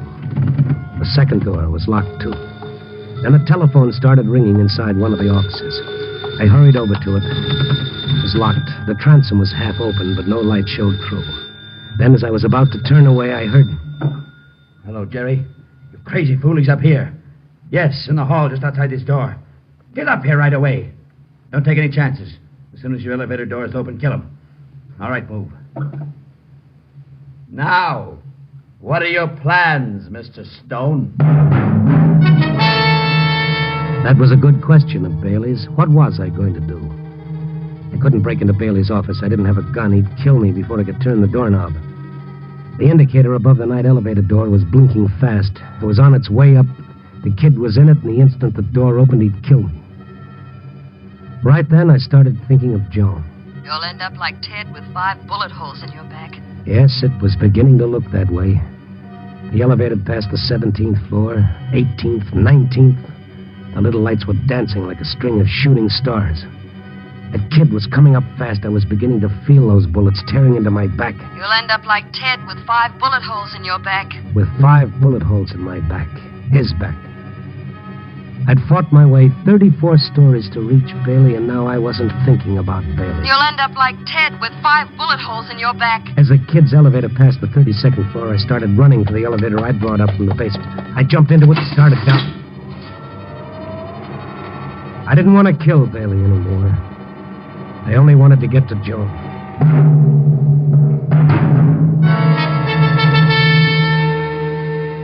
Joan was waiting for me when I got to her apartment. She wanted the whole story, everything that happened. When I finished, I watched her relax a little. Oh, then you didn't kill Bailey. No, Joan, I didn't kill Bailey. Oh, police siren. Sounds like it's stopping in front of the house. Yeah, they came here sooner than I expected. Sooner than you would... Randy, you've been lying to me. You did kill Bailey. They've come to arrest you. You lied. I haven't lied, Joan. And they haven't come to arrest me. What? They've come to arrest you. Me? For the murder of Ted Carter. Randy, what are you talking about? I didn't... Oh, yes, you did. You said the wrong thing tonight when I went out to get Bailey. What do you mean? You said I'd end up like Ted with 5 bullet holes in my back. How did you know about that? Mm-hmm. It wasn't in any of the newspaper stories. You never went to the morgue. There was no way on earth you could have known unless you killed him. I'll be right with you. Well, that's the police, Joan. Any more questions? Yes. Do you know what it's like to be in love like that? I was willing to do anything for him. Scrub his floor, wash his clothes, give him a good home, anything. But he always kept going back to Laverne. The way I loved him, do you think I could let any other woman... Okay, boys, I'll let you in. Well, I want you to know one thing, Joan. No matter what you thought, Ted really loved you. You see, Laverne represented his old world. But with you, he was going to have a new life. You remember that, will you? Okay, boys, she's all yours.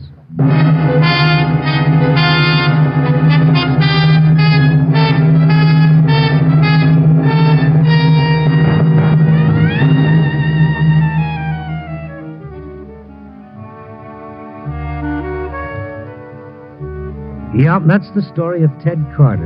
Murdered in the name of love. Okay, if that's what love does to you, I'll spring along with canasta. I'm just feeling low tonight. Because murder is only a symptom of what we're suffering from. The disease is selfishness and jealousy and greed. Too many of us have decided that the golden rule might have been all right for Grandpa, but nowadays the fashionable thing is dog eat dog. Oh, relax, Randy, boy, relax. It's always a tough world at 5 in the morning with a stale cup of coffee and a second-hand ham sandwich at your elbow. Cheer up, kid. Look what's coming up over the loop. The sun. Thank you, Smiling Sam. Copy, boy.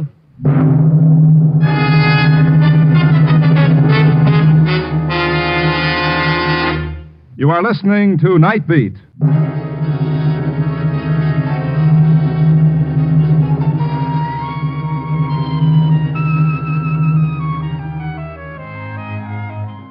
Night Beat, starring Frank Lovejoy, is produced and directed by Warren Lewis. Written and edited by Larry Marcus, with music by Frank Worth. Others in tonight's cast were Joan Banks, Charles Seal, Virginia Gregg, Wilms Herbert, Gail Bonney, and Bill Conrad. Listen next week at this same time and every week as Randy Stone searches through the city for the strange stories waiting for him in the darkness. And on Wednesday night, listen to Brian Donlevy in Dangerous Assignment on the Wheaties' Big Parade.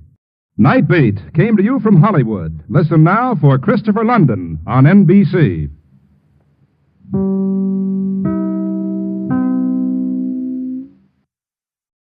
Wheaties presents Night Beat.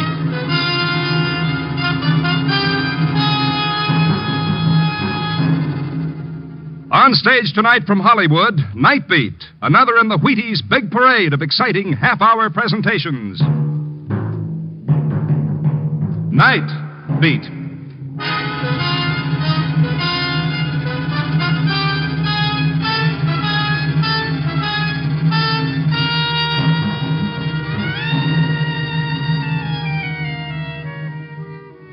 Hi, this is Randy Stone. I cover the Night Beat for the Chicago Star. Stories start in many different ways. This one began in the darkness of the human mind and ended in raging flame.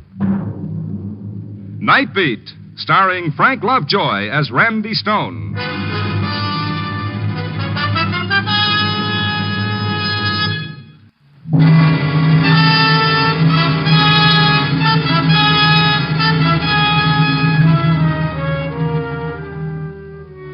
Ever look at people as you pass them on the street and wonder what their lives are like? Where they've been, where they're going, and what they'll do when they get there?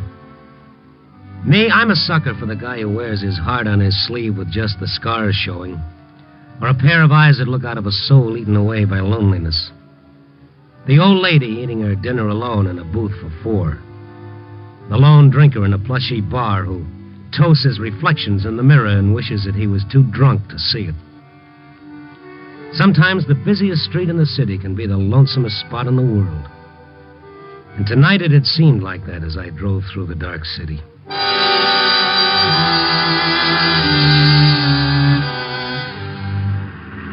I was well into the warehouse district when I saw a flash.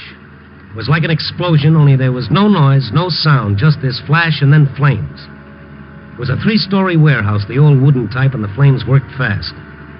I started past to find a box to turn in the alarm when I saw a man, and he was running into the fire.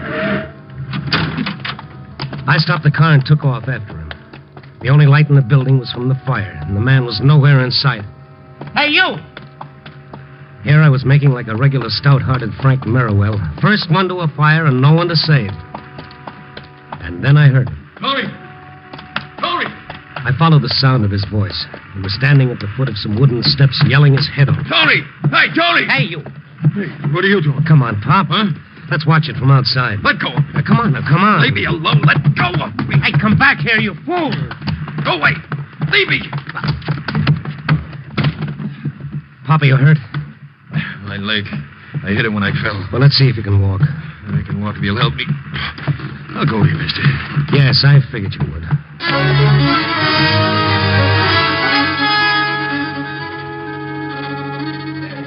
I half carried, half dragged the old man.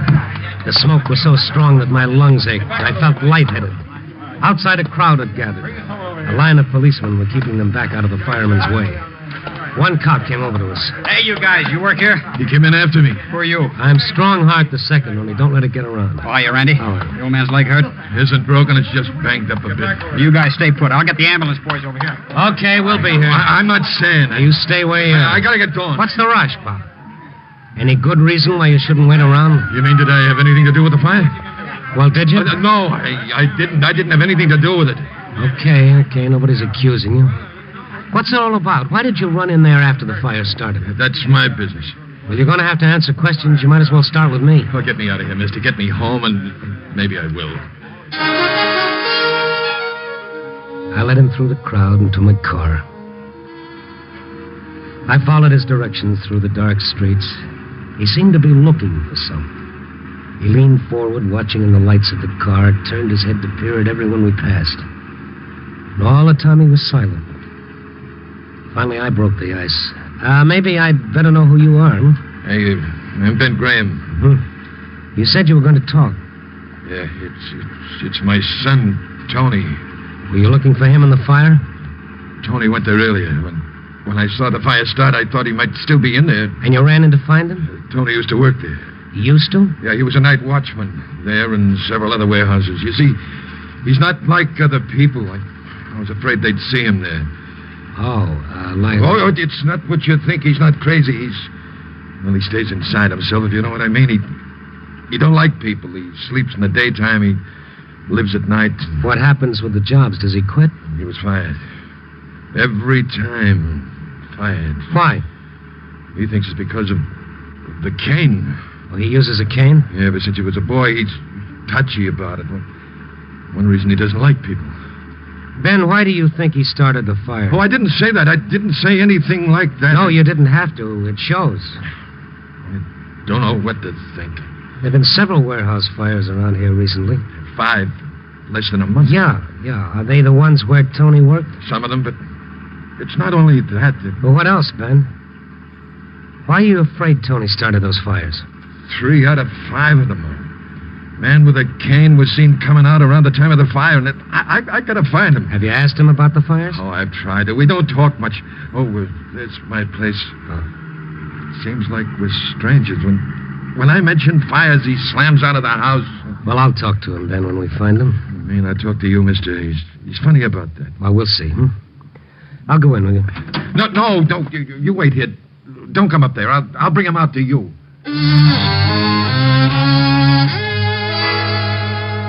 Ben Graham staggered up the short walk to his little shed.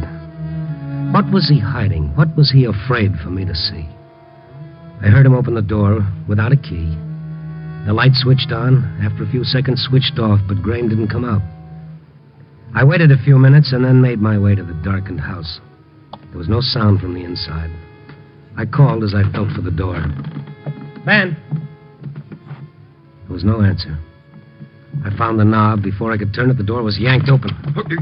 I told you to wait. I told you to wait in the car. Well, I saw the light go out. When you didn't come back, I thought something was wrong. Come on, there's nothing wrong. Get back into the car. Tony's not here. We gotta find him, Ben. I know, before the police do. But where? Oh, we'll try some of the warehouses. That's where he hangs out. Which ones? Are they near here? Yeah, around. Well, then why don't we leave the car here and walk? No. Get in. What are you hiding, Ben? What do you want to get me away from? You wanted to find out or not? All right. Where to? Block down and block over. Young and Wilson's warehouse.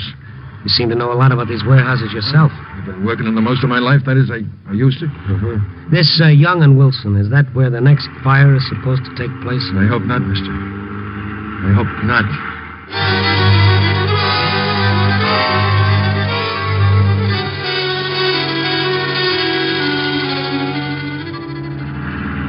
Slow down. That's it ahead.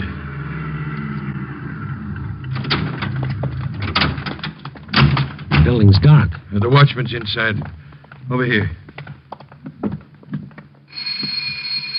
You do know your way around. Yeah? What do you want? Tony here? Who wants him? Oh, you. Get away from that door. Don't come around here, Graham. Have you seen Tony? No, he's not here. Now get moving. What is all this? You're a stranger around here, you'd know. I'd know what? About Ben. He's a bad luck omen. Anywhere he goes, trouble starts. Somebody gets hurt or a fire breaks out. Once a watchman was killed. There's always accidents. It's him. What kind of superstition is that? Maybe a superstition to you, but not to us. All the watchmen know. Ask any of them. Now move on. Well, what's that all about? It's true what he says. Oh, coincidence. Call it any name you like. It happens. I can't help it. It just happens. That's why you're not working now? Oh, nobody will hire me. They all know. Sometimes they think of excuses, but mostly they're like him. They run me off.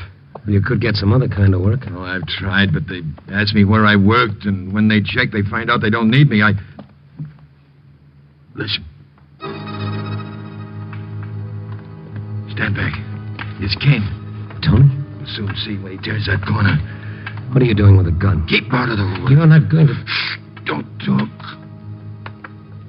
That's not a cane. That's a nightstick. Policeman. Hey, you! Over there! You won't find me here. Hey, wait a minute. Hey, wait a minute. What's the matter with old Screwball? With who? Ben Graham. Oh, you know him? Sure. Everyone around here knows him. Rather have a black cat cross my path than Ben. Why? Wherever there's trouble, you'll find him. See the fire tonight? Oh, yes. Why? I'll bet he was there. Every time there's a fire, someone swears Ben was there. Hey. Mm-hmm. Yeah. What was it the watchman had said? Somebody gets hurt or a fire breaks out? What about the fires where a man with a cane was always seen and another man who nobody wanted around? But why did Ben run when he saw the police? Why was he carrying a gun? I decided I wanted to see the Graham shack again. What was he hiding in that house? What was it he didn't want me to see? The little building was dark when I went up the walk. If either Tony or his father was there, he didn't want anyone to know about it. I knocked once before I turned the knob. I thought I heard a movement in the corner. Ben? Tony? Anybody here? I felt along the wall for a switch. There was a sound like the cry of a cat. What do you want? Please answer. Oh, I'm sorry. I frightened you. I'm looking for Mr. Graham. My husband or my son? Both of them. What is it? What's happened? Oh, nothing's happened. I just wanted to see them. There is something. I know there is. No, it's nothing, really. Now, why don't you lock the door when I leave so no more bad dreams can come in, huh? I can't lock the door. I can't move out of this bed. Oh, you're paralyzed. I didn't know. I'm sorry. I wouldn't have laughed at you. It's all right. I like to hear it. No one laughs here. Won't you sit down? No, I can't stay. I've got to find Ben or Tony. What have they done, mister? Oh, they haven't done anything. You're just like them. They won't tell me anything either. I lie here alone in the dark. Can't move. No one will tell me anything. Well, I just wanted to give them a message. No, you didn't. Don't try to fool me. Nobody wants them. Either of them. I'm sorry I disturbed you, Mrs. Graham. Is there anything that I can do for you? You can talk to me. Just talk to me. They don't talk, Ben and Tony. They're dark men, both of them. Why do you say no one wants them? Has there been trouble? There's always been trouble. What are they into now? I don't know. I better go find them. Is it the fires? You know? I've guessed. It is. It is the fires. Now, don't upset yourself. Ben and Tony are all right. They won't tell me. They won't talk about the fire. I ask them and they won't answer. But I know. I tell you, they're all right. I just talked to your husband, to Ben. I thought he came here. They don't come here. All these years I've laid here alone. They don't come here but to sleep and to eat. Well, Ben was here a little while ago. He turned off the light and waited in the dark. What did he want? What was he waiting for? We were looking for Tony. What has he done? I've got a right to know. I'm his mother. Well, Ben thinks that Tony started the fires. Tony? Tony started the fires. He did. He did. Tony started the fire.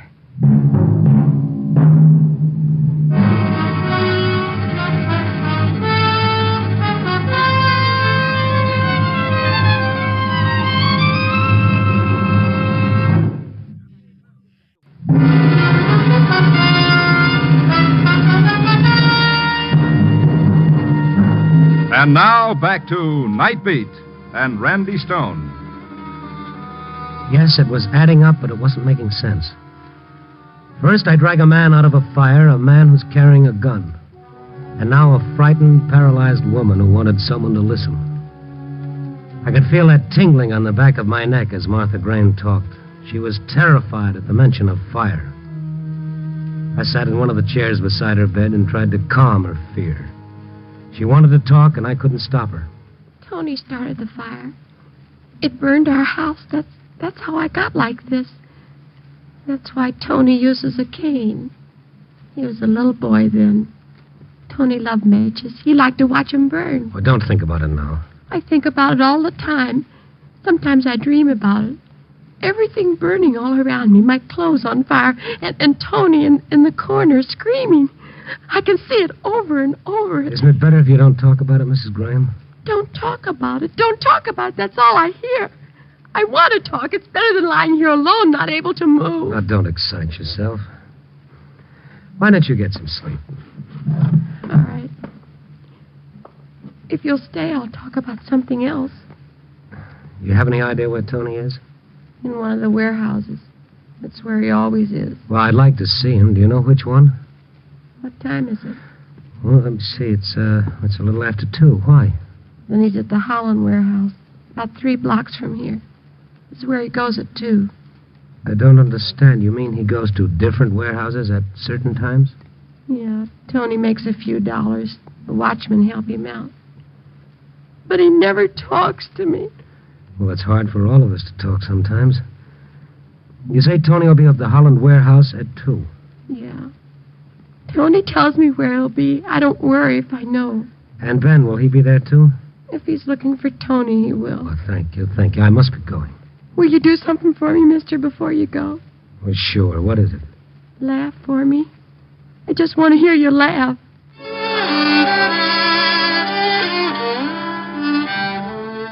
Laugh, she says. She hits me between the eyes and tells me to laugh. I stayed with Martha Graham a little longer, promised her I'd come back, and I set out to find the Holland warehouse. It was larger than the other buildings around it and stronger. It was made of cement and steel, and it towered above its wooden neighbors by several stories. I tried the front door, no luck. I rang the bell, I waited. No one came. I tried beating on the door. That didn't do any good either. I started to turn away, and then... What do you want? Who are you? I'm the watchman here. I thought the watchman stayed inside. I just stepped around the corner for 2 o'clock coffee. Oh? Don't worry, the place is guarded. There's a fellow inside. Oh, Tony Graham? Yeah. You know him? Well, in a way. Is his father with him? That jinx. I wouldn't let him near the place. Oh, you too, huh? Well, let's go in. I want to talk to Tony. About what? I'll tell him. Come on.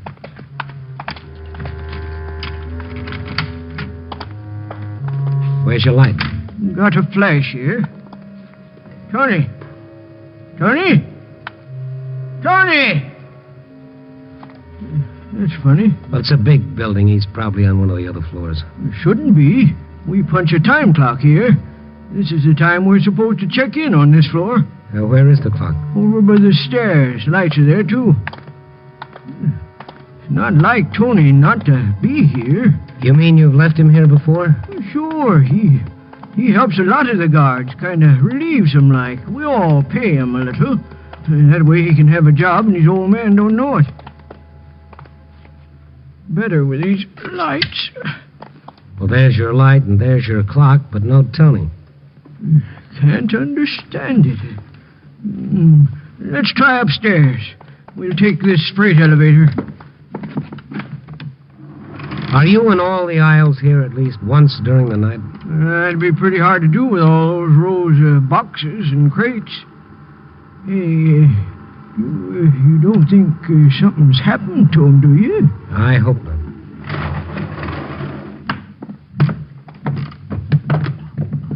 I don't think he's up here. I don't know where he is. Listen. Tony and Ben behind those boxes. They're coming. I tell you, I didn't have anything to do with these fires. Oh, you'd say that. I knew you'd say that. But I didn't. Why would I start these fires? Because you're a firebug, that's why. I'm not. You've told me that all my life, but I'm not. Ben. Who's that? What are you doing with that gun? Stone, you followed me. What are you doing up here, Tony? I came up here to punch the clock. He followed me up. He's going to kill me. It's the only way. There's always trouble where he is. I told you. Shut up. It's not my fault, everything that happens. It's not my fault about my family either. Look at us. Me. Nobody give me a job, and Martha. I know, Ben. I saw her. You know all about us, don't you? Oh, but Tony. Well, there he is. A firebug. What's that? Hey, fire! The building's on fire! You brought it, Ben Graham. I told you not to come here. I'm getting out. Another fire, Tony. I didn't start it. I've been up here with you. I know you started it just like the others. I didn't start them. Oh, listen to me, Pa. I didn't do it. You have no proof he started them. How many times did I stop you when you were a kid? You always liked to play with the fire and watch things burn. All kids do. That doesn't prove In our house, you sat there on fire, too. Everything we had went up. We've never had anything since. Haven't I been punished for that fire? Look at me, haven't I? Yeah, but not for the others. You'll never do it again, never. Put that gun down, Ben. You can't do that. That's murder. He's got to be stopped. It's got to be. But not that way. What if he didn't do it? What if you're wrong? I can't be wrong. I know him. You don't know him at all. You don't even know what he's been doing at night. Oh, yes, I do. He goes from one warehouse to another. I've been following him. He's been in every one of those buildings just before they burned. Every one of them? You see, even you are beginning to believe. The fire bell has stopped. That means the watchman's turned in the alarm. It's automatic. The fire truck should be here soon. The sooner the better. Look at the smoke has started to seep in. Let's get out of here. Yeah. You're not getting out of here, Tony. I can't let you. Listen, you can't do it, Ben. It's like a lynching. You can't be the judge and executioner, too. I can't take any more. Martha, the way she is, and Tony like this. You know what they'll do to him. An asylum. I couldn't stand that. It's better this way. Smoke, will you put that gun away, Ben? Tony, I don't want to do it, but it's the only way. There's one other way. Stay away from me, Stone. I don't want to hurt you. Stay away. I'm not much of a target with the smoke. Stay away. Give me the gun. Give me the gun. Give it to me. Grab the gun, Tony. I got it. All right, now, come on. We're getting out of here. Let it in now. Come on. Let go my arm. I said come on. Tony, show us the way out. If I can, Mr. Stone. If I can.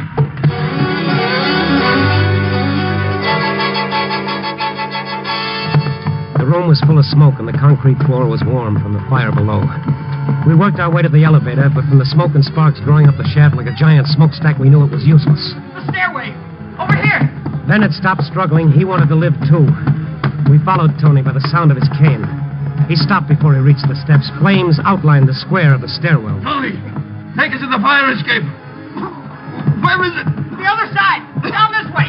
Ben was coughing and gasping for breath. Once he stumbled and nearly fell. For a second time in one night, I was helping him out of a fire. Through the smoke, we saw the light of the red exit sign. We leaned against the door and we found it open. A policeman was on the landing. I was coming after you. Watchman said you were here. He helped us down to the street and away from the building. You just took another one out. Over here, the firebug. The firebug? Oh, no. Ma, you're walking. Oh, no. Martha, it can't be. Who is she? The old man's wife. But she can't walk. She's paralyzed. What's it all about, Martha? My men and those warehouses. They acted like I was already dead. She was hurt in the fire a long time ago. Oh. You can walk. Better than me. Nobody'll care. Oh, sure we do, Ma, sure. Did you start those fires? Yes, I started them. That's what they did to me. And after I was hurt, they left me alone. They let me lie there alone. First I got so I could talk, but you wouldn't talk to me. I couldn't, Ma. Seeing you there like that and knowing it was my fault. Nobody came in. All those years, nobody. You can walk. Then I got so I could walk. When was that, Martha? About a year ago. First I thought I'd go out and see people. But I don't know anybody now. Why didn't you tell us? I was going to surprise you, Ben. But you didn't want me. You wouldn't stay around. Don't you see it was because it hurt us to see you like that? Oh, when you look at me, you'd look away. So at night I'd follow you. You didn't even look around. Then I got to understand. You didn't want me. It was the warehouses you wanted. I was jealous of those warehouses. Just like they were people, and I hated them. Martha, no. Oh, no. So one night I watched you both go into one of the buildings. And I was left outside alone, just like I'd been so many years. I wanted to kill it, to destroy it. Oh, Mom. And when you came out, I went inside. There were some papers and things in the corner. I started a fire, and then I ran out. Tony, I thought then that I hid, and I watched. And fire trucks came, And people. I had to laugh. I'd brought all those people. They came because of me. Yeah. You come with us, Mrs. Graham. You? Where? He'll take you to a hospital. There'll be people there. People? People? Will they talk to me? Will they talk to me? Why, sure they'll talk to you, Martha. They'll talk to you.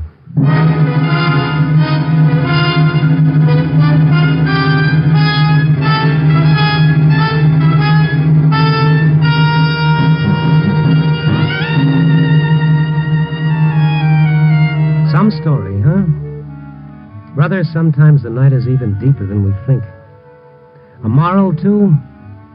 Well, it seems to me it sticks out all over the place. The Graham's loneliness proved about as deadly as poison, even more deadly. At least poison kills quickly. But there's an answer to loneliness, and it's so simple it chokes you. Loneliness is a prison that separates you from the world. And you can escape from that prison in only one way. By freeing another. Oh, yes, indeed. None but the lonely heart stone. Copy, boy.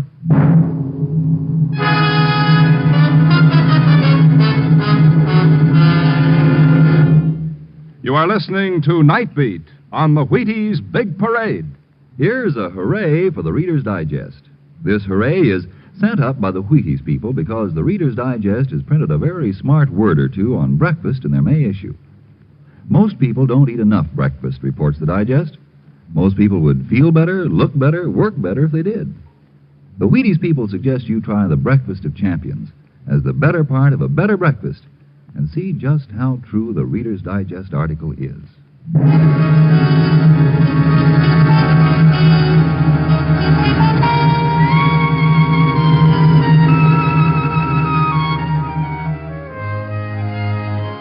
Night Beat, starring Frank Lovejoy, is produced and directed by Warren Lewis and edited by Larry Marcus.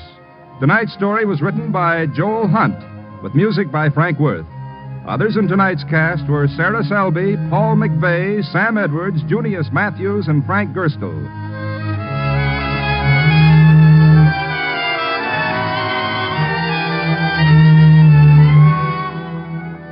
Listen next week at this same time and every week as Randy Stone searches through the city for the strange stories waiting for him in the darkness.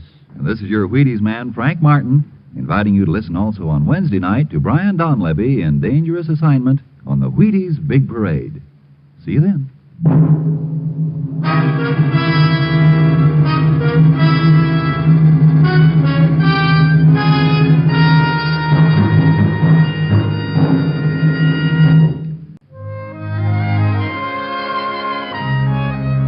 Night Beat came to you from Hollywood, portions transcribed. Stay tuned for the Treasury Bond Drive Show on NBC.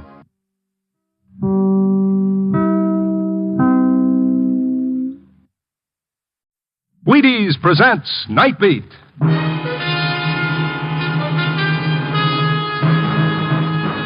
On stage tonight from Hollywood, Night Beat, another in the Wheaties Big Parade of exciting half-hour presentations. Night Beat.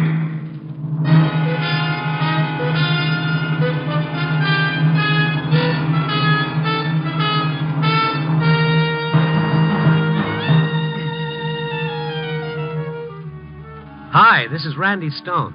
I cover the Night Beat for the Chicago Star. Stories begin in many different ways. This one began with a strange little man who claimed a most remarkable power. The power to kill with his mind.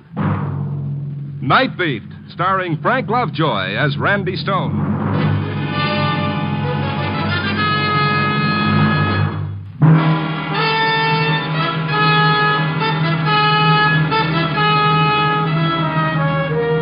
It was one of those lousy moods I had. Spring in the air, 5 o'clock in the afternoon, and nothing ahead of me except another day's work. A broken leg and a month in bed. I should be so lucky. I started to walk down Michigan Boulevard. By the time I reached the art museum, I hated the whole world. Everybody was going home, and I was going to work.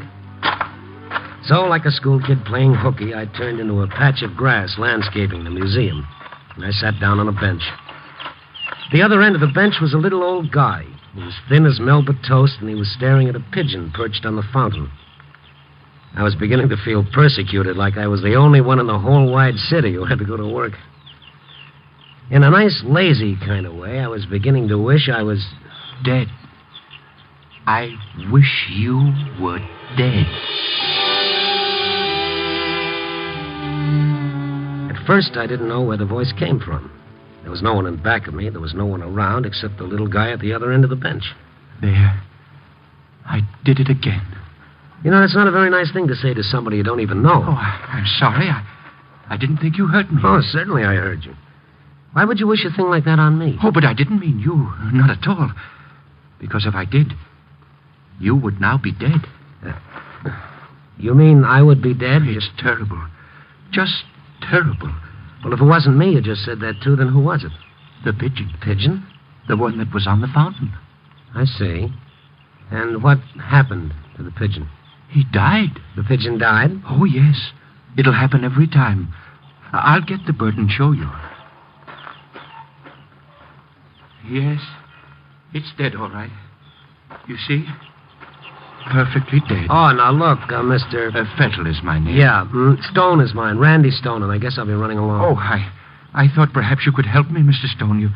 You look like the kind of person who would understand. Yeah. I'm the harmless type that's always walking into a confession. Well, you see, it's something I can't tell to just anyone. Yeah, well, some other time. I'll be seeing you. Oh, that's the way it is. Everybody's interested in only themselves. Well, get rid of that bird. It's not very pleasant sitting next to someone holding a dead thing in his hands. Oh, of course. If I put it over there under the bush, would you listen to me? Maybe if I talked about it, it might help. You're not a policeman, are you? Oh, no. I'm a newspaperman. Oh, that's good. Yeah, get rid of the bird. And then you'll listen to me? Yeah, I'll listen to you. Oh, that's very good of you, Mr. Stone. I'll just put it down over here. He was a cute little old guy who didn't seem to fit into a world of aeroplanes and the Geiger count. He was still wearing a white celluloid collar and a tarnished diamond stick pin and a black tie. He was as clean as grandmother's old lace and just as faded. His white hair bulged from an old fedora hat, and his eyebrows looked like the prank of a makeup artist. They were untouched by age, and they were strawberry red. I was already feeling sorry for him, and I knew if I could, I was going to help him. He put the bird under the bush, and then he looked down at it and sighed. I didn't mean to do it. Sure, I understand. Now, what's bothering you? You see, I killed that bird simply by looking at it and saying that I wished it were dead. Oh, I see. Mm-hmm. You wished it was dead and it died. You heard me, didn't you?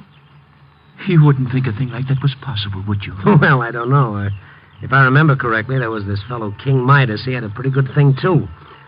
All he had to do was touch something and it turned into gold. Oh, of course, that was only a fairy tale. You're not poking fun at me, Mr. Stone. You're not implying that I made this up. Oh, now, don't get touchy. It's pretty hard to get used to. All you have to do is wish a bird is dead and it dies. Anything. A bird or even a person. And they die. Well, that's quite a power you got. You don't believe me, do you? You ought to get a hold of yourself, don't you think? I knew I shouldn't have said anything at all. All right. Now, let's say I believe you. What do you expect me to do? I'm getting afraid of myself. I can become dangerous. Well, don't wish those things and you won't be dangerous. But if I ever hate like I once did, then I'm not responsible. The words would just come out. It would happen. You mean you could wish I was dead or anybody and they'd die? That's what I've been trying to tell you. I don't want to hurt anybody, Mr. Stone. You still don't believe me. Oh, I think it's a perfectly wonderful story. Now I gotta go. Oh, please don't go. Don't leave me, Mr. Stone, please. Oh, take your hands off my coat. Do you mind? I want to go to work. But listen, I killed a man. Oh? I killed Mr. Brown.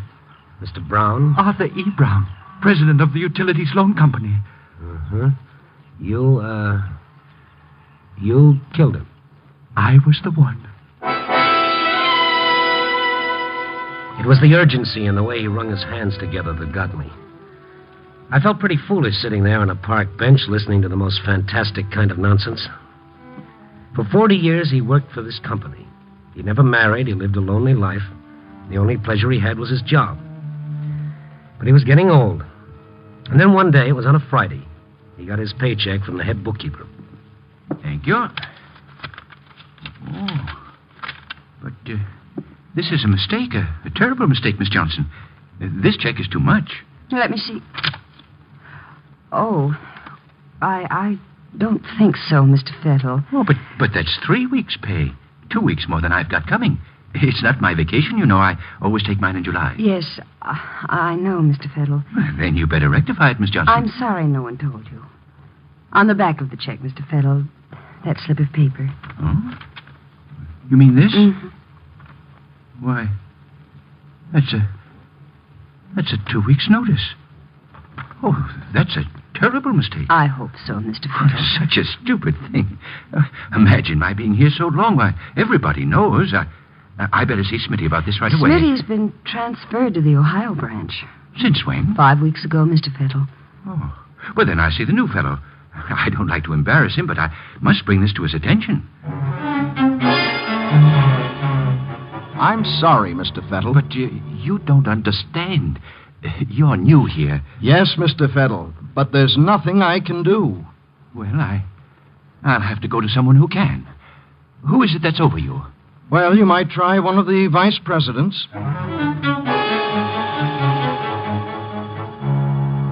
Of course, Mr. Fettle, you realize I had no idea. Why don't you see the treasurer? I'm really quite sorry, Mr. Fettle, but really, it's out of my hands. I see. No one will take the responsibility. No one cares. Sending me from one to the other like I was some kind of thing being volleyed about. I'm going to the president. I'll tell Mr. Brown. Mr. Fettle went up another flight of stairs running, right through a whole pool of minor executives, straight into Mr. Brown's office. Brown was sitting there in an enormous leather chair, a very huge, fat man. His face was red and puffy. Instead of breathing, he seemed to gasp. He was that mad when Mr. Fettle walked in unannounced. What are you doing in my office? Mr. Brown, I just had to see you. There seems to be no one to take the responsibility for this. You see, I've been here so many years. They just don't seem to realize how long I've been here. I wanted you to straighten it out for me. Get out of here! But it's so unfair. Get out! I said get out of here! The hatred that had been piling up in Mr. Fettle had now found a target. He looked Brown squarely in the eyes and said it right to his face, right out loud. I wish you were dead. You what? I wish you were dead. Oh, he's dead. Somebody, quick! Mr. Brown is dead!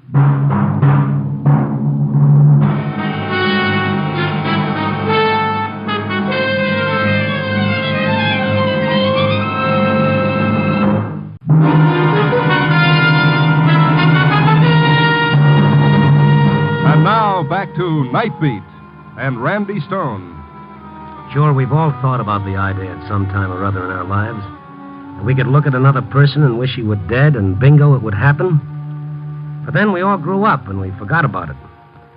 But here was this little old guy, Mr. Fettle, who not only believed this phenomenon about himself, but was determined to prove it to me.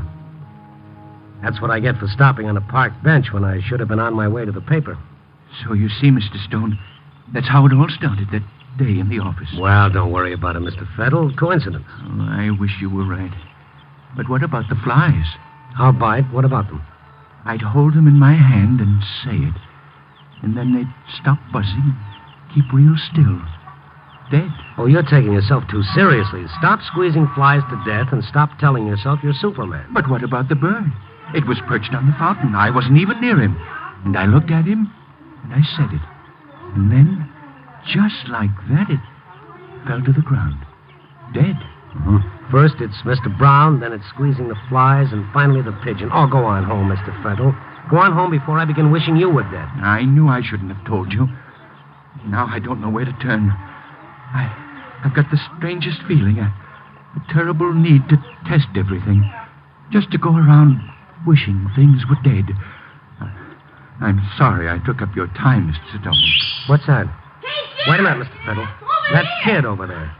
Hey, Jerry, over here. I found it. Uh-huh. See that boy with the BB gun? See him? How's that? If I can prove you didn't kill that bird, will you go home and forget about the whole thing? Those boys they're picking up the bird. They shouldn't do that. Hey, kid. What are you doing with the BB gun? Nothing. You shot that bird, didn't you? It was an accident. Honest, mister. We didn't mean nothing. Come here now. Bring it over here. Run, Jerry, run. He's going to get us. Hey, come here. I'm not going to do anything. Come here. Well, they're gone, and they took the bird. But now you know, Mr. Fiddle, it wasn't you. The kid did it with the BB gun, okay? You mean they thought they did it? I see. Okay, so you want to believe you did it. Makes you feel important, doesn't it? Important? Yeah, it gives you a feeling of power, doesn't it? Oh, no, Mr. Stone. I feel like a murderer. Well, if you feel that way, why don't you turn yourself into the police? I've thought of that. But I'm not a stupid man.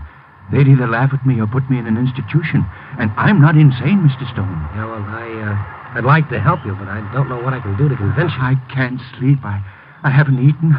And I'm in no condition to look for work. Oh, look, Mr. Fiddle, we're going to put a stop to this nonsense right now. It's getting late. I got to go to work. Before I go, I'm going to settle this once and for all. Oh, anything you did, I'd appreciate. All right. Now, here I am sitting right next to you, right?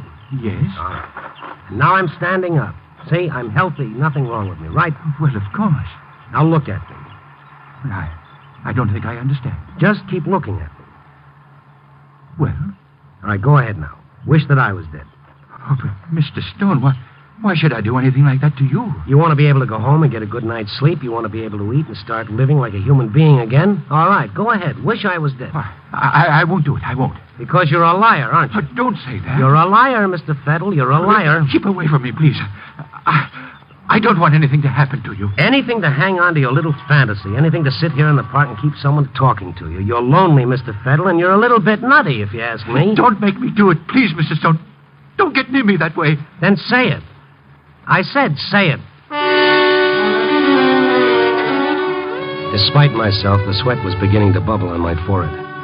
I could feel the back of my shirt getting wet. I could have kicked myself up and down State Street for being sucked into this old man's stupid little nightmare. But there I was, like a Madison Street mooch, insisting that the guy prove it, not to himself anymore, but to me. Go ahead, Mr. Fettle, say it. Please don't make me, Mr. Stone. He cringed away from me now, and his back was pressing up against a tree, and I kept following him. As I got closer to him, he had no other place to run, and he stood there with a most peculiar expression in his eyes. All right, Mr. Stone, but it's not my fault, understand? I don't want to do it, understand? I understand. Now say it. Please forgive me, Mr. Stone, but you're making me, isn't that right? You're making me say it. Well, say it and get it over with. I wish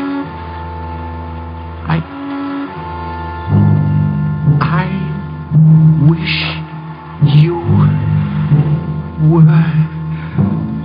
I can't. I just can't. There's no use pretending I wasn't relieved. I felt both frightened and silly playing this little game. I just couldn't do it to you, Mr. Stone. I'm not angry. I've gotten to know you and like you. It's become so personal. I wouldn't want anything to happen to you. As he talked, his eyes became fixed on the building opposite the park. It was a tall building, and way up high, about the 18th story, there was a man up there washing windows. You see that up there? You see him? Oh, the window washer? There's nothing personal about him, is there? Just a speck crawling on the side of a building watching windows. You're going to start that all over again. Well, there's nothing personal about that. That speck up there, is there? Now, look, you're not going to drive me batty. Well, if you'll only believe me, I'll try to show you. You mean with the window washer? He's pretty far away, and it's so impersonal, and, well, it may not work. Of course it won't work. That's what I've been trying to tell you. Well, I mean my not knowing him. Maybe I have to know the person, or be real close. Maybe I have to have an argument with the person, or not like him. Yeah, like the pigeon. Oh, well, that was different. I actually looked into the pigeon's eyes, and he looked at me. And that's when I said it. Yeah. Oh, why don't you go home and go to bed? Read a good book. Forget about yourself. You're going? That's right. Oh, wait. I'll do it. I stood there watching him. He stared at the man on the 18th floor for a long time. As the man started to change his safety belt to move from one window ledge to the next, just as he took off one rope from the bolt in the window frame, Mr. Fettle started to whisper. I wish you were dead. It all happened in a split second. The moment he said it, the man on the window ledge lost his balance. First, the bucket came clattering to the ground. And then, the man hung suspended, dangling by one rope and clawing at the air to get back on the ledge. And then the rope broke. And the man fell to the ground. When it happened, I ran over to the building and got what few facts were available. The item appeared in a late edition, about 10 lines on page 8. Naturally, I said nothing of the little old man on the park bench, or they would have thought I was as insane as I felt the little guy to be. But I couldn't get the amazing Mr. Fettle out of my mind. When I started to feel that I, in some weird manner, were indirectly responsible for the window washer's death, then I knew I was involved up to my neck. I went downstairs to the newspaper library. I found the item I was looking for. Arthur E. Brown, president of the Utilities Loan Association, had succumbed to a heart attack and was pronounced dead upon the arrival of his personal physician, George Watkins. The first thing next morning, I went to see Dr. Watkins. I'll be glad to give you whatever information you want, Mr. Stone, but I'm also rather curious as to your reasons. Well, in a very general way, I'm interested in certain types of death. Oh, coronary, heart fatalities? You might call it that. What is it you wanted to know? Well, as I understand it, there was someone present in Mr. Brown's office at the time he died. I believe so, one of his employees. I'm wondering if this man could have in any way brought on the heart attack. It's possible. But that particular day, not at all probable. Why not? Mr. Brown had complained of a severe constriction across the chest, and his secretary had already called me before that man was in his office. In fact, I was on my way over to his office before he succumbed. Mr. Brown's secretary was in the first aid room getting him some medicine. You mean Brown was already dying before the man even got into the office? Mr. Brown was already dying of the effects of an extraordinary lunch. With the kind of heart condition he had, his death was just as inevitable as tomorrow's sunrise. It couldn't be any plainer than that. Coincidence number one had been taken care of quite neatly. But that window washer still had to be dealt with. For a man who'd been washing windows for so many years to slip off the windowsill and then for the rope to break right at the time my amazing Mr. Fettle wished he were dead, well, that's a pretty touchy thing to reconcile to coincidence. I went back to the building and located the engineer who was in the basement replacing a steam valve on the hot water tank. At first, he wasn't very cooperative. I suppose you're another insurance man who wants to know more about why we don't have safety measures for our window washers. No. I just happened to be a newspaper man who was sitting in the park when it happened. Well, if you saw it, you know more about it than I do. He worked for you, didn't he? Yeah, that's right. Well, what happened? Why should that man's rope break? I'm tired of answering questions. That's all I've been doing is asking questions. Well, look, mister, I'm not here to make trouble for you. I don't want to give you any bad publicity. I want to know why it happened, but, of course, if you don't want to tell me, then I've got to believe that the building was responsible. If I warned him once, I warned him 100 times. His equipment was rotted through. I told him he couldn't go to work on my building unless he bought new ropes. He was pretty sore, but he went home. At least I thought he went home. What happened was he got lost in one of the bars on Clark Street, and when he was good and drunk, he came back. Without me knowing it, he went to work. He was drunk, that's what he was. It was nobody's fault but his own. If it wasn't for the fact that somebody else had suffered, the whole thing would have been funny. It was the most ironic joke that coincidence could play. On a pathetic old man who thought he had some kind of strange power, and on me, a sucker for anybody's story if they insist they've got one. I got Mr. Fettle's address from Miss Johnson at the place he used to work and went over to see him. He lived in an old boarding house. His landlady was a nice old gray-haired woman that was as interested in knowing where he could be found as I was. He hasn't been home since yesterday. And that's not like him. 15 years he's lived here. And he never spent a night away from home. But does he have any relatives or friends that he could have gone to? Not a soul, sir. The loneliest man I ever knew. But the nicest. Why, he just wouldn't hurt a soul. Well, I've got to find him. Oh, but something's wrong, isn't there? No. I've got a pretty important message for him, and it'll make things a lot easier on him when I tell him. I see. Can't you tell me? No, it's rather personal. Here's my number, though. You can reach me at the office. No matter what time he gets in, if you have any regard for him at all, please call me. I certainly will, sir. And nobody has better regard for him than I have. You know, he's been getting awful thin lately. Yes, you'd think a man wouldn't starve himself just because he was out of work. Now, would you, sir? Well, you call me. It'll be a lot different after I talk to him. I went to the office by way of Bughouse Square. I inquired here and there about an old gent with the white hair and the strawberry-colored eyebrows. They knew who he was, all right, but they hadn't seen him. I was getting worried about him. A nice little guy somewhere in the city running away from himself, thinking he was a dangerous killer. When I got to the office, there were no messages. I put my feet on the desk and I waited. And I started to do my column with coincidence playing the villain. I got halfway through, put my feet back on the desk, and dozed off. 2 o'clock in the morning, the phone rang.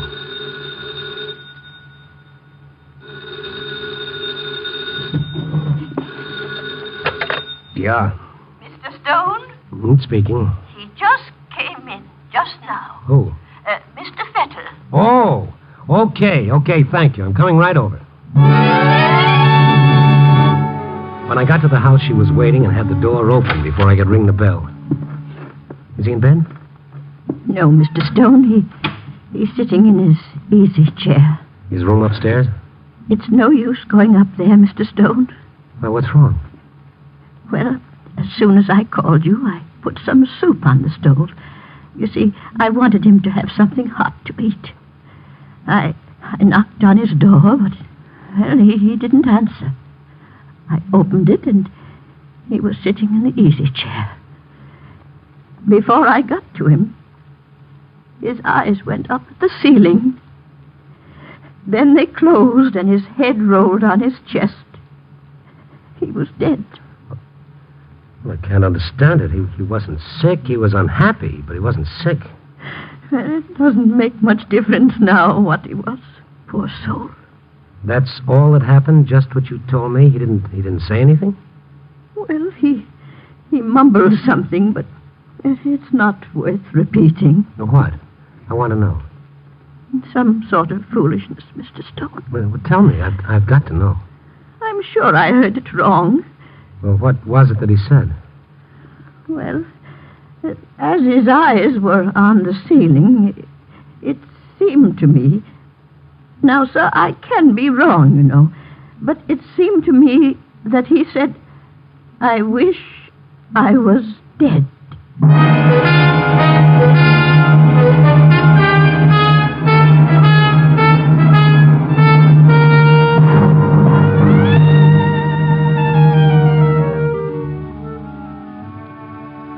Sitting on a park bench in the warm sun doesn't always lead to peace of mind. Not if you happen to be a harmless little guy who draws the ace of spades every time he makes a wish. Of course, we know that everything that happened was just coincidence. We all know things like this don't happen. You know, like the flying saucer. Copy, boy.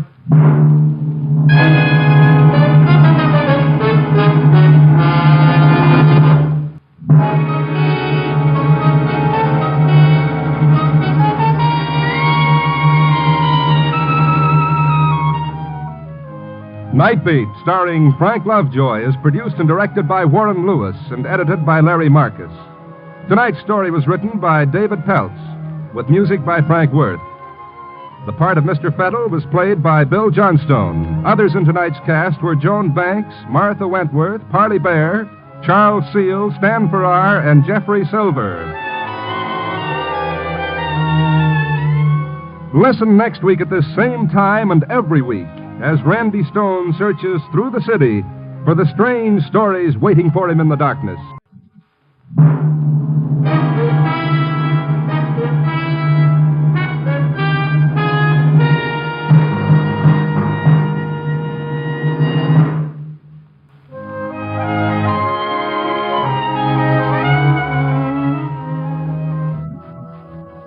Night Beat came to you from Hollywood with portions transcribed. Stay tuned for Christopher London over most NBC stations.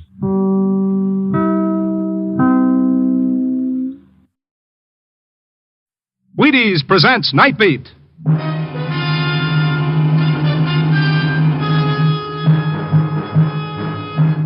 On stage tonight from Hollywood, Night Beat, another in the Wheaties' big parade of exciting half-hour presentations. Night Beat.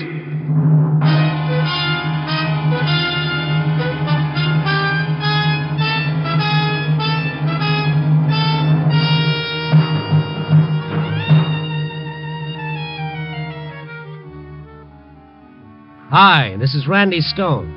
I cover the Night Beat for the Chicago Star. Stories begin in many different ways. This one began and ended with a confession to the crime of murder. Night Beat, starring Frank Lovejoy as Randy Stone.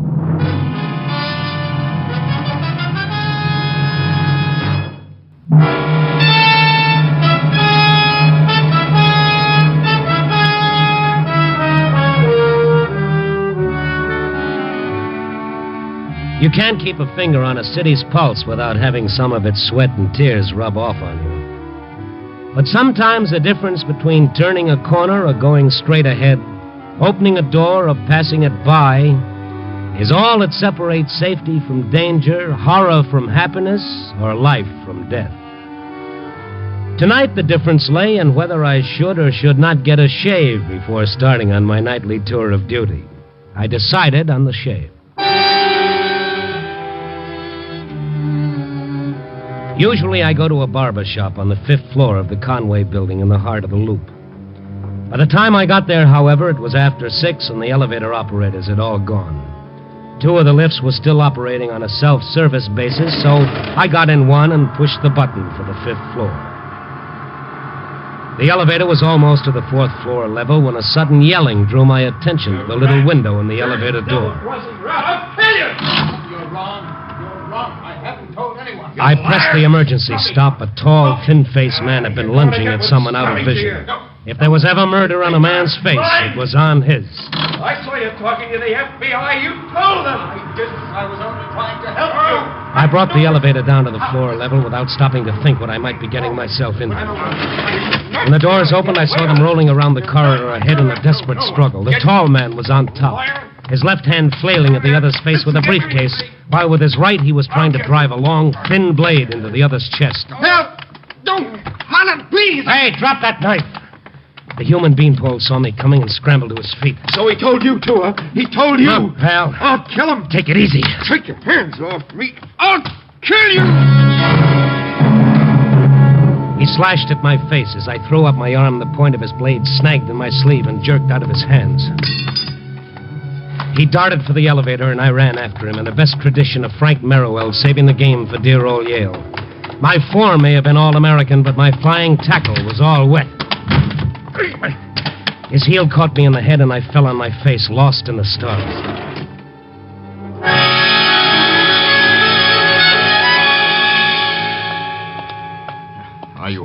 Are you hurt? Oh, no, I'm just stupid. Every time I try to borrow trouble, I always find my credit screwed. Here, let me help you up. I'm terribly sorry. Oh, thank you. I'm all right. How about you? No, he didn't hurt me. Well, he was sure trying. He a friend of yours? Will you come into my office and let me dress that bruise on your cheek? I'm Dr. Reichel. Well, I'm Randy Stone. You better give the police a ring right away. That fella's a maniac. Who is he, anyway? Oh, he's one of my patients. That's my office over there. Now, one moment. Let's not forget our evidence. This knife he dropped. Well, it isn't a knife. It's a letter opener. He took it off my desk. A letter opener? Mm-hmm. Well, that's different. What was he trying to do? Open you with it? Oh, now, please, come in. I'll put something on that bruise and try to explain. Thank you. Let's see, a little methylate should fix that up. Yeah.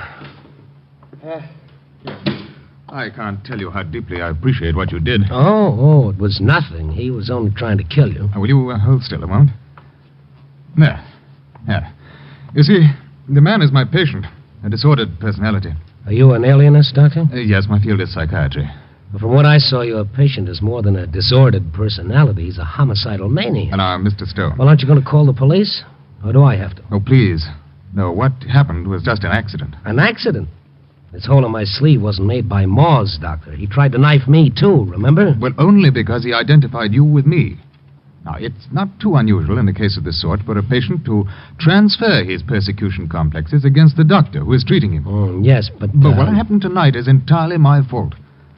I was so encouraged over certain other developments that I overlooked the extent of his immediate hysteria. So, what happens if he comes back and kills you? Do you get a medal? No, he won't try. Not again. I can assure you. But all I ask is that you don't report this incident. To have him arrested would destroy my chances of curing the poor fellow. Now, you won't, will you? Well, okay, Doc. You probably know what you're doing, I hope. Who is he, anyway? What's his name? Now, Mr. Stone. Please. I'm sorry. Okay, Doc.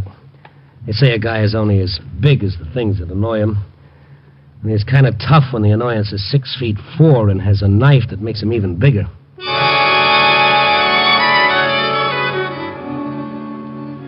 Well, it just goes to show you. A few seconds earlier, a few seconds later, I'd have gone right up and had a shave from a barber. As it was, I arrived just in time for a close shave at the hands of fate. She was at my elbow again, I guess, when I took the elevator back down into the lobby. Only this time, fate was in the flesh, and a lot of it. Oh, excuse me. Hey, you dropped this here? What? This briefcase.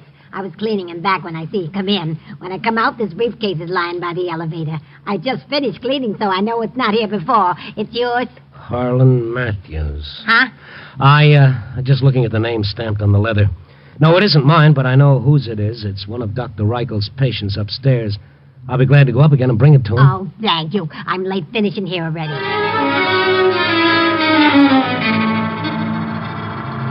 Harlan Matthews. I'd heard the doctor call him Harlan.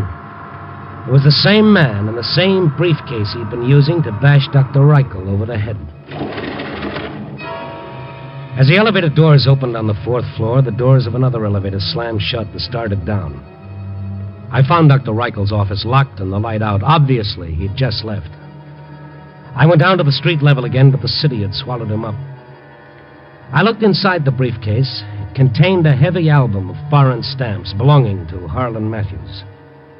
A phone book in the corner drugstore showed 2 numbers for Matthews, his home and his business. I tried his home. Hello? I'd like to speak to Harlan Matthews. Oh, he's not in. Is there any message? Is this Mrs. Matthews? Yes. Your husband left a briefcase in the Conway building The and... Conway building? Have you seen him there? This isn't Dr. Reichel, is it? No, Mrs. Matthews. My name is Stone. However, I did see your husband at Dr. Reichel's office just a little while Well, ago. I just phoned there. Well, you must have just missed him. Well, where is Harlan now? He's coming home, isn't he? Have you tried his office? Well, there's no answer. Isn't he coming home? Well, that I don't know. Dr. Reichel may be able to tell you. Oh, I've been trying to get him at his home for the last 2 hours. He never keeps his office open this late. I just called him on the bare chance that he might be there. Oh. Mrs. Matthews, why does your husband hate Dr. Reichel? Oh, well, Harlan is sick. He doesn't know what he's saying. Well, then, what does he imagine? I don't know. He won't tell me. It's since the war. It's something to do with the war, something that happened. I don't know what it is.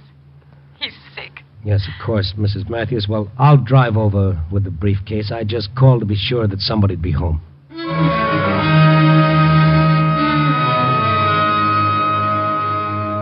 The Matthews lived in a small apartment on the north side.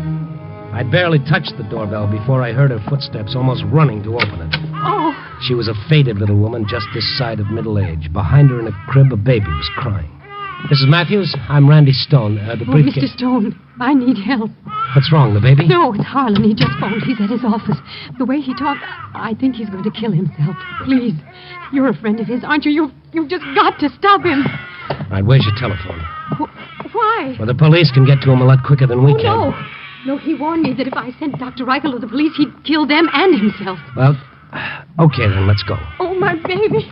If we're not too late already. Oh, I can't. My baby is so sick. I just can't leave her. All right, Mrs. Matthews, it's all right. You stick here. I'll handle it.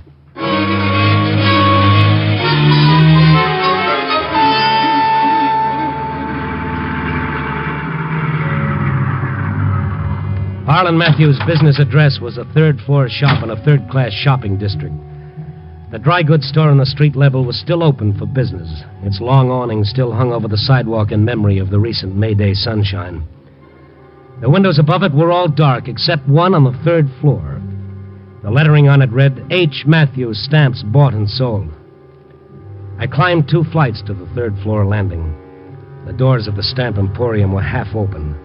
Inside, Harlan Matthews was seated at a desk, his thin, bloodless face seeming to stare straight at me. But the light was in his eyes, and I knew he couldn't see too much. Not until I got inside, anyway. Hello, Mr. Matthews. Yes? What is it? I found a briefcase with your name on it. Huh? Well, where is it? Your wife has it. I gave it to her. You came here just to tell me that? Well, not entirely. Oh, I see. She sent you here. Well, look, Mr. Matthews, you have a... Keep your hands on the desk. Don't do it. Drop it. Drop that gun. Let go! Let go, you fool! I'm using the gun on myself! You're not using it on anybody. Drop it. Drop it! I'll take that. Sorry I had to hurt you, Matthews, but you're a lot better off alive than dead, believe me. Why? So you can arrest me? Arrest you? What makes you think I'm a cop? Don't think I'm so blind that I didn't recognize you when you came in here. You tried to jump me at Reichel's office tonight. Waiting out in the corridor. You think I didn't know what was going on? That Reichel had ratted on me. You've got the doc all wrong. Oh, I have I? As if I couldn't see through this stupid act of yours. You and Dr. Reichel trying to help me too, aren't you?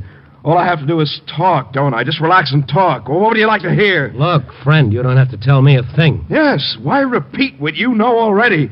Dr. Reichel's already told you everything I ever confided in him. What do you want, a written confession that I shot Captain Claney in the back? Well, I did. Write it down. I'll sign it. Is that what you want? If you don't mind... Details? You like details? Look, May 6, 1943, 2 days before we took Tunis, out in patrol. Write it down.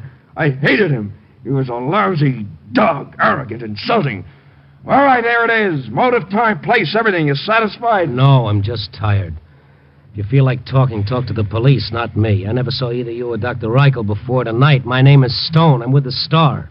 If you doubt it, pick up the phone and find out. The papers?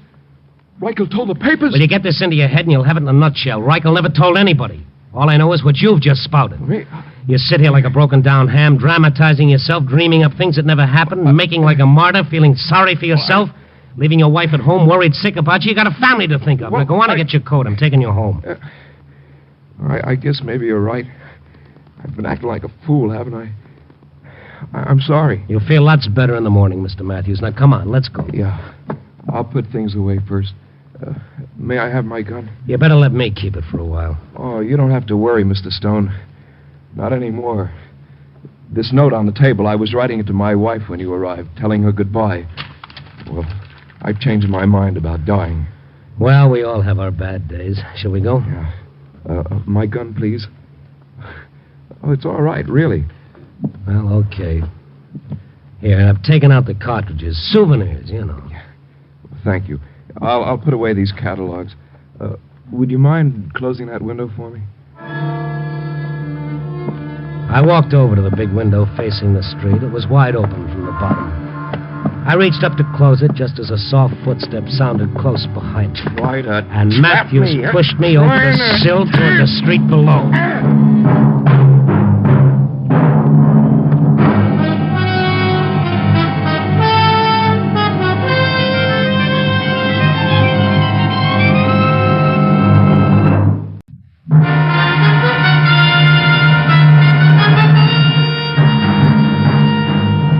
And now back to Night Beat and Randy Stone.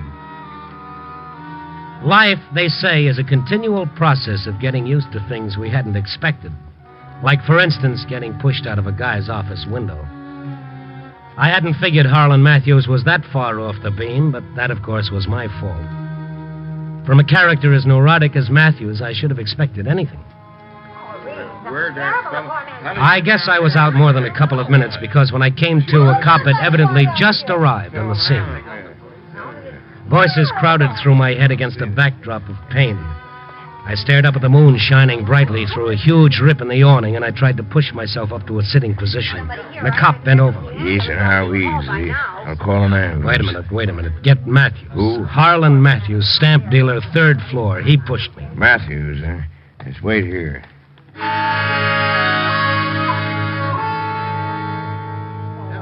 I took inventory of my legs and arms and found them in usable condition. I climbed to my feet. People crowded around, their voices blending in an unintelligible jumble of questions. I staggered through them toward the cab. Their faces swarmed about me, white and staring like faces in a nightmare. I reached out, found the door handle of my car. I opened it and got in.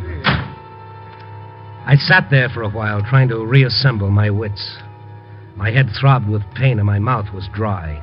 I wanted a cold drink more than anything I could think of. So I found my keys and drove to the first drugstore I came to. It was the sight of the phone that made me remember Mrs. Matthews. She'd be anxious to know what happened. I had to tell her something. I rang her number. Hello? Mrs. Matthews, it's Randy Stone. What happened? He didn't... No, I got there in time. Oh, thank God. Where is he? Well, I thought he'd be home by now. But he isn't. When did he leave? But not long ago. Well, when you left him, was he all right? Oh, yeah, he was just swell. You ought to see me. What? I'll tell you what. I'll call Dr. Reichel right now and tell him the situation. He should be... I got a call from Dr. Reichel just a little while ago. Yeah? That is, it came through a message service. They want Harlan to call Dr. Reichel right away. I called the doctor's office to find out why, but the doctor's not there. He's not at home either. Oh, why does Reichel want to see him? Didn't they tell you? No. The message just said that it was very important.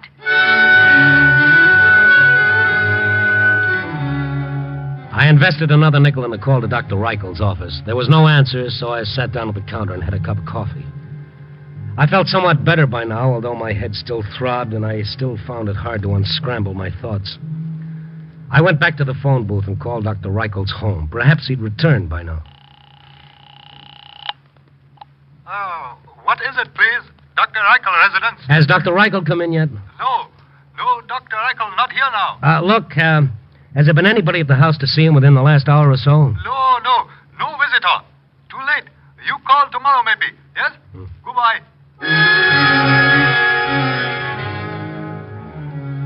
I checked with Mrs. Matthews once again to see if Matthews had returned yet. He was still missing. However, since my last call, the police had dropped in. They wanted to talk to him about pushing someone out of a window. Someone who'd driven away from the scene without leaving his name, address, or license number. You were with him, Mr. Stone. He couldn't have done it. Oh, yes. Utterly fantastic. You'd better try to get some sleep, Mrs. Matthews. I'll ring you if I locate him. Good night.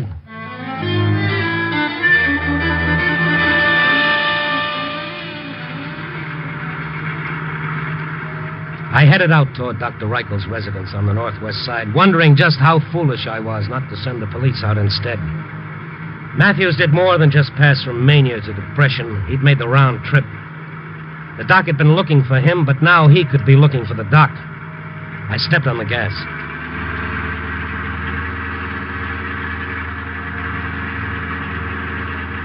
It was quite a drive to Dr. Reichel's home. When I got there, it turned out to be a sizable estate with an impressive driveway curving through the moonlit grounds. The dark hulk of a battered sedan stood parked near the head of the walk that led to the veranda steps. I pulled up behind it. I got out, and I gave it the once-over. I touched the top of the radiator. It was still warm. A parade of maples lined the paved walk. Ahead, the house stood dark and still.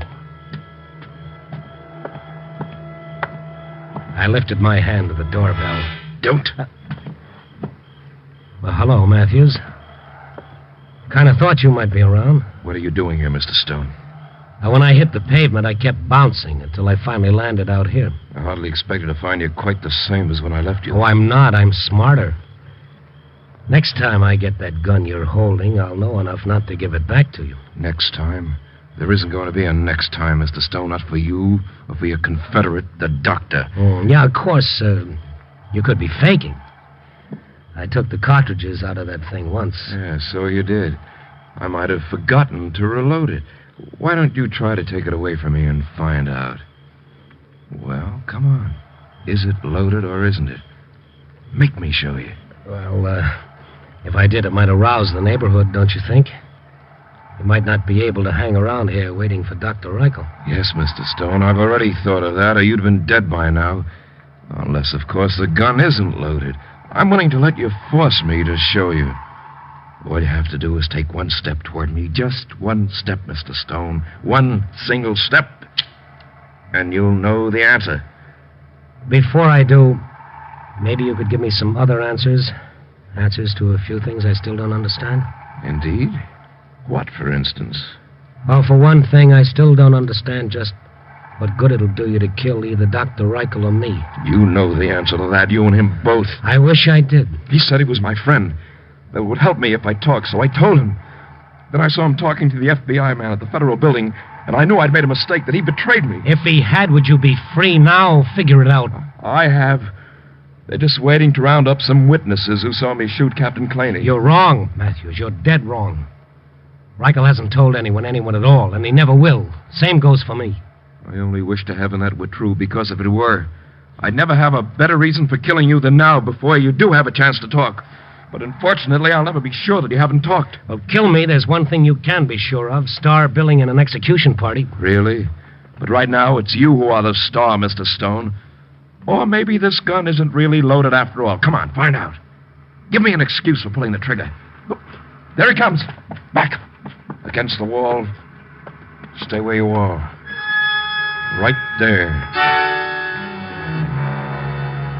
A cold wind rustled the maples as the big car came to a halt at the head of the drive. Hidden by the trees, its lights blinked out. By the veranda rail, a dozen feet away, Matthews crouched, gun raised. The trees hid whoever it was coming up the walk as the moonlight and shadow danced among the leaves. Come on, Reichel, come on. Keep coming, come on. Matthews. A little closer, a little closer. In another moment or two, his target would be out of the shadow of the trees into the bright moonlight. Matthews! Huh? Those men with him. Oh, hiding among the trees, see? They're moving. Where? There. Huh? That shadow there, and over there, and over there. Can't you see them? Yes, yeah. They're covering him. He knows you're here. I'll kill him. They'll get you first. You haven't a chance. No. Drop that gun. Drop it. They'll never get me. Never. He thrust the gun to his own head and pulled the trigger 6 times before I ever got to him. They'll never get me. Nobody. But, Mr. Stone, you mean he was trying to ambush me with an empty gun? Yes, Doctor. Then he tried to blow out his brains with it. Oh, poor fellow. Looks to me like he's gone off his trolley, but for good.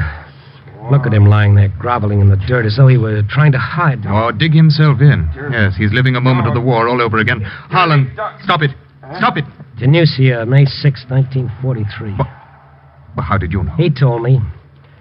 I guess Captain Claney got his revenge after all. What do you mean? Well, he shot Claney in the back and thought he got away with it, but look at him now. Oh, Mr. Stone. This whole nightmare in the poor fellow's mind started when he observed me making an inquiry at Army Information Headquarters here. I was trying to locate the one man who could cure him. Who? Why, Captain Willard Claney, of course. What's that? But the reason I arrived here so late is that I've been wandering about looking for Matthews. I wanted to tell him that I finally succeeded. I found Claney. You mean that... The man's alive and well, working in a bank in Spokane. I spoke to him tonight on long distance. Well, that's one for the book. Matthews must have just wounded him and then thought that he... Matthews didn't even hit him. He didn't hit him? Doctor. Wait a minute. Harlan. I think he's over there. Harlan, do you hear me? Dr. Reichel. Did you hear what I said? Captain Claney is alive. You didn't kill him. Do you understand? You did not kill him. You're lying. No, I can prove it to you. Now, we can call him up. You can speak to him yourself. He's alive. No, I shot him. You thought you shot him, Harlan, but you missed. You missed. No, I saw him drop. I saw him, and he dropped. Oh, yes. Claney dropped all right, but not from your bullet. No. When I spoke to him on the phone tonight, he said that the only wound he received was a shell splinter in the chest. Why, he doesn't even remember a sergeant named Harlan Matthews. What? You're joking. No, Harlan, it's the truth. I didn't kill him.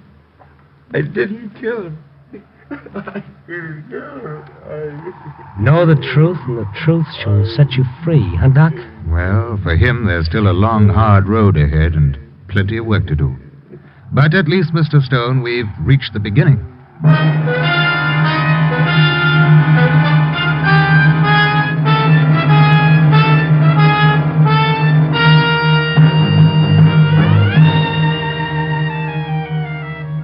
Well, dawn is just around the corner, and the city lights are going out street by street, like the lights in some people's minds. Yes, they say the truth is a great mental healer. And I guess it is, if you can bear to face it. Okay, so let's face it. Copy, boy.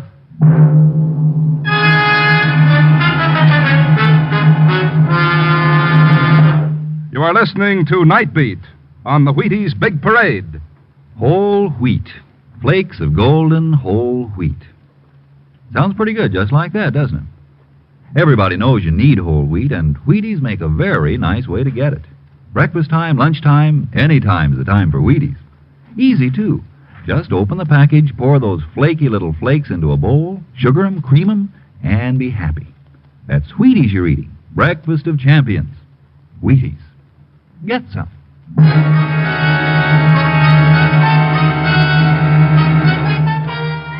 Night Beat, starring Frank Lovejoy, is produced and directed by Warren Lewis and edited by Larry Marcus.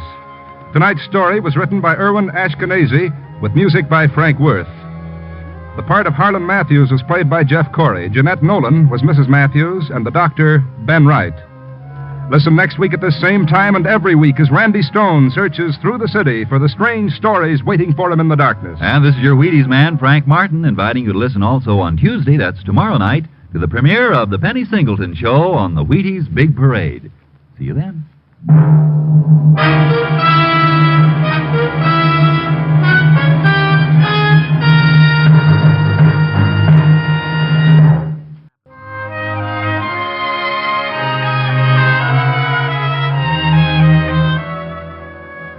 Night Beat came to you from Hollywood. Stay tuned for Christopher London over most NBC stations.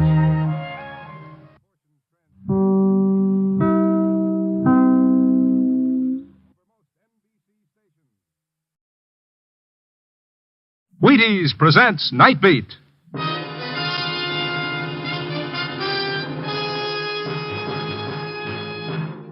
On stage tonight from Hollywood, Night Beat, another in the Wheaties Big Parade of exciting half-hour presentations. Night Beat.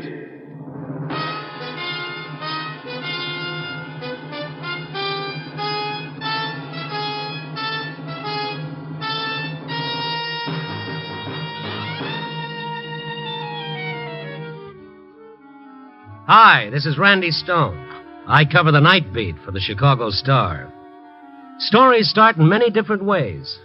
This one began with young love and ended with old death. Night Beat, starring Frank Lovejoy as Randy Stone.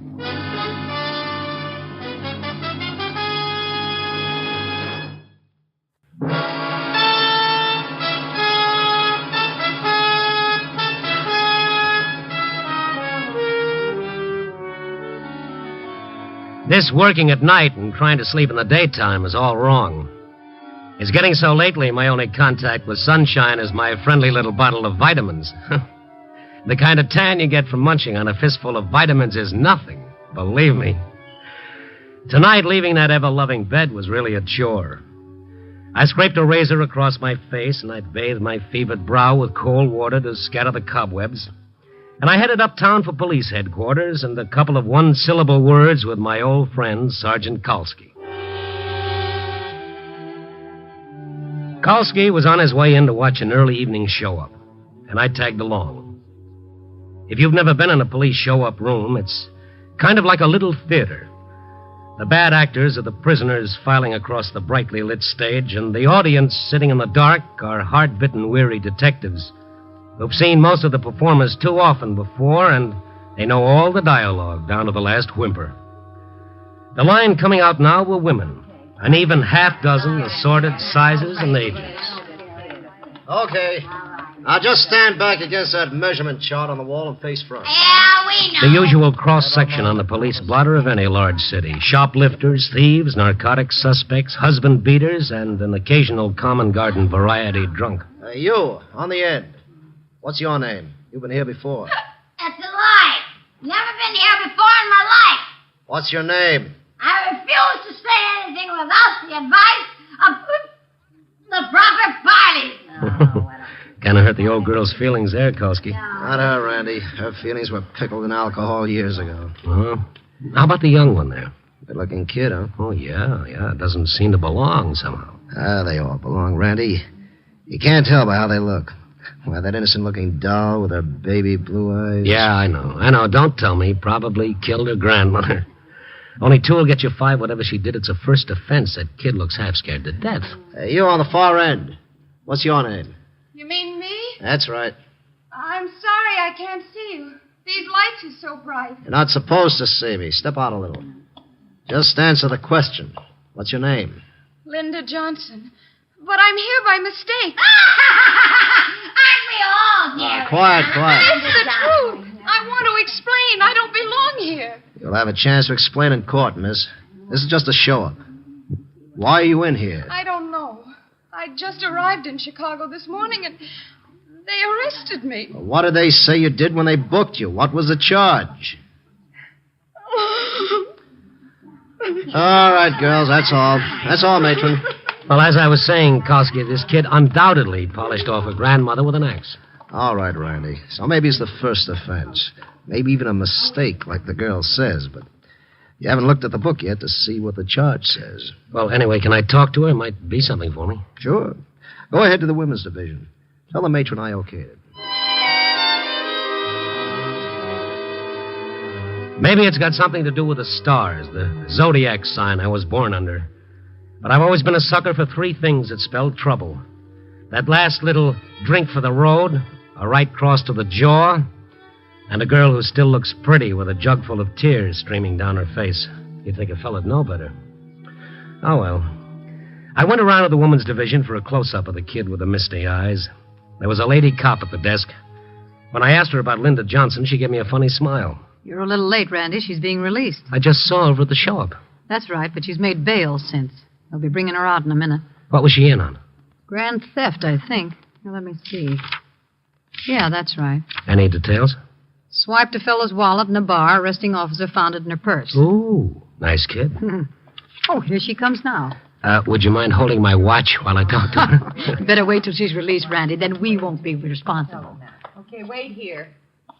Linda Johnson, Meg. Papers clear? Yeah, all taken care of. Personal property release? All signed. You want to open up? Okay. I guess that's it, Miss Johnson. You can go now. You mean you're letting me go? That's right. Until the hearing. Tomorrow morning, 10 a.m., Department 5. Released on bail. Oh, but I don't have enough money for bail. They said it was $500. It's all paid. Bonding company posted bail half an hour ago. But there must be a mistake. Who paid it? I don't even know anybody in Chicago. Well, somebody evidently knows you, honey. And pretty well, too. But who? Don't you really know? Oh, no. It's crazy. First I'm arrested and I don't know why, and now I'm bailed out and you won't tell me who put up the money. I'm sorry, Miss Johnson. We don't have any way of knowing that. You can check with the bonding company in the morning. Probably a friend. Or maybe your folks. Oh, no. No, they don't even know where I am. They mustn't ever know. This kid was scared, but good. Her eyes had the bewildered expression of a little girl that's been whipped for something she didn't do and can't understand why. Up close, she was even more beautiful, and she'd looked under those glaring white lights in the show-up. Her cheeks were pale, except for that bright flush of red high up. Her eyes were big and soft, and her lips were full and almost trembling with a strange sort of excitement. Hey, what happened? Suddenly I heard gypsy violins in the background. And she was just a gal, and I was just a guy. Oh! It was as though she'd heard my thoughts. Suddenly she swung around and looked straight at me, only then realizing that I was there. Oh, Her face turned a gorgeous red, and then she turned quickly and hurried out of the building. Careful. She'll get more than your watch, Randy. Yeah. I'll be seeing you. I followed the girl out the front door and down the steps to the street. It was raining. She hesitated a moment, looked around as if she weren't sure which way to go, and then turned towards the corner. I ran and caught up with her. Excuse me. What is it? What do you want? Miss Johnson? But they told me I could go. Yeah, that's right. Then why are you following me? Oh, don't be frightened. I wanted to talk to you. Are you a detective? Are you supposed to follow me? Is that it? No, it's nothing like that. I just want to talk to you. I don't know you. I don't want to talk to anyone. Oh, look, you're a stranger in Chicago. I just thought I might be able to help you. No, you can't. Oh, now, come on. Get under this awning. You're getting yourself all wet. Don't touch me. Leave me alone or I'll call a... You call a cop? Oh. Come on, you better get under the awning. I was in the show up back there a while ago. It seems like they're not exactly inclined to believe your stories. Then you are a detective. No. Well, who are you? What do you want? It's been like a nightmare since I got off the train this morning. First that man, then the police, and now you. What's happening to me? Well, I can't answer for the first two, but the number 3 boy is a reporter fellow named Randy Stone. A newspaper reporter. No, don't say it that way. It's better than selling dope. I should have known you wouldn't understand. Where are you going? Let me alone. Come back here, you little fool. Wait a minute, you're going through a red light. She stepped off the curb against the signal. A big green sedan gunned up the street, throttle wide open, and raced through the intersection. Linda, look out! Get back to the curb. You want to get killed? That car. Did it hit you? No, but the man at the wheel. He was the man whose wallet they said. Now, look, lady, look, I'm a real simple fellow. When things come too fast, I get all mixed up. Now, what do you say we start at the beginning? And in that doorway so that we don't get soaked. I'm sorry. My name is... Yeah, I got that. It's Linda Johnson, and you just arrived in Chicago this morning. Where from? Molina, Kansas. Did you come here alone? Of course I came alone. All right, don't get sore. I just asked a question. But the way you asked it. You said you didn't know anybody in Chicago. A kid like you shouldn't be running around alone. I am not a kid. Well, I meant you're kind of young. Girl your age floating around a big city on the loose. For your information, Mr. Stone, I am old enough to go wherever I please. Yeah, but not old enough to stay out of trouble, it seems. What about this guy in the green car, this wallet guy? I met him last night on the train. Didn't your mother ever tell you about talking to strange men on trains? My mother has nothing to do with it. If she had her way, I'd never have left Molina. That might not have been a bad idea. Oh, if she hears about this, it'll kill her. You won't put anything in the papers, will you? Oh, so that's it. You ran away from home. I didn't run away. I just couldn't stand living in that narrow little town any longer, with nothing to do, no place to go, nobody to talk to. Day after day being around nothing but... Nothing but people who love you? Yeah, that gets a little boring, doesn't it? All right, so you didn't run away. You left home, and then you met this man on the train. He was pleasant to me. We had a drink together in the club car, that was all. Today I met him again in the lobby of my hotel, and he drove me out to this place, the Rainbow Club. But then I didn't like the way he was acting, and I wanted to leave.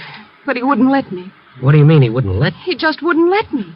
And then a policeman came in, and I started to call the policeman, but before I could, Mr. Blake called him and said I'd stolen his wallet. Wasn't there anybody else around? Just the bartender. Well, what did he say? He said he saw me take it out of Mr. Blake's pocket while we were at the bar. And then the policeman found the wallet in your purse. Yes, but I didn't take it. I didn't. Why would anybody want to frame you on a thing like that? Oh, you don't believe me, do you? You don't believe me either. Well, I don't know. The whole thing's a little strange. If you're telling the truth, why don't kids like you stay home where they belong? Oh, let me alone. Just let me alone. Look, Linda, whether you like it or not, I'm taking you to your hotel. If the driver of that car is the guy you say he is, he's the one that might have gotten you bailed out of the clink. But he had me arrested. Why would he have me bailed out? To get you outside where he could kill you. What? Oh, sister, you're really not old enough to be out in the rain.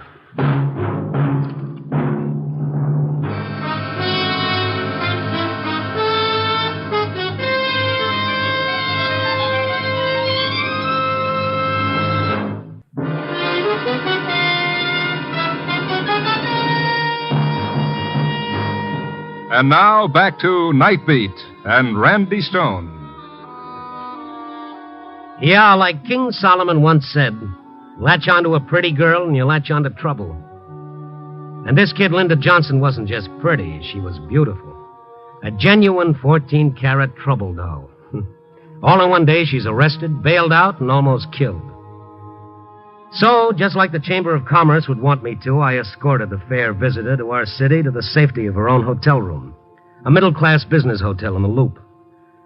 Now that we were in off the street, she seemed a little more relaxed.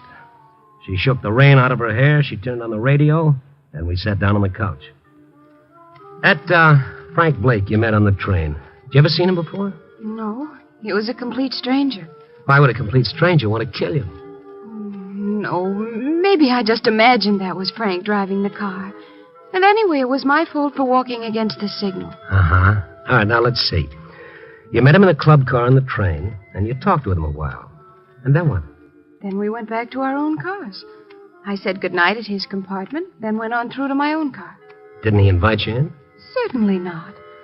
He was traveling with someone else. A lady? No, a man. You sure about that? Of course. I saw him when Frank opened the door. But please, let's not talk about it anymore. Okay, let's talk about you. Can I turn this down a bit? Mm-hmm. Why'd you come to Chicago? Oh, usual reason, I guess. Why does any girl come to a big city? So that she can live a little. So that she can be on her own. Maybe you're not old enough to be on your own. That's what you keep saying, isn't it? Well, come here. What?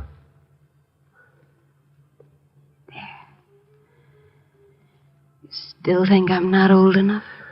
No, you're old enough. But what? Oh, so you want to play. Now, you're 22, you read a book, you got some ideas about what life in the big city's all about? That's right. So you're not a little girl anymore, No, I'm not. All right, big girl, I'll play. But don't forget you started this little game, and don't say later you weren't playing for keeps. I won't. Well, you see, the way the big fellas play, it's a little different. They put an arm around your waist, like this. Mm-hmm. It's pretty hard to get away, even if a big girl wanted to. Mm-hmm. And they hold you closer and closer until you don't think you'll be able to breathe anymore. And then his face is so close to yours that you can't see his features anymore. It just... oh, Linda, you're beautiful. Oh, don't let me go. See what I mean, big girl? Oh, you just wanted to make a fool of me, didn't you? Oh, did I? The door. There's somebody at the door. Yeah, that's right. There's always somebody at the door. Open it. Oh, but you here, won't it look... Oh, certainly not. I'm a guest. You look perfectly respectable, very properly attired. The only thing you're not wearing is your dignity. Oh, now, go on, open the door. Hello. Frank. That's right, inside. Well, what do you know? The man in the green sedan. Correct. Also, the man named Frank Blake. The same. Also the man with a gun. I see. So don't move, Oh, huh? please, Frank. Keep your voice down, Linda. All right, mister, what's it all about? Don't you know? No, I'm afraid I don't. Wait there. Oh, no. Don't tell me I fell for that one. It's not funny. Oh, let me see. This is the place where you say, I'm the lady's husband. Is that right? Yeah, that's right, wise guy. I'm the lady's husband. Oh, no, Randy, he's lying. Shut up, Linda. And then I'm supposed to ask how much it'll cost for the outraged husband to forget about the whole thing. Oh, no. You're pretty smart, mister. Oh, the Badger game, the oldest game in the world, and I fell for it. Wait till Kalski hears about this. He's lying, Randy, he's lying. I said shut up. Oh. Look out, Miss Lily. Drop it. Now get your gun. Come back here, you. When he dropped the gun, I kicked it across the room. As he scrambled for it, I scrambled for the door, and I made the street and nothing flat. I was traveling so fast, the night clerk in the lobby could have mistaken me for a flying saucer. And I was sore, not only at them, but myself for being taken for a sucker. From the cigar store in the corner, I telephoned Sergeant Kalski. In less than 10 minutes, police were posted at every entrance to the hotel, and Kalski and I were on our way back up to Linda Johnson's room. All right, go ahead, Kalski. Say it. I got it coming. Well, anybody can make a mistake, Randy. Like I say, you can't always tell by a pretty face. Oh, but that Badger game, it's the oldest racket in the world, and I fall for it hook, line, and sinker. And here I am giving her lectures to go home to her mother. Hey, quiet now. How far down the hall? It's the third door. Stay close to the wall. That's it. It's the next one. Let's stand back. He may shoot. I'm back. Open up, Blake. It's the police. Come out, Blake, with your hands up. Blake, Miss Johnson. Okay, Randy, we're going in. But it's open. Come on. Well, there's no one here. Oh, yes, there is. Look, behind the bed. Linda. With a pillow over her head. Ooh, drenched in chloroform. Get rid of it. Here, give me a hand with her, Randy. Let me get a window open first. There. Now she's breathing. Linda, come on, Linda. Come on, wake up. Come on, girl, take a deep breath. Oh, brother, how stupid can a guy get? The kid was on the level. We almost let her get herself bumped off. What do you mean, we? Oh, don't. Linda, it's all right. It's Randy Stone. Oh, where is he? Frank. He tried to kill me. It's all right, Linda. The police are here. You're going to be okay now. Oh, you were right, Randy. He was trying to kill me. Okay. Let's have it straight now, miss. Why did he do it? But I don't know. I don't know. Was he your husband? Oh, no, of course not. Boyfriend who was jealous? No. Well, did you pull a job together? Were you holding out on him? Is that the reason? I told you I didn't even know him. And what have you got on him? What do you know? Nothing. Oh, you must know something. There's a reason. There's got to be a reason. Now tell us, miss, why did he do it? I don't know. I just don't know. Oh, take it easy, Kowski. Can't you see she really doesn't know? Okay, so she doesn't know. But there's a reason. There's always a reason. Unless maybe Frank Blake made a mistake. What mistake? Well, unless maybe Frank Blake had the wrong girl. Unless maybe he was supposed to kill somebody else that he didn't even know, and he thought Linda was... Come again? Yeah, that's right. No, that's no good. Yeah, I better send out a bulletin. Now, what about this guy, Blake? What did he look like? About your size, I'd say. Yeah, that's right, Kowski. About your age, too. 5'11", 180 pounds, 32 years old. Oh, come again. Color of hair? Dark. Eyes? I didn't notice. Linda? I wouldn't be able to tell. What do you mean you wouldn't be able to? I can't tell colors. I never have been able to. You mean you're colorblind? Isn't it stupid? Why, certainly not. Be much worse if we couldn't tell the color of your eyes. Thank you. Okay, Miss Johnson. I guess we'll have to take it back to headquarters again. To jail? Oh, now, wait a minute, Kowski. I can't take her back to jail again tonight. She's out on bail. Besides, don't you think enough things have happened to her already? But she's not safe here, Randy. It was just lucky we got here this time. It's for your own protection, miss. Oh, Randy, I'm frightened. You were right. I shouldn't have come to Chicago. Yeah, well, you're here now. Look, Kowski, I know we can't leave her here alone. How about my place? We can drop her off at my place. You'll be safe there, Linda. We left Linda safely locked in my apartment, and then I went back to headquarters with Sergeant Kowski. For the next 2 hours, we looked at pictures, full views and profiles of every mobster who had ever been mugged in the state of Illinois. And then I stopped. There he was, staring right up at me off a card. Frank Blake, only here he was called Frankie Bolano. Recognize him? Oh, yes, that's him. Who is he? Let's see the card. Part of the old Red Machete gang. Never heard of them. Now, wait a minute. Let me look up Machete. Mabel, Mesa... Machete. Yeah. Now, do you remember? Yeah, Donald Machete, alias Red Machete, convicted murder, first degree, sentenced life July 1941, escaped June 1949, shot by deputies while swimming across Des Plaines River, drowned, body not recovered. Well, he's dead. That doesn't tie in. No? Unless the guy on the train, the guy in Blake's compartment. And they thought Linda had seen him. Well, say he didn't drown. Say he got away. They've been hiding him out for over a year. And now they were moving him. Let me see that card. Height 5'8", weight 160, age 42, hair red, eyes blue, identifying marks, bright red strawberry mark on left cheek. No wonder they thought Linda had spotted him. Only she couldn't have. She's colorblind. Sure, that's why she walked right through that red light tonight. She can't tell one color from another. From there on, it was a breeze. We knew what we were looking for, Frankie Bolano and Red Machete. And with Kowski knowing all the right answers about all the wrong people, we found them both right where we should have looked in the first place, in a private room over the Rainbow Club where Linda had been arrested that afternoon. After I'd seen them safely into a cell, I got on the phone and called my apartment. You know, come to think of it, it was the first time I'd ever dialed my own number. A girl answered. Hello? Kind of a sleepy girl with a beautiful voice. What did you say? I said you're beautiful, Linda. Who is this? Randy Stone, that nice-looking young fellow in whose apartment you've been living. I must have fallen asleep. Yeah, well, wake up, Linda. It's all over. You found him? Oh, yes. Your late friend, Mr. Blake, is now resting comfortably in the city Hoosgow on a slight charge of attempted murder, aiding a penitentiary escapee, harboring a fugitive, and deliberately framing a pretty little girl from Molina, Kansas. I'm sorry.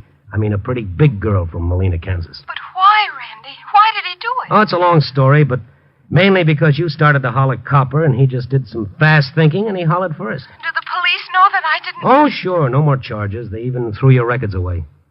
Great little fixer, this Stone fella. You ought to get to know him better. I want to. Are you coming home soon? Oh, no. Not my place. You know, neighbors. But I want to see you, Randy. You've been so wonderful to me. Oh, sure, but... Don't you want to see me? Oh, I do, Linda, sincerely. Look, I'll tell you what. You hop in a cab right away, meet me on the corner of Dearborn and LaSalle. Can you remember that? But why? Oh, never mind why. It's, 4:30 now. How long will it take you? No time at all. But my clothes, I haven't changed. My bag's still at the hotel. I didn't even unpack. But never mind. I'll pick it up for you on the way. You'll hurry? Oh, yes. I'll hurry, Randy. Swell. I'll have something for you.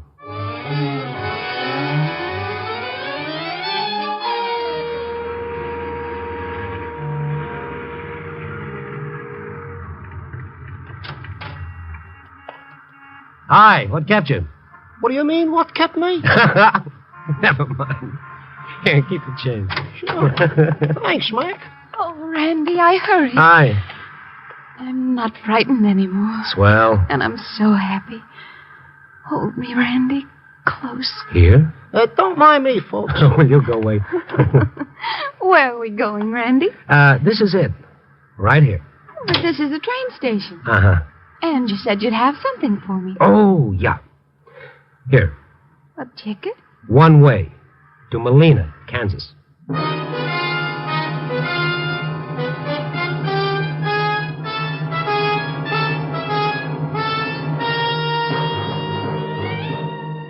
Well, yes, Mom, I did the right thing, all right. I made the noble gesture, and now I feel pretty good inside. I feel like a big man. I feel like a big chump, if you want to know the truth. Who am I to suddenly get so noble where a beautiful girl is involved? Oh, well. Maybe if I rationalize long enough, I can kid myself into thinking she had to go home because she was running away from some unfinished business. You try to run away from things, but you can't ever run away from yourself. Who knows, maybe someday I might try running away myself. Wonder what it's like in Molina. Copy, boy.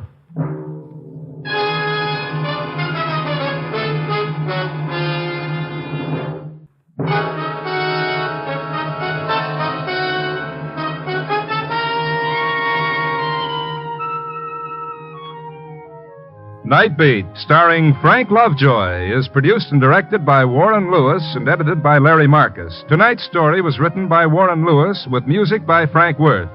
The part of Linda was played by Barbara Fuller. In tonight's cast were Gerald Moore, Jeanette Nolan, Lou Krugman, and Francis Cheney.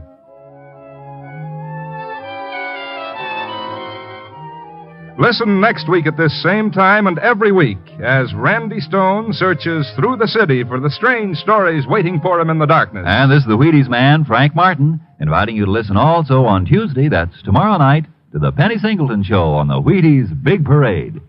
See you then.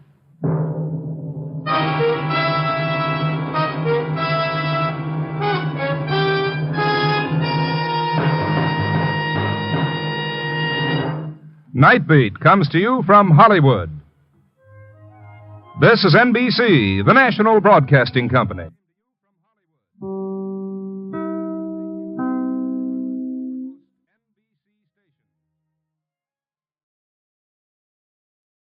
Wheaties presents Night Beat.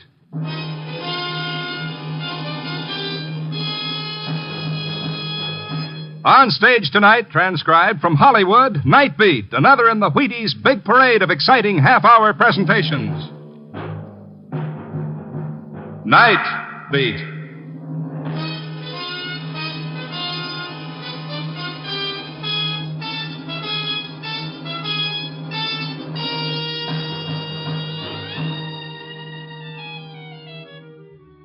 Hi, this is Randy Stone.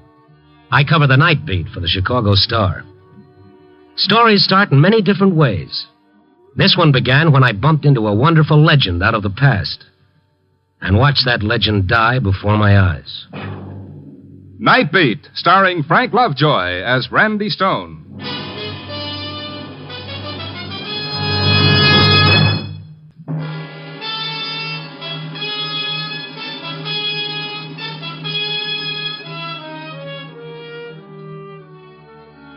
You know, I guess the one thing that makes a newspaper guy like me different from any other working stiff is that while a bookkeeper works with numbers, the carpenter deals in wood, and the miner sweats over coal, a newspaper man, well, all he works with is people. What makes them laugh and dance in the street, what makes them cry in the night. But just the same, like most kinds of work, this has its occupational hazards, too. Being a newspaper man doesn't give you painter's colic or housemaid's knee, but sometimes it can sure do some lousy things to your heart. It was my night off. I had a date with a little blonde at the information desk. You know, the girl who tells you where to go after you tell her what you're looking for. I finally talked her into going dancing. I was supposed to pick her up at 9 o'clock. Only here it was 8:30, and I was still trying to find a flower shop to buy her a corsage. I'd walked to the edge of Skid Row when I finally spotted this place, a little florist shop in the center of a shabby office building.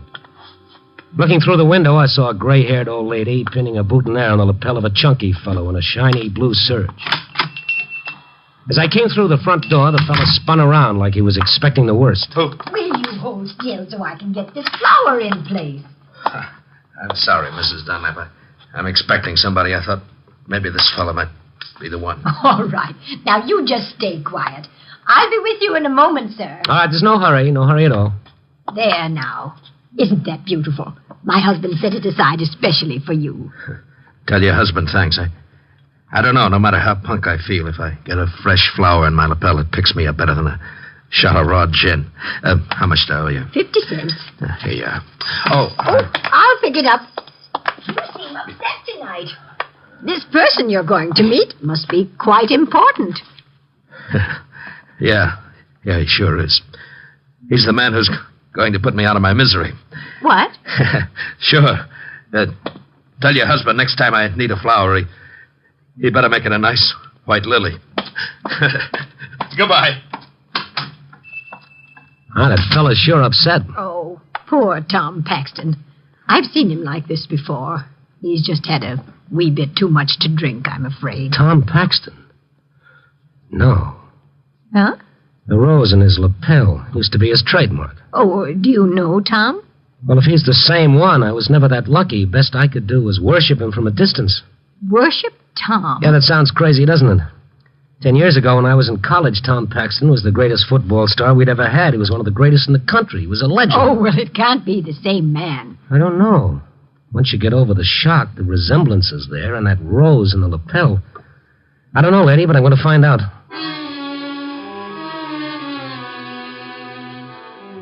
I went out the side door of the florist shop into the lobby. And there was Tom standing in the dark, pushing the button for the elevator. As I came up to him, he spun around again like it was part of an act that he always did on cue. Are you following me? Well, yes. You weren't just shopping for flowers there, were you? Hmm? If you're Dixie, all right. Don't play games with me. I'm tired of running away. I'm half bats. How much of it can I take? Now, look, I'm Randy Stone. I heard the woman call you Tom Paxton. When I went to college, there was a Tom Paxton who was just about the greatest football player who ever lived. What are you talking about? You got me mixed up with 3 other guys. Well, this Tom Paxton was always sporting a flower in his lapel. There's no law against that, is there? Now, go on. Get out of here. Let me alone. While we were talking, the light over the button of the self-operating elevator flashed on. The elevator was coming down. Well, if Tom Paxton didn't want me to bother him, I couldn't twist his arm. I turned to leave just as the elevator doors opened. Only instead of Tom stepping in, somebody else stepped out. I was waiting for you, Paxton. You're Dixie, aren't you? Come again? Aren't you? Sure, that's where I got this southern accent. Now, listen Come to me. on. Somebody wants to see you. Why doesn't the syndicate give me a break? Why don't they give me a chance to pay up? I said come on. Now, wait a minute, Buster. You ain't invited, sport. This is one of them small affairs. Paxton, this gun in my pocket, it ain't one of them gadgets you pull the trigger and a cigarette pops out. Come on.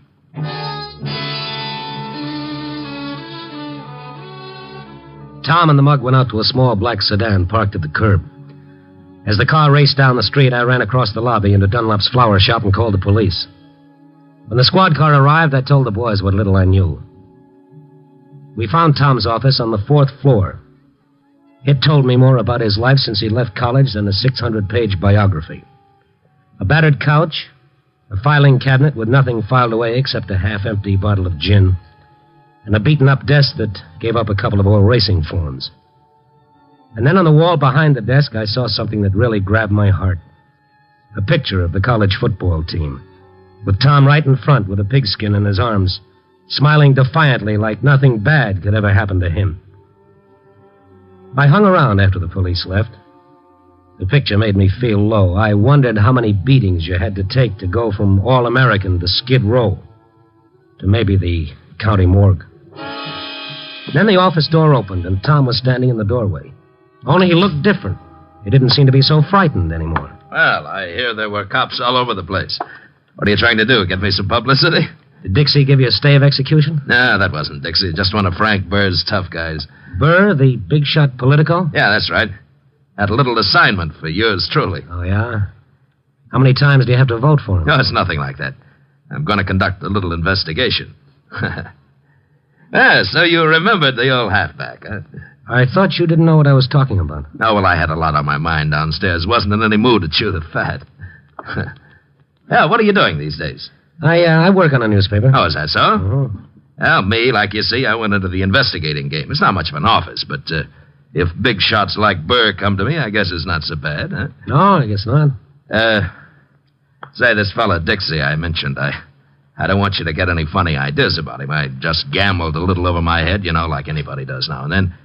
Well, I owe the syndicate a few $1,000, so they think they can scare me by putting their hatchet men on my trail. Only if you remember Tom Paxton, no, he don't scare so easy. Right? That's right. Yep. Now, that reminds me, I better call the boys right now and tell them I'll settle up at the end of the week. You know, I don't want them losing any sleep on my account. Well, I'll be going, Tom. No, kid. Stick around. I'd like to talk to you, kid. About old times, huh? All right, okay, Tom. Hello, Jack. Hiya, kid. This is Tom Paxton. Say, look, baby, I got some good news for you. I'll be able to settle with you boys at the end of the week. Well, I know I have, but this time it's on the level. Well, now, wait a minute, Jack. Don't hang up on me. Well, now, give me a break, baby. 3 days? Oh, but I can't do the job in 3 days. No, wait, please, don't hang up. Okay. 3 days. Only tell Dixie to lay off. Yeah. Thanks, Jack. Thanks a lot. 3 days. How am I going to find him in 3 days? Tom, if there's anything I can do... What? Oh, yeah. Yeah, there's something you can do. You can clear out of here. So you found me out, huh? That make you feel good or something? Oh, now, look. Maybe if you'd taken the beatings I have, maybe if you'd been crossed up, stabbed in the back, slugged, cheated as many times as I have, you'd... Oh, what am I telling you for? Go on, get out of here. Sure thing. So long, Tom. No, wait a minute. Yeah? Look, you being a reporter, you could get into records I couldn't even touch, couldn't you? Well, I think so. Look, if I had a week, I could do it on my own, but I've got to find him in 3 days. Who do you have to find in 3 days? Look, Stone, I'm not going to kid with you anymore. I've got to make good on this job Burr gave me. I've got to get that fee. If I don't, this guy, Dixie, will... Who is this guy, Dixie? Well, that's what drives me nuts. Nobody knows, only the syndicate. Well, why don't you go to the police? No. Cops are out of my line. If I could clean this job up in 3 days, Burr will pay me $5,000, and I'll be all right. It's like I've always said. All you need in life is one good break. And after that, you can roll on your own. What about Burr? Well, for a big shot, he's sure plenty scared. Says the newspaper's trying to destroy him. Oh, so? So the only way they can do it is to find somebody named John Durand. I never heard of him. Nobody, but not to Burr. What does Durand look like? Well, Burr wouldn't know what he looks like today. He hasn't seen him for 25 years. I've only got one thing to go on. Now, what's that? John Durand is a blind man. A big shot like Burr afraid of a helpless blind man? Afraid? Burr's as frightened of that blind man, John Durand, as I am of my unknown pal, Dixie.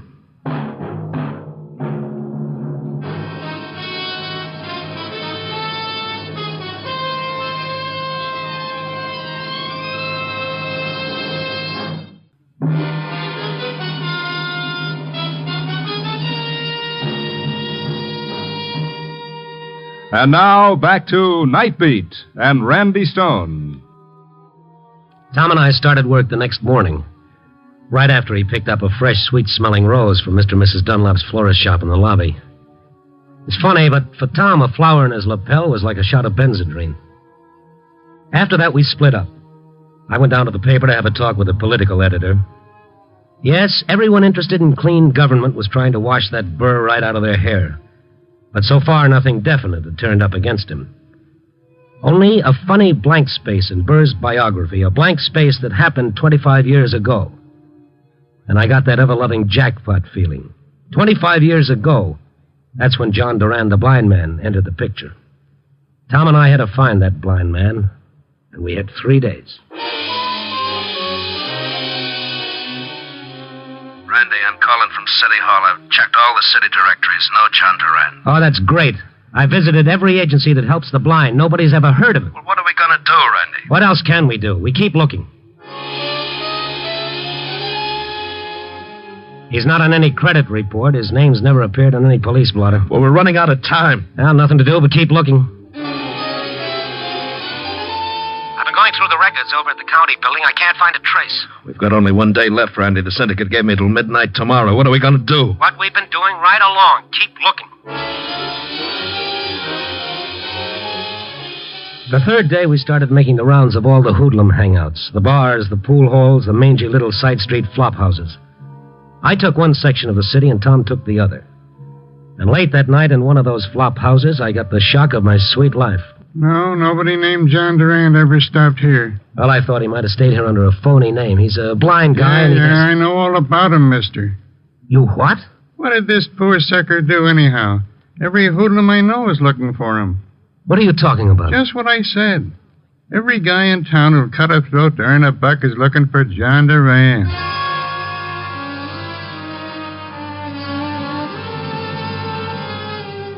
It was after 9 p.m. when I got back to Tom's office to break the news to him. Poor guy, he thought Burr had given him an exclusive assignment. And all the time, Burr had set up a private manhunt.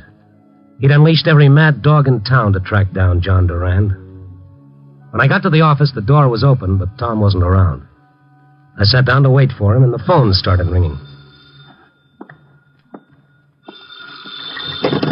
Hello?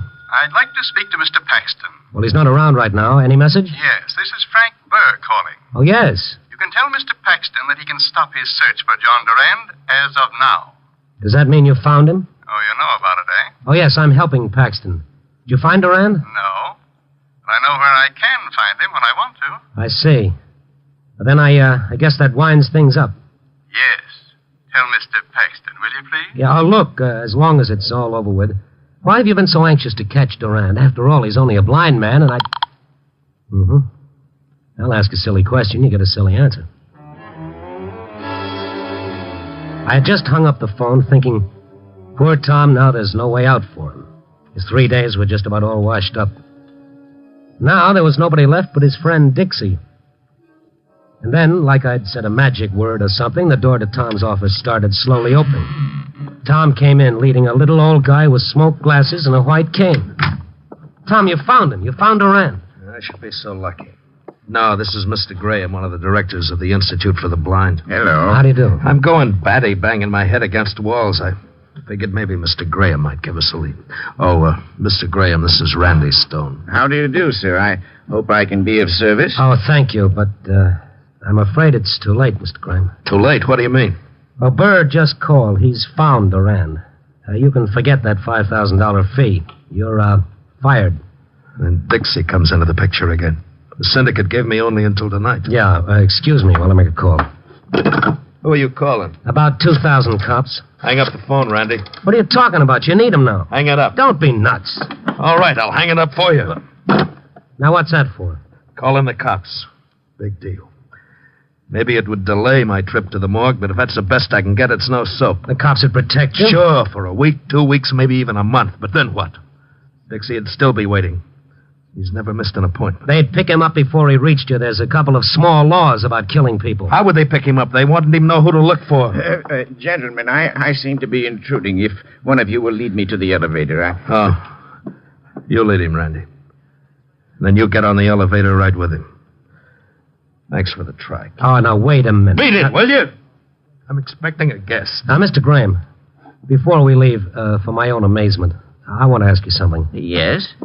Can you think of any reason why a powerful man like Burr should be afraid of a helpless blind man? Well, of course, that's hard to say. Randy, will you get out of here, the both of you? Unless, of course, the man saw something just before he went blind that would incriminate Mr. Burr. Hmm? Yes, you see, the blind never forget the last thing they see before they go blind. It stays alive in their mind until the moment they die. Well, then, if Durand had been a witness to a crime Burr committed and then went blind... That would indeed make him the greatest possible menace to Burr. Well, then that's it. Hooray for our side. A lot of good it does me now. I can tell you how it was when I went blind. It happened quite suddenly, as the doctor said it would. I was out in the country with my family. Wildflowers everywhere. And now that my blindness has made me so overly sensitive to the lovely scent of flowers, the picture is even more real. You know, it's a strange thing about flowers. The blind man kept talking softly, more to himself than to us. Tom had spun his swivel chair around so that he was looking out of the window. The back of his shirt collar was soaking wet. I knew the pressure was building up inside him like steam in a boiler. Absently, he'd been taking the ever-present flower from his lapel, and he was tearing it apart with nervous fingers. And then Tom's back stiffened. He was staring through the window down at the dark street. I looked over his shoulder. A big car had stopped a short way down the street. A heavy-set, well-dressed man had stepped out. As he passed under the street lamp in front of the flower shop, I recognized him from his pictures. Burr. It's Frank Burr. Tom's voice sounded cockeyed. I looked at him. His face was falling to pieces like an overripe melon. He was looking at the flower he'd taken from his lapel. Mrs. Dunlap, she won't like what I'm doing to her flower. Always so proud because her husband could select sweet-scented flower. Graham, what did you say before? Now that my blindness has made me sensitive to the scent of flowers. Yes, I... Mr. Dunlap, the florist. I never had a good look at him. He was always puttering around and back. You think... I know. John Durand was always just downstairs in the lobby. And there's still time for me, Randy. There's still time.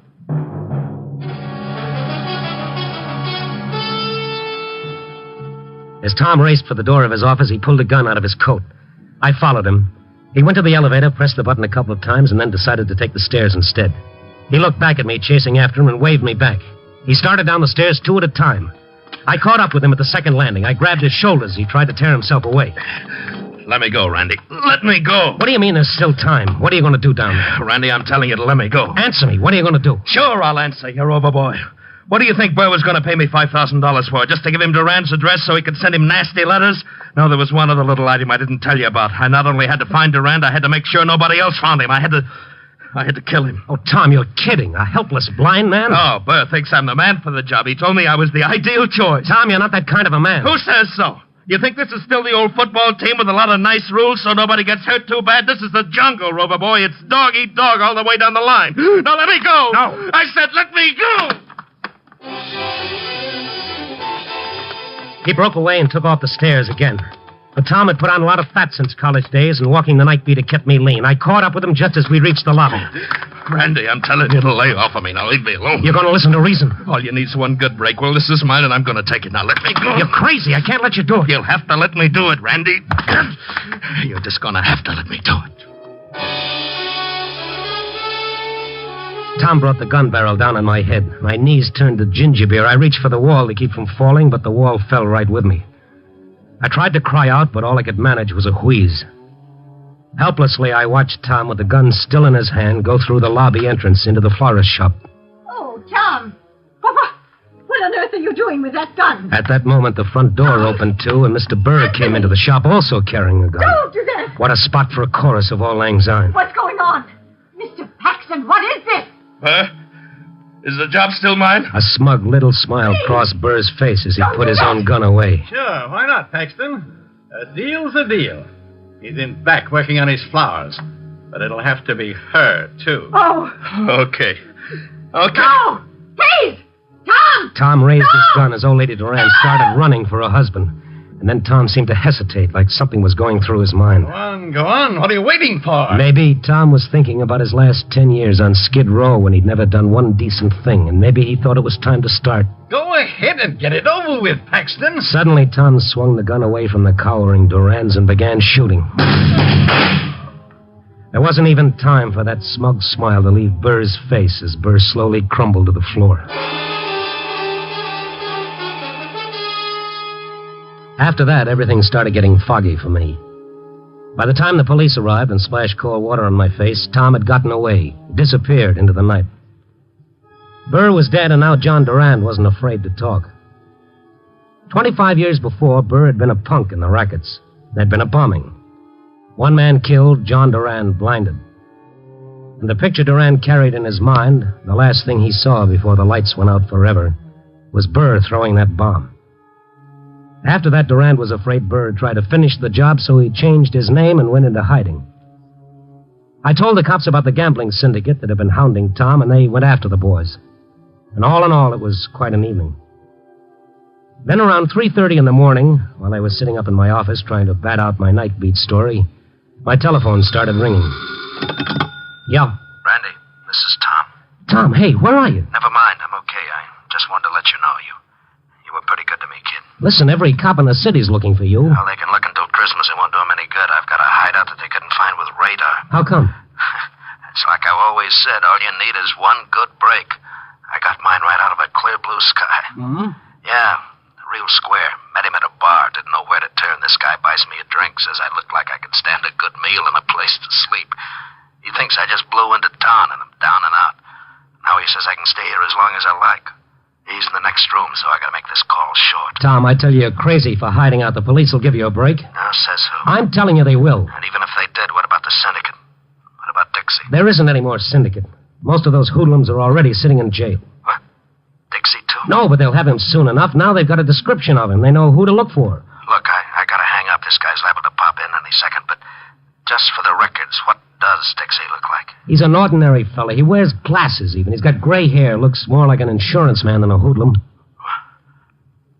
Dixie looks like that. The only two distinguishing marks, according to the police, is that thumb is missing from his left hand. Randy, has he got a white scar under his eye? How did you know that? Look, Randy, the guy that took me to this hideout, the guy that gave me the break, he's Dixie. What? Where are you? Quick, tell me. Oh, he's coming, Randy. Tom. No. Tom. Operator. Yeah. Like Tom always said, all you need is one good break.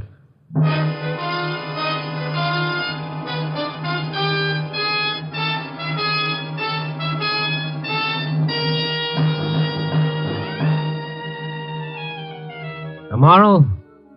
Sure, a nice, pleasant morrow coming right up. Well, maybe not so pleasant.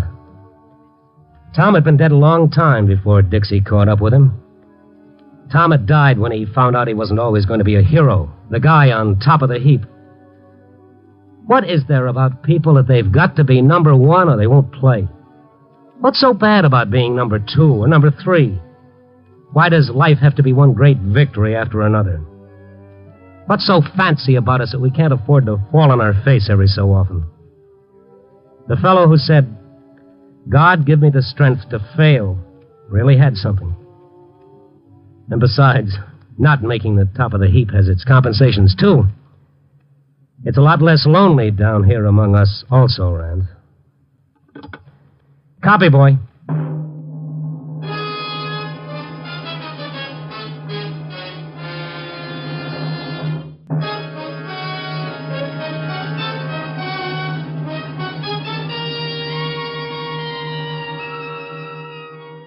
Night Beat, starring Frank Lovejoy, is produced and directed by Warren Lewis. Written and edited by Larry Marcus.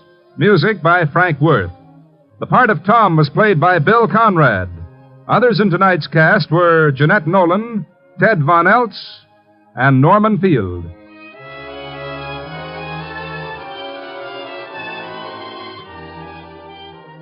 Listen next week at this same time and every week as Randy Stone searches through the city for the strange stories waiting for him in the darkness. And this is the Wheaties man, Frank Martin, inviting you to listen also on Tuesday, that's tomorrow night, to the Penny Singleton Show on the Wheaties Big Parade. See you then.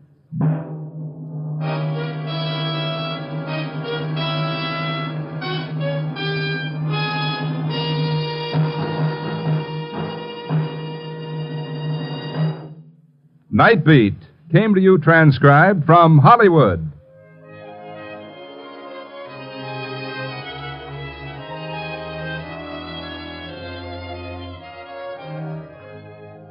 Stay tuned for the new Top Secret over most NBC stations.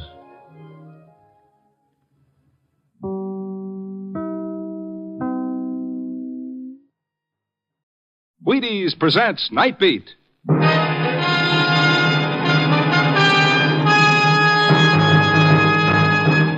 On stage tonight, transcribed from Hollywood, Night Beat, another in the Wheaties big parade of exciting half-hour presentations. Night Beat.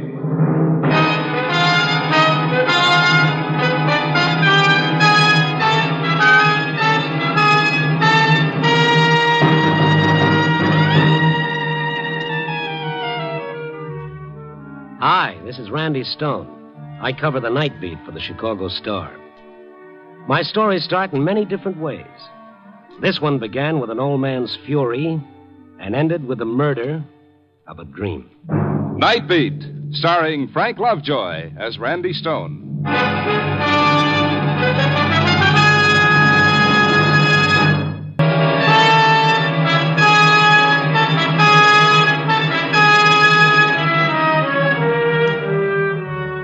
It was one of those half-spring, half-winter nights.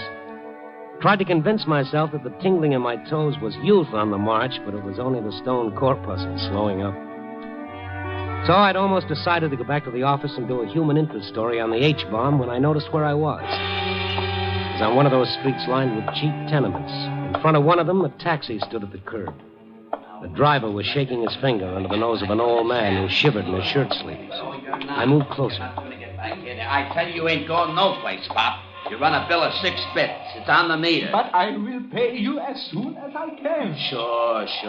10 to 1, you ain't seen 6 bits in the last year. But you must take me to where I want to go. You must. You ain't getting back in my hack. But you've got to take me. I am going to get... Okay, I asked you nice. Hey, come on, take it easy, both of you. This ain't none of your business, mister. I heard you arguing. Please, it's getting late. I've got to go. He ain't going in my cab. Why not? What'd he do? Now, look. Since you stuck your nose in okay, I'll tell you. He gives me a call when I'm cruising. I pick him up. He gives me an address. I get almost there, and he tells me to come here. Here. Well, what's wrong with here? Mister, look at this crummy joint. Look at the guy. No hat, no coat. He gets out, I ask for the 6 bits and find out he's got no dough. Oh? Is that right? Yeah, but he will get paid. I will get some money. Sure, he'll win a sweepstakes, but I can't wait. Here. Here's your money. You paying for it? Yeah, I'll pay for it. That make everything all right? I will give it back to you someday. I'll give it back. But don't let the driver Pop, go. I got news for you. I'm practically in St. Louis. He's all yours, mister. You paid 6 bits for him. No, make him wait. Make him... Take it easy, Pop. Come on. Settle down. He's gone, and I didn't do it. You live here? Yeah, I had to come back for something. Well, look, we better get you to your room. It's cold. You got no coat. But I have to go. You see, I must kill Miss Gleason.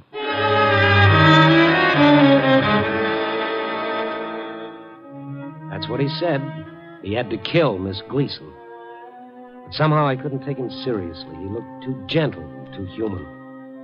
Anyway, he let me take him up 4 flights to an attic room. He opened the door and he turned on the light. He hesitated for a moment and then... I'm sorry, there's there's no chair. That is one you can use. Oh, forget it, Bob. My, you got a lot of stuff in here. Yeah. Paints, brushes, canvas, they're yours? Well, yeah, you see, I paint. Oh, an artist. No, I'm afraid I'm not worthy of being called that. But you did all these paintings. Oh, yeah. Every one? Mm-hmm. Ever sell any of them? No. Oh, I see. No, you don't. I didn't paint them to sell. Painting became the only way I could speak. The world is not a very nice place sometimes. But I could change that by a bit of color, the stroke of a brush, the... Go on. Yeah. I'm not mad, am I? Well, that depends on how we define madness, Mr. Wyman, Alfred Wyman. Spent a lot of money on all this, Mr. Wyman. Every penny.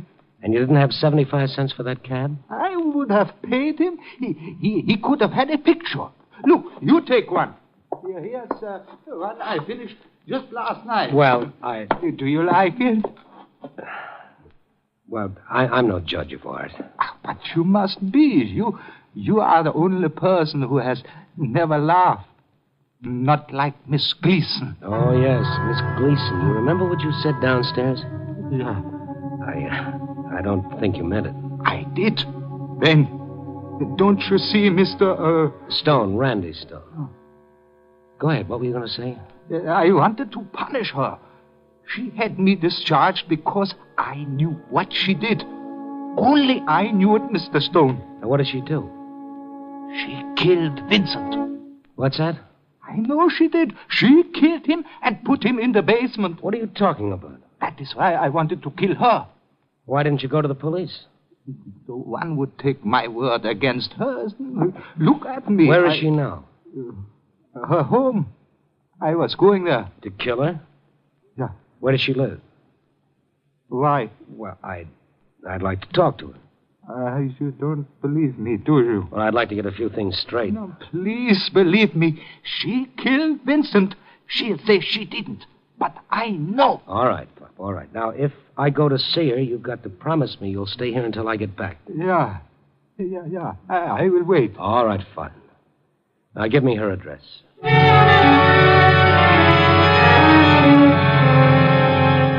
Why didn't I go to the police? Well, with what? Wyman's story? I don't think I believed him then.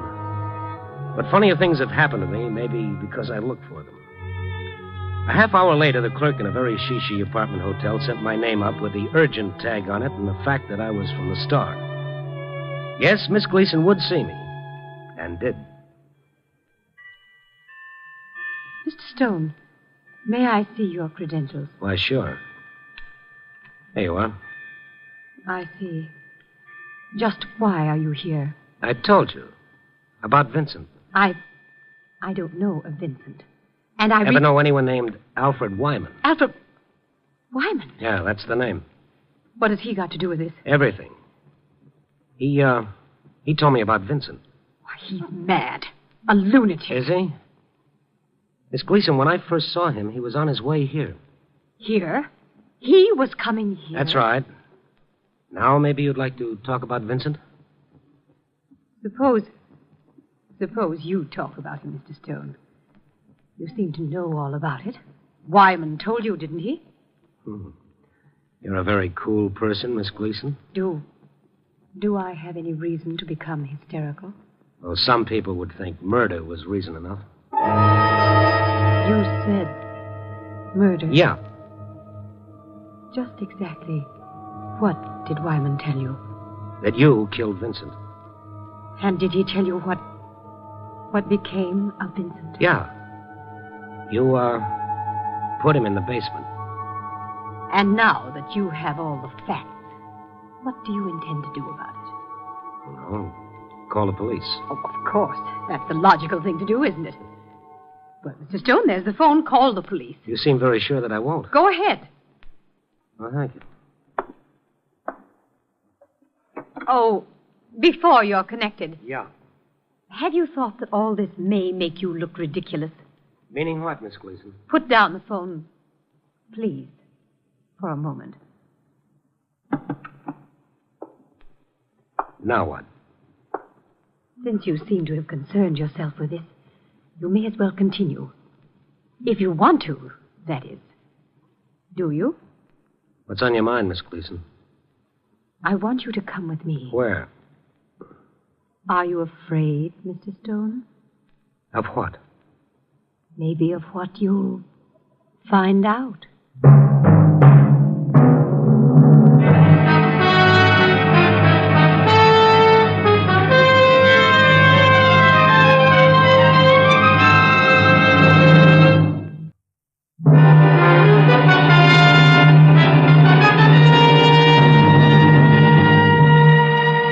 And now back to Night Beat and Randy Stone. It was a strange ride in the cab with Miss Gleason. She watched me with a peculiar little smile on her face, as though she were amused at a joke.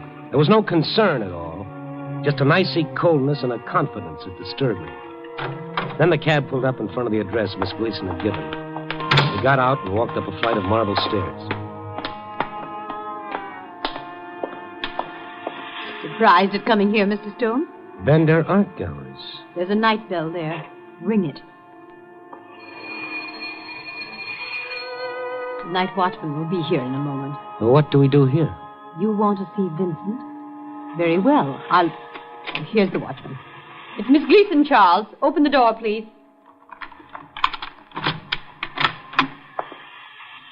You forgot something, Miss Gleason? No, Charles. Anything I can do, Miss Gleason? This gentleman and I are going to the basement. Basement? Yes. Please turn on the lights down there. Sure, Miss Gleason. They'll be on by the time you get there. Thank you. Oh, Charles. Yes, sir? As soon as you turn them on, come into the basement. Right away, Miss Gleason. Well, Mr. Stone? Coming? You first, Miss Gleason. Certainly. This way. Lights are on. Shall I go first, Mr. Stone? I insist, Miss Gleason. Everything all right, Miss Gleason? Yes, Charles. Quite all right. Come along, Mr. Stone. The stairs are kind of steep, mister. You're not used to them. You could fall. I'll sort of watch my step.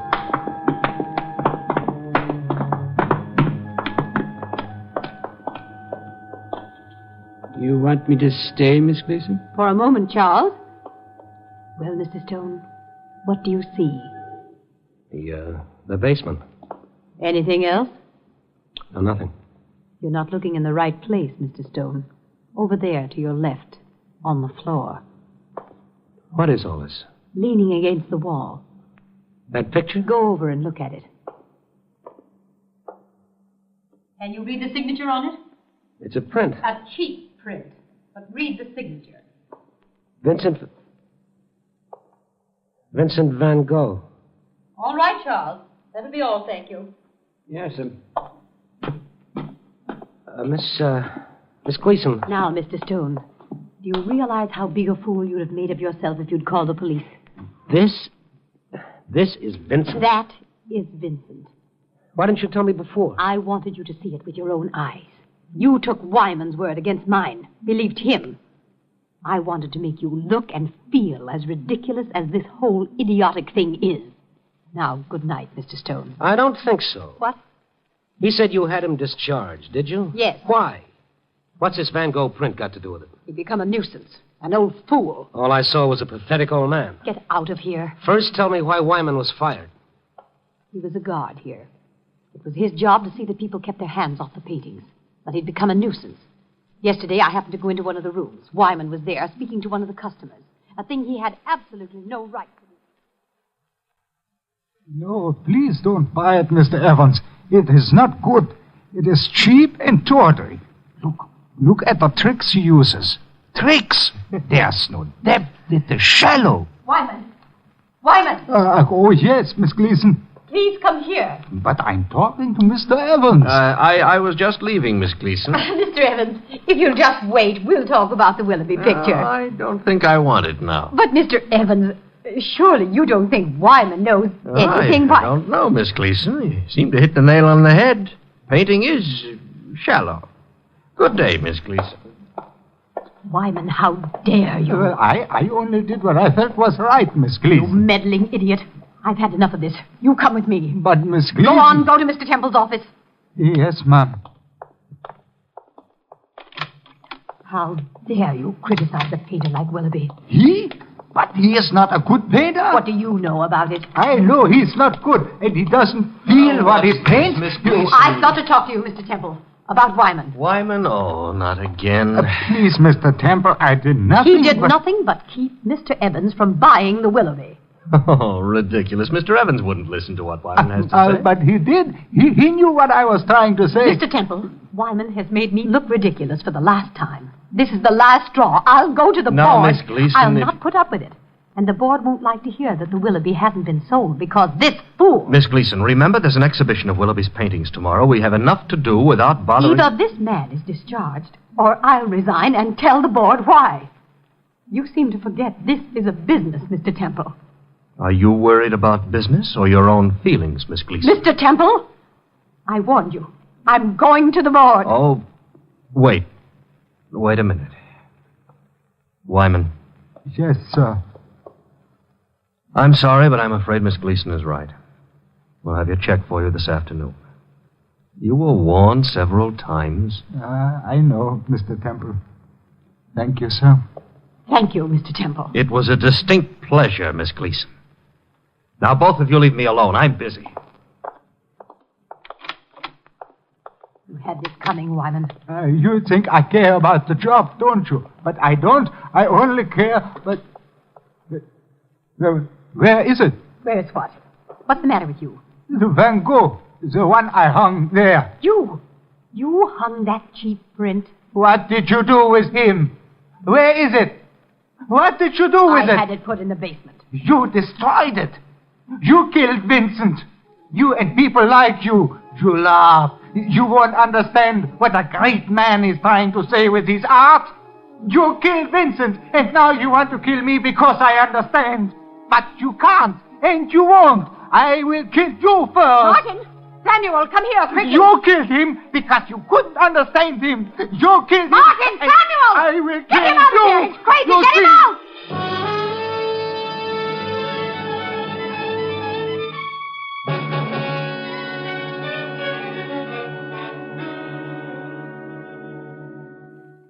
That's all there is to it, Mr. Stone. Mm-hmm. That's all, but what happens now?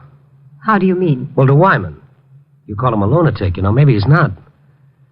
Maybe he's just sick, but he can be cured by sympathy and understanding. Why don't you try those, Miss Gleason? I don't care to discuss it anymore. Just a minute. You know what he does? No, and I care less. He paints. He paints? Yes, every night. His room is filled with paintings he did because they made him feel good. Masterpieces. I don't know. I guess not, but that's not the point. What is the point, Mr. Stone? The point is he was lonely, and he made a world of his own, and he lived in it. He did those paintings because they were his only expression. They took him out of a bitter and unfeeling world that rushed past him too fast for him to share in it. And maybe he's right, Miss Gleason.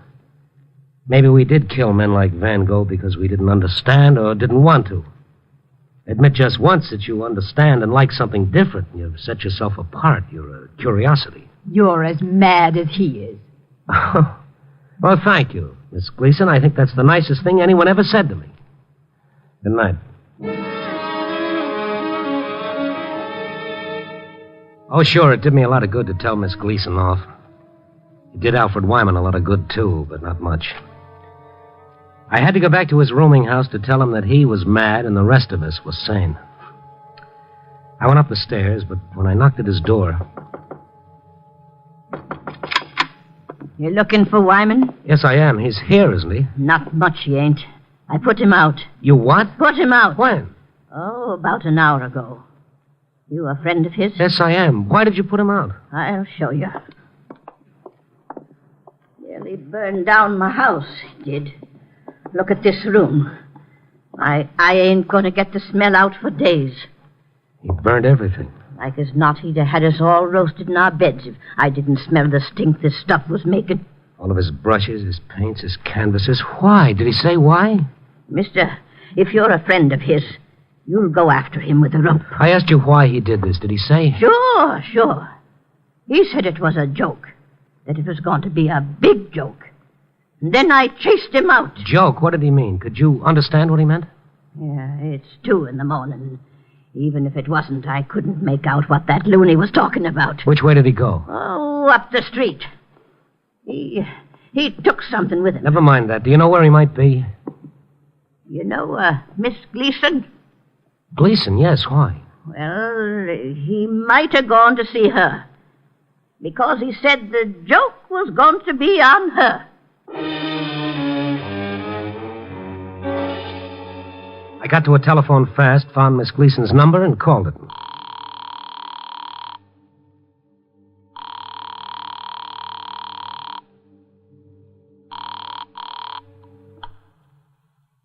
Hello? Miss Gleason? Yes?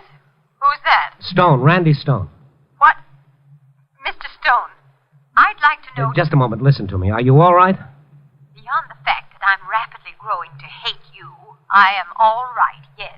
Now, will you please... Please listen to me. I can't find Wyman. Isn't that too bad? I'm trying to tell you, he might be on his way to see you. See me? Why? Well, I don't know, but if he shows up there, You won't get past the clerk downstairs. Well, keep your door locked. I usually do, and I look under the bed. Please, Miss Gleason, this is serious, or it might be. Are you trying to say that ridiculous old fool will try to harm me? Yes. If you want it straight, yes. Did you hear me? I certainly did, and I think it's nonsense. Now I'm going to hang up. Miss Gleason, I'm going to hang up, but before I do, there's one more thing. Please make a determined effort to live your life without me. Goodbye.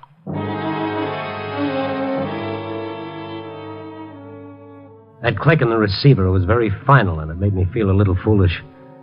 After all, what could Alfred Wyman do?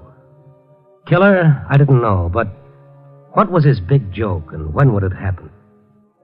At 3:30 in the morning, I gave up trying to find him. I went home, I fell asleep at 5:30, and I didn't wake up until after 11. And with daylight, it all seemed a little silly. But like the proverbial sore tooth, I had to bother it. I put in a call to Miss Gleason. She wasn't in her apartment. So I headed for the one place I hated to go to, the Bender Art Galleries. I had a funny feeling I'd learned something I didn't want to learn. There was a strange excitement there. People milled around, pushed together in little groups. I looked around for Miss Gleason. She wasn't there. And then I saw Charles, the night watchman. I went to him. Charles? Charles? Yes, sir? Oh, you're the man. Yes, that's right, last night. Look, where's Miss Gleason? Why? Where is she? Miss Gleason is in the basement. Where's Mr. Temple's office? Right there, sir. That door. Thank you. Of course. We're doing all we can now, and I'll let you know. Well, goodbye. Mr. Temple. Yes? Oh, who are you? Randy Stone, Chicago Star. Well, there's nothing I can tell you now, so please wait outside with the other newspaper man. Why, what's happened? Well, where were you? Well, where's Miss Gleason? Where is... Mr. Temple, You! Oh, Miss Gleason, I never thought I'd be glad to see you, but I am. Now, what the devil is going on, Miss Gleason? Did you... Yes. The Willoughby painting was in the basement. Someone took it there. In the basement? The Willoughby? Mr. Temple... Thank goodness it's been found. If it had been stolen, well, who on earth put it in the basement? If I tell you, will you tell me what's happened around here? Don't you know? What's happened here? Well, we were to exhibit Willoughby's latest painting. But when I pulled aside the drapes... Well, just a moment. This was in its place. Instead of the Willoughby, this painting was hanging, unsigned. Mr. Stone, you seem to know more about this than we do. Yes, I do. Mr. Temple, a man named Alfred Wyman played a joke on you. He painted this. Wyman? Yeah. That miserable... Of course. He had a key. He could get in the back way before anyone... It was a joke on you, Miss Gleason. Willoughby in the basement... Where is he now? Where's Wyman? I don't know. I left word to call me in case he's located. But his painting... It's a harmless joke. A joke? Yes. He burned everything else he had. He left this for you. Oh, excuse me. Hello? What? Oh, yes. Yes, for you, Mr. Stone. Oh, thank you. Hello. Yeah? What? Oh, all right. Thank you. What is it, Mr. Stone? That idiotic old man has made us a laughing stock with his daubing. He's got to be confined. I wouldn't worry about that, Miss Gleason. He's dead. Dead? He killed himself. His body was found in the park this morning. Well, I'm sorry, of course. Yes, bitter tears are running down your cheeks. I had no idea he... No, I guess not. Neither did I. Maybe you're not to blame, Miss Gleason. Maybe no one is. Maybe it was just his way of protesting against a world that gets a little smothering sometimes. If you don't mind, I'll go. I'll take this with me. Wait, Mr. Stone. Yeah. Why do you want that painting? Why? I don't know. Is it yours?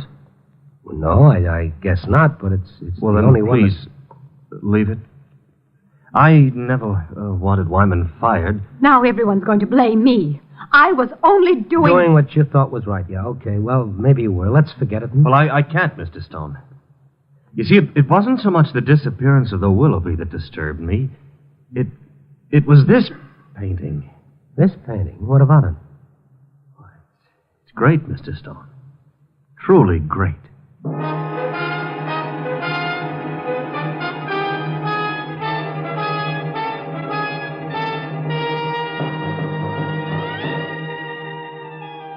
Well, it was a big joke, all right. But on whom? Was it on Wyman himself? I think not. On us? Well, isn't it always? It's a joke that's been going on for years and years and will never stop. It's played 1,000 times and we never learn to dodge the gag. We never see it coming. The joke that we never appreciate the sane people until it's too late. Copy, boy.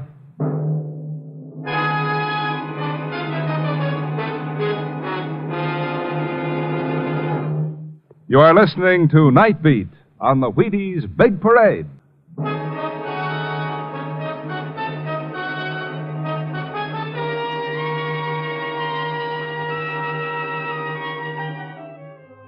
Night Beat, starring Frank Lovejoy, is produced and directed by Warren Lewis and edited by Larry Marcus.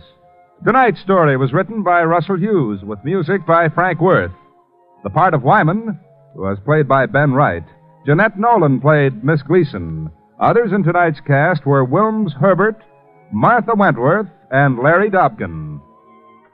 Listen next week at this time and every week as Randy Stone searches through the city for the strange stories waiting for him in the darkness. And this is the Wheaties man, Frank Martin, inviting you to listen also on Tuesday, that's tomorrow night, to the Penny Singleton Show on the Wheaties Big Parade. See you then.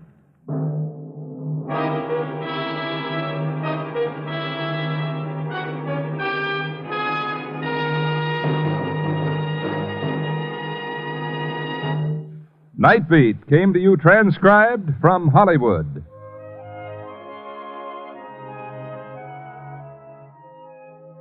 Stay tuned now for Top Secret, starring Alona Massey on NBC.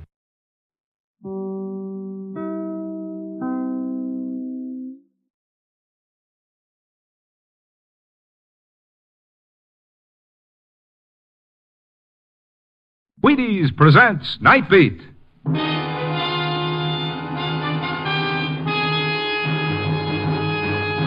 On stage tonight, transcribed from Hollywood, Night Beat, another in the Wheaties big parade of exciting half-hour presentations.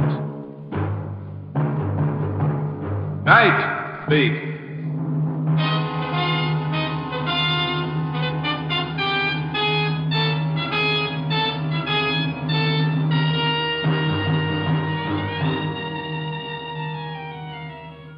Hi, this is Randy Stone. I cover the Night Beat for the Chicago Star. Stories start in many different ways. And sometimes when you pick up the threads of a yarn and start putting them together, you find you've woven yourself a shroud. Night Beat, starring Frank Lovejoy as Randy Stone.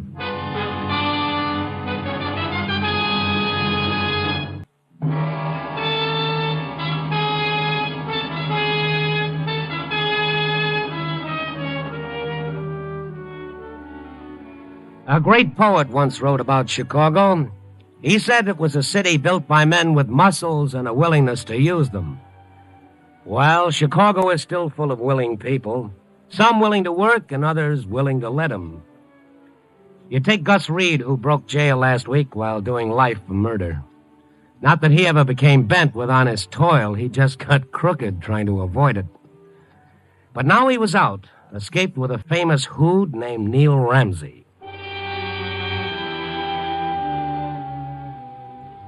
When I dropped into the precinct station to see if there were any late developments, the boys told me there might be some later on. So I stepped out for a cup of coffee and a sandwich at Harpoon Louie's, a few blocks down the avenue. Oh, hello, Mr. Stone. Been several nights since I've seen you. Working hard? Well, I've been on the jump. What's good tonight? Got a fresh baked ham that's quite tasty. That's a deal. On white or rye? Rye, I guess. Mustard and pickle, I presume? Yeah, and a cup of coffee. Well, look what just walked in. Huh? Looks like the man from Mars. What happened, kiddo? Your flying saucer breakdown? Oh, well, goodness, you're a big boy to be wearing a Halloween mask. Shut up! What's the big idea? What's it look like? This is a sticker. The kid was sandy-haired, skinny, and as nervous as a two-headed boy at a scalping party. A mask covered his entire face, a fantastic false face with a couple of rubber antennae quivering over the eyebrows. Very amusing, until you looked down and saw the .38 in his fist. All right. You, behind the counter. Open the cash register. Let's have it, quick. Well, all right. Easy with that gun, kid. Shut up, you. Empty your pockets. Anything you say. Easy on the trigger. There you are. All right. You behind the counter. Just lay that money on the showcase. It isn't worth it, you know, son. I'll just take that. As the kid stepped forward, his eyes on the money, I lunged swinging. He whirled as my fist smashed against his wrist. The gun hit the floor, and I snatched at his mask, ripping off a corner as the elastic snapped. He jerked away, tripping me as I grabbed for him.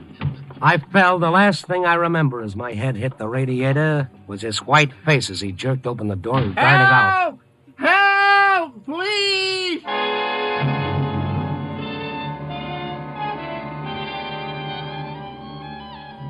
When I came to, I was lying on the floor with the delicatessen owner and a couple of cops standing over me.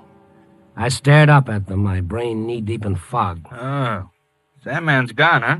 Oh.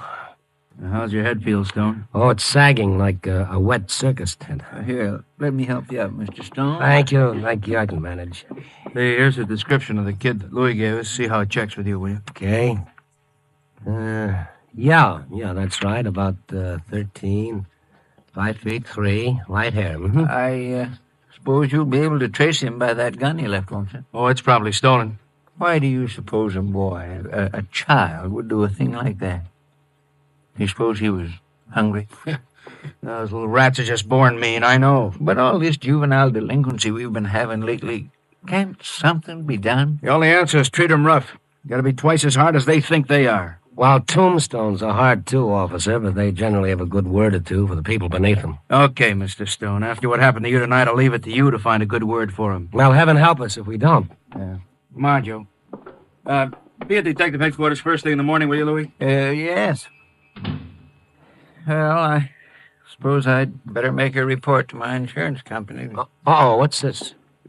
What is it, Mr. Stone? You find something? Yeah, a piece of the kid's mask.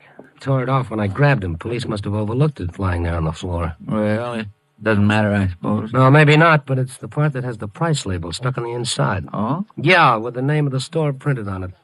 Eddie and Mabel's, refreshments, toys, novelties. Louis, where's your telephone directory?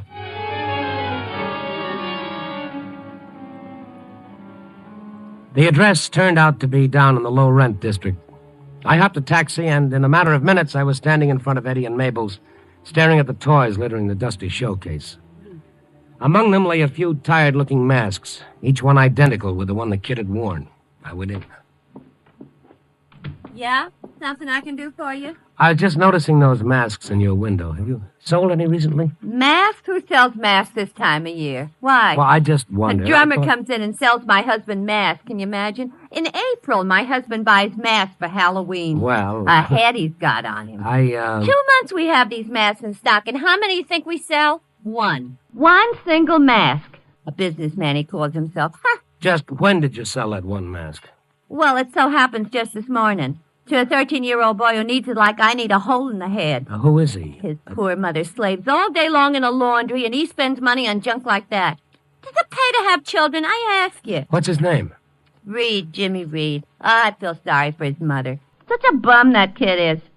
Well, with that kind of a father, what can you expect? Oh, wait just a minute. Did you say Reed? Who is his father? Gus Reed, the gangster who breaks out of prison. It's in all the papers. Oh, yeah. I see. How is it that you know the boy and his mother so well? Why shouldn't I? They live in the apartment house on the corner. Why? Oh, thank you. Good night.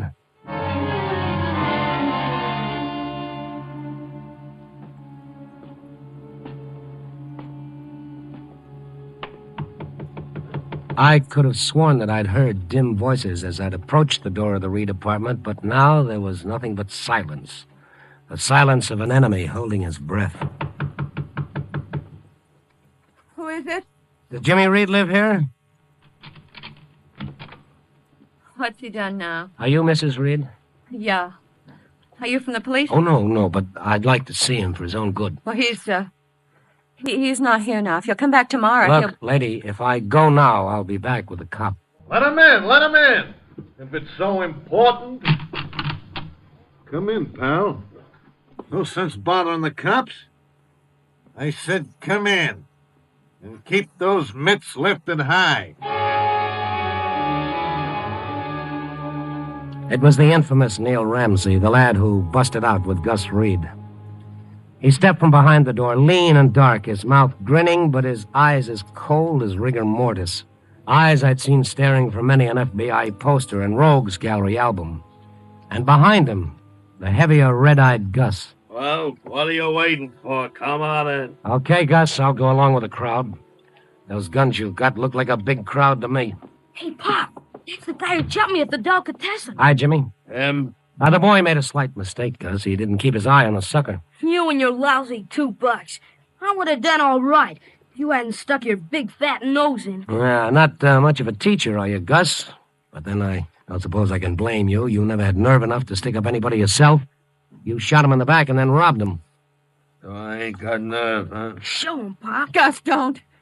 Please don't needle him, mister. He's been drinking. Yeah, I know. Whenever he gets into trouble, he tries to pull himself out with a corkscrew. You can't do it, Gus. He said Papa's yellow. So I'm yellow, huh? Oh, sure. You're a colorful character, Gus. A red nose, white liver, and a yellow streak.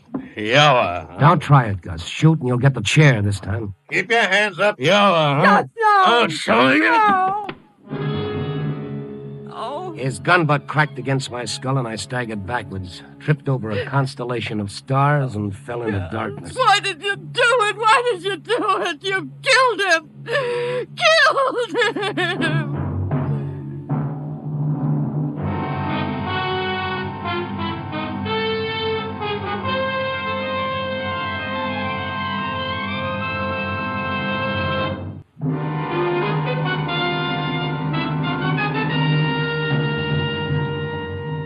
And now back to Night Beat and Randy Stone.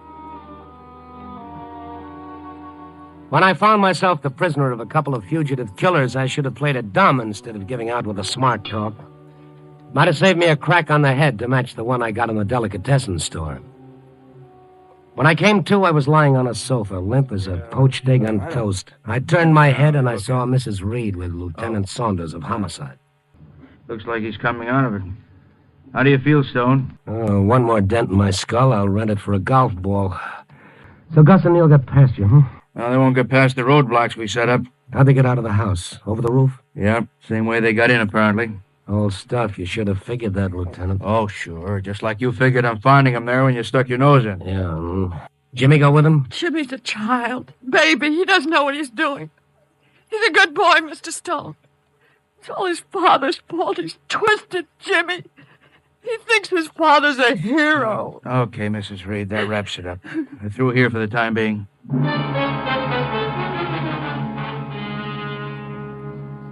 After Lieutenant Saunders and his men left, I tried to get the answers to some questions I'd missed. For instance, why had Gus and Neil come here? What had they wanted?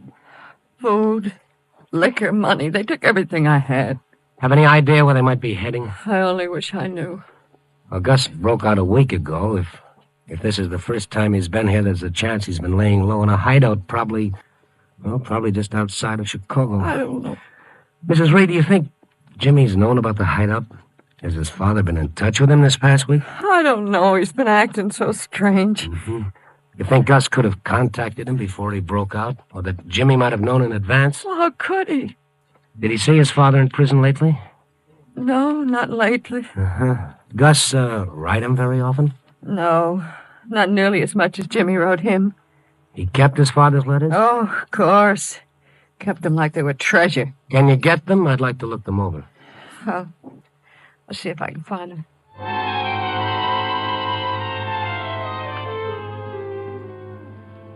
I studied the half-dozen or so letters that Mrs. Reed brought me and found nothing. They were uniformly dull, stupid, and apparently without significance. That is, all except the last one. Jimmy got it a couple of weeks ago. Read it. Be a good boy and don't get mixed up with the old Lakeside gang or the bunch at the tavern. Abandon the road to evil.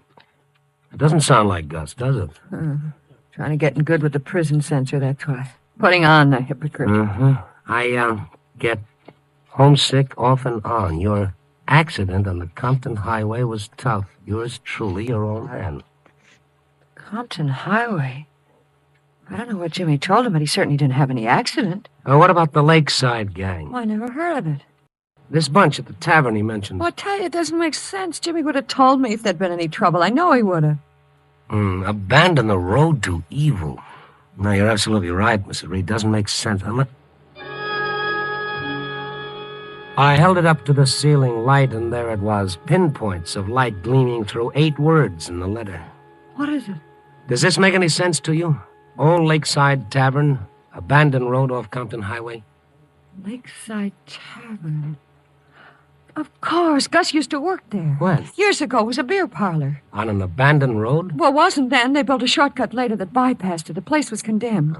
Well, I'd better be going. I'm going with you. On a hold? You can't stop me. Jimmy's there. We don't know that. Well, if that's where they are, he's there, and I'm going. Now, look, the best thing that we can do is go to the police and tell them what No, Mr. Stone, please. They'll be shooting. Jimmy will be killed. As long as he stays with... Even if he isn't, if he's arrested there, it'll make things worse for him than they are now. Please, Mr. Stone, let's do it my way. But what? What can you do? Well, get him away from there first before the police come. Well, I'll probably regret this, but come on.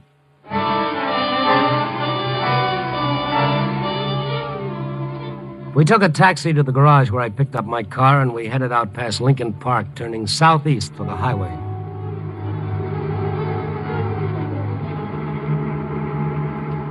You sure we turned off at the right place? Oh, yeah, I'm sure. This is part of the old road. There. There it is, the tavern between those trees. Oh, yeah. Uh-oh. What is it? Thought I saw a light in one of those windows. Oh, I didn't see anything. Now, look, we passed a filling station about a mile back down the road. Be much better if we went back and buzzed the state highway. Oh, no. Hey, what are you doing? Hey, wait! Jimmy! Jimmy! Look, you want to get us killed? There's nobody here. All right, let's get back to the car and get out of here. Wait. What are you doing? I'd like to take a look inside. Why? Well, they may have been here and gone. Please wait. We might come on a clue. Everything comes to him who waits, including a hearse. It's unlocked. Now, let's get a match going. Okay, let's go in and watch out for snakes. Don't you ever knock? Well, I was afraid we'd find a snake in here. Hiya, Neil. Stay right where you are, wise guy. What are you doing there in the dark, waiting for something to develop? You know, that door with the moonlight behind you makes a very nice frame I couldn't miss. Jimmy! Jimmy, where are you? Cut it out, sister. Okay, Gus, open up the lantern. We got him. Yeah. Gus. Yeah. Close the door, mister. So you found the place, huh? Gus. Well, I hope you're satisfied. Gus, where's Jimmy? What's happened to him? What's happened to him, she says. There I am sitting with a bullet in my chest, and all she hollers is what's happened to that dumb little punk. Gus. She sees me. Gus, where is he? Oh, dry up. He'll be back. I just sent him down the road for a can of gas. Where's your car? You think we'd leave it out in front? What happened to Gus? Who shot him? What difference does it make? This is one story you ain't covering, pal. There ain't no kibitzes tonight. You dealt yourself in, and your cards don't look good, pal.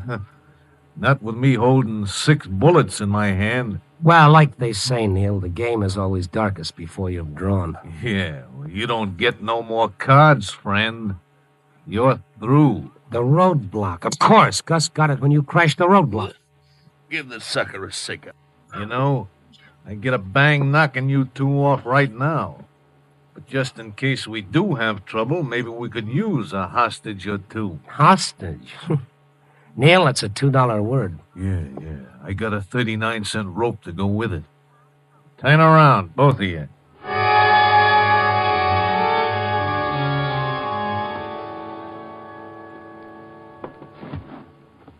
Well, I guess that'll hold you for a while. Keep him covered, Gus. As soon as the kid gets back, he can come upstairs and stand watch at the window while I come down and take over. Give you a chance to sleep. Yeah. And if they try anything, let them have it. I can handle him. Go on.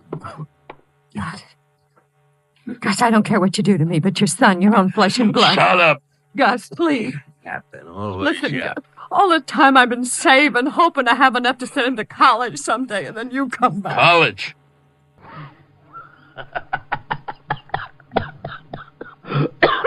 All right, so I'm going to college. I got some deals coming. Look, you help me get out of this spot, and we'll have enough dough. The Gold Coast Servants College, huh? So I'll send him to college. But you can send him to college, Gus, now. What? What are you talking You're worth $5,000. Dead or alive. A reward for me? $5,000. Look, let Ann turn you in. Let her, Gus. She'll get the reward. Just cut us loose. What kind of a sucker do you think I am, you lying? All right, then. All I gotta say is you better see a doctor before morning if you expect to live. Shut up! I'll dance on your grave, you creep. What's the use of kidding yourself? You're dying. You're just sitting there dying. Your only chance is a doctor now, before it's too late. I don't have to tell you, Gus. That bullet's in your lungs. And when you start to go, it'll be fast. Nothing will save you. Go ahead and die, why don't you now? No. Now look. Someone's coming. Huh? Jimmy! Ma, how'd you get here? Oh, Jimmy. Pa, did you have to tie her up? Hey, punk! Neil! Hey, why'd you have to tie her up? Seen you come up the road with that can of gas. Where is it? Outside. Well, get it in the car. You hear? Make it snappy. Yeah. And when you're through, come on up here. Okay. Ma. It's all right, Jimmy. Jimmy, Neil will kill your mother. You've got to cut us loose. Oh, no. No, he won't. Everything will be all right, Ma. I gotta get to a doctor. You haven't got much time, Gus. I gotta get out of here. Jeepers, Pop, we can't.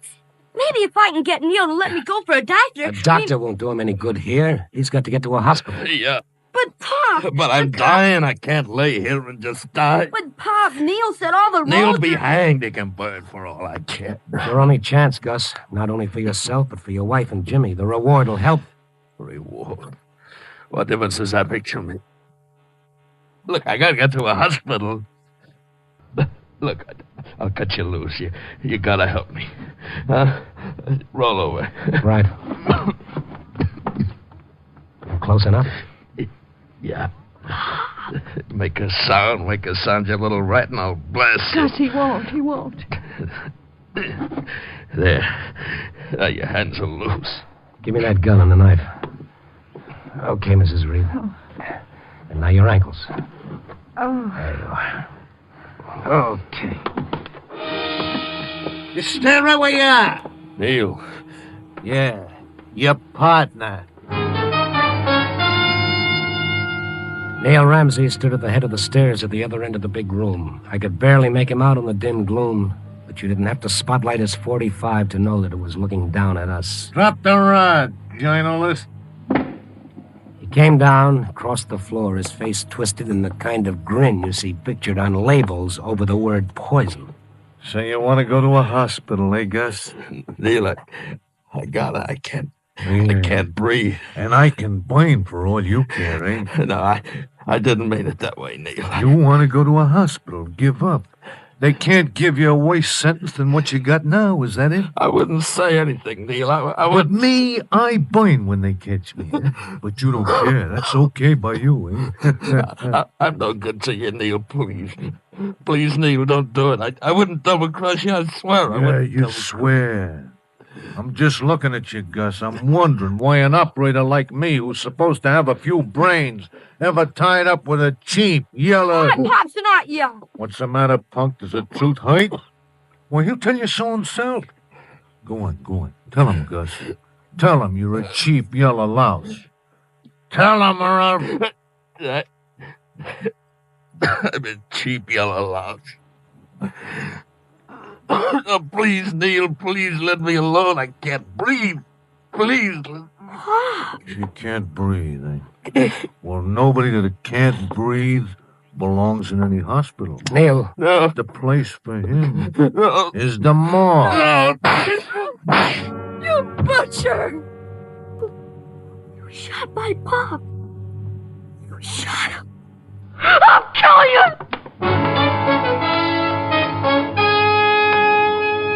The kid flew at him, and as he wheeled to shoot, I put everything I had into a right that struck behind his ear with a shock that jarred me to my toes.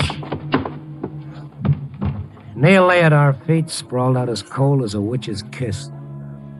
Jimmy stared down at him, the frenzy draining from his face. And something else went out of him, too. He turned slowly, and he stared at Gus's dead face for half a minute. Why did he do it? Why did Pop do it? To what, Jimmy? What, dear?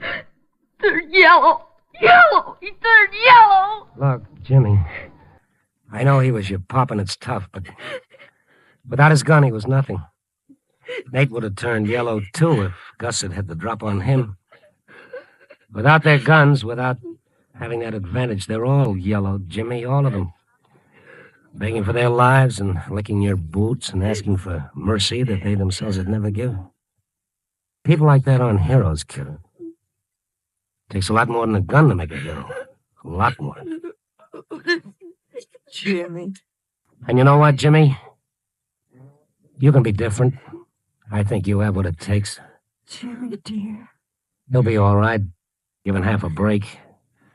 I'm sure of it.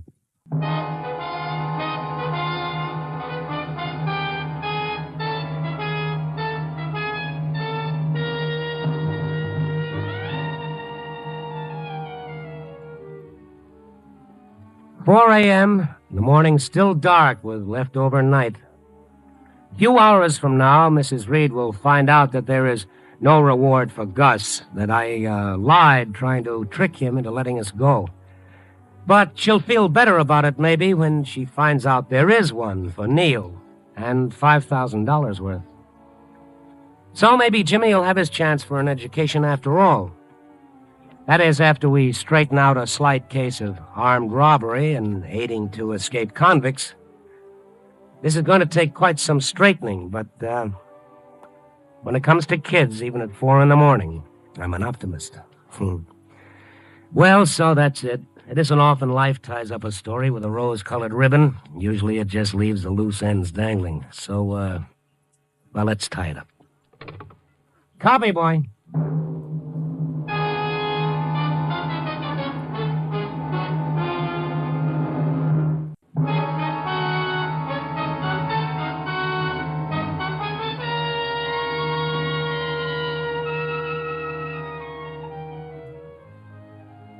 Night Beat, starring Frank Lovejoy, is produced and directed by Warren Lewis and edited by Larry Marcus.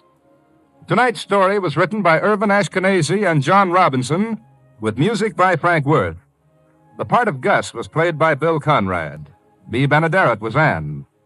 Others in tonight's cast were Jack Crucian, Sheldon Leonard, Jeff Silver, and Parley Bear.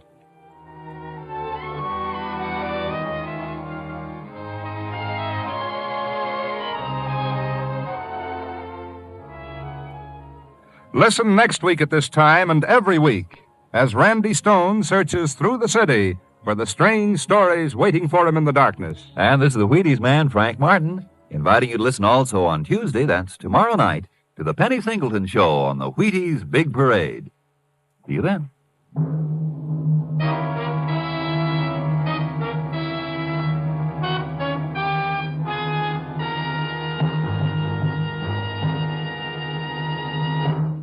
Night Beat came to you transcribed from Hollywood.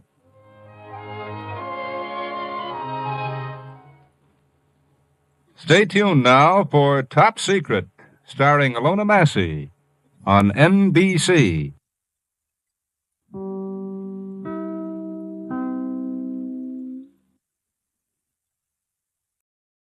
Presents Night Beat.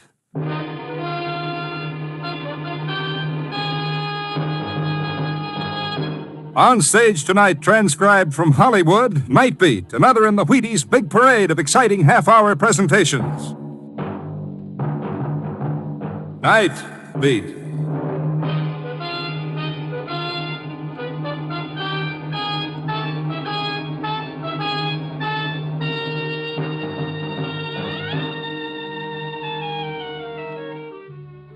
Hi, this is Randy Stone. I cover the Night Beat for the Chicago Star. My stories start in many different ways. This one began with a kid and a $100 bill and ended in the death cell of Joliet. Night Beat, starring Frank Lovejoy as Randy Stone.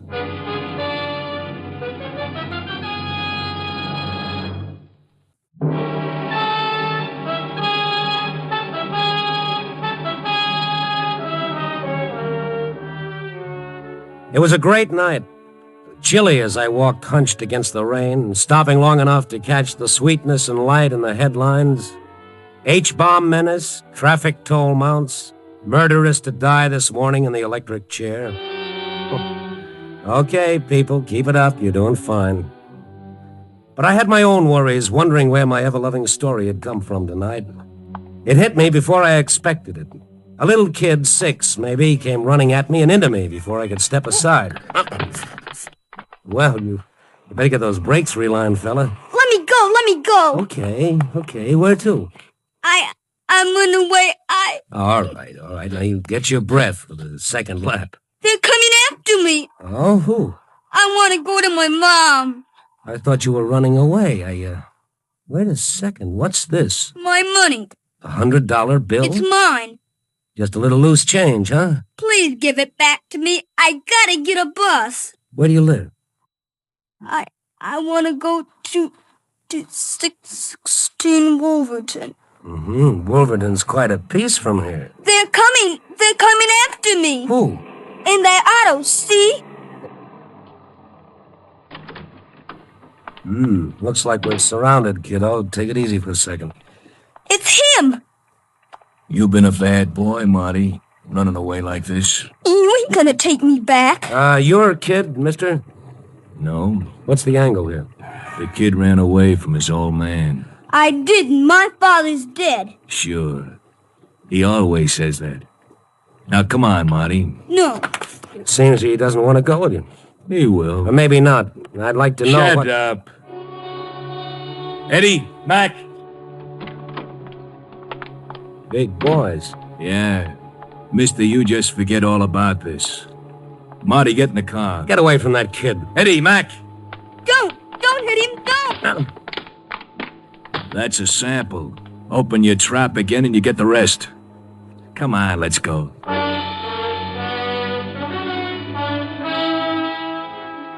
Before my eyes closed all the way, I saw them hustle the kid into the car. It began to move away, glided under a street lamp, and from the rear window a face looked out. Jerry McCallum, the brains behind almost any illegitimate enterprise you could name. Nothing too small or too big for Jerry if it made a nickel. From what I saw of McCallum's face, he could have gone in right then for murder. Mine.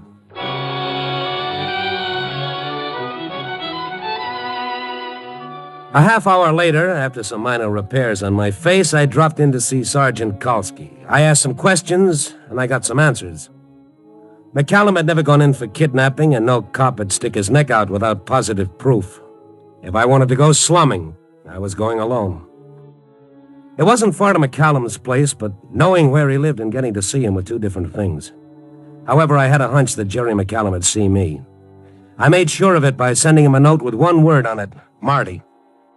McCallum had me shown in. He smiled at me from behind a marble-top desk, flanked by two of his boys, one of them my playmate of a little earlier. Always glad to see a newspaper boy, Stone. You fellas print rough stuff once in a while, but it makes good for circulation, huh? True or not? Yeah, sure. You know, we make up those things printed about you. Forgive us. So, what do you want tonight, Stone? For a starter, 10 minutes alone with Loverboy there, the one on your right. Willie Bigger? Why? Guess. Now, Willie hasn't been... I know. Hasn't been out of your sight for a week. In fact, about 40 minutes ago, he was baking a cake. Okay, forget it. Good idea. Where's the kid? Marty? Yeah. Do you like children? Yeah, until they grow up. They're nice people. The kid's none of your business, Stone. Yet I'm curious. Along comes a kid with $100. That all? Well, he took it. I keep lots of dough around here and drawers everywhere. The kid grabbed some and beat it. Why? Because he wanted to go home? Did he say where? No. No, he didn't. Okay, then. This is his home. What would you say if I told you he was my kid? Nothing. I'd be speechless. Stone, forget this whole thing. You've got nothing. Nothing. Whatever you're thinking is your idea, and that's as far as we go. That's as far as you go. Both of us. Now beat it. Don't crowd your luck. Okay. There's nothing I can prove, but it makes a good story. It's good reading. You got no finish to it. You know, Frank Stockton wrote a story once, The Lady and the Tiger. There's no finish to that one either, but it caused more comment that way. You're not scaring me, Stone. People can ask all the questions they want after tomorrow. After tomorrow? Mr. McCallum, why after tomorrow? I'm sick of looking at you. I'm even sicker of listening to you. Now get out. Oh, by the way, Get out. Yeah, one thing more, though. A friend of mine, a cop named Kowski, knows that I came here. I'm telling you in case my back looks inviting when I walk out. So long.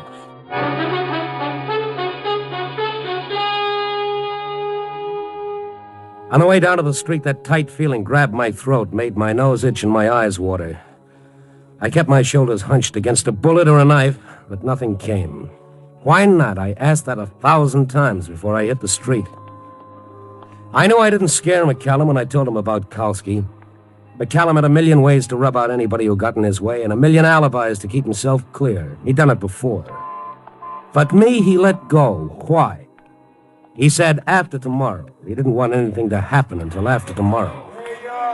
I kept thinking and kept walking. And then something began to go around on the back of my head. McCallum tomorrow. McCallum tomorrow, and suddenly it hit.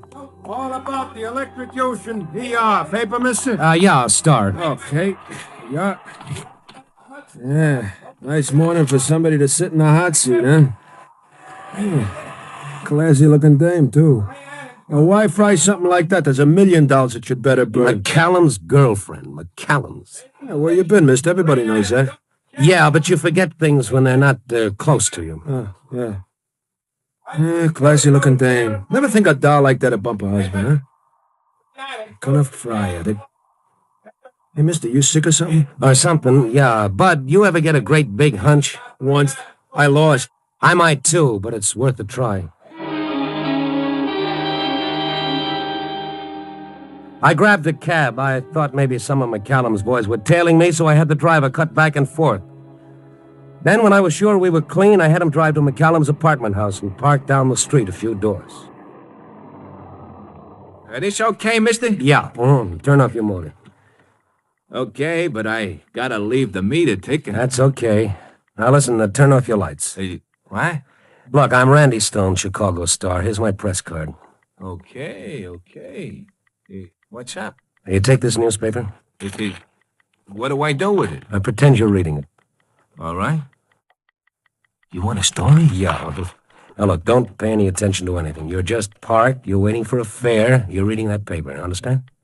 I get it. Hey, what about you? I'll sit back.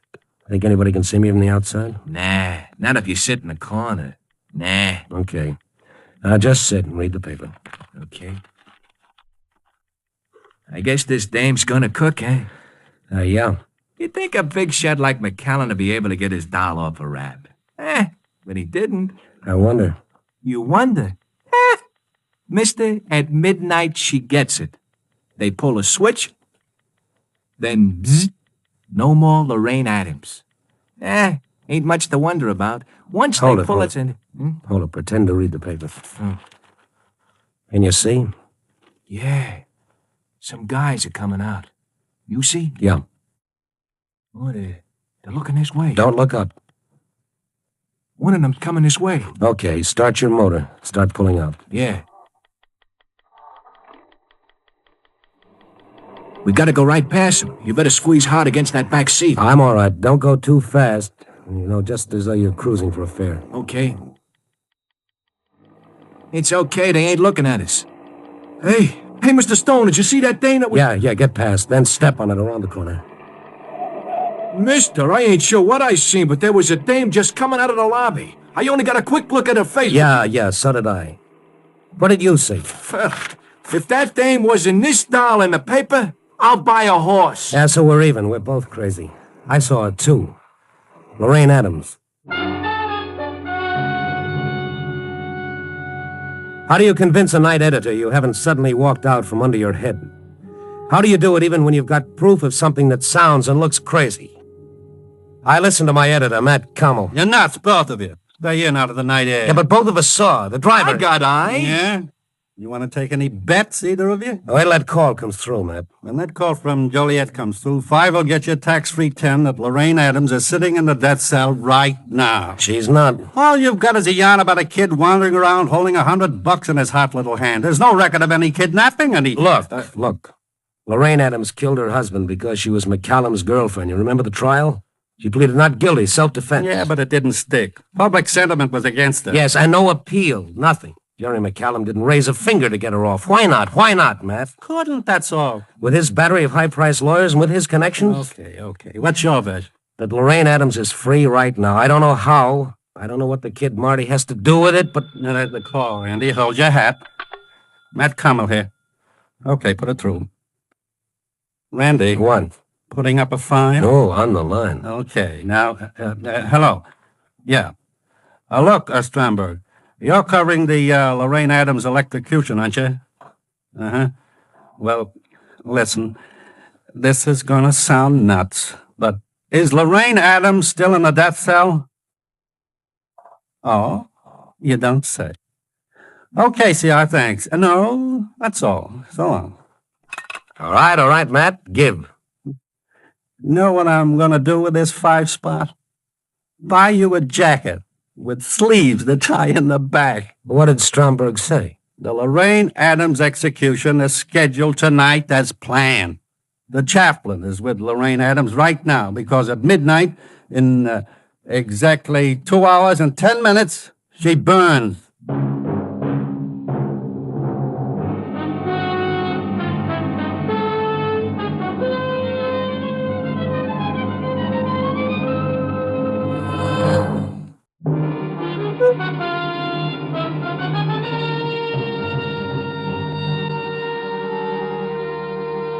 And now back to Night Beat and Randy Stone. In 2 hours and 10 minutes, Lorraine Adams would go to the electric chair. But I saw, and the cab driver saw, right in the middle of Chicago, free as a bird. I checked some more after I left the office. The police went along with the gag and checked the prison. Yes, the girl in the death cell was Lorraine Adams. Her fingerprints proved it. Well, then who was the girl the cab driver and I saw? Was McCallum going to work a switch at the last minute? Fantastic. Sure, but McCallum might be able to work it. And how did little Marty tie in? What did a 6-year-old kid have to do with it? Well, I had until midnight to learn a lot of things. There was only one place to start. 616 Wolverton, the address Marty had given me. It was a cheap boarding house. I had the driver wait. I knocked on the manager's door. It took 3 minutes to get her out of bed, and she wasn't happy. Oh, what do you want, huh?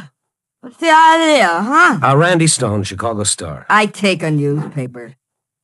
You selling papers this time in the morning? Oh, no, listen to me, will you? Magazines all day, newspapers in the middle of the night. Here, take this and listen. $10? For what? There's a little kid live here. His name was Marty, about 6, brown hair, cute little guy. Are you kidding? That was 4 or 5 months ago. But he lived here? With his mother. His mother? What did she look like? Ask my husband. Where did she go? Only one thing I can tell. He worked at a joint called, Oh, come on now, come on.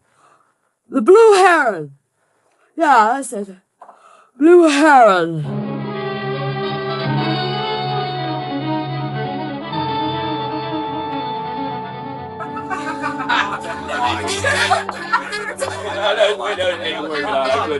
Your hat, sir? May I check it for you? No, thanks, honey. That clock behind you, is it right? Sure. It's only 10 to 11. The night is young. You want to bet? How long you been here?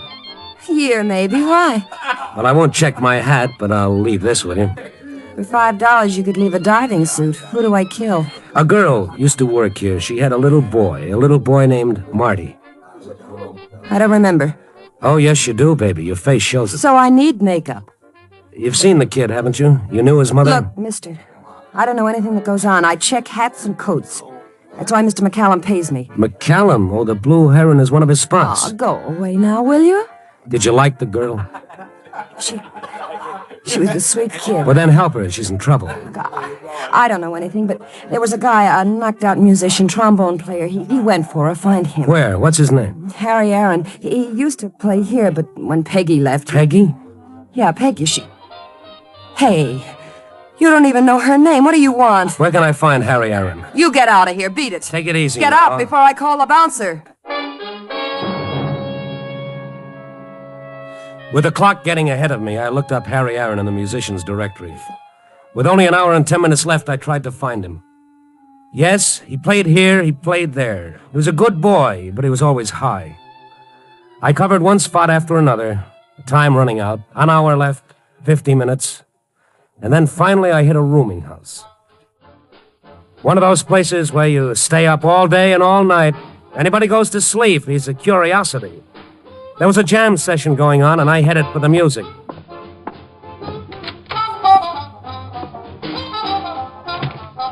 Five boys were swinging high, but the trombone player was the one I wanted. He was skinny, pale face over with young perspiration-drenched hair.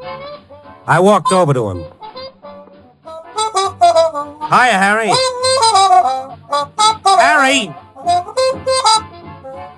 Knock yourself out, grab anything, cut in. What do you play? Nothing. What do you drink? Nothing. What are you living for?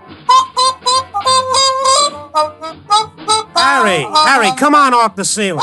Can you hear me? I want to talk about Peggy. Peggy! What? What do you say? I want to talk about Peggy. You remember? What about her? What about Peggy? Let's get out of here, Harry. There's a coffee shop down the street. Hey, buy me a drink, huh? All right. But come on, huh? Hey, wait a second, wait. Listen to that beat, boy. It's like a train running inside. And grab anything, cut in any place. Peggy, Harry, Peggy. Yeah. You said Peggy? Harry, you gotta come with me. You've gotta talk. We got 40 minutes, Harry, and after that, it's kiss the boys goodbye.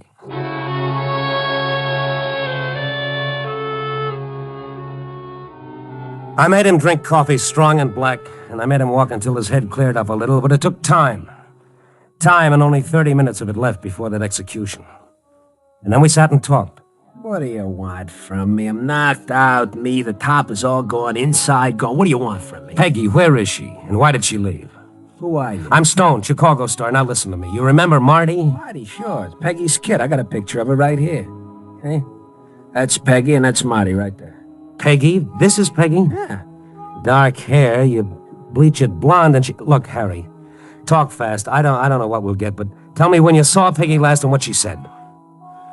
She was going away. With him.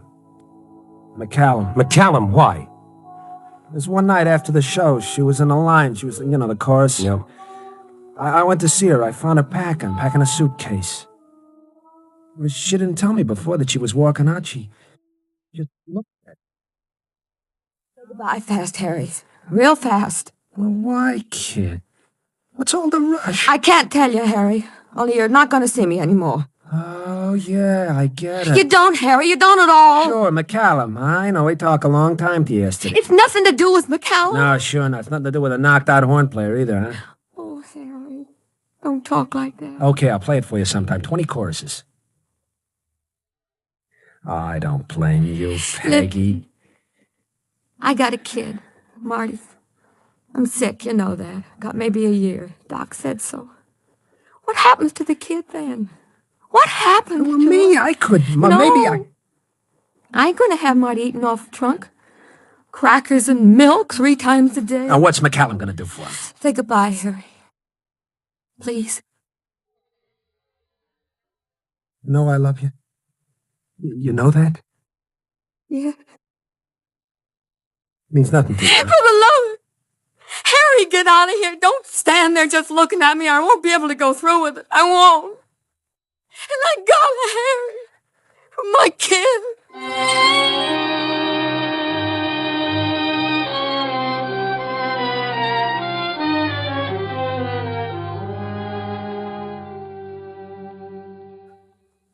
Well, that's all. That's all I know. When did that happen? 5 months ago. Just before Lorraine Adams went to trial for murder. Now, what are you talking about? Look. This is Lorraine Adams' picture in the paper. Here's Peggy. See, bleach Peggy's hair, and she's Lorraine Adams. McCallum saw that. You're crazy, Stone. You're crazy. McCallum couldn't make the switch. He did it before the trial. Lorraine Adams gave herself up a week after she killed her husband. But it wasn't Lorraine, it was Peggy. Crazy. It's crazy. No. In less than half an hour, Peggy will go to the electric chair in place of Lorraine Adams. What? Well, get her out. You gotta do something. Our only proof is Marty, but he's at McCallum's place. Stone, she's gonna die. You said it. She's gonna die. Stone, do something. Well, I'm going to Joliet to see the warden. You gotta do something too, Harry. Find Marty.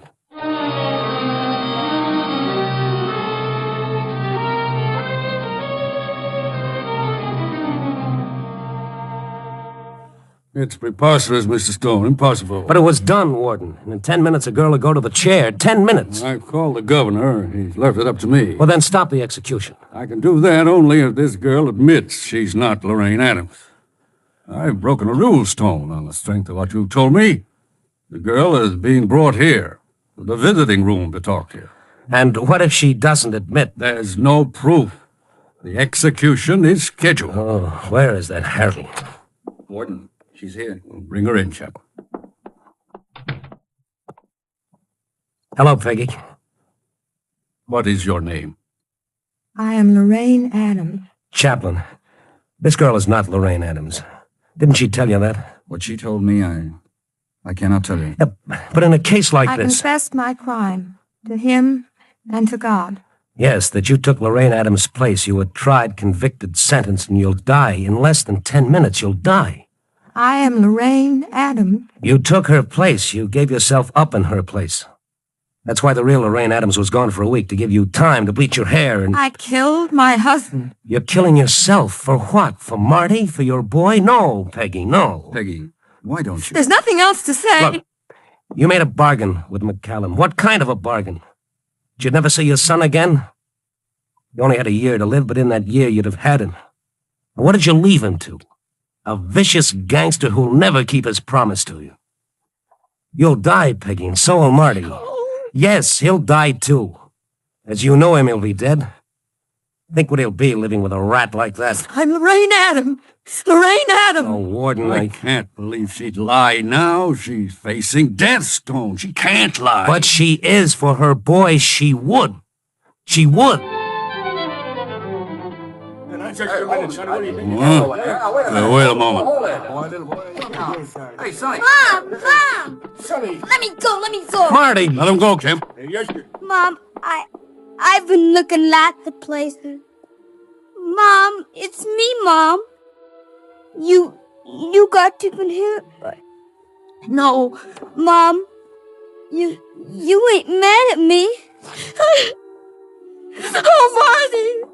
Marty, baby! Harry blocked me, Mom. He's hurt. Where is he? I think... Out here, Mr. Stone.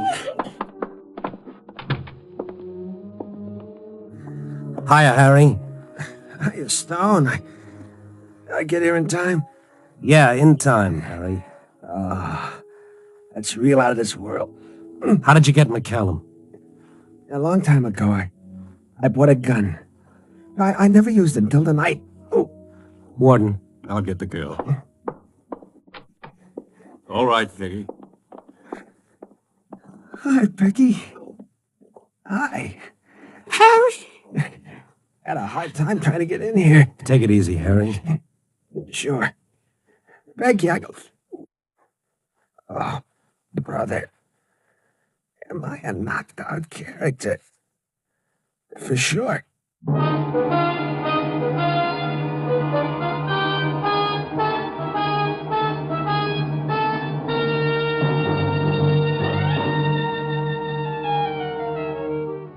Love. Love. Spell it one way, interpret it 100 ways. McCallum's for Lorraine Adams. Be willing to wreck anyone else's life. Peggy's for Marty. Harry's for Peggy. Yeah, it's love that makes the world go round. It all depends on who does the spinning. Copy, boy.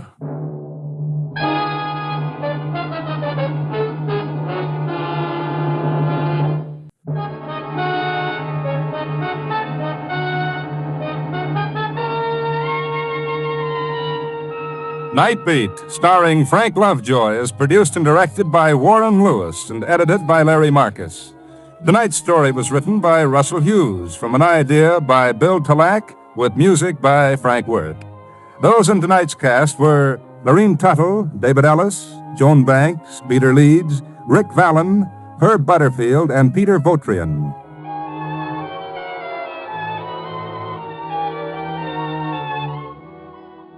Listen next week at this time and every week as Randy Stone searches through the city for the strange stories waiting for him in the darkness. Tuesday, that's tomorrow, listen to the Penny Singleton Show on the Wheaties Big Parade. The preceding was transcribed. Jack Late brings you a fund of interesting stories Friday on NBC.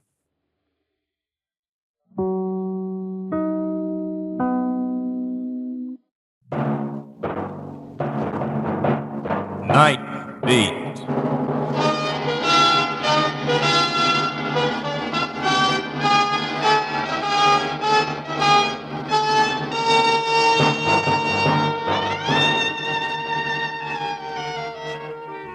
Hi, this is Randy Stone. I cover the Night Beat for the Chicago Stars.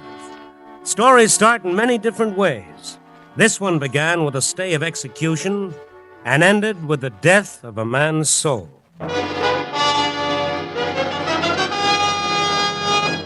Night Beat, starring Frank Lovejoy as Randy Stone.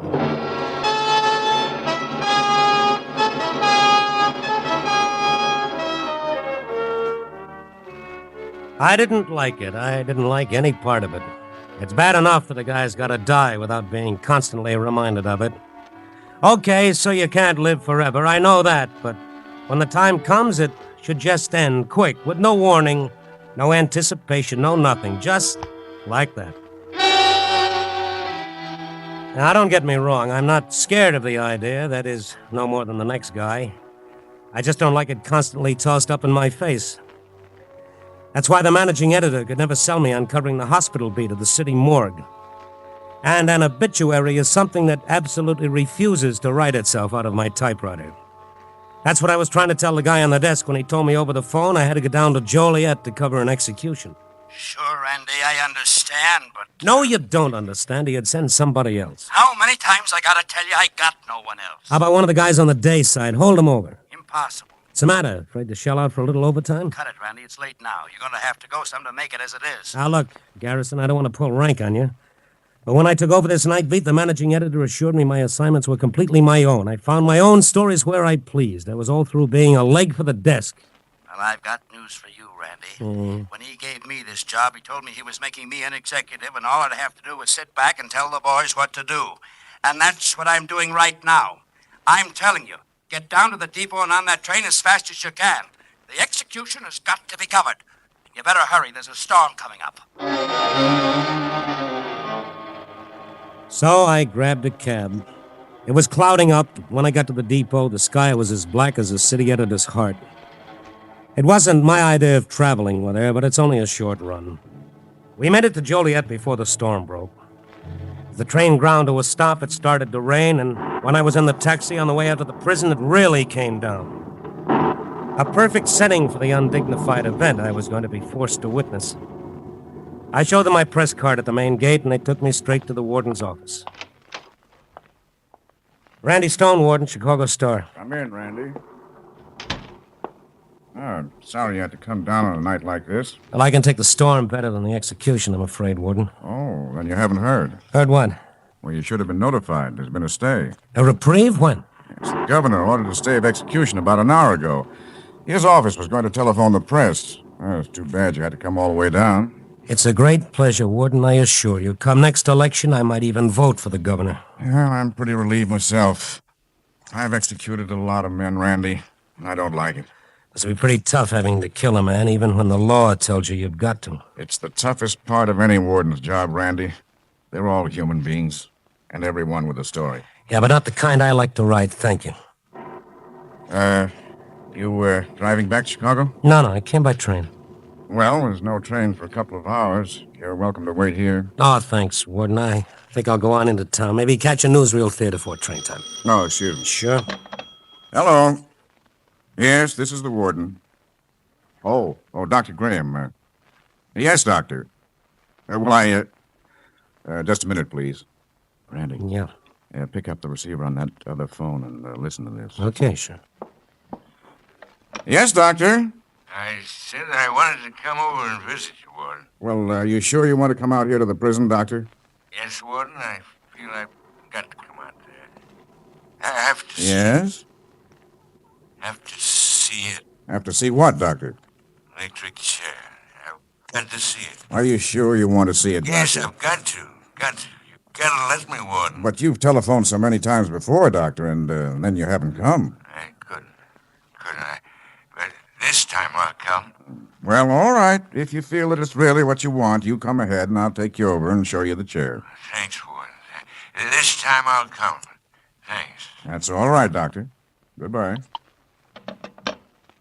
What is this? This supposed to be some kind of a joke? I'm afraid not. Well, how morbid can a guy get calling you this time of the night so he can come out and see the electric chair? No, he won't come. He never does. You mean this goes on all the time? Whenever he's been drinking like this. But a doctor, what did you say his name was? Graham. Howard Graham. Well, it doesn't make sense. No rhyme or reason. No, he has a reason, all right. A pretty grim one. It'd have to be. His son was executed in the electric chair. Oh, that poor doctor, no wonder. He hasn't ever forgotten it. What did the boy do? He killed a girl. She was going to have a baby. They weren't married, and I guess he couldn't bear to disgrace his family. Oh, and so he did this to his family instead. Theodore Dreiser wrote a book once called An American Tragedy. How many times do these things have to happen before people learn? It doesn't seem they ever learn, Randy. Oh, that poor old doctor. Why does the guy go on torturing himself like that? I don't know. Maybe what psychologists call a substitution of guilt. The father feeling guilt for the crime committed by his son. Yeah, but why? Why? Who knows, Randy? You're the writer. You're the one that's supposed to have the answers about people. Yeah, a lot of answers I got. Mind if I look this guy up? No, not at all. I'll give you his address. Might be a column in it. I wouldn't bother him with too many questions, Randy. It's tough enough to forget as it is. He doesn't seem to be doing too much forgetting by himself. The warden sent me into Joliet in his own car. We got to the business district, I switched to a cab and headed out to the doctor's address. If my life depended on it, I couldn't have told you why I suddenly had this intense desire to see Dr. Graham. I'd like to think it wasn't just a morbid interest in the other guy's grief, but then it wasn't in my line of duty either. Maybe my reason was as simple as the question, why? But if I'd stopped to analyze it, then I'm pretty sure I wouldn't have gone. Graham lived in one of the better residential neighborhoods, a 2-story brick house looking smug and comfortable behind a wide apron of lawn. I left the cab at the curb, walked up the path to the front porch. There was a light on inside. I rang the bell, waited for somebody to answer the door. The rain had let up for a while. You ring the bell? Yes, I hope I didn't disturb you. What is it you want? Are you Mrs. Graham? She's dead. Oh, I... Killed herself. Oh, I'm sorry. Over the boy. I didn't know. I thought everyone knew. I'm the housekeeper. Well, I'm sorry to bother you. I'm a newspaper reporter, and He'll be next. You wait and see. Dr. Graham? Well, who else you think I meant? Well, I don't know, lady. Is the doctor in, please? This time of evening? You have any idea where he might be? Where he always is. Not here. Does he have an office? Yeah, but I don't know what for. I don't have no practice left. Would you mind giving me the address? Morrison Building downtown. But it won't do you no good. Oh, you don't think he'll be there? Yeah, more likely in the hotel next door to the Morrison Building. In the bar. I see. Drinking himself to death. Well, thank you. If he ain't killed himself already. Yeah, thank you very much. Good night. I thought things like that only came out on Halloween. Oh, well. I climbed back in the cab more curious than ever about Dr. Graham and the macabre set of characters and circumstances that seemed to have been lousing up his life.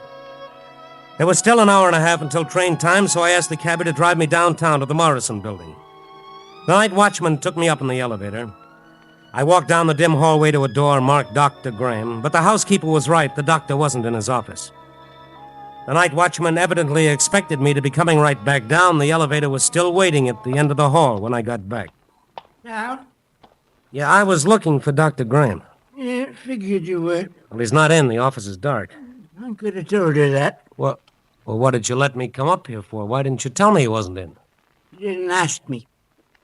I'm one for minding my own business. They come and go, but listen, they ask me. I don't butt in. Well, I'm asking you, do you happen to know where I might find Dr. Graham? Well, you might find him at home. No, I just came from there. The only other place to be is next door. What, in the hotel? In the bar. Oh, swell, swell. Would you mind taking me down? Sure thing. You seem to know the doctor pretty well.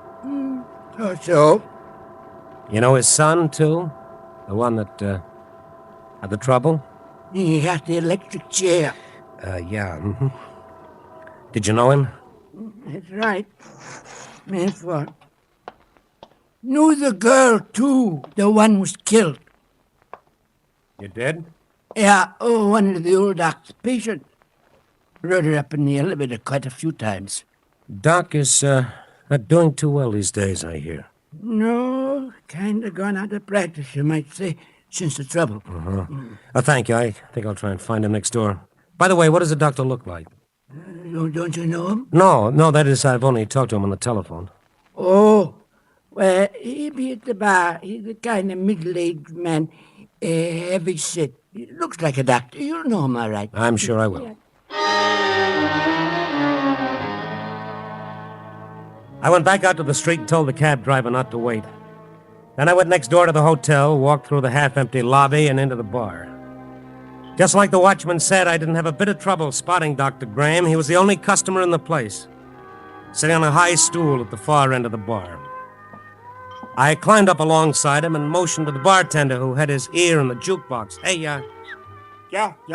What's it gonna be? make it a gimlet. That's, Gimlet? Yeah, you know, it's in a martini glass. Of course I know. You're trying to tell me how to run my business? No, certainly not. I just didn't know if you understood. 17 years I've been mixing drinks in the finest places. Look, fella, now don't get me wrong. Shaved ice, dry gin, little sugar, lemon peel, and lime juice. That's right. There's no argument. Only. Lime juice got to be imported. Oh, I didn't know that. We ain't got it. Not imported. Well, that's all right. Just make it a martini, then. In taste, you can't tell the difference if lime juice is imported or regular. So I make you a gimlet. That's what you order, huh? Sure. Make it any way you like. Imported, regular. What's the difference? Nobody ever complained before. I'm not complaining. Look, what's the matter with everybody in this town? Everybody I meet tonight gives me double talk. All I want's a drink. I don't care what you bring me. Bring the gentleman what he wants, Bud. Okay, Doctor. Oh, thank you, Doctor. Not at all. Yeah, I can really use a drink tonight. I'm a little on the jumpy side. Nerves can be a treacherous thing. No, it's more than that. I've been over to the state prison. Tonight? Yes, I came down to witness an execution. In the electric chair? It was called off. There was a stay of execution. I've seen many men die. I'm a doctor, you know. Yes, I know. But I've never seen a man die in the electric chair. Well, it's pretty rough. Have you ever seen the electric chair? Yeah. Would you mind very much describing it to me? Well, I'd rather not, Doctor. See, I know who you are. I'm Dr. Gray. Yes, my name is Randy One Stone. gimlet, just like the order. Okay, thank you very much. As I was saying... Aren't you going to taste it? Well, sure later. Well, maybe you don't like it. Well, sure, I like it. Here, if it'll make you happy. Oh, yes, it's fine. It's just fine. Sure, I told you. I'll call you when I'm ready for another one. 17 years. I'm mixing drinks, and he tried to tell me how to make a kid. As I was saying, Doc, I know who you are. I was in the warden's office tonight when you telephoned. Warden's office? Yeah. I'm a newspaper man. It's only fair that you know, because I want to ask you a couple of questions. What kind of questions? They're rather personal. Well? For one thing, why do you keep on telephoning the warden? Didn't he tell you? Yeah, he told me. Because I want to see the electric chair. Now, look, Doc, that's not going to help. You know it isn't. I know I'll never be able to go and see it, but I've got to call him. It's a compulsion. I drink and I telephone him, and I drink some more. It's kind of a circle. But don't you realize you'll never forget that way? You're just torturing yourself. No, down deep, I know why I call him. But it's a secret. Nobody's supposed to know. You see, I'm the one that's guilty. It should have been me who died in an electric chair. Look, Doc, I know how you feel, but you got it all wrong. A father can't go on being responsible for the sins of his son. Even in the Bible, it's the other way around. Try to bring up your kids the best way you know how, but after they reach a certain point, there's nothing you can do. You did your best, it just didn't work out. No, you don't understand. It was my child. I'm the one who's guilty. I'm the one who should have paid. That's why I telephoned the warden.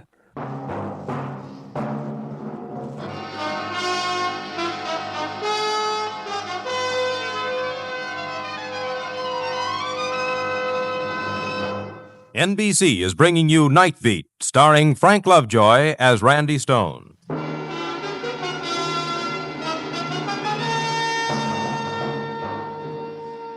By the time the bartender got through proving to me that he really knew his business, it got to be kind of late and just a little wet out, so I missed my train. As the evening grew more and more confused, so did Dr. Graham. And somehow, after talking to him, I didn't feel quite so sorry for him. He seemed to be enjoying his strange fixation on the electric chair. It was different from just a father's grief. The guy seemed to be going off his rocker. I vaguely remember pouring him into a cab after the bar closed and then checking into the hotel for the night. When I woke up, the sun was beating through the window. I put in a call to Chicago and got the paper on the phone. Good afternoon, the Star. Afternoon? Honey, is it that late? I beg your pardon? What time is it? Oh, one moment, please. I'll give you our information service. No, wait a minute, honey. It's Randy Stone. Randy, why didn't you say so? Gee, everybody's been calling for you all morning. Oh, fine. Give me the desk, Just a second, Randy. I'm ringing. Thank you. City desk. How are you, Phil? Randy Stone. Randy, for the love of Mike, where have you been? In Joliet, where you sent me last night, remember? I know, but that was last night. Where are you now? In Joliet.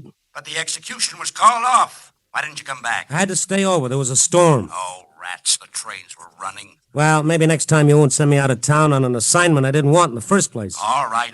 When are you coming back? As soon as I can get dressed and catch a train. Get dressed? At this time of day? I work the night beat, remember? When you dayside lads are catching up on your beauty sleep, I'm working. Just exactly what kind of work were you up to last night, Stone? Or does that come under the heading of personal? Personal, my eye, was following up a contact, a human interest yarn the warden touted me on. And? Well, it fizzled out, that's all. It was a doctor here whose son was executed last year for murder. That's nice.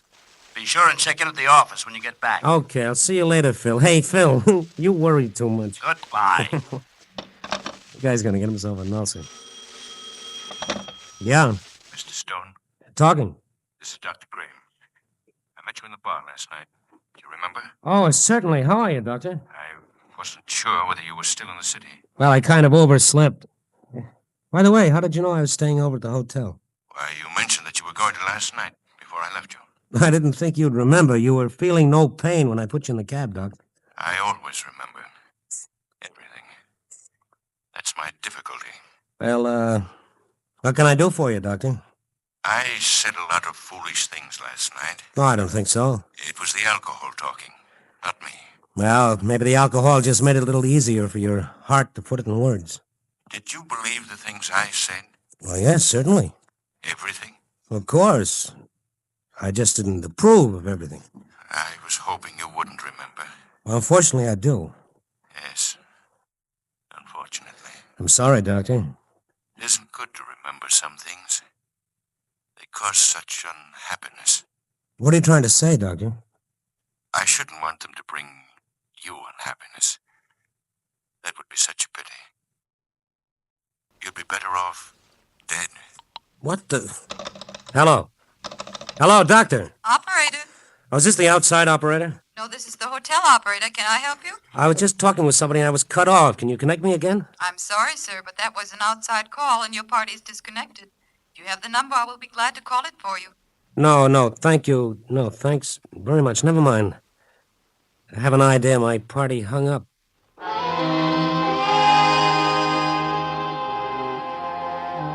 After that choice bit of dialogue, and before breakfast, mind you, I was convinced that the telephone, like the noble horse, had outlived its usefulness.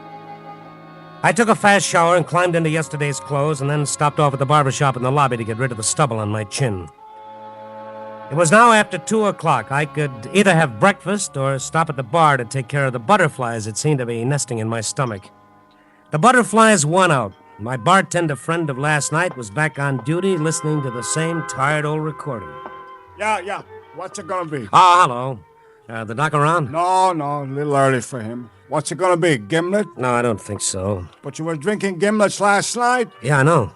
You don't like them? Well, not today. Thank you. I'll try a stinger. You didn't like the lime juice because it wasn't imported. I loved it. I just happened to want a stinger today, something to settle my stomach. But stinger tastes like licorice. I know. It's the anisette in the brandy. Well, licorice is not good for the stomach. Maybe something with bitters. Oh, no, not again. Look, just forget the whole thing. Forget I ever came in here. What's the matter, you mad? No, I changed my mind. I'm in no mood for another basic course in bartending. I think I'll have breakfast instead.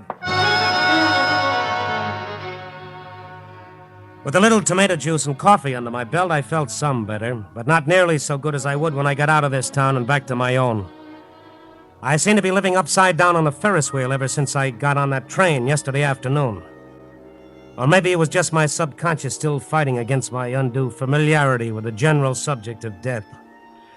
Oh, I shook that ugly word out of my mind. After settling up with the cashier and checking the desk clerk about my train time, I made my formal exit from the hotel. The fresh air and the bustle of traffic picked me up, and I started walking in the general direction of the train station. There was a dark blue sedan parked in front of the hotel and started up just as I swung out of the lobby, but I didn't pay any attention to it. Not until I got to the corner, that is, and started to cross the street. The car had been inching along behind me, and just as I stepped out into the intersection, its engine roared, and the car came straight at me. He's gonna be hit! See that? This was no accident. The car didn't stop. Whoever it was had deliberately tried to run me down. I got a fleeting glimpse of the rear of a blue sedan as it sped down the street. I couldn't make out the license number, but right above it was one of those little green crosses, a doctor's car. Dr. Graham, it must be. And he tried to kill me. I wasn't hurt, but I was mad. I couldn't believe that I'd almost been killed. It didn't make any sense. I couldn't figure out why Dr. Graham, or anyone for that matter, would want to kill me. Unless the poor guy was really unhinged and he resented my putting my nose into his affairs. But that'd make him more than just psycho. It would make him homicidal. And that was something I just couldn't walk away from now. I brushed some of the street off the seat of my pants and headed back for the hotel bar. There was a question or two I wanted to ask the fancy drink mixer. Well, you back again, huh? Yeah, same guy. How about turning off that tune, huh? What's the matter? Don't you like it? I like it, but I've heard it before, huh? Okay. Gimlet? Yeah, make it double. Okay, double gimlet. You see? I don't give you no argument. Mm-hmm. You say double, I give you double. Thank you. Say, had Dr. Graham been in here in the last hour since I was in before? Sure. You didn't see him? No. I told him you was looking for him. Well, I checked out of the hotel. Yeah, he was asking about you. He was asking about me. What do you want to know? Well, just if you ask me anything about him. Oh, I see. How long have you known the dog? Oh, I don't know. He comes here. Has he been coming here long? Oh, mostly since the boy was, you know. Yeah, I see. Before that? Once in a while. Never drinks much before. He come here with his son? No. He come in sometimes with a girl, though. What girl? His patient. The girl the boy killed. They had a big argument in here one night. With the doctor and the girl? That's right. Doc kept saying he would kill his wife if she found out. Found out what? I don't know, just if she found out. But the boy, I guess. About the boy or about himself? About the boy, of course. Then last night, why did he say the child is mine? I'm the one that's guilty. What are you talking about? You crazy? Now, sure, I must be crazy. It couldn't be true. But why would the doctor try to kill me? Who tried to kill you? When? Never mind. Tell me, have you ever seen Dr. Graham's car? Sure, lots of times. What kind is it? Sedan. What kind of sedan? Blue sedan. Why? Now, where's your phone? Booth in the corner. Thank you. Graham, Gates, Gordon. Cars. Oh, Graham. Albert, Charles, David, Elmer, Frederick, Howard, Graham, position and residence. Hello?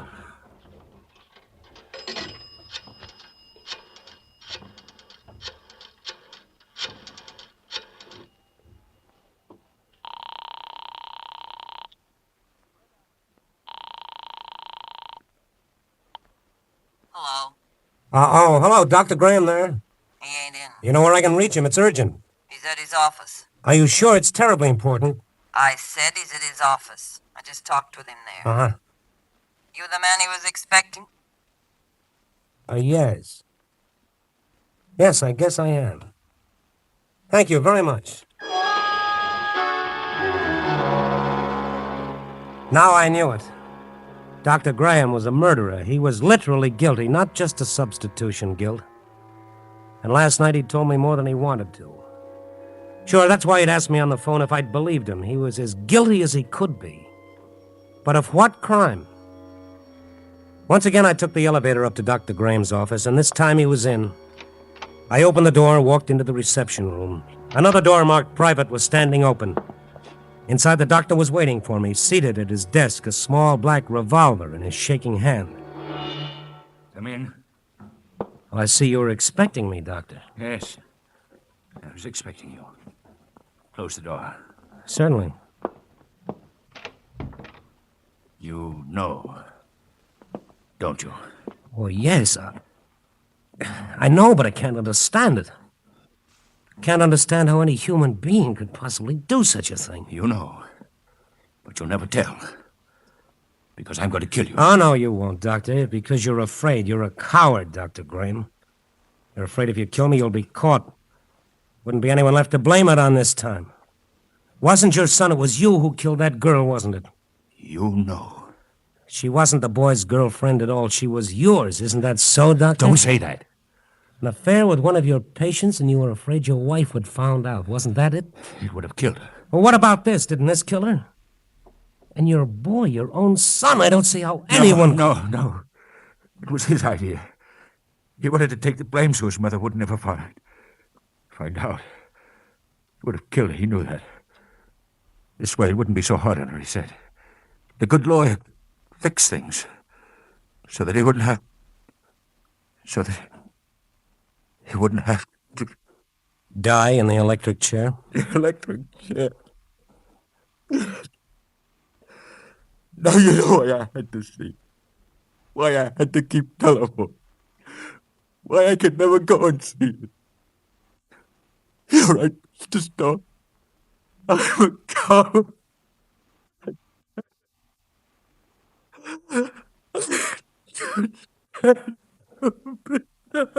Well, that's why you're not going to kill me now. You're afraid. You know you're safe as long as I don't tell, and I won't tell, Dr. Graham. The police will never know. You'll never go to trial, and you'll never be sentenced. You'll never see the electric chair, Doctor. Every hour of every day, you'll pay for your crime. You'll die again and again and again.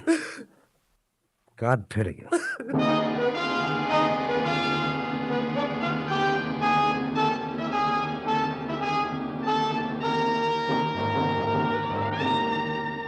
Well, here I sit doing the one thing I swore I'd never do. Writing an obituary instead of a story. Dr. Howard Graham, age 51, died from heart attack following confession of murder. Let me see, what day is this? Monday, August 21st, 1950. Contributing cause, death of son, death of wife, and of his own soul. Yep. But who are we to judge? As it says in the book, leave him to heaven. Copy, boy.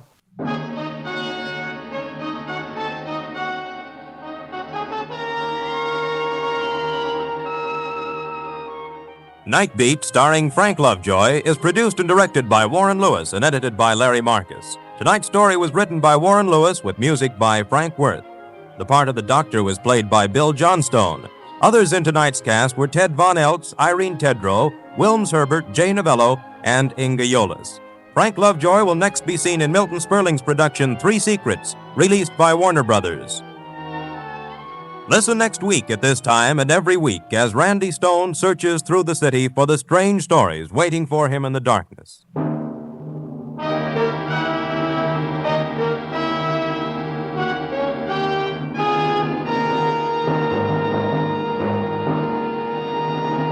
Night Beat came to you from Hollywood. 3 chimes mean good times on NBC. 2 stellar chime stars will be back on NBC very soon. Beginning Tuesday, September 19th, that master clown Art Linkletter comes back to prove that people are funny. And Fanny Bryce returns as Baby Snooks in 7 weeks to add to NBC's top Tuesday of chime stars. Listen now for the first piano quartet on NBC.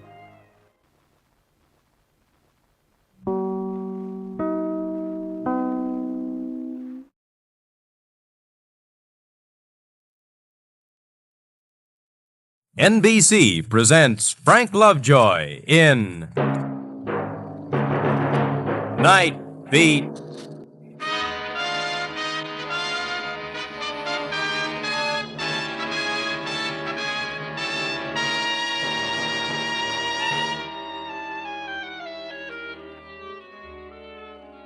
Hi, this is Randy Stone. I cover the Night Beat for the Chicago Star.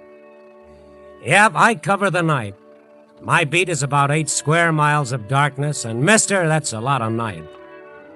Every evening I start walking into it and let it swirl around me and let it swallow me up. Part of me relaxes, part of me becomes tense and wary. Like a hunter coming back to the jungle, I feel at home, but I know that there's danger. For the night is filled with its own brand of people. The lonely, lost, screwy, mixed-up people of the night, drifting out of the darkness like fragments of a nightmare. Mister, you look like a decent sort. You don't want a poor, suffering human being to go hungry for want of a dime. Yeah, a disembodied hand stretched out for that ever-loving coin to buy just another whiff of that fine old anesthetic named Muscatel. Or a brittle laugh of a painted Tootsie rising out of the night, proving to the world she doesn't care, laughing until the tears come. Or the flurry of footsteps rushing by, a muffled conversation deciding life or death or tonight's movie. An ambulance racing past on its way to General Hospital, its red warning light flashing on and off quickly, like the frenzied pulse beat of the poor devil inside. Randy Stone, Demon Reporter. Hiya, RS. How's the old Crusader? Night is for the phony, too, like this character coming toward me while I was grabbing a bite in the little restaurant next to the radio and TV studios. The actor, on stage 24 hours a day. You mind if I sit down next to you, baby? What do you say? How's the kid, huh? Oh, the kid's fine. Teething like mad. Nothing serious. Barrel of laughs, this character. Real sense of humor. You know, I love that column of yours, baby. With me, it's like a shot of Benzedrine. Oh. The only lack I find in it is that I never see any mention of, guess whom? Whom? John Bruce, the world's greatest thespian.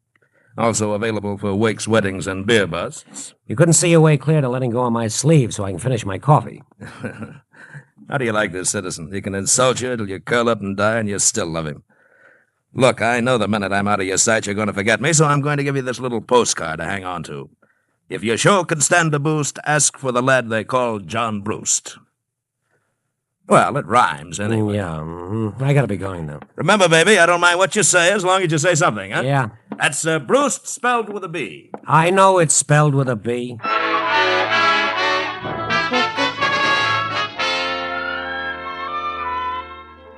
A great big, beautiful hunk of zero.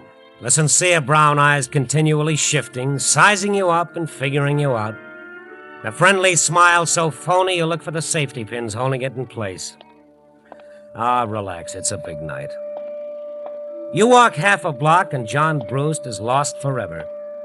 Because there's always something waiting up ahead. I just turned down Grand Avenue. Oh, now there's one of the night's chilly little sounds for you, a burglar alarm shattering the quiet. I looked down the dark, empty street trying to figure out which store, and I saw a child come darting out of a doorway, began racing the other way. A child. Hey, stop! Stop! I tried racing after it, but there wasn't a chance. I went back to the store. It was a sporting goods place. One window smashed and blood splattered on the glass like the kid had used his naked fist to get to the display of guns and knives inside. After the cops came and I told them what I knew, I continued my wanderings. Down through the Lincoln Park district and up through Honky Tonk Road.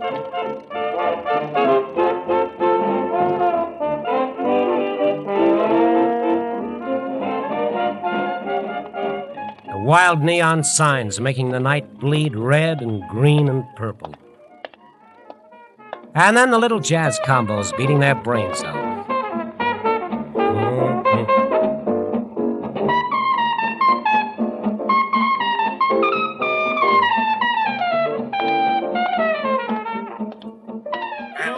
And the barkers, their gold teeth flashing as they bang their canes against the sidewalk and shout about the 12 dancing girls waiting just for you. And they all gent hawking popcorn and hot tamales in a little child's wagon. And George, the 35-inch dwarf who sold newspapers at Clark and Knight. Evening, Georgie. How's it going? Fine and dandy. Better than good. Always A1 for little Georgie. Give me the Sun-Times. Always good to see what the competition's up to. Here you are. Paper, read all about it. Get your paper. Oh, it's a lovely headline. One of those silly jerks gonna wake up. Get evening paper. Hey, George. Maybe the way things are in the world, this is a good idea, but since when have they started printing the paper in blood? Huh? What are you talking about?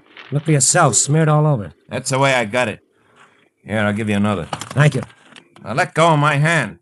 It's soaking through the bandage, George. I cut myself in a can opener. I hope you went to a doctor. Doctor? You've got to get all the glass out. I got all the... I told you it was a can opener. All I saw in that window was guns and knives. I thought it was a kid. Okay. So you got yourself a story. Get on the phone. Call the cops. What are you waiting for? Waiting for you to start telling me why a sweet guy is acting like such a dope.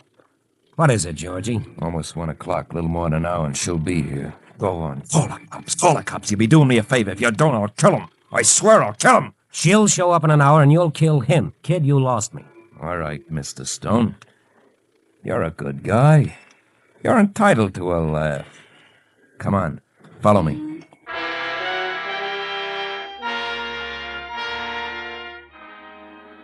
He dumped his papers onto the stand and started across the street. 35 inches of desperate humanity. I followed him around back and down the stairs of an old tenement. He stopped at a basement door to fish out a key. I followed him inside a dark, dank hole, and he flicked a switch. Fluorescent lights hissed on, throwing a cold white glow over walls draped in black velvet. There were dark booths and a small bar. It was empty and deathly quiet. I knew the establishment, an after-hours joint. When all the legitimate bars closed, those who still sought refuge from the night come to places like this. George headed straight for the only bit of brightness in the room, a gleaming aluminum jukebox in the corner. In the center of the jukebox was a neon mouth, and within the mouth, a microphone. Other neons spelled out the message, "Ask your tune." It operated like your telephone. Somewhere a girl sat at a switchboard connected to 50 such jukeboxes and taverns all over the city. George stood glaring at his tiny reflection in the jukebox shiny chrome. I hate it. I'd like to smash it to pieces. What, the jukebox? The owner of this joint, he gave me a key so I could come in and get warm on cold nights. Yeah? Only you can see for yourself when you're alone. This place can give you the creeps. I thought maybe a tune would cheer me up, so I started horsing around with this jukebox, feeding it my loose nickels, like this. And then her talking to me. What tune would you like? It's me, Julie. Oh, hello, darling. Darling? I'm so excited. George, just one more hour. So help me, I've got goose pimples. Yeah. Me too, Julie. We'll do it just like we planned. I certainly can't understand your feelings, and I admire you for them. Say before the boss catches me spooning, I better play a record. Not a record, Julie. The record. The record, George.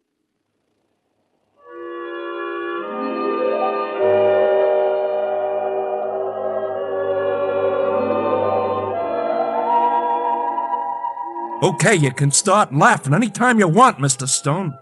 What's this all about, George? 10 seconds of conversation with every record.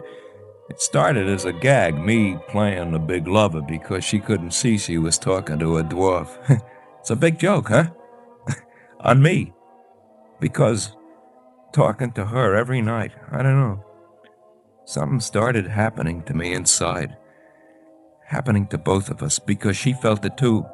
She really did, Mr. Stone. I mean, an understanding. I don't know the word. But she felt it too. And then he had to ruin it, destroy it.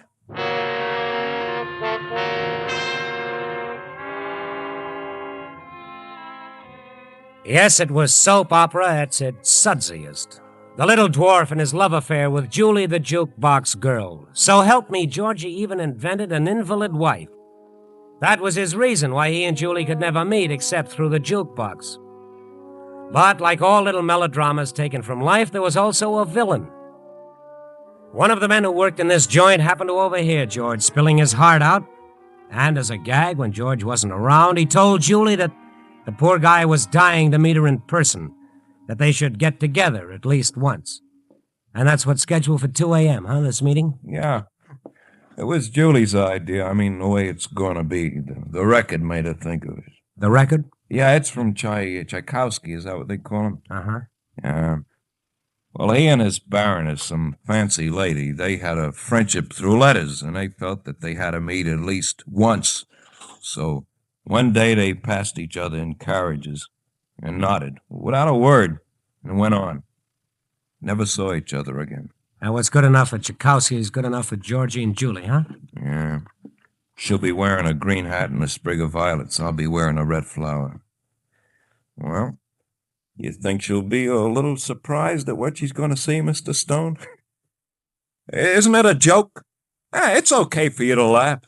Go on, laugh, Mr. Stone. Laugh! I turned. He was a big, paunchy, bald-headed gent, standing in the doorway, having himself a wonderful You lousy time. rat! I'll kill you! I'll kill you! It was right out of Mac's Senate, a barrel of laughs. George, the dwarf, charging right into the big guy who merely lifted him up, shrugged his shoulder, and sent the little fellow flying across the room, crashing into a wall. What a character that little monkey is, huh? Did he tell you about his romance? So you're Cupid. That's me. I'm even willing to stake him to that rose for his lapel. Nothing's too good for Loverboy. What a line he's got. You gotta hear it to believe it. I'll get you! George!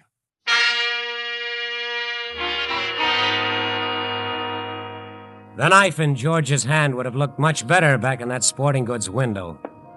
He moved out of the shadows. He moved toward the big guy. A trickle of blood ran down George's mouth, but he didn't know anything about that. Put that knife away or I'll shove it down your throat. But George kept coming. The smile on the big man's face took a leave of absence. Hey, come on now, George. What's the matter? Can't you take a joke? A bead of sweat started zigzagging down his face, mixing with the talcum powder. His lips continued to work, but now no words came out. Because this thing coming towards him, this wasn't a comical little dwarf. This was death.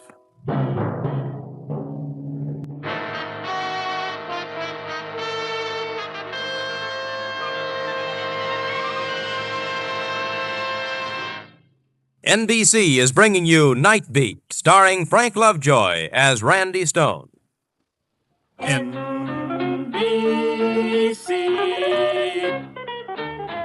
Enjoy the very best in radio. Be sure that you're dialing right. Seems like the very best in radio. Morning, noon, and night is from this station. Morning, noon, and night. And now back to Night Beat and Randy Stone.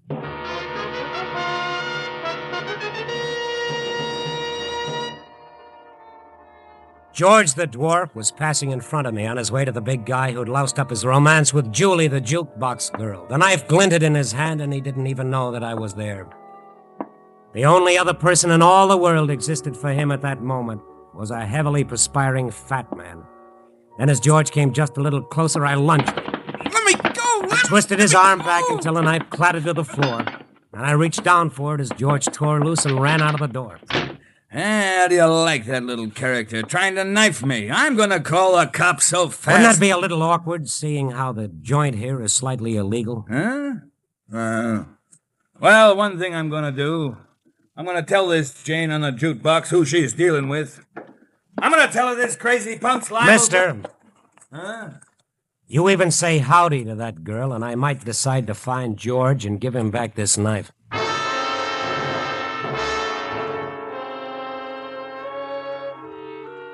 I found George all right, slumped against his newsstand, all through wanting to kill anybody. I told him I'd see the cops, and maybe they'd say it was okay if George paid for all the damage to that sports store and behave himself from now on. That didn't make him feel much better, because it was getting awfully close to 2 o'clock and his meeting with Julie. I told him that I'd call Julie and inform her that he'd suddenly come down with a slight case of bubonic plague or something. I got the name of the company off the jukebox in the after-hours joint, the Acme Music Company. I found a phone booth, reached for a coin, and instead came up with a card that said, "If your show can stand a boost, ask for the lad they call John Brewst," and John's beautiful, phony face smiling up at me. All of a sudden, I was looking for the phone number at the bottom of the card, and then I began dialing like mad. That's gotta be her. Which one? Coming down the street. The green hat, the sprig of violets. Yep. Wow. This is going to be a distinct pleasure, baby. Just remember what you're supposed to do, baby. You walk past, you nod, and you keep walking. What's the mystery all about? You can level with Brucey, boy. $10, no questions asked. That was the agreement. Well, can I at least mumble some quote about... You open your mouth for anything but breathing. And... Okay. She's almost reached the corner. Move. I stepped back to the paper stand where George was waiting. Together we watched Julie and John Brewst approach each other. Mr. Tchaikovsky never had it so good. She was really something out of body beautiful. As the two approached, George's hand unconsciously fastened on my arm. Now Julie and John were passing each other, their eyes meeting. George's hand began to tighten. Julie. Oh, how beautiful. How beautiful. Julie nodded to John Brewst, and out of the corner of my eye, I saw little George nod in return. For one sickening moment, I thought Brewst was going to open his mouth and go into a monologue, but somehow he controlled himself. They passed each other and went on. I looked down at George. His eyes were shining. It was me. What I said to her, pouring out my heart, that brought her here tonight. Sure it did.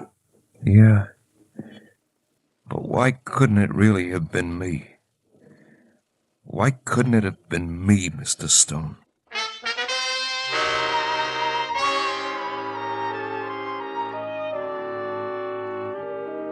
Ask the stars. Maybe they had an answer for you, Georgie. Me, I had work to do. I still had my story to find.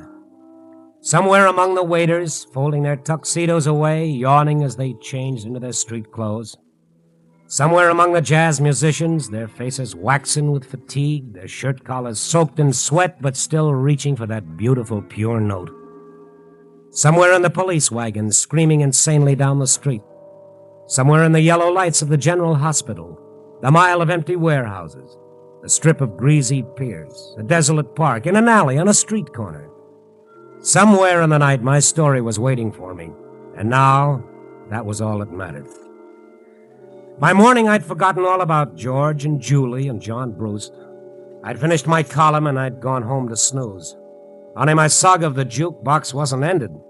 It had only just begun. Yeah. Yeah. Hiya. That wake you up? It's after 10 a.m. Well, what do you know? What do you want, Bruce? I do okay? Oh, you are magnificent. I'll see you around. Oh, wait a minute, Randy. Yeah. The broad. Yeah? Friend of yours? No. Well, then what was that routine? You got old Johnny Boy guessing. Well, good for Johnny Boy. See you around. Randy, look, as long as she's not a friend, like they say, where can I locate this kid? Maybe we'll have a couple of laughs together, huh? No kidding, baby. Where can I find her? Goodbye now.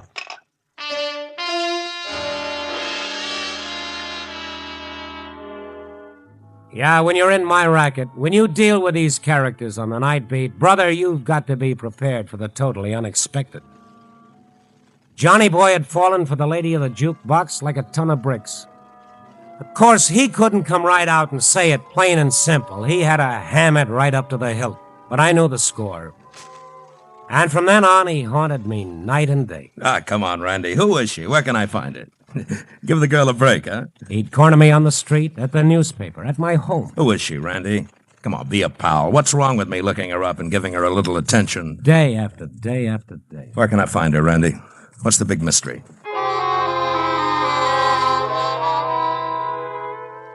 For a while, I even enjoyed it. He was sweating, and on him it looked good.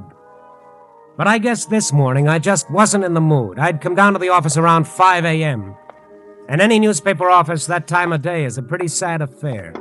Cleaning women sloshing their way up and down the aisle, the gray, listless dawn flat against the windows, the empty desks, and me with one of those real sour little tales to write about a bum they'd found behind some garbage cans on Skid Row. A bum with a Distinguished Service Cross pinned to the pocket of his filthy shirt. One of those gallant young gods that we swore we'd never forget. Yeah, I was feeling Jim Dandy as I sat down to my typewriter, and I whipped a hunk of paper into the roller. And then I saw John Bruce standing in the shadows across the room from me. Hello, Randy. Look, friend, I'm not in the mood this morning. I've got work to do. Randy, you've got to listen to me. They found him a little after midnight behind a wine shop. Randy, you got to tell me where I can find her. Just another bum, sleeping it off. Randy, listen to me. You got to tell me where... Look, Buster, I'm telling you nothing. You understand that? One dame is going to escape the famed John Bruce charm. It's a very small tragedy. Now, clear out of it. If you'll only listen to me, please. I'm slightly bored with listening to you, Mr. Bruce. I'm even more bored with looking at you, Mr. Bruce. You're so phony it sticks out like measles, Mr. Bruce, from your crisp, curly hair right down to your beautifully polished shoes. If this comes as a great surprise... No great surprise, Randy. Since when can a guy keep that kind of news from himself? Okay, I'm sorry. I'm pretty tired. I don't know what it is. I won't even try to explain it. I can't explain it to myself. It's that success bug. It's dog eat dog. Anything goes as long as you make it. And why do you have to make it? Does it say so in the Constitution? Look. But about her, I'm not putting on any act about her, Randy. I'm a big boy now. Love at first sight. Am I kidding? Listen, Randy. We just exchanged a look, maybe 5 seconds. And until the day I die, I won't be able to forget it. I guess that sounds like some more of Johnny Boy's routine, huh? No. Go on. Go on? What can I tell you? How do you explain it? But in those few seconds, I saw something I've been looking for all my life, Randy. Something genuine. Something real. Something... Well, maybe I saw my own salvation, Randy. Or maybe I was just kidding myself, selling myself a bill of goods. But I got to find out. I got to see her again, talk to her. Maybe the minute she opens her mouth, the dream will come tumbling down like Humpty Dumpty. I don't know. I don't think so. Now, where is she, Randy? The Acme Music Company. Only take your time. She doesn't show up until night.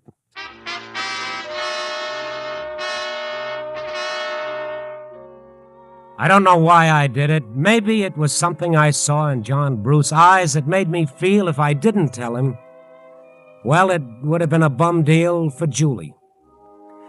I wanted to reach George right away, try to explain what I'd done, but I didn't know where to look for him except at his newsstand. In my world of the night, all you ever know about anyone is where they are right now. I didn't sleep much that day. Making George understand wasn't going to be any cinch.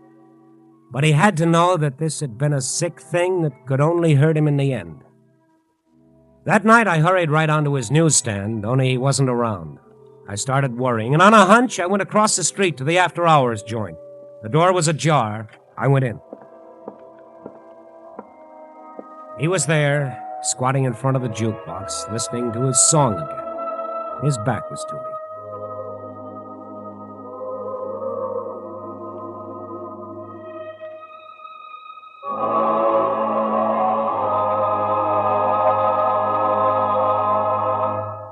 The song ended, and I searched my mind like crazy for the right words. He was fumbling with some coins, and he slipped one of them into the jukebox. Like it, darling? Oh, you know I do. Every time I hear it, I see you again. So beautiful. You're pretty beautiful yourself, mister. Julie, it's wonderful to hear you say that.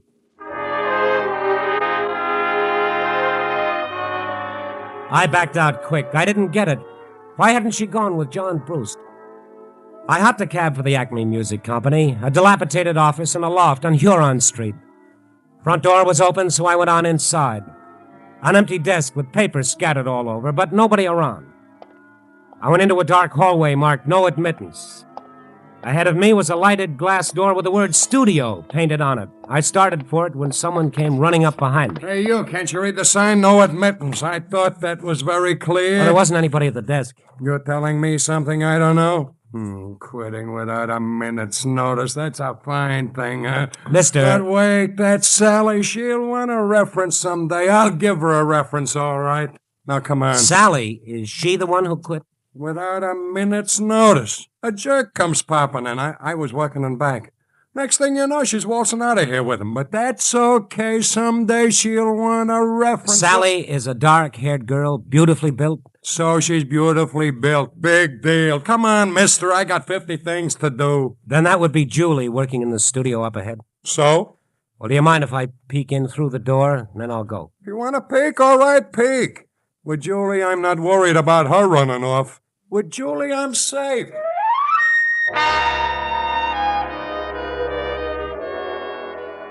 Yes, he was safe with Julie.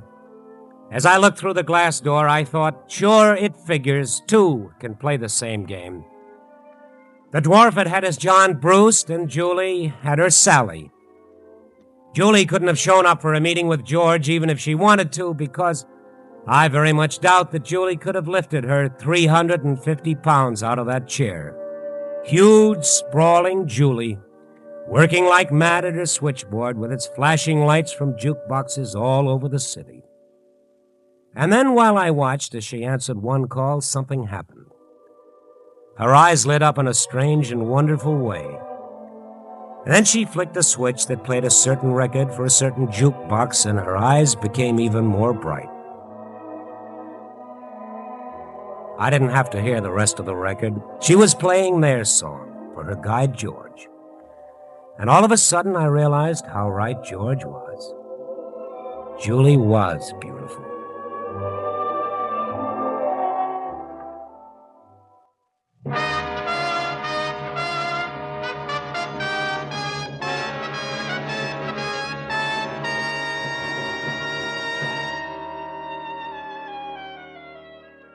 Yeah, that's how it is when you walk the night beat.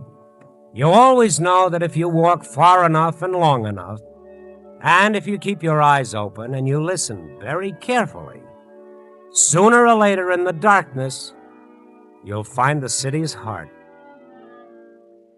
Yeah. Copy, boy.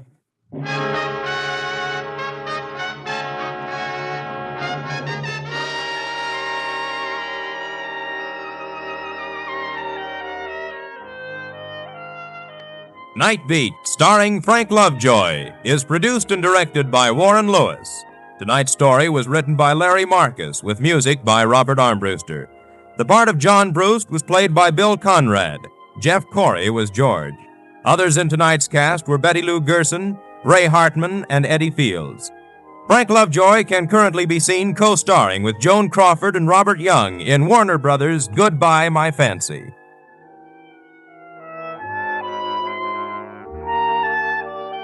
Listen next week at this time and every week as Randy Stone searches through the city for the strange stories waiting for him in the darkness.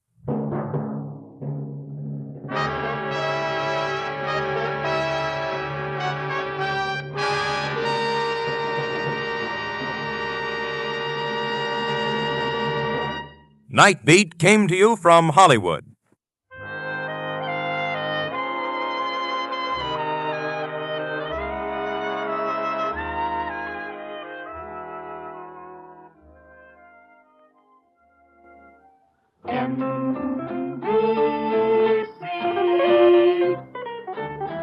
Enjoy the very best in radio. Be sure that you're dialing right. Seems like the very best in radio. Morning, noon, and night is from this station. Morning, noon, and night, NBC. Join Steve Mitchell on another dangerous assignment tonight on NBC.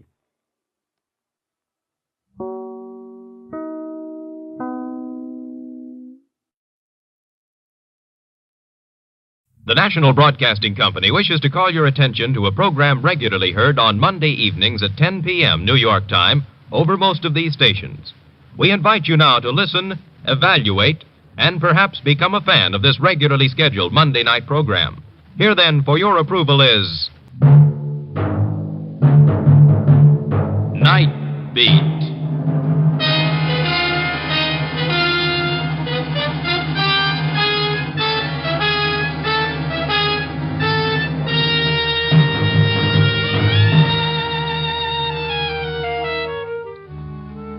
Hi, this is Randy Stone. I cover the Night Beat for the Chicago Star. Stories start in many different ways. Tonight's story started when I walked into a nice little guy's private world and it blew up right in my face.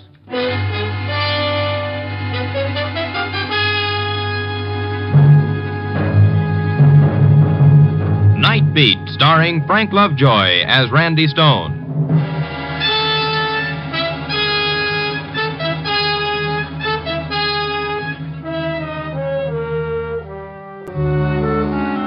When the streetcars and the subways spill out their thousands of tired ones who scurry off into a million directions to find home, that's when my job begins.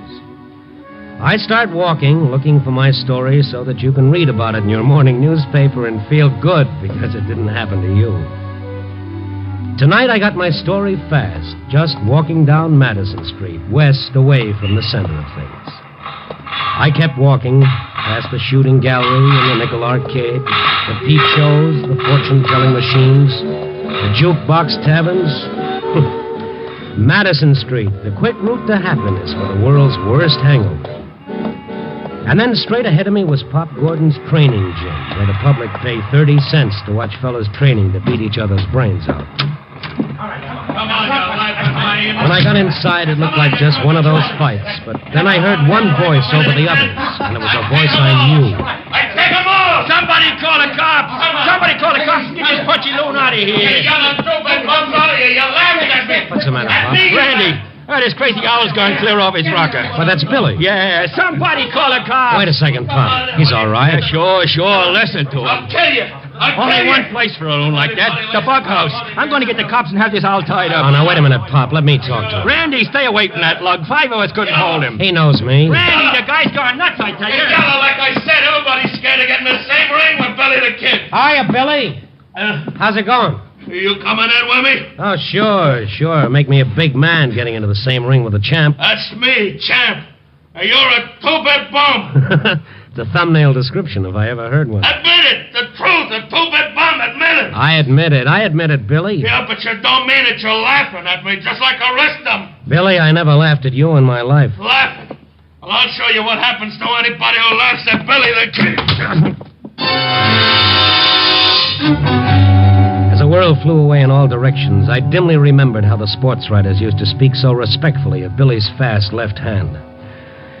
When the fog finally cleared, Pop Gordon was bending over me, and there were a lot of other faces, too. I didn't see Billy when I stood up. That's tough. Yeah. You okay, Randy? Oh, that's being okay. I don't want any part of it. He slugged you, but good. Where is he? I took off before the cops come. Took off before anybody could grab him. I don't blame them. I let that bum come in the gym and sit around. Everybody else pays 30 cents. But him, I let in for free. Now, what's he do, huh? He busts loose and blows his top. Why? What happened? I don't know. Tonight I catch him putting a bite on my customers. 2 bits here, a dime there. Billy was panhandling? Sure, like I said. I didn't like it, so I tell him. And then what? I don't know. I'm over at the other side of the gym. I hear somebody laugh, and the next thing I know, the owl's swinging like a windmill. He's going to kill everybody just for being around. He ought to be tied up. Oh, just like that, huh? He ain't safe. You want the Black Mariah to come around and cart him away like a load of rubbish? But for his own good. Oh, Pop, remember when he was champ? He packed him in every club where he fought. He had $1 or $5 for anybody who held out a hand. So? What are you getting at? Well, now he's got no one, Pop. Now he's out in the cold.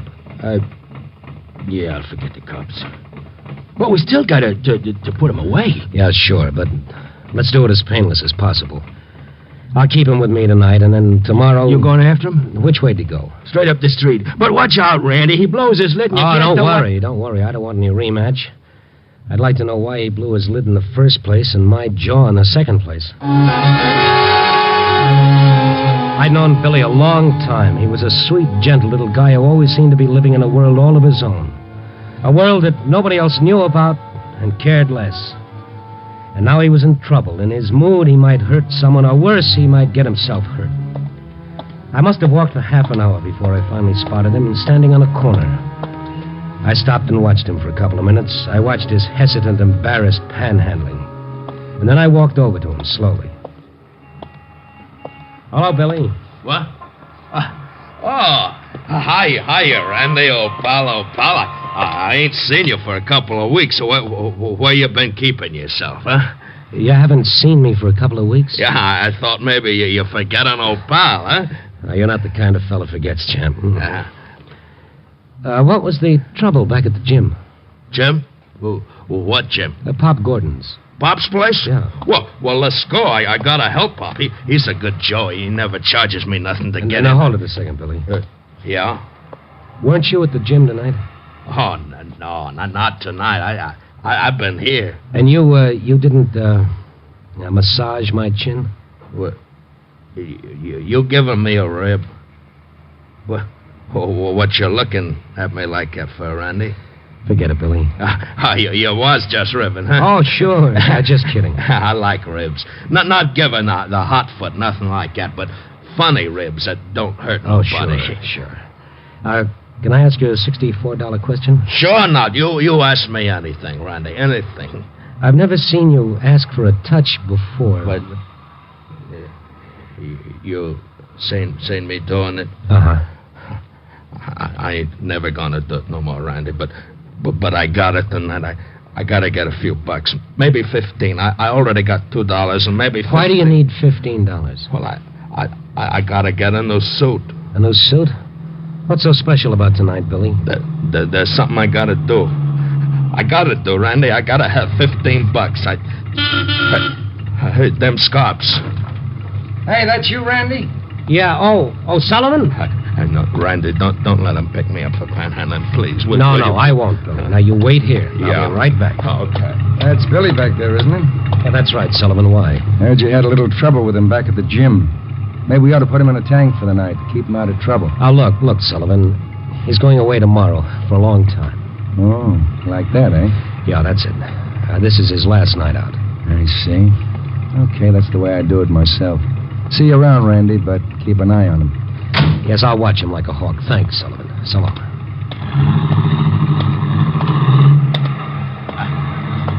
What they say, Randy? They ain't gonna pick me up for mooching, are they? They ain't gonna... No, they're not. But, listen, Billy, how'd you like to come to my apartment for a while? Well, I can't. I told you I gotta get $15. Oh, we'll talk about it. But I gotta get it tonight. No, I gotta get a new suit because... Go on, why? Well, I can't be wearing this commie rag when I see her. Not when I see her.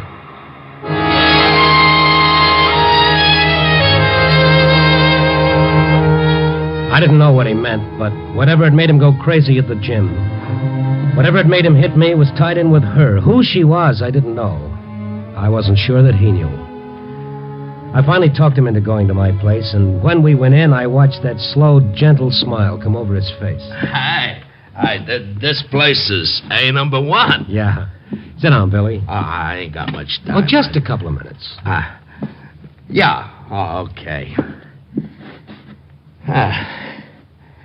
I'm awful tired, Randy. Seems like a lot of things happened tonight. I'm kind of tired. Want a drink, Billy? Oh, no. I never touch it. You know that. Yeah, and you never panhandled before. I ain't gonna do that no more either. Just tonight, Randy. I never bummed from nobody. I paid my own way. Now, that's why I want to know why you're putting the bite on people tonight. I ain't gonna tell you. You'll laugh. No, I won't laugh. You will. Somebody else laughed when I told it. Somebody else laughed. Well, when somebody laughs at me, I don't like it. Easy, tell you. Billy, easy now. Easy. Oh, that's better. Randy, I tell you, I gotta get $15. Hey, look at this. What's this, Billy? I cut it out of the paper today. I seen it. You take a look at it. You read what it says. Mrs. Walter Compton and her husband... Yeah. Go on. There's more. The prominent society leaders of New York will be in town tonight. They're staying at the lake shore. I can't go there in this crummy rag. Why do you have to see her? Well, I gotta tell her something. It's getting late, Randy. I gotta get going. I'll lend you the $15, Billy. You?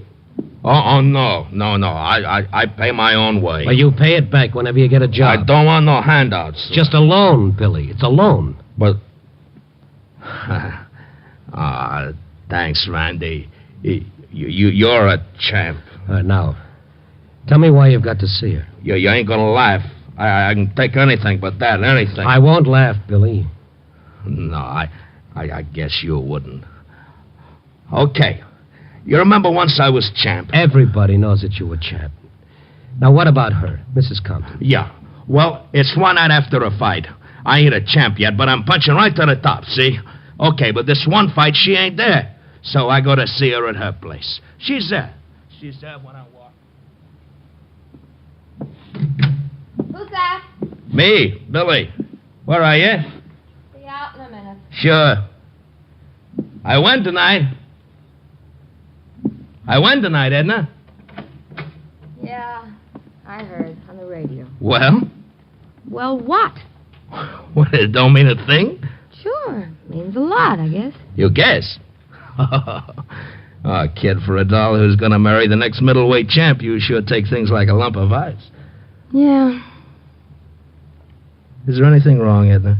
No. Oh, there is. Okay, something's wrong. Have it your way. You wasn't at the fight tonight, baby. I looked for you. It took me 3-4 rounds to get going because I didn't see you. You won. Oh, kid. Come here. Look at me. Sure. The eye got torn open again, huh? It's nothing. Collodion fixed it. Collodion fixes everything, huh? Get cut up, use collodion. It's nice. It puts you all together again. How long do you think you'll stay together? Oh, what's eating on you, honey? The last 2-3 weeks. The last 2-3 weeks. The last 2-3 years. Yeah, that's right. I hate it. Hate what? Oh, shut up. Oh, kid, what's wrong? You and me. But I don't get it. The only thing you do get is a measly few bucks for getting your head knocked off. But I'm a fighter, honey. You're a fighter, all right, fight. But count me out. Oh, now, wait a minute. I've been waiting for him to carry you home. Me? Me? It can't happen, huh? Well, all of a sudden, you start blowing your top. It's not all of a sudden. You said it. You said there was something wrong for the last 2-3 years. Okay, spill it. I'm through, Billy. Washed up. Finished. What? You and me. Done. Since when? Since right now. Oh, baby, it's just the eye. You see me this way and the eye. Don't laugh at me, Edna. I'd take anything but being laughed at. It is a laugh. Now listen. You listen to me. I don't care if you get punched all over the state. I don't care if you get your brains rattled so hard. Edna. It's me I care about from now on. Okay, so I'll be champ. So you'll get your fur coat. Not from you. Not from a guy who's beginning to look like a punching bag instead of a man. Look at me. Take a good look. I am. Yeah, I am. I got looks. I got class. I can do all right. Well, I still don't get it, all right, honey. I'll lay it on the line for you. You want me to? Yes, go ahead. I'm not going to tie myself to a punchy character.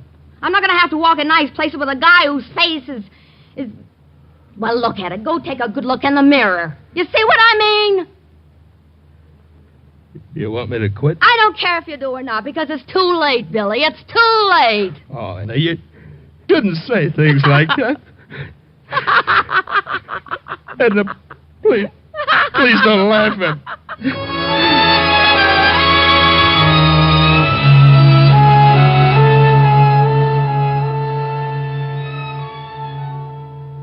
That's the way it was, Randy. That's the way. Yeah, I see. Look, Billy, you don't want to go and see her after that? I tell you, Randy, I gotta see her. There's something I gotta tell her. And it's gotta be tonight, because tomorrow she'll be gone. Billy, how do you know that she'll see you? Oh, I know. I know because there's something I ain't told you. Something I ain't never gonna tell nobody. And Randy, please don't try to stop me. Please don't let anybody try to stop me, because if I do, I'll kill him.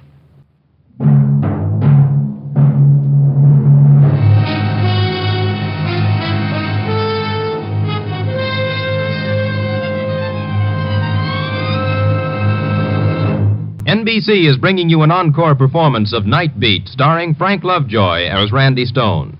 Before continuing with our story, here is the star of another NBC program, Mr. Glenn Ford. Thank you. I'm very pleased to be able to talk with you for a moment about Night Beat. Some of you may be new listeners hearing this encore broadcast of Night Beat for the first time. Now, if you are, I'd like to tell you that Night Beat is a regular Monday night program on NBC. So why not give a listen to this exciting series on this same NBC station tomorrow night and every Monday night? Thank you, Glenn Ford. And later this afternoon, we'll be listening to your own great adventure show, Christopher London. But now, let's listen again to Randy Stone.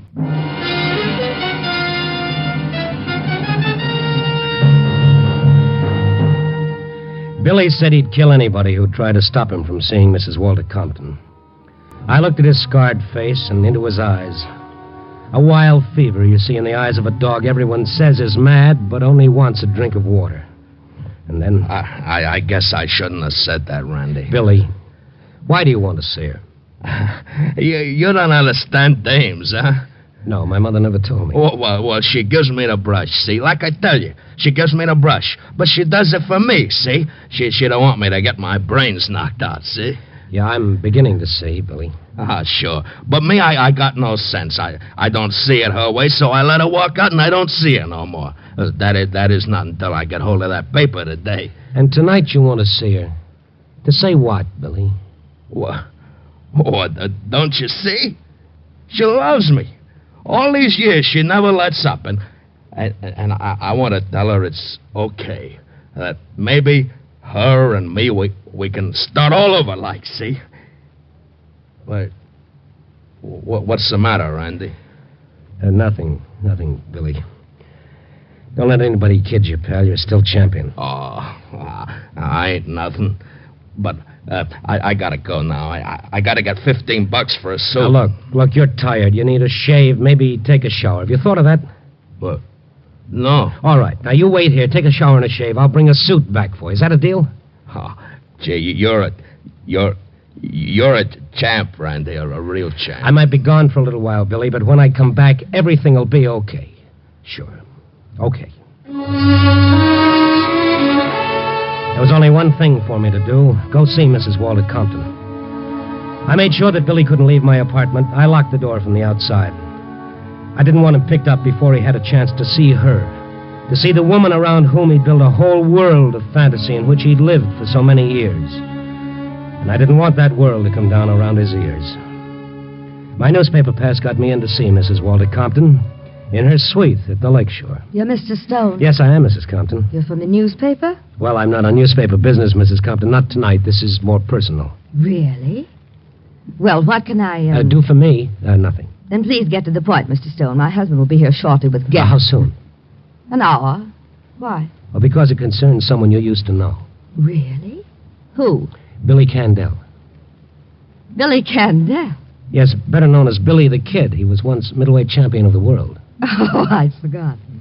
And I was glad to. Mrs. Compton, he's coming here tonight to see you. What? He's coming? How stupid can one get? Well, for a lot of people, it's not hard to be stupid or heartless. Yours must be a rather sentimental column, Mr. Stone. Yes, it's about people. You better go. I want you to see Billy. What can you lose? It's out of the question. Listen, all he wants to do is tell you something. He wants to tell you that he knows that you still love him. What? Oh, no. Oh, no, listen to me, please. Tomorrow he's going to where he can rest. He's sick, Mrs. Compton. He's desperately sick. Let's not be so polite. The word is punch drunk, I believe. You want me to see a maniac? He's not. I'll be here when he comes. We'll keep it between the three of us. Do you know what you're asking? Yes, I'm asking you to give a sweet little guy a few minutes of his world. Now make it real for him. Tell him anything. Tell him you still love him. Then he'll go away, and after tomorrow you'll never see him or hear from him again. You're asking me to receive that thing? To bring him into this hotel where everyone can see him? Do you know what that means? To him, yes. I'm talking about myself. Myself, Mr. Stone. Can we get off that subject for a moment? It's the only subject that matters. Well, if you don't see him, he'll crack up all the way. That happened long ago. Good evening, Mr. Stone. 3 minutes of your time, please. I said no. Did you hear, Mr. Stone? I said no. Okay, lady. Okay, I'm going now. Thank you for everything. It's been lovely. You needn't be sarcastic, Mr. Stone. Oh, needn't I be? Look, Queenie, I got a little spot announcement for you. Billy owes you a vote of thanks. You'll never know it, but you gave him the biggest break of his life when you walked out on him years ago. Oh, really? Yes, really. Tonight you're giving him even a bigger break. Tell me about it, Mr. Stone. Yes, I'll tell you, because the only thing the poor guy's got left is a memory of a girl named Edna. Any resemblance between that memory and you was strictly coincidental. Goodbye. I was glad to get out into the fresh air. All the way back to my apartment, I kept thinking of what I'd tell Billy, how I'd tell him. And then as I walked across the lobby toward the elevator... Mr. Stone. Mr. Stone. Oh, what, Charlie? Here's a message for you. Okay. Here you are, Mr. Stone. Oh, thank you. How long ago did he leave this? Oh, why, just a few minutes after you had left. Did you know you'd left him locked in? He called down and asked me No, never mind that. Did he say where he was going? Oh, no, sir, no. Just that he couldn't wait for you any longer. Yeah, that's on the note. How did he look? How did he look? I mean, anything unusual about him? Oh, he had on one of your suits. I remember now, the pinstripe. He must have stolen Oh, he didn't steal anything. Now, listen to me. Yes. I'm going to the Lakeshore Hotel. If he comes back here, get in touch with me there. Mrs. Compton's suite. Mrs. Compton's suite, That's yes, right. yes. Oh, and listen. I think you better call the police. But as for Kalski, remember that Kalski? Tell him to meet me at the Lakeshore Hotel and quick. I grabbed a cab and took the shortest way to the lakeshore. I watched the pavements looking for Billy, but I didn't see him. He had some money on him. He must have taken a cab himself. And then I was back at the lakeshore talking with the clerk at the desk there. Yes, sir, there was a man here of that description. He asked a call to be put through to Mrs. Compton's suite. And was it? Well, sir, he was rather, well... Yes, I know. So he didn't get through? I called Mrs. Compton Sweet myself and told her. That is, I described the man. Yes, I know. All right, go ahead. Now, what did she say? That on no account was I to put him through or send him upstairs. Oh. Well, okay, that's something. What did he do then? He left immediately. Which way? I'm afraid I didn't notice, sir. I was registering some new guests and paid no attention. Okay, thank you very much. I had to find Billy before. Well, before what? What would he do? Where would he go? I asked myself those questions as I walked slowly along, watching for him, hoping to see that pathetic figure in my pinstripe suit, hoping I'd get to him before someone else stopped him. I was afraid of what might happen or could happen. And then I saw him, just past the Lakeshore Hotel, shambling slowly along, his shoulders hunched against the sharp wind that cut in off the lake. I ran and caught up with him. Billy! Billy! What? Oh. Hiya, Randy. What you doing over here? Oh, I just looking around. Why'd you leave my apartment? What? Well, you was gone so long, and I had to get going, see. Oh, sure. Come on, let's walk. Yeah. Randy, I borrowed one of your suits. It's a real champ suit, all right. You mind, huh? You mind? No, Billy, no, not at all. Did you see her?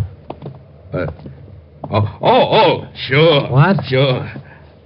You did? I see her. Billy, they wouldn't let you go up, remember? Yeah, but I went up the back. The back? Billy. Now look at me now. Are you sure? Oh, sure. Sure. And she still loves me, Randy. I said everything was okay. She's crazy about me like she always was. What did she tell you? Oh, she didn't want to talk to me. You know how she is. But then I told her I love her, and she loves me. And Billy. And Billy? Yeah. Yeah, I'm tired. Lots of things happened tonight, Randy. Lots of things. Yeah, I know. What do you say we stop someplace for coffee? Yeah, I like that. I'm tired. When I get rested real good, I'll go back to see her. Her and me, we'll start over again. Hey, Randy, this is where she lives, you know. Yeah. Hey, look, Randy, I gotta see her once more. Maybe she'll talk to me this time, huh? No, not tonight anymore, Billy. I want her to talk to me.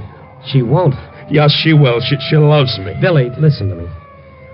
You let me go up there first. I'll talk to her and fix everything, okay? Tell her not to act like a kid. Tell her to talk to me, huh? Yeah, sure, I'll tell her. Now, you wait. Hey, Stone. Kolsky? You put in a call for us? Yeah. Yeah, but it's okay now. I found him. What'd you call the cops for, Randy? Oh, Kolsky's not a cop. He's a pal of yours. He thinks you're the greatest fighter that ever lived. Oh? Always wanted to talk to you about your big fight. Oh, sure. But we're busy now, Kolsky. I'll talk to you about it later. I gotta see somebody. Billy, I promised you I'd see her, remember? You're gonna tell her I'll be waiting? Sure. Now, you just stay with Kolsky here and tell him about the night you won the belt. Anything the matter, Stone? No. You keep him here. I'll answer questions later.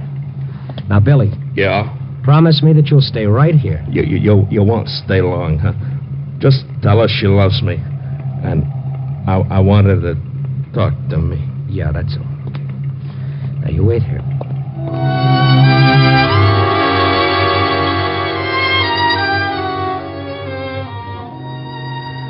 I didn't think it would do any good to see her again, but I wanted to give Billy a good memory to take along. I saw her, all right, but she didn't talk to me either. I went back downstairs and out to the street. I hadn't been gone more than 5 minutes, but they were the longest 5 minutes of my life.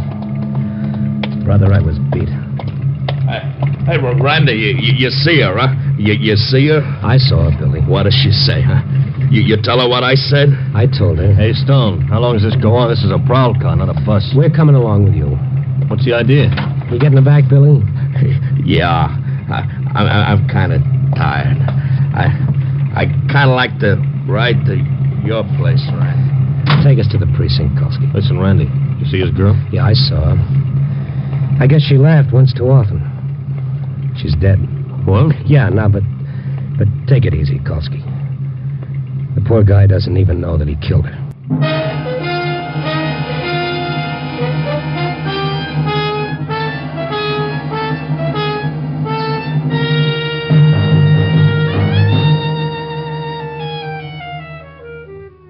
4 a.m. and the lights are going out all over the city, even those neon signs on Madison Street. I've got to write my piece and put it in the slot, but what can I say? A story of one-sided love? Well, if that's what love does to you, then I'll stick to pinochle. It's a funny thing about love, isn't it? You let someone get up and talk about hate, and he's hailed as a new leader. Let him speak of love, and he's ridiculed, spat upon. Yes, or even nailed to a cross. Love is the sweetest thing of it the birdies sing. Yeah. Copy, boy.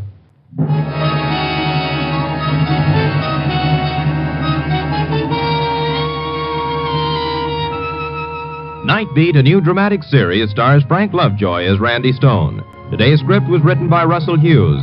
Night Beat is edited by Larry Marcus and directed by Warren Lewis. Music by Frank Worth. Portions were transcribed. The part of the prizefighter was played by Bill Conrad. Others in the cast were Lorene Tuttle, Larry Dobkin, Charles Seal, and Joe Forte. NBC has presented for your approval a special edition of Night Beat to acquaint you with this regularly scheduled Monday evening program. Listen then tomorrow night, when again you will hear Frank Lovejoy as Randy Stone on Night Beat.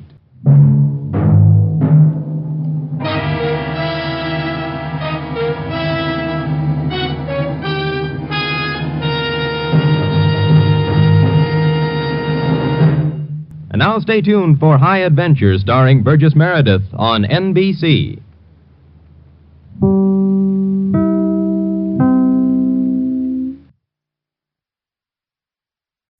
The National Broadcasting Company wishes to call your attention to a program regularly heard on Monday evenings at 10 p.m. New York time over most of these stations. We invite you now to listen, evaluate, and perhaps become a fan of this regularly scheduled Monday night program. Here then, for your approval, is Night Beat.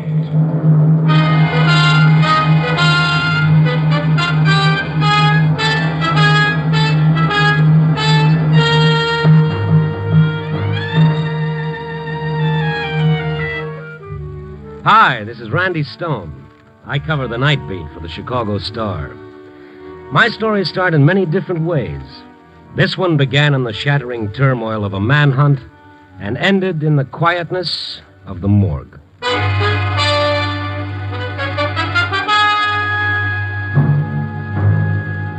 Night Beat, starring Frank Lovejoy as Randy Stone.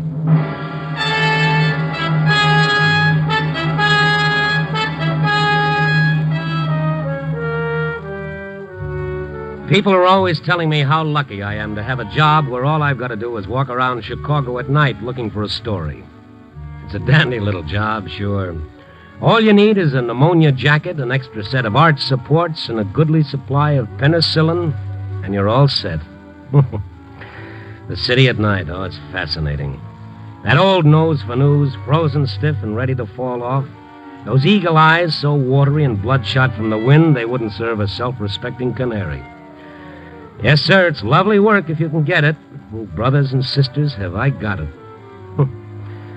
Well, I guess I was just bitter. I'd walked from the Loop to the near north side, waiting for a story to tap me gently on the shoulder, and so far it was no hits, no runs, and no errors.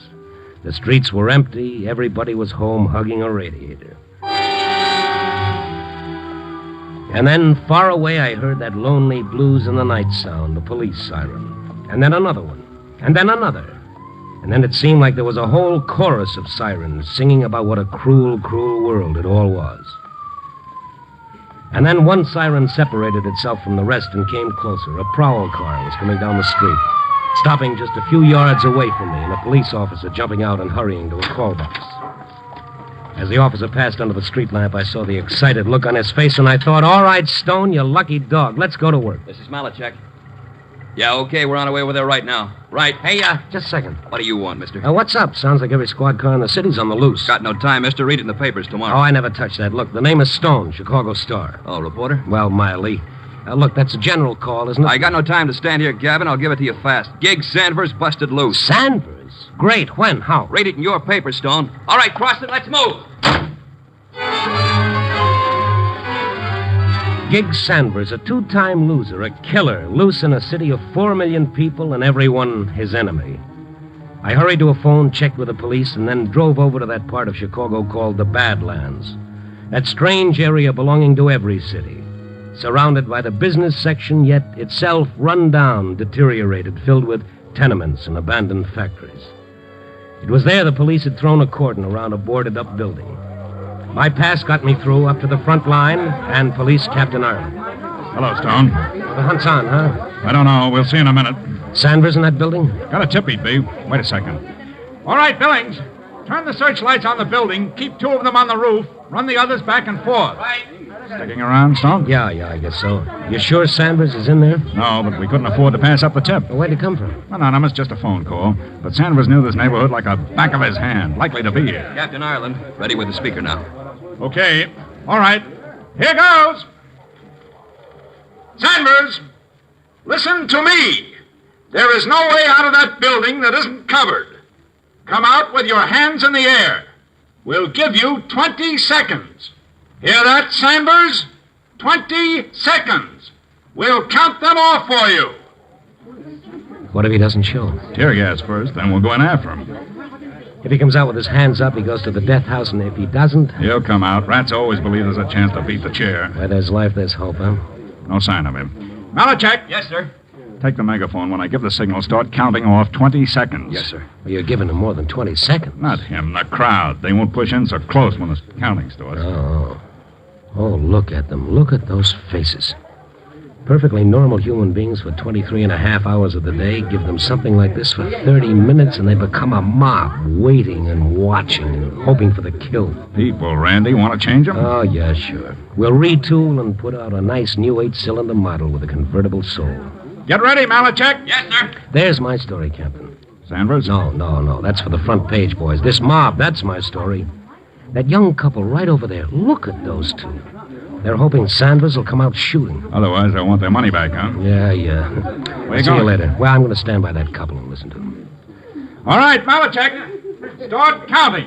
But warn him first once more. Sanders, we're going to start counting right now. Come out with your hands in the air or we'll cut you in half when we come in after you. 1, 2, 3, 4, 5. I edged my way behind the young couple. 6, they looked so nice and so 7, human. 8, And here they were, the same as all 9, the rest. 10. Go back just a little over 11, 1,000 years. Put on a 12, toga and take a seat in the Colosseum 13, at Rome. 14, Have a great day watching the gladiators 15, butcher each other. 16, Cheer for the lions, or if you prefer 17, people, cheer for the slave to 18, kill the lion. It makes no difference. 19, It's all the same 20. holiday somebody gets killed. And then it started. Let him have it!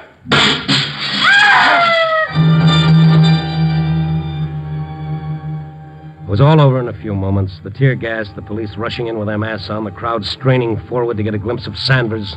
But there was no Sanders, and the police came out. Nobody in there, Captain Harlan. He must have been. No, sir, not a soul. We've covered every inch. I watched that crowd, and strangely enough, there was relief on their faces, even a little shame that they'd hoped for the kill. But the young couple in front of me... He wasn't there, Ken. He wasn't there. I know. Come on, let's get out of here, quick. Ken, I'm sick. Evie, hold on to me. Let us through, please. Let us through that, will you? Here, this way, come on. Make way for us, will you please? Clear away. She's sick, mister. Maybe that's a natural reaction to disappointment. Huh? Oh, nothing. Come on. We'll get through this way. She's got to sit down a minute, mister. She's got Okay, here. Here's my car. Let her get in. Kenny, he wasn't there. He's loose. Never mind. Come on, baby, I'll get you home. You better let me drive you. No, we'll be all right. Ken, I'm sick. Just a little while, Evie. We'll be home. Look, fella, it's easy to see what's the matter. She can't walk home in her condition. It ain't far. A block would be too far. I'll get a cab. No, I don't want anybody around us. You don't want anybody around you? That's a laugh. You bring her out here to this? Why didn't you take her on a nice tour through the packing houses? Shut up. What right you got to talk like that? The founding fathers gave it to me. You don't know nothing about it. You don't know nothing... Can't take me home. Look, my car is still there. You're in no spot to refuse help, no matter what your reason. Now, come on. Let him take us, Kenny. Please. Come on.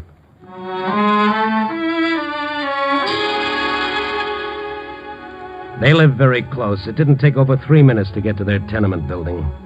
I wanted to take her to a hospital, but she refused. She refused in a way that made me look at her hard. And there was another thing. The way she'd reacted when the police found out Gig Sanders wasn't in the old factory. Terror. That's what it was. Sheer terror. And then I helped her husband carry her up the stairs and into their meager little flat. On the couch, mister. Yeah. Okay. There. Now, have you got a phone? What for? Call a doctor. We ain't got a phone, but there's a drugstore. No, Ken. But, baby... We gotta get out. We ain't got time for a doctor now. Just let me rest, and we gotta get out. You're in no condition to refuse a doctor. I'm all right now. Yeah, sure. It ain't gonna be for 3 weeks. That's what the doctor said. 3 weeks? And you drag her out to that great exhibition? Why did Shut up. I told you before you don't know nothing about it. Now mind your own business and leave us alone. What are you looking like that for? What's the matter with you? With both of you? Nothing. Oh, yes, there is. You're scared stiff.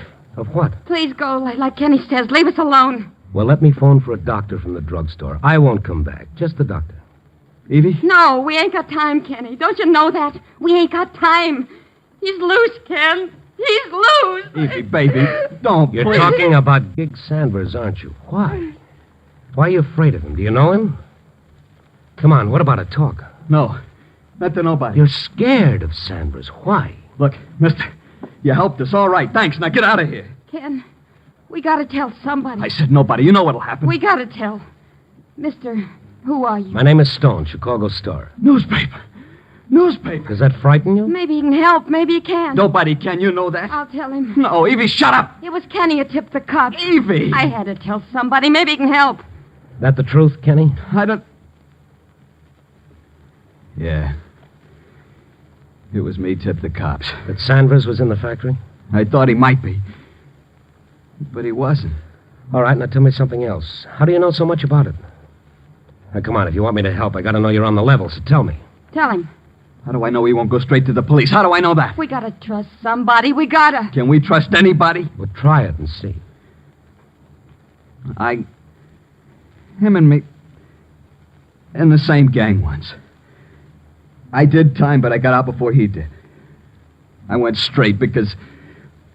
All right, go ahead. It was for me. Oh. All right. How about the tip to the police? There'll be a reward, you know. Sanders is big time. I didn't do it for no reward. Okay, I'm sorry. Mr. Stone, help us. How? How can I help? By getting out now and keeping your trap shut about me. And that'll help? Oh, no. No, you'll be back where you started. Your wife knows that, or she wouldn't have asked me to help. Gig will come after us. How would he know that you gave the information to the police? You'll guess. We used that old factory plenty of times for a hideout. Nobody else knew how to get in. It's a cellarway. Well, let me ask you another question, Kenny. What? Why did you tip the police? Gig hates me. Why? Kenny married me while Gig was still in the pen.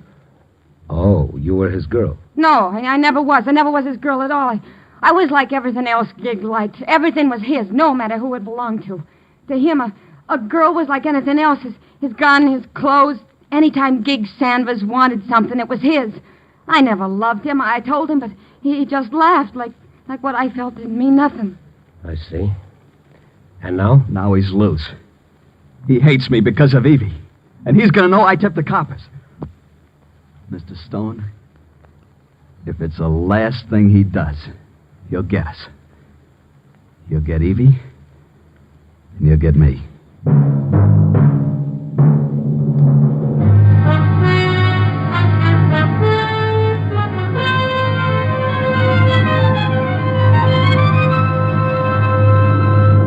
NBC is bringing you an encore performance of Night Beat, starring Frank Lovejoy as Randy Stone.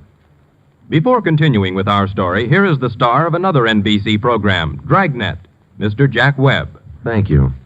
It's a real pleasure for me to talk with you about Night Beat. I know that you're enjoying this special encore broadcast and that you'll want to make it a habit to tune for Night Beat in its regular Monday time period. Tomorrow night and every Monday night, listen to Night Beat on this same NBC station. Thank you, Jack Webb. And we'll be listening to your own documentary police show, Dragnet, every Thursday night on NBC. But now let's listen again to Randy Stone.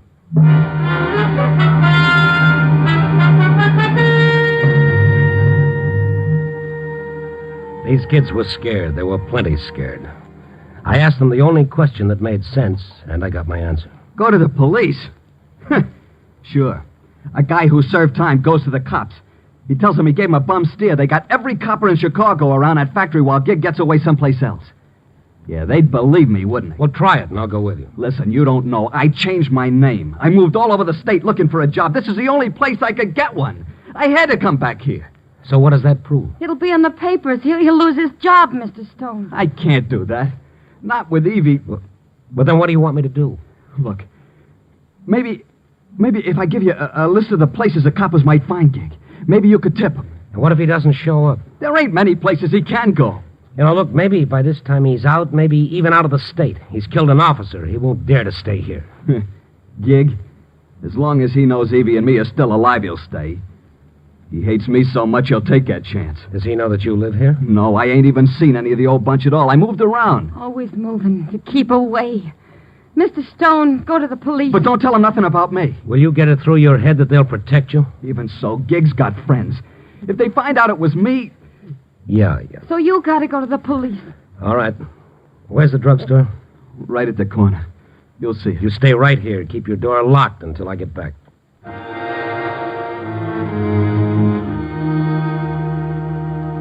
It was a short 2 minutes to the corner drugstore. I put in my call and started back to the flat. The street was quiet and deserted. The dirty tenements a solid block of ugliness against the night. I reached the tenement entrance. I was just about to start up the steps. Pal, don't turn around. Stand nice and quiet. That's it. What is this, a holdup? Yeah, sure, a holdup. Now listen to me. Take out a cigarette. What? Take out a cigarette. That's it. Now light it. Act natural. Good boy. Where are you? In your car at the curb, smart boy. What? I said don't turn around. Now take a look up and down the street. I am. Coppers? No. Okay. Now come here to the car. You're gonna do like I tell you understand? What do you want? Who are... You know who I am, Stone. Yeah, I guess I do. Now listen. I'm going up to that flat you come from. Don't do it, Sam. Sure, I'm gonna do it. This gun says I can do it. Leave the two kids alone. Yeah. All alone. You're wasting time, Sanders. Time you could use to better advantage. Sure. Now step back a couple of feet. I'm getting out. Just stand there. Keep smoking the cigarette. Okay, walk ahead of me. Straight into the house. Move.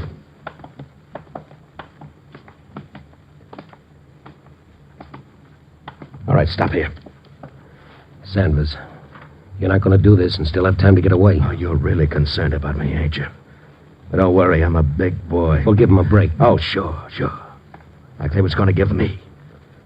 Now, listen, you're going back up to that flat, you're going to knock on the door, and you're going to tell them to let me in. Is that all clear? And what if I don't? So be a hero. And I'll get in anyway. It's just easier this way. Okay? All right. So let's go.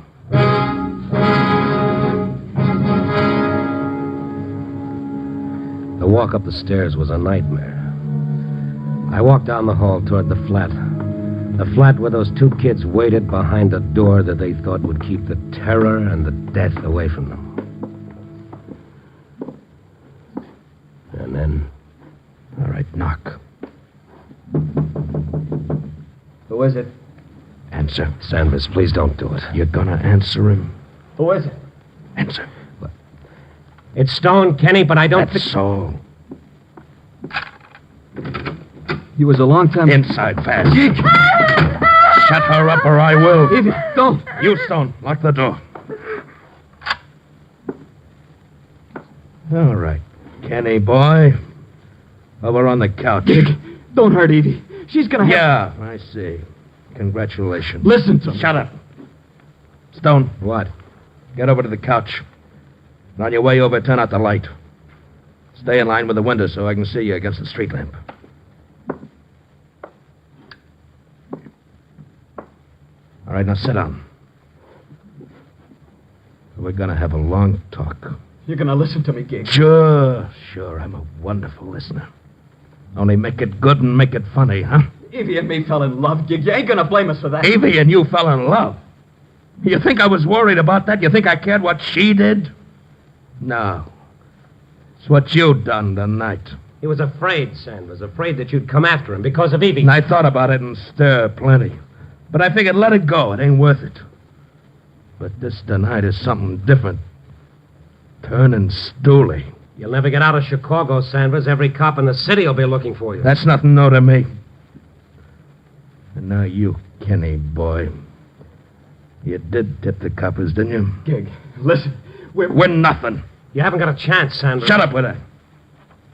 No chance, huh? I always got a chance. My luck's good. Know why I wasn't in that factory, Kenny boy? Because my luck held. I had to get some dough first. You know where I was? In that crowd, just standing there watching. You were in that crowd? Like watching my own funeral, only the coffin was empty. And I saw you and Evie, Kenny.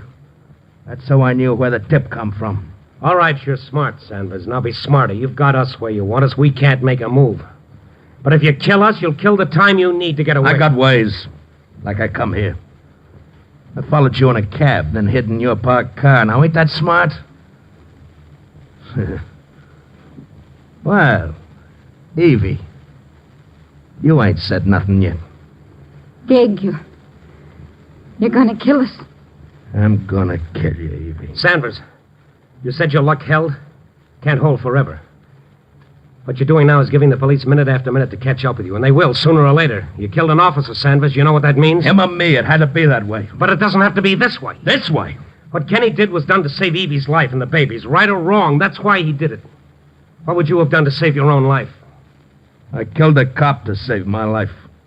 That answer you? Yes, I guess it does. So it makes sense. Is that a radio there by you? Yeah. Well, turn it on. We're all going to sit here and wait for the news.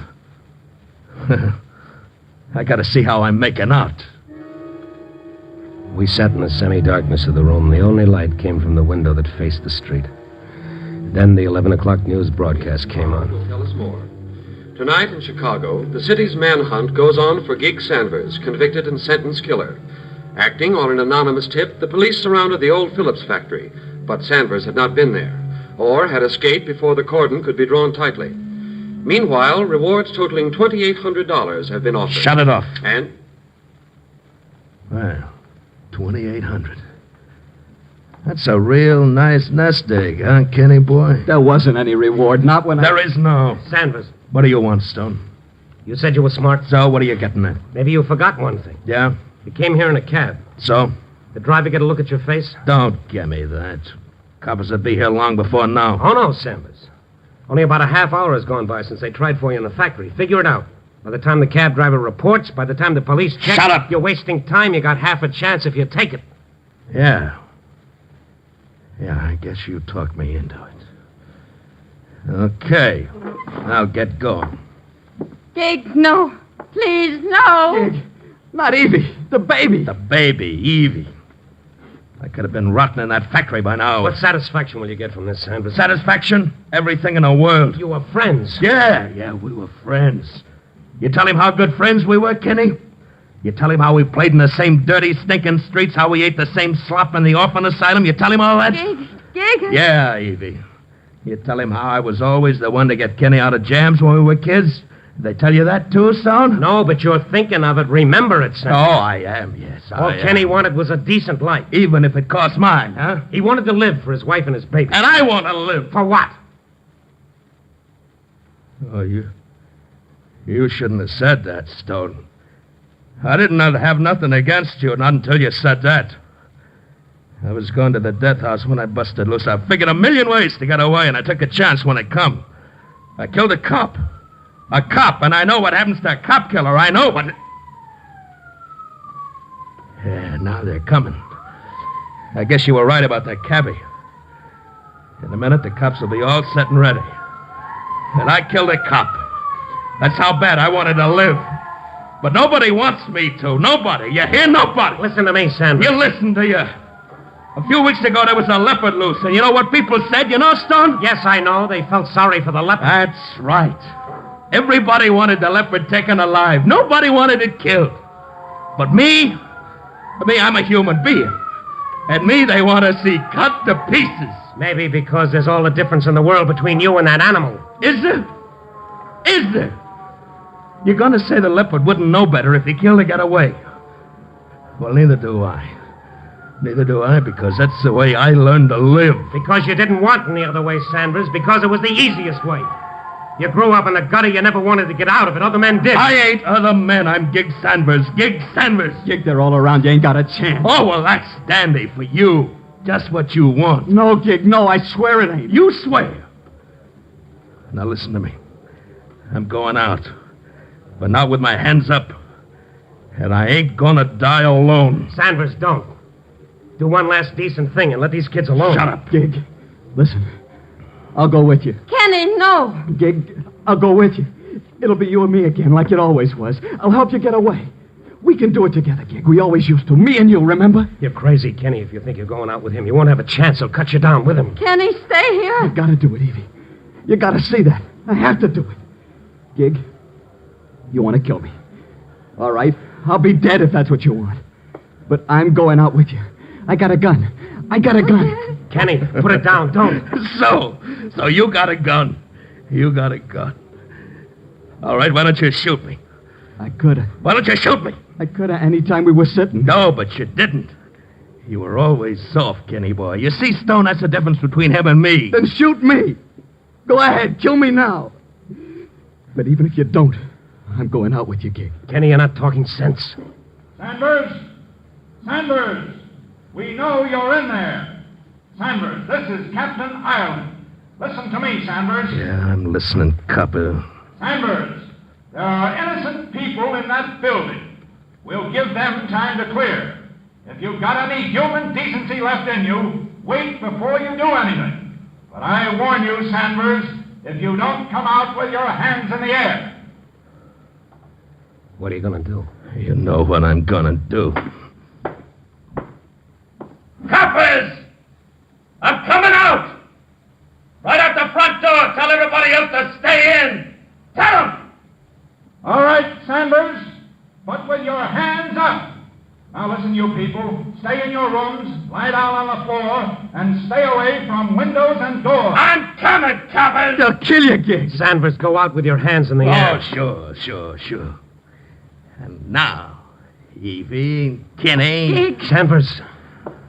Well, do it then, Gig. Do it and get it over with. Oh, Kenny, boy. Get where I can see your face. Think what you're doing, Sanders. Shut up, Stone. Come here in the light by the window, Kenny. Now, let me look at you. You said you'd go out with me? Yeah. Now, Kenny, don't lie to me now. Don't lie to me. I'll go out with you, Gig. Swear it's the truth, Kenny. Swear it's the truth. I don't have to swear it, Gig. You're looking at me. Yeah. Okay. I'm going out. Alone. Now, what about Kenny and Evie? They can rot in this stinking world. They can rot. Not me. I'm going out. I'm going out and meet all the coppers in Chicago. Gig! Stay where you are. He's gone. He's gone. Come out with your hands up. Hello, coppers! Gig! Well, there's $2,800 lying down there, Kenny. Go down and pick it up. I don't want it. You had all the chance in the world. Why didn't you kill him? I couldn't. Gig Sanders is my brother.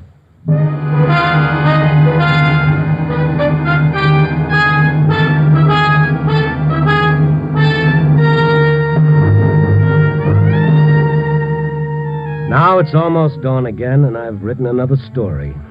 It's a story that began a long time ago when a man looked up and answered a question with another question. Am I my brother's keeper? Well, there's an answer to that, and our society has made it. Yes, you are your brother's keeper, but he must be worthy of the keeping. Copy, boy.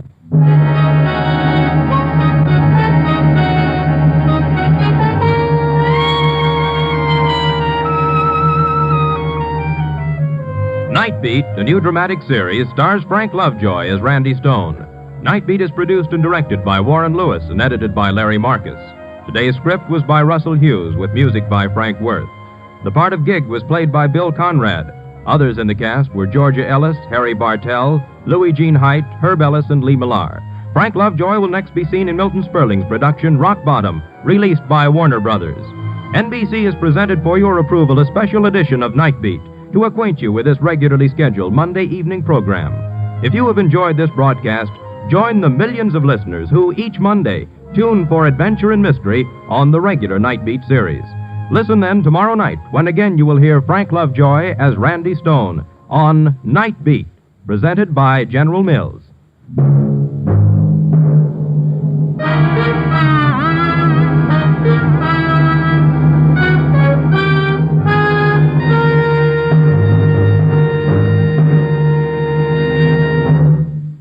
Now stay tuned for high adventure on most of these NBC stations.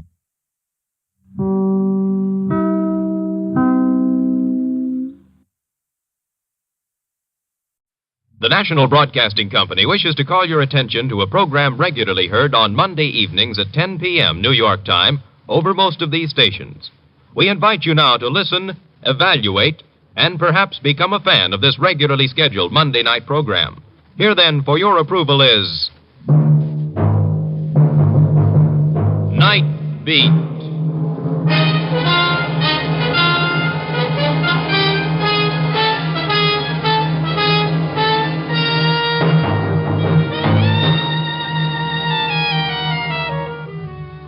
Hi, this is Randy Stone. I cover the Night Beat for the Chicago Star. Stories start in many different ways. This one started, strangely enough, with the flame of a match and ended in an agonizing fear of death.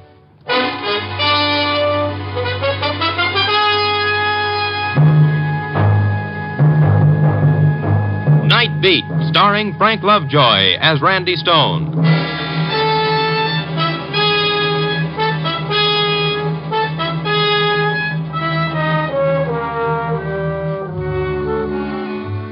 The night is a thief, some poet once wrote, that steals the colors from the day. That's kind of pretty if you like words, but for my dough, it's not exactly true. 'Cause there are colors at night. The burning red of passion, the angry green of jealousy, and the ugly, terrifying black of fear. This was one of those nights when pickings was slim. I'd covered the town from Henrice's bar on the Mart out to Hyler's on the North Shore and back downtown again with nothing to show for it. I was taking a shortcut through Lincoln Park to pick up my car. At that time of the night, the park was pretty deserted, except for this girl walking up ahead of me. Not a bad silhouette, I might add, against the distant light. We were about halfway through the park when she suddenly stopped and threw herself onto a bench at the side of the path. There was something almost desperate about the way she did it, and I ran up to her. Excuse me, anything wrong? Please, I'm all right. I thought maybe you were sick or something. I tell you I'm all right. Now, please let me alone. Oh, look, lady, it's not what you think. Well, this park at this time of night is no place for a girl to sit around by herself. I don't need any help. Just go away. Oh, sure, I'll get lost. I can see that you're all right. Only you don't mind if I just sit here and smoke a cigarette before I go? It's a public park. I don't care what you do. Thank you. You care for a cigarette? No. Of course, in order to really enjoy a smoke, you've got to have a match first. I said in order to enjoy a smoke. I heard you here. Thank you. Here you are. Keep them. Oh, you better hang on to these. I won't need them. You might need them later tonight. After tonight, I won't need anything. Oh, now, come on. Wait a minute. That's no way to talk. The only time you're not going to need anything, sister, is after you're dead. Why did you say that? What? About being dead. For no reason. Why? Because after tonight, I will be.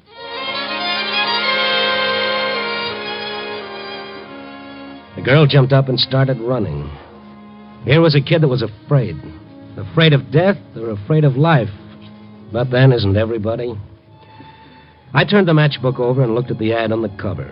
Penguin Club. It's a little all-night jump and jive place over on Clark Street, and that's one I've been missing lately. On a hunch, I ambled up North Avenue in that general direction. I turned up Clark a ways, and there it was.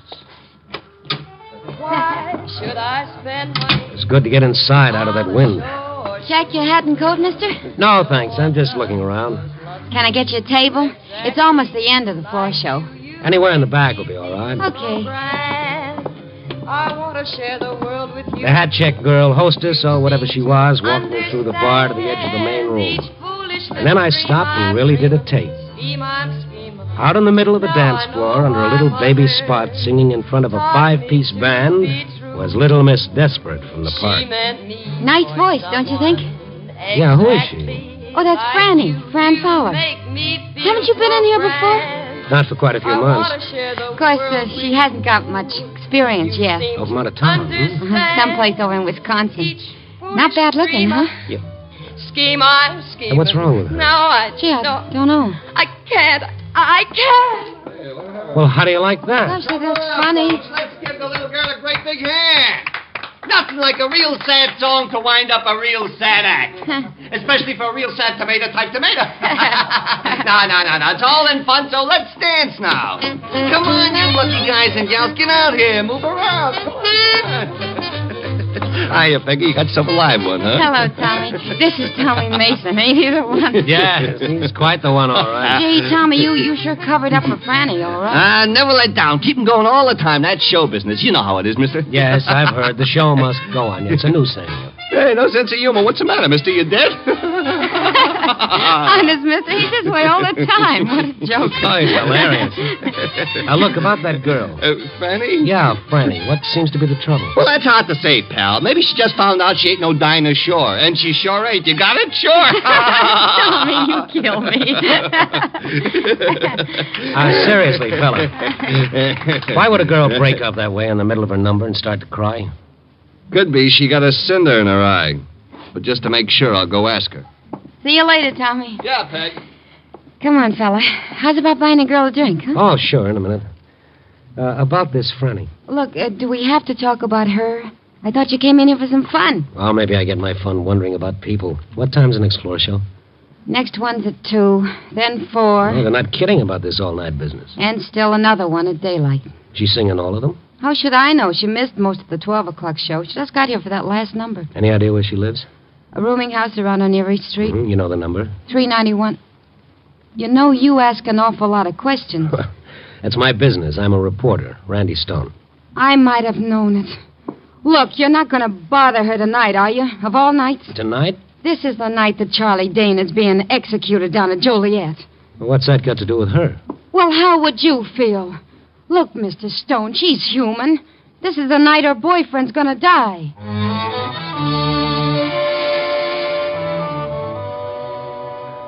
I went up to the front of the bar to a phone booth and called the paper.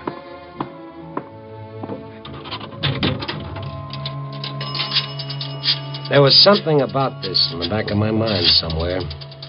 Something I ought to remember, but I couldn't. I had the girl on the board put me through to Gabby in the library. Library. Oh, hello, Gabby. This is Randy. Yeah, Randy. What do you got on the Charlie Dana case? It's still a little early, Randy. Execution isn't set till 1:30. No. I mean old stuff. Oh, I got the file right here, Randy. Dug it out earlier for background.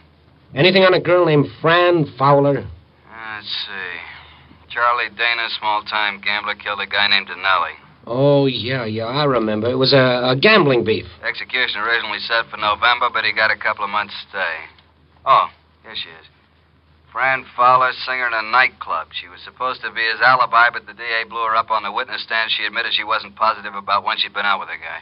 Oh, yeah, that was it. I knew it was something. Anything more? Details, Randy, details. Okay, Gabby, thanks. I'll catch up with you. Mason, excuse me. You waiting to use the phone? No, I was waiting to talk to you. Well, certainly, but this time no jokes, if you don't mind. I'm expecting a headache. You're not funny, Stone. Who are you talking to? Isn't that kind of my business? Peggy says you're a reporter. Of a sort. You were asking about Fran, where she lived. That's right. You gotta let her alone, see? You printed enough about her. Just a minute, Mason. Those are my lapels you're hanging on to. Peggy shouldn't have given you Fran's address. I don't want you bothering her. I said let go of my lapels, funny man, or something's liable to explode in your face. Now stay out of my way or I'll ruffle that shiny Where hair. you going? See about a cinder in a lady's eye. You're not going to see her. I won't let you. Can't you see this whole thing's driving her crazy? Tommy, believe me, I'm not interested in harming her or anyone. I'm just a guy trying to do a job. Now, if you'll step out of my way, please. You're not going there. I won't let you. I won't let you. Sorry, but you asked for it. My, that's a real nervous fella. Now that he'd made such an issue out of it, going around to see Fran Fowler was a definite must on my schedule. I picked up my car and drove over to Erie Street.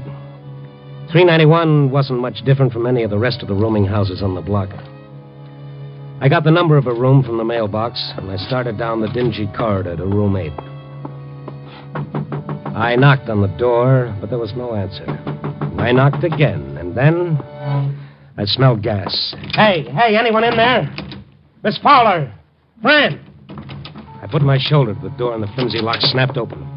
I rushed into the gas-filled room, holding my breath until I could smash open the window and let in some air. And then I saw Fran Fowler, the girl from the park, lying across the bed. On the table beside her, one of those little two-burner gas stoves with both jets wide open. I turned them off and started shaking the girl. Miss Fowler, Franny, come on, get up. You gotta get out of here. Leave me alone. Am I gonna have to carry him? Put me down. You little fool, this room was filled with gas. My purse. Where? On the table. Oh. Okay, I got it. Fine thing with a gun in it. Give me that. Outside, baby, outside.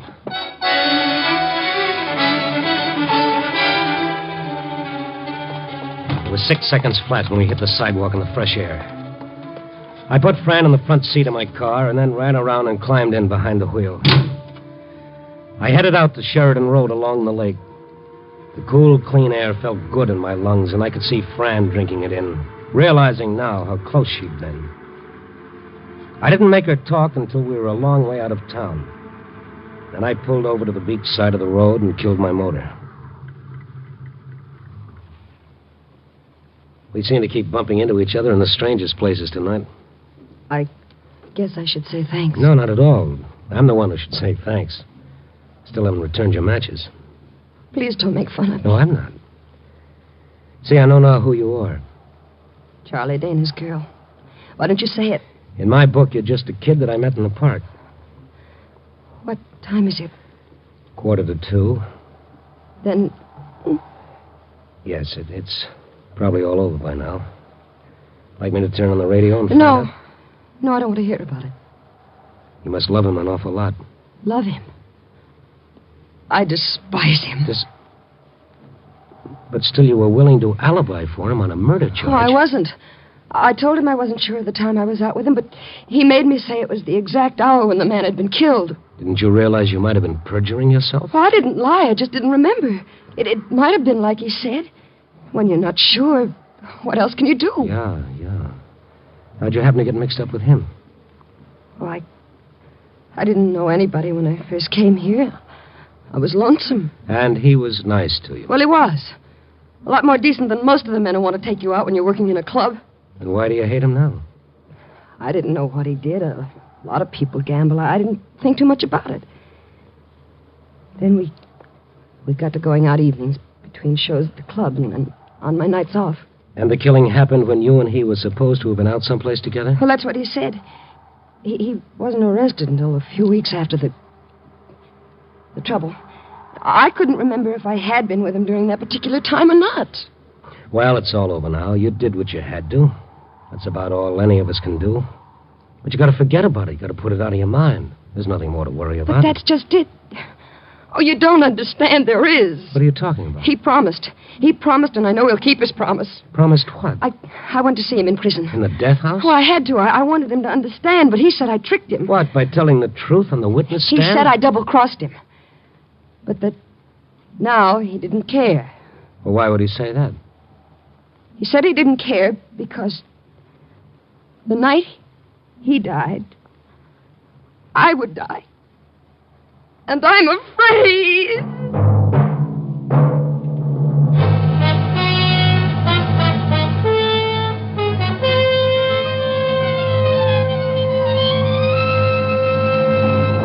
NBC is bringing you an encore performance of Night Beat, starring Frank Lovejoy as Randy Stone.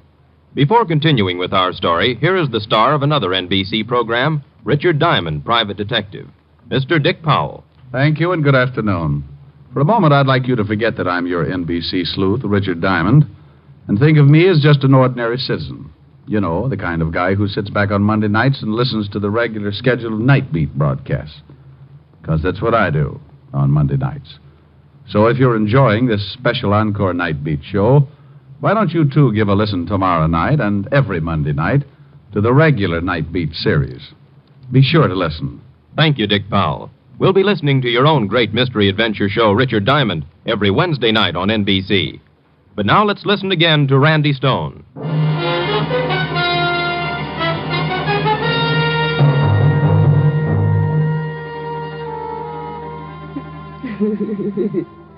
This was real. This was no act. The sound she made would tear you to pieces, like some pitifully frightened animal who'd lost everything in the world.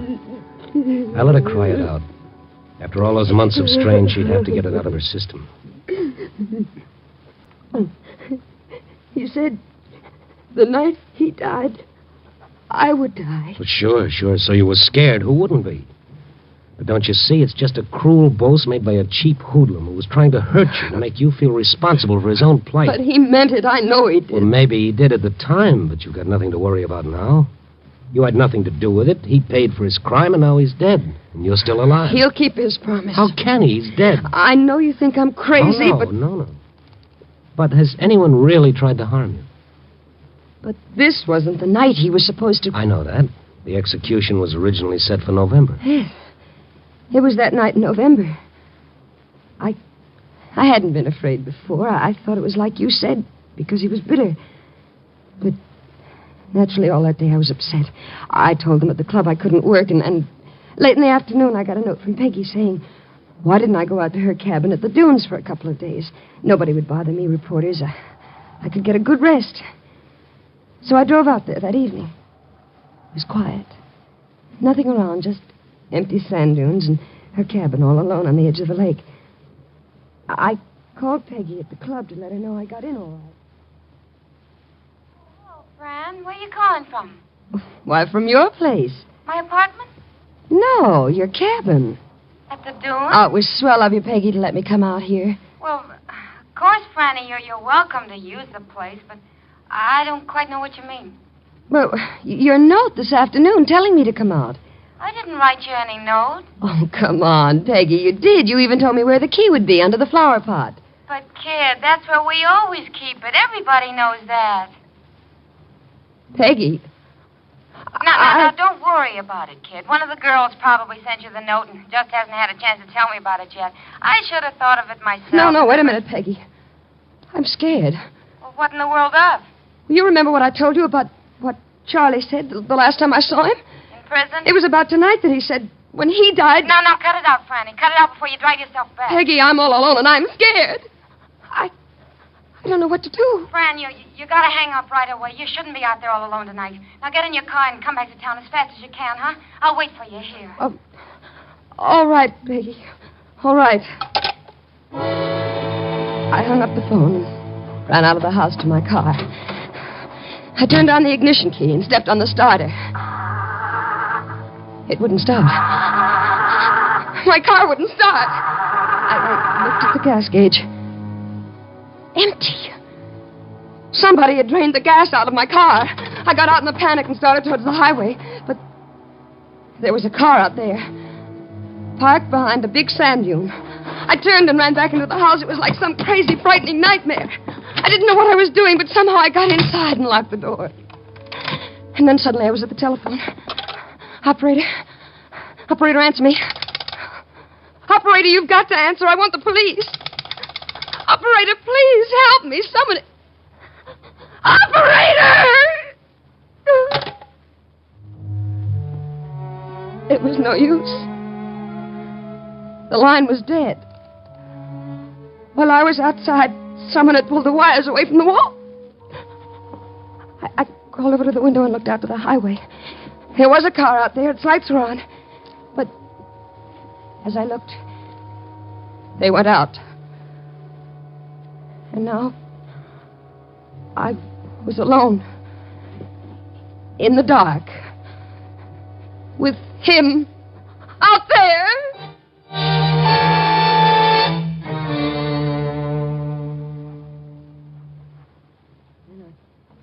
I must have passed out.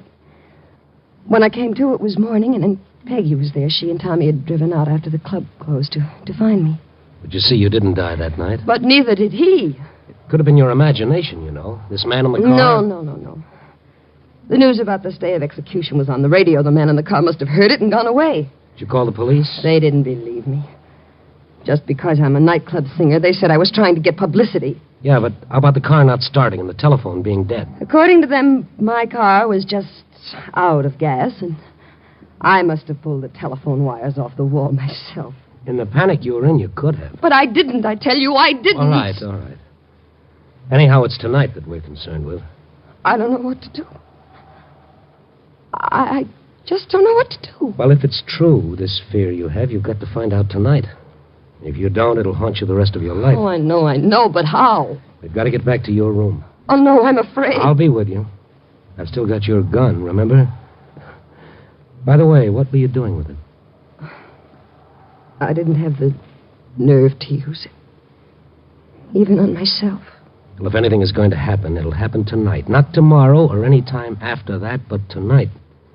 We'll go back to your place now and wait until it's daylight. I drove Fran back to the rooming house on Erie Street. There were no lights on anywhere in the building. We tiptoed down the empty corridor to Fran's room, listened at the door for a minute, and went in. The door closed all right, but it wouldn't lock. I must have sprung it when I forced the door. And then we settled down and waited. For what? Once I thought I heard steps on the sidewalk far out front. It was that still. And then I did hear steps, slowly coming down the hall. There's someone in the hall. Keep it down. He stopped outside the door. Don't move. Who's a knocking at my door? Who's a knocking at my door? Who's a knocking? Baby. Get in here. Go ahead, kid. You got it coming. I'm sorry. Well, there's nothing to be sorry about. I was kind of scared myself. Funny thing about fear, it's catching. But look out the window. It's almost light. Yeah, and this old night is gone for good. See, it was all in your mind. The thing you were frightened of was nothing, really. You won't be afraid if I go now? No. I've caused you an awful lot of trouble. Oh, now cut that out or you'll get me going. And the kids at the club, I guess I should go back there and let them know I'm all right. What the doctor ordered for you is a little shut-eye. I'll stop by on my way and give them the word. All right. Good night. Good night. Oh, here's your gun. You might want to pawn it for a couple of pair of nylons.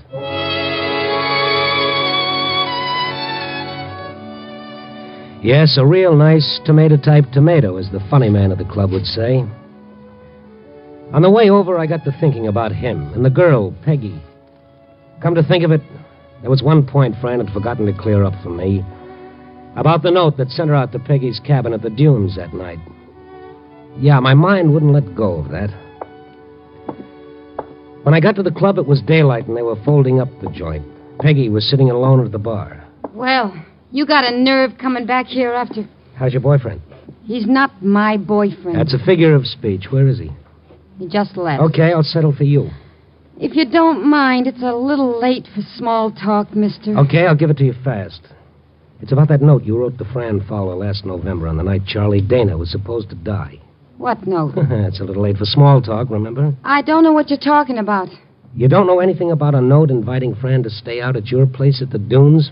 I told her. I didn't know who wrote it. But were you telling the truth? Yes, I was. Okay, maybe you were. But you found out later who wrote it, didn't you? No, Now tell me the truth, or would you rather tell the police? All right. I did find out. but it wasn't like you think. Who was it? Tommy. Tommy Mason. Tommy Mason, the funny man? Yeah. His idea of a joke, no doubt. A hilarious joke that might have scared a poor kid to death? No, you're wrong. It wasn't a joke. Well, then why? Why'd he do it? Because he's in love with her. He made me swear I wouldn't tell her. He wanted to wait until the time when she needed him. And then he'd tell her himself. Till she needed him? That's how he was going to make her need him? Use a condemned murderer's empty threat to frighten her out of her sanity so she'd need him? Is he crazy? He is where Fran's concerned. Where is he? I don't know. He's been like a maniac all night since you left here. After every show, he's gone over to Fran's place looking for her. He's crazy jealous. Jealous of who? Of you. He thought she was with you. But what if she were? This was the night. This was the night he was sure she would need him, and instead she turned to you. Don't you see? I do now. Thank you.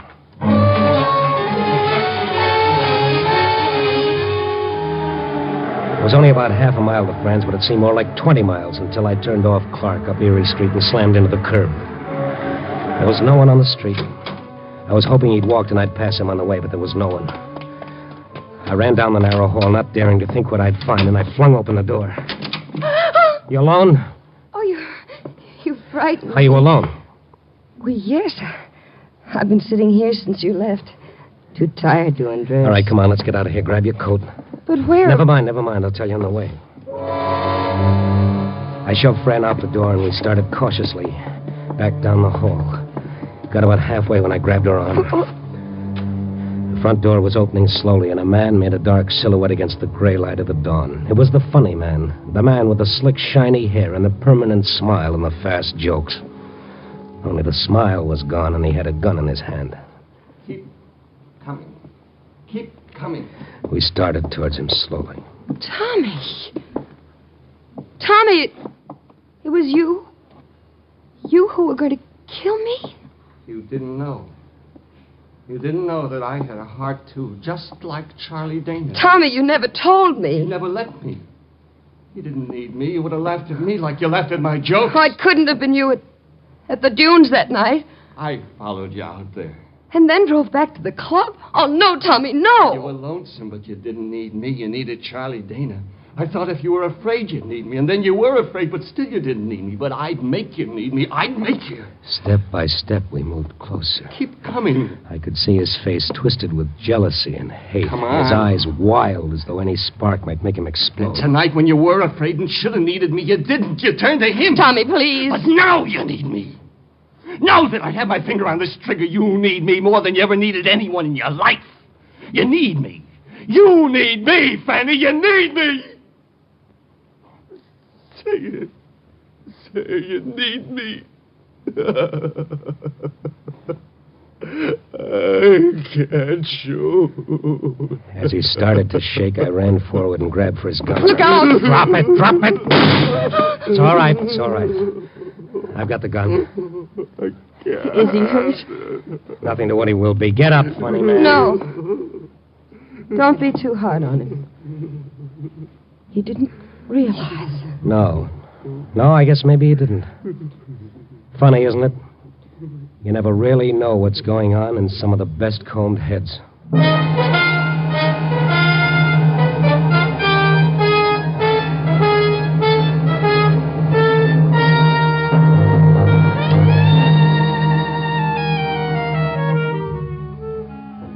Well, that's the way it goes. A little later than usual this morning, the day shift has already moved in and let the night crew wander off to their own little private beds. Well, at least I got to see the sun come up. And here I sit, still trying to make it all add up. But no matter how I figure it, the only answer I get is, you never know about people. But, bless him, maybe that's why we love him. That man that's walking towards you with a smile on his face, what's he smiling about? Or is it just so you won't notice how he's screaming inside? Oh, yeah, the trouble with me is I haven't had any coffee yet. Copy, boy.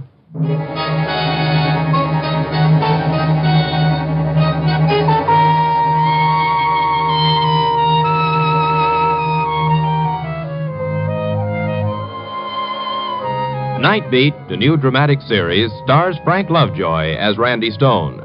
Night Beat is produced and directed by Warren Lewis and edited by Larry Marcus. Music is by Frank Worth. The part of Fran was played by Joan Banks. Paul DeBuff was Tommy. Others in the cast were Harry Bartell and Georgia Ellis. Frank Lovejoy will next be seen in Milton Sperling's production Rock Bottom, released by Warner Brothers. NBC has presented for your approval a special edition of Night Beat to acquaint you with this regularly scheduled Monday evening program. If you have enjoyed this broadcast, join the millions of listeners who each Monday tune for adventure and mystery on the regular Night Beat series. Listen then tomorrow night when again you will hear Frank Lovejoy as Randy Stone on Night Beat.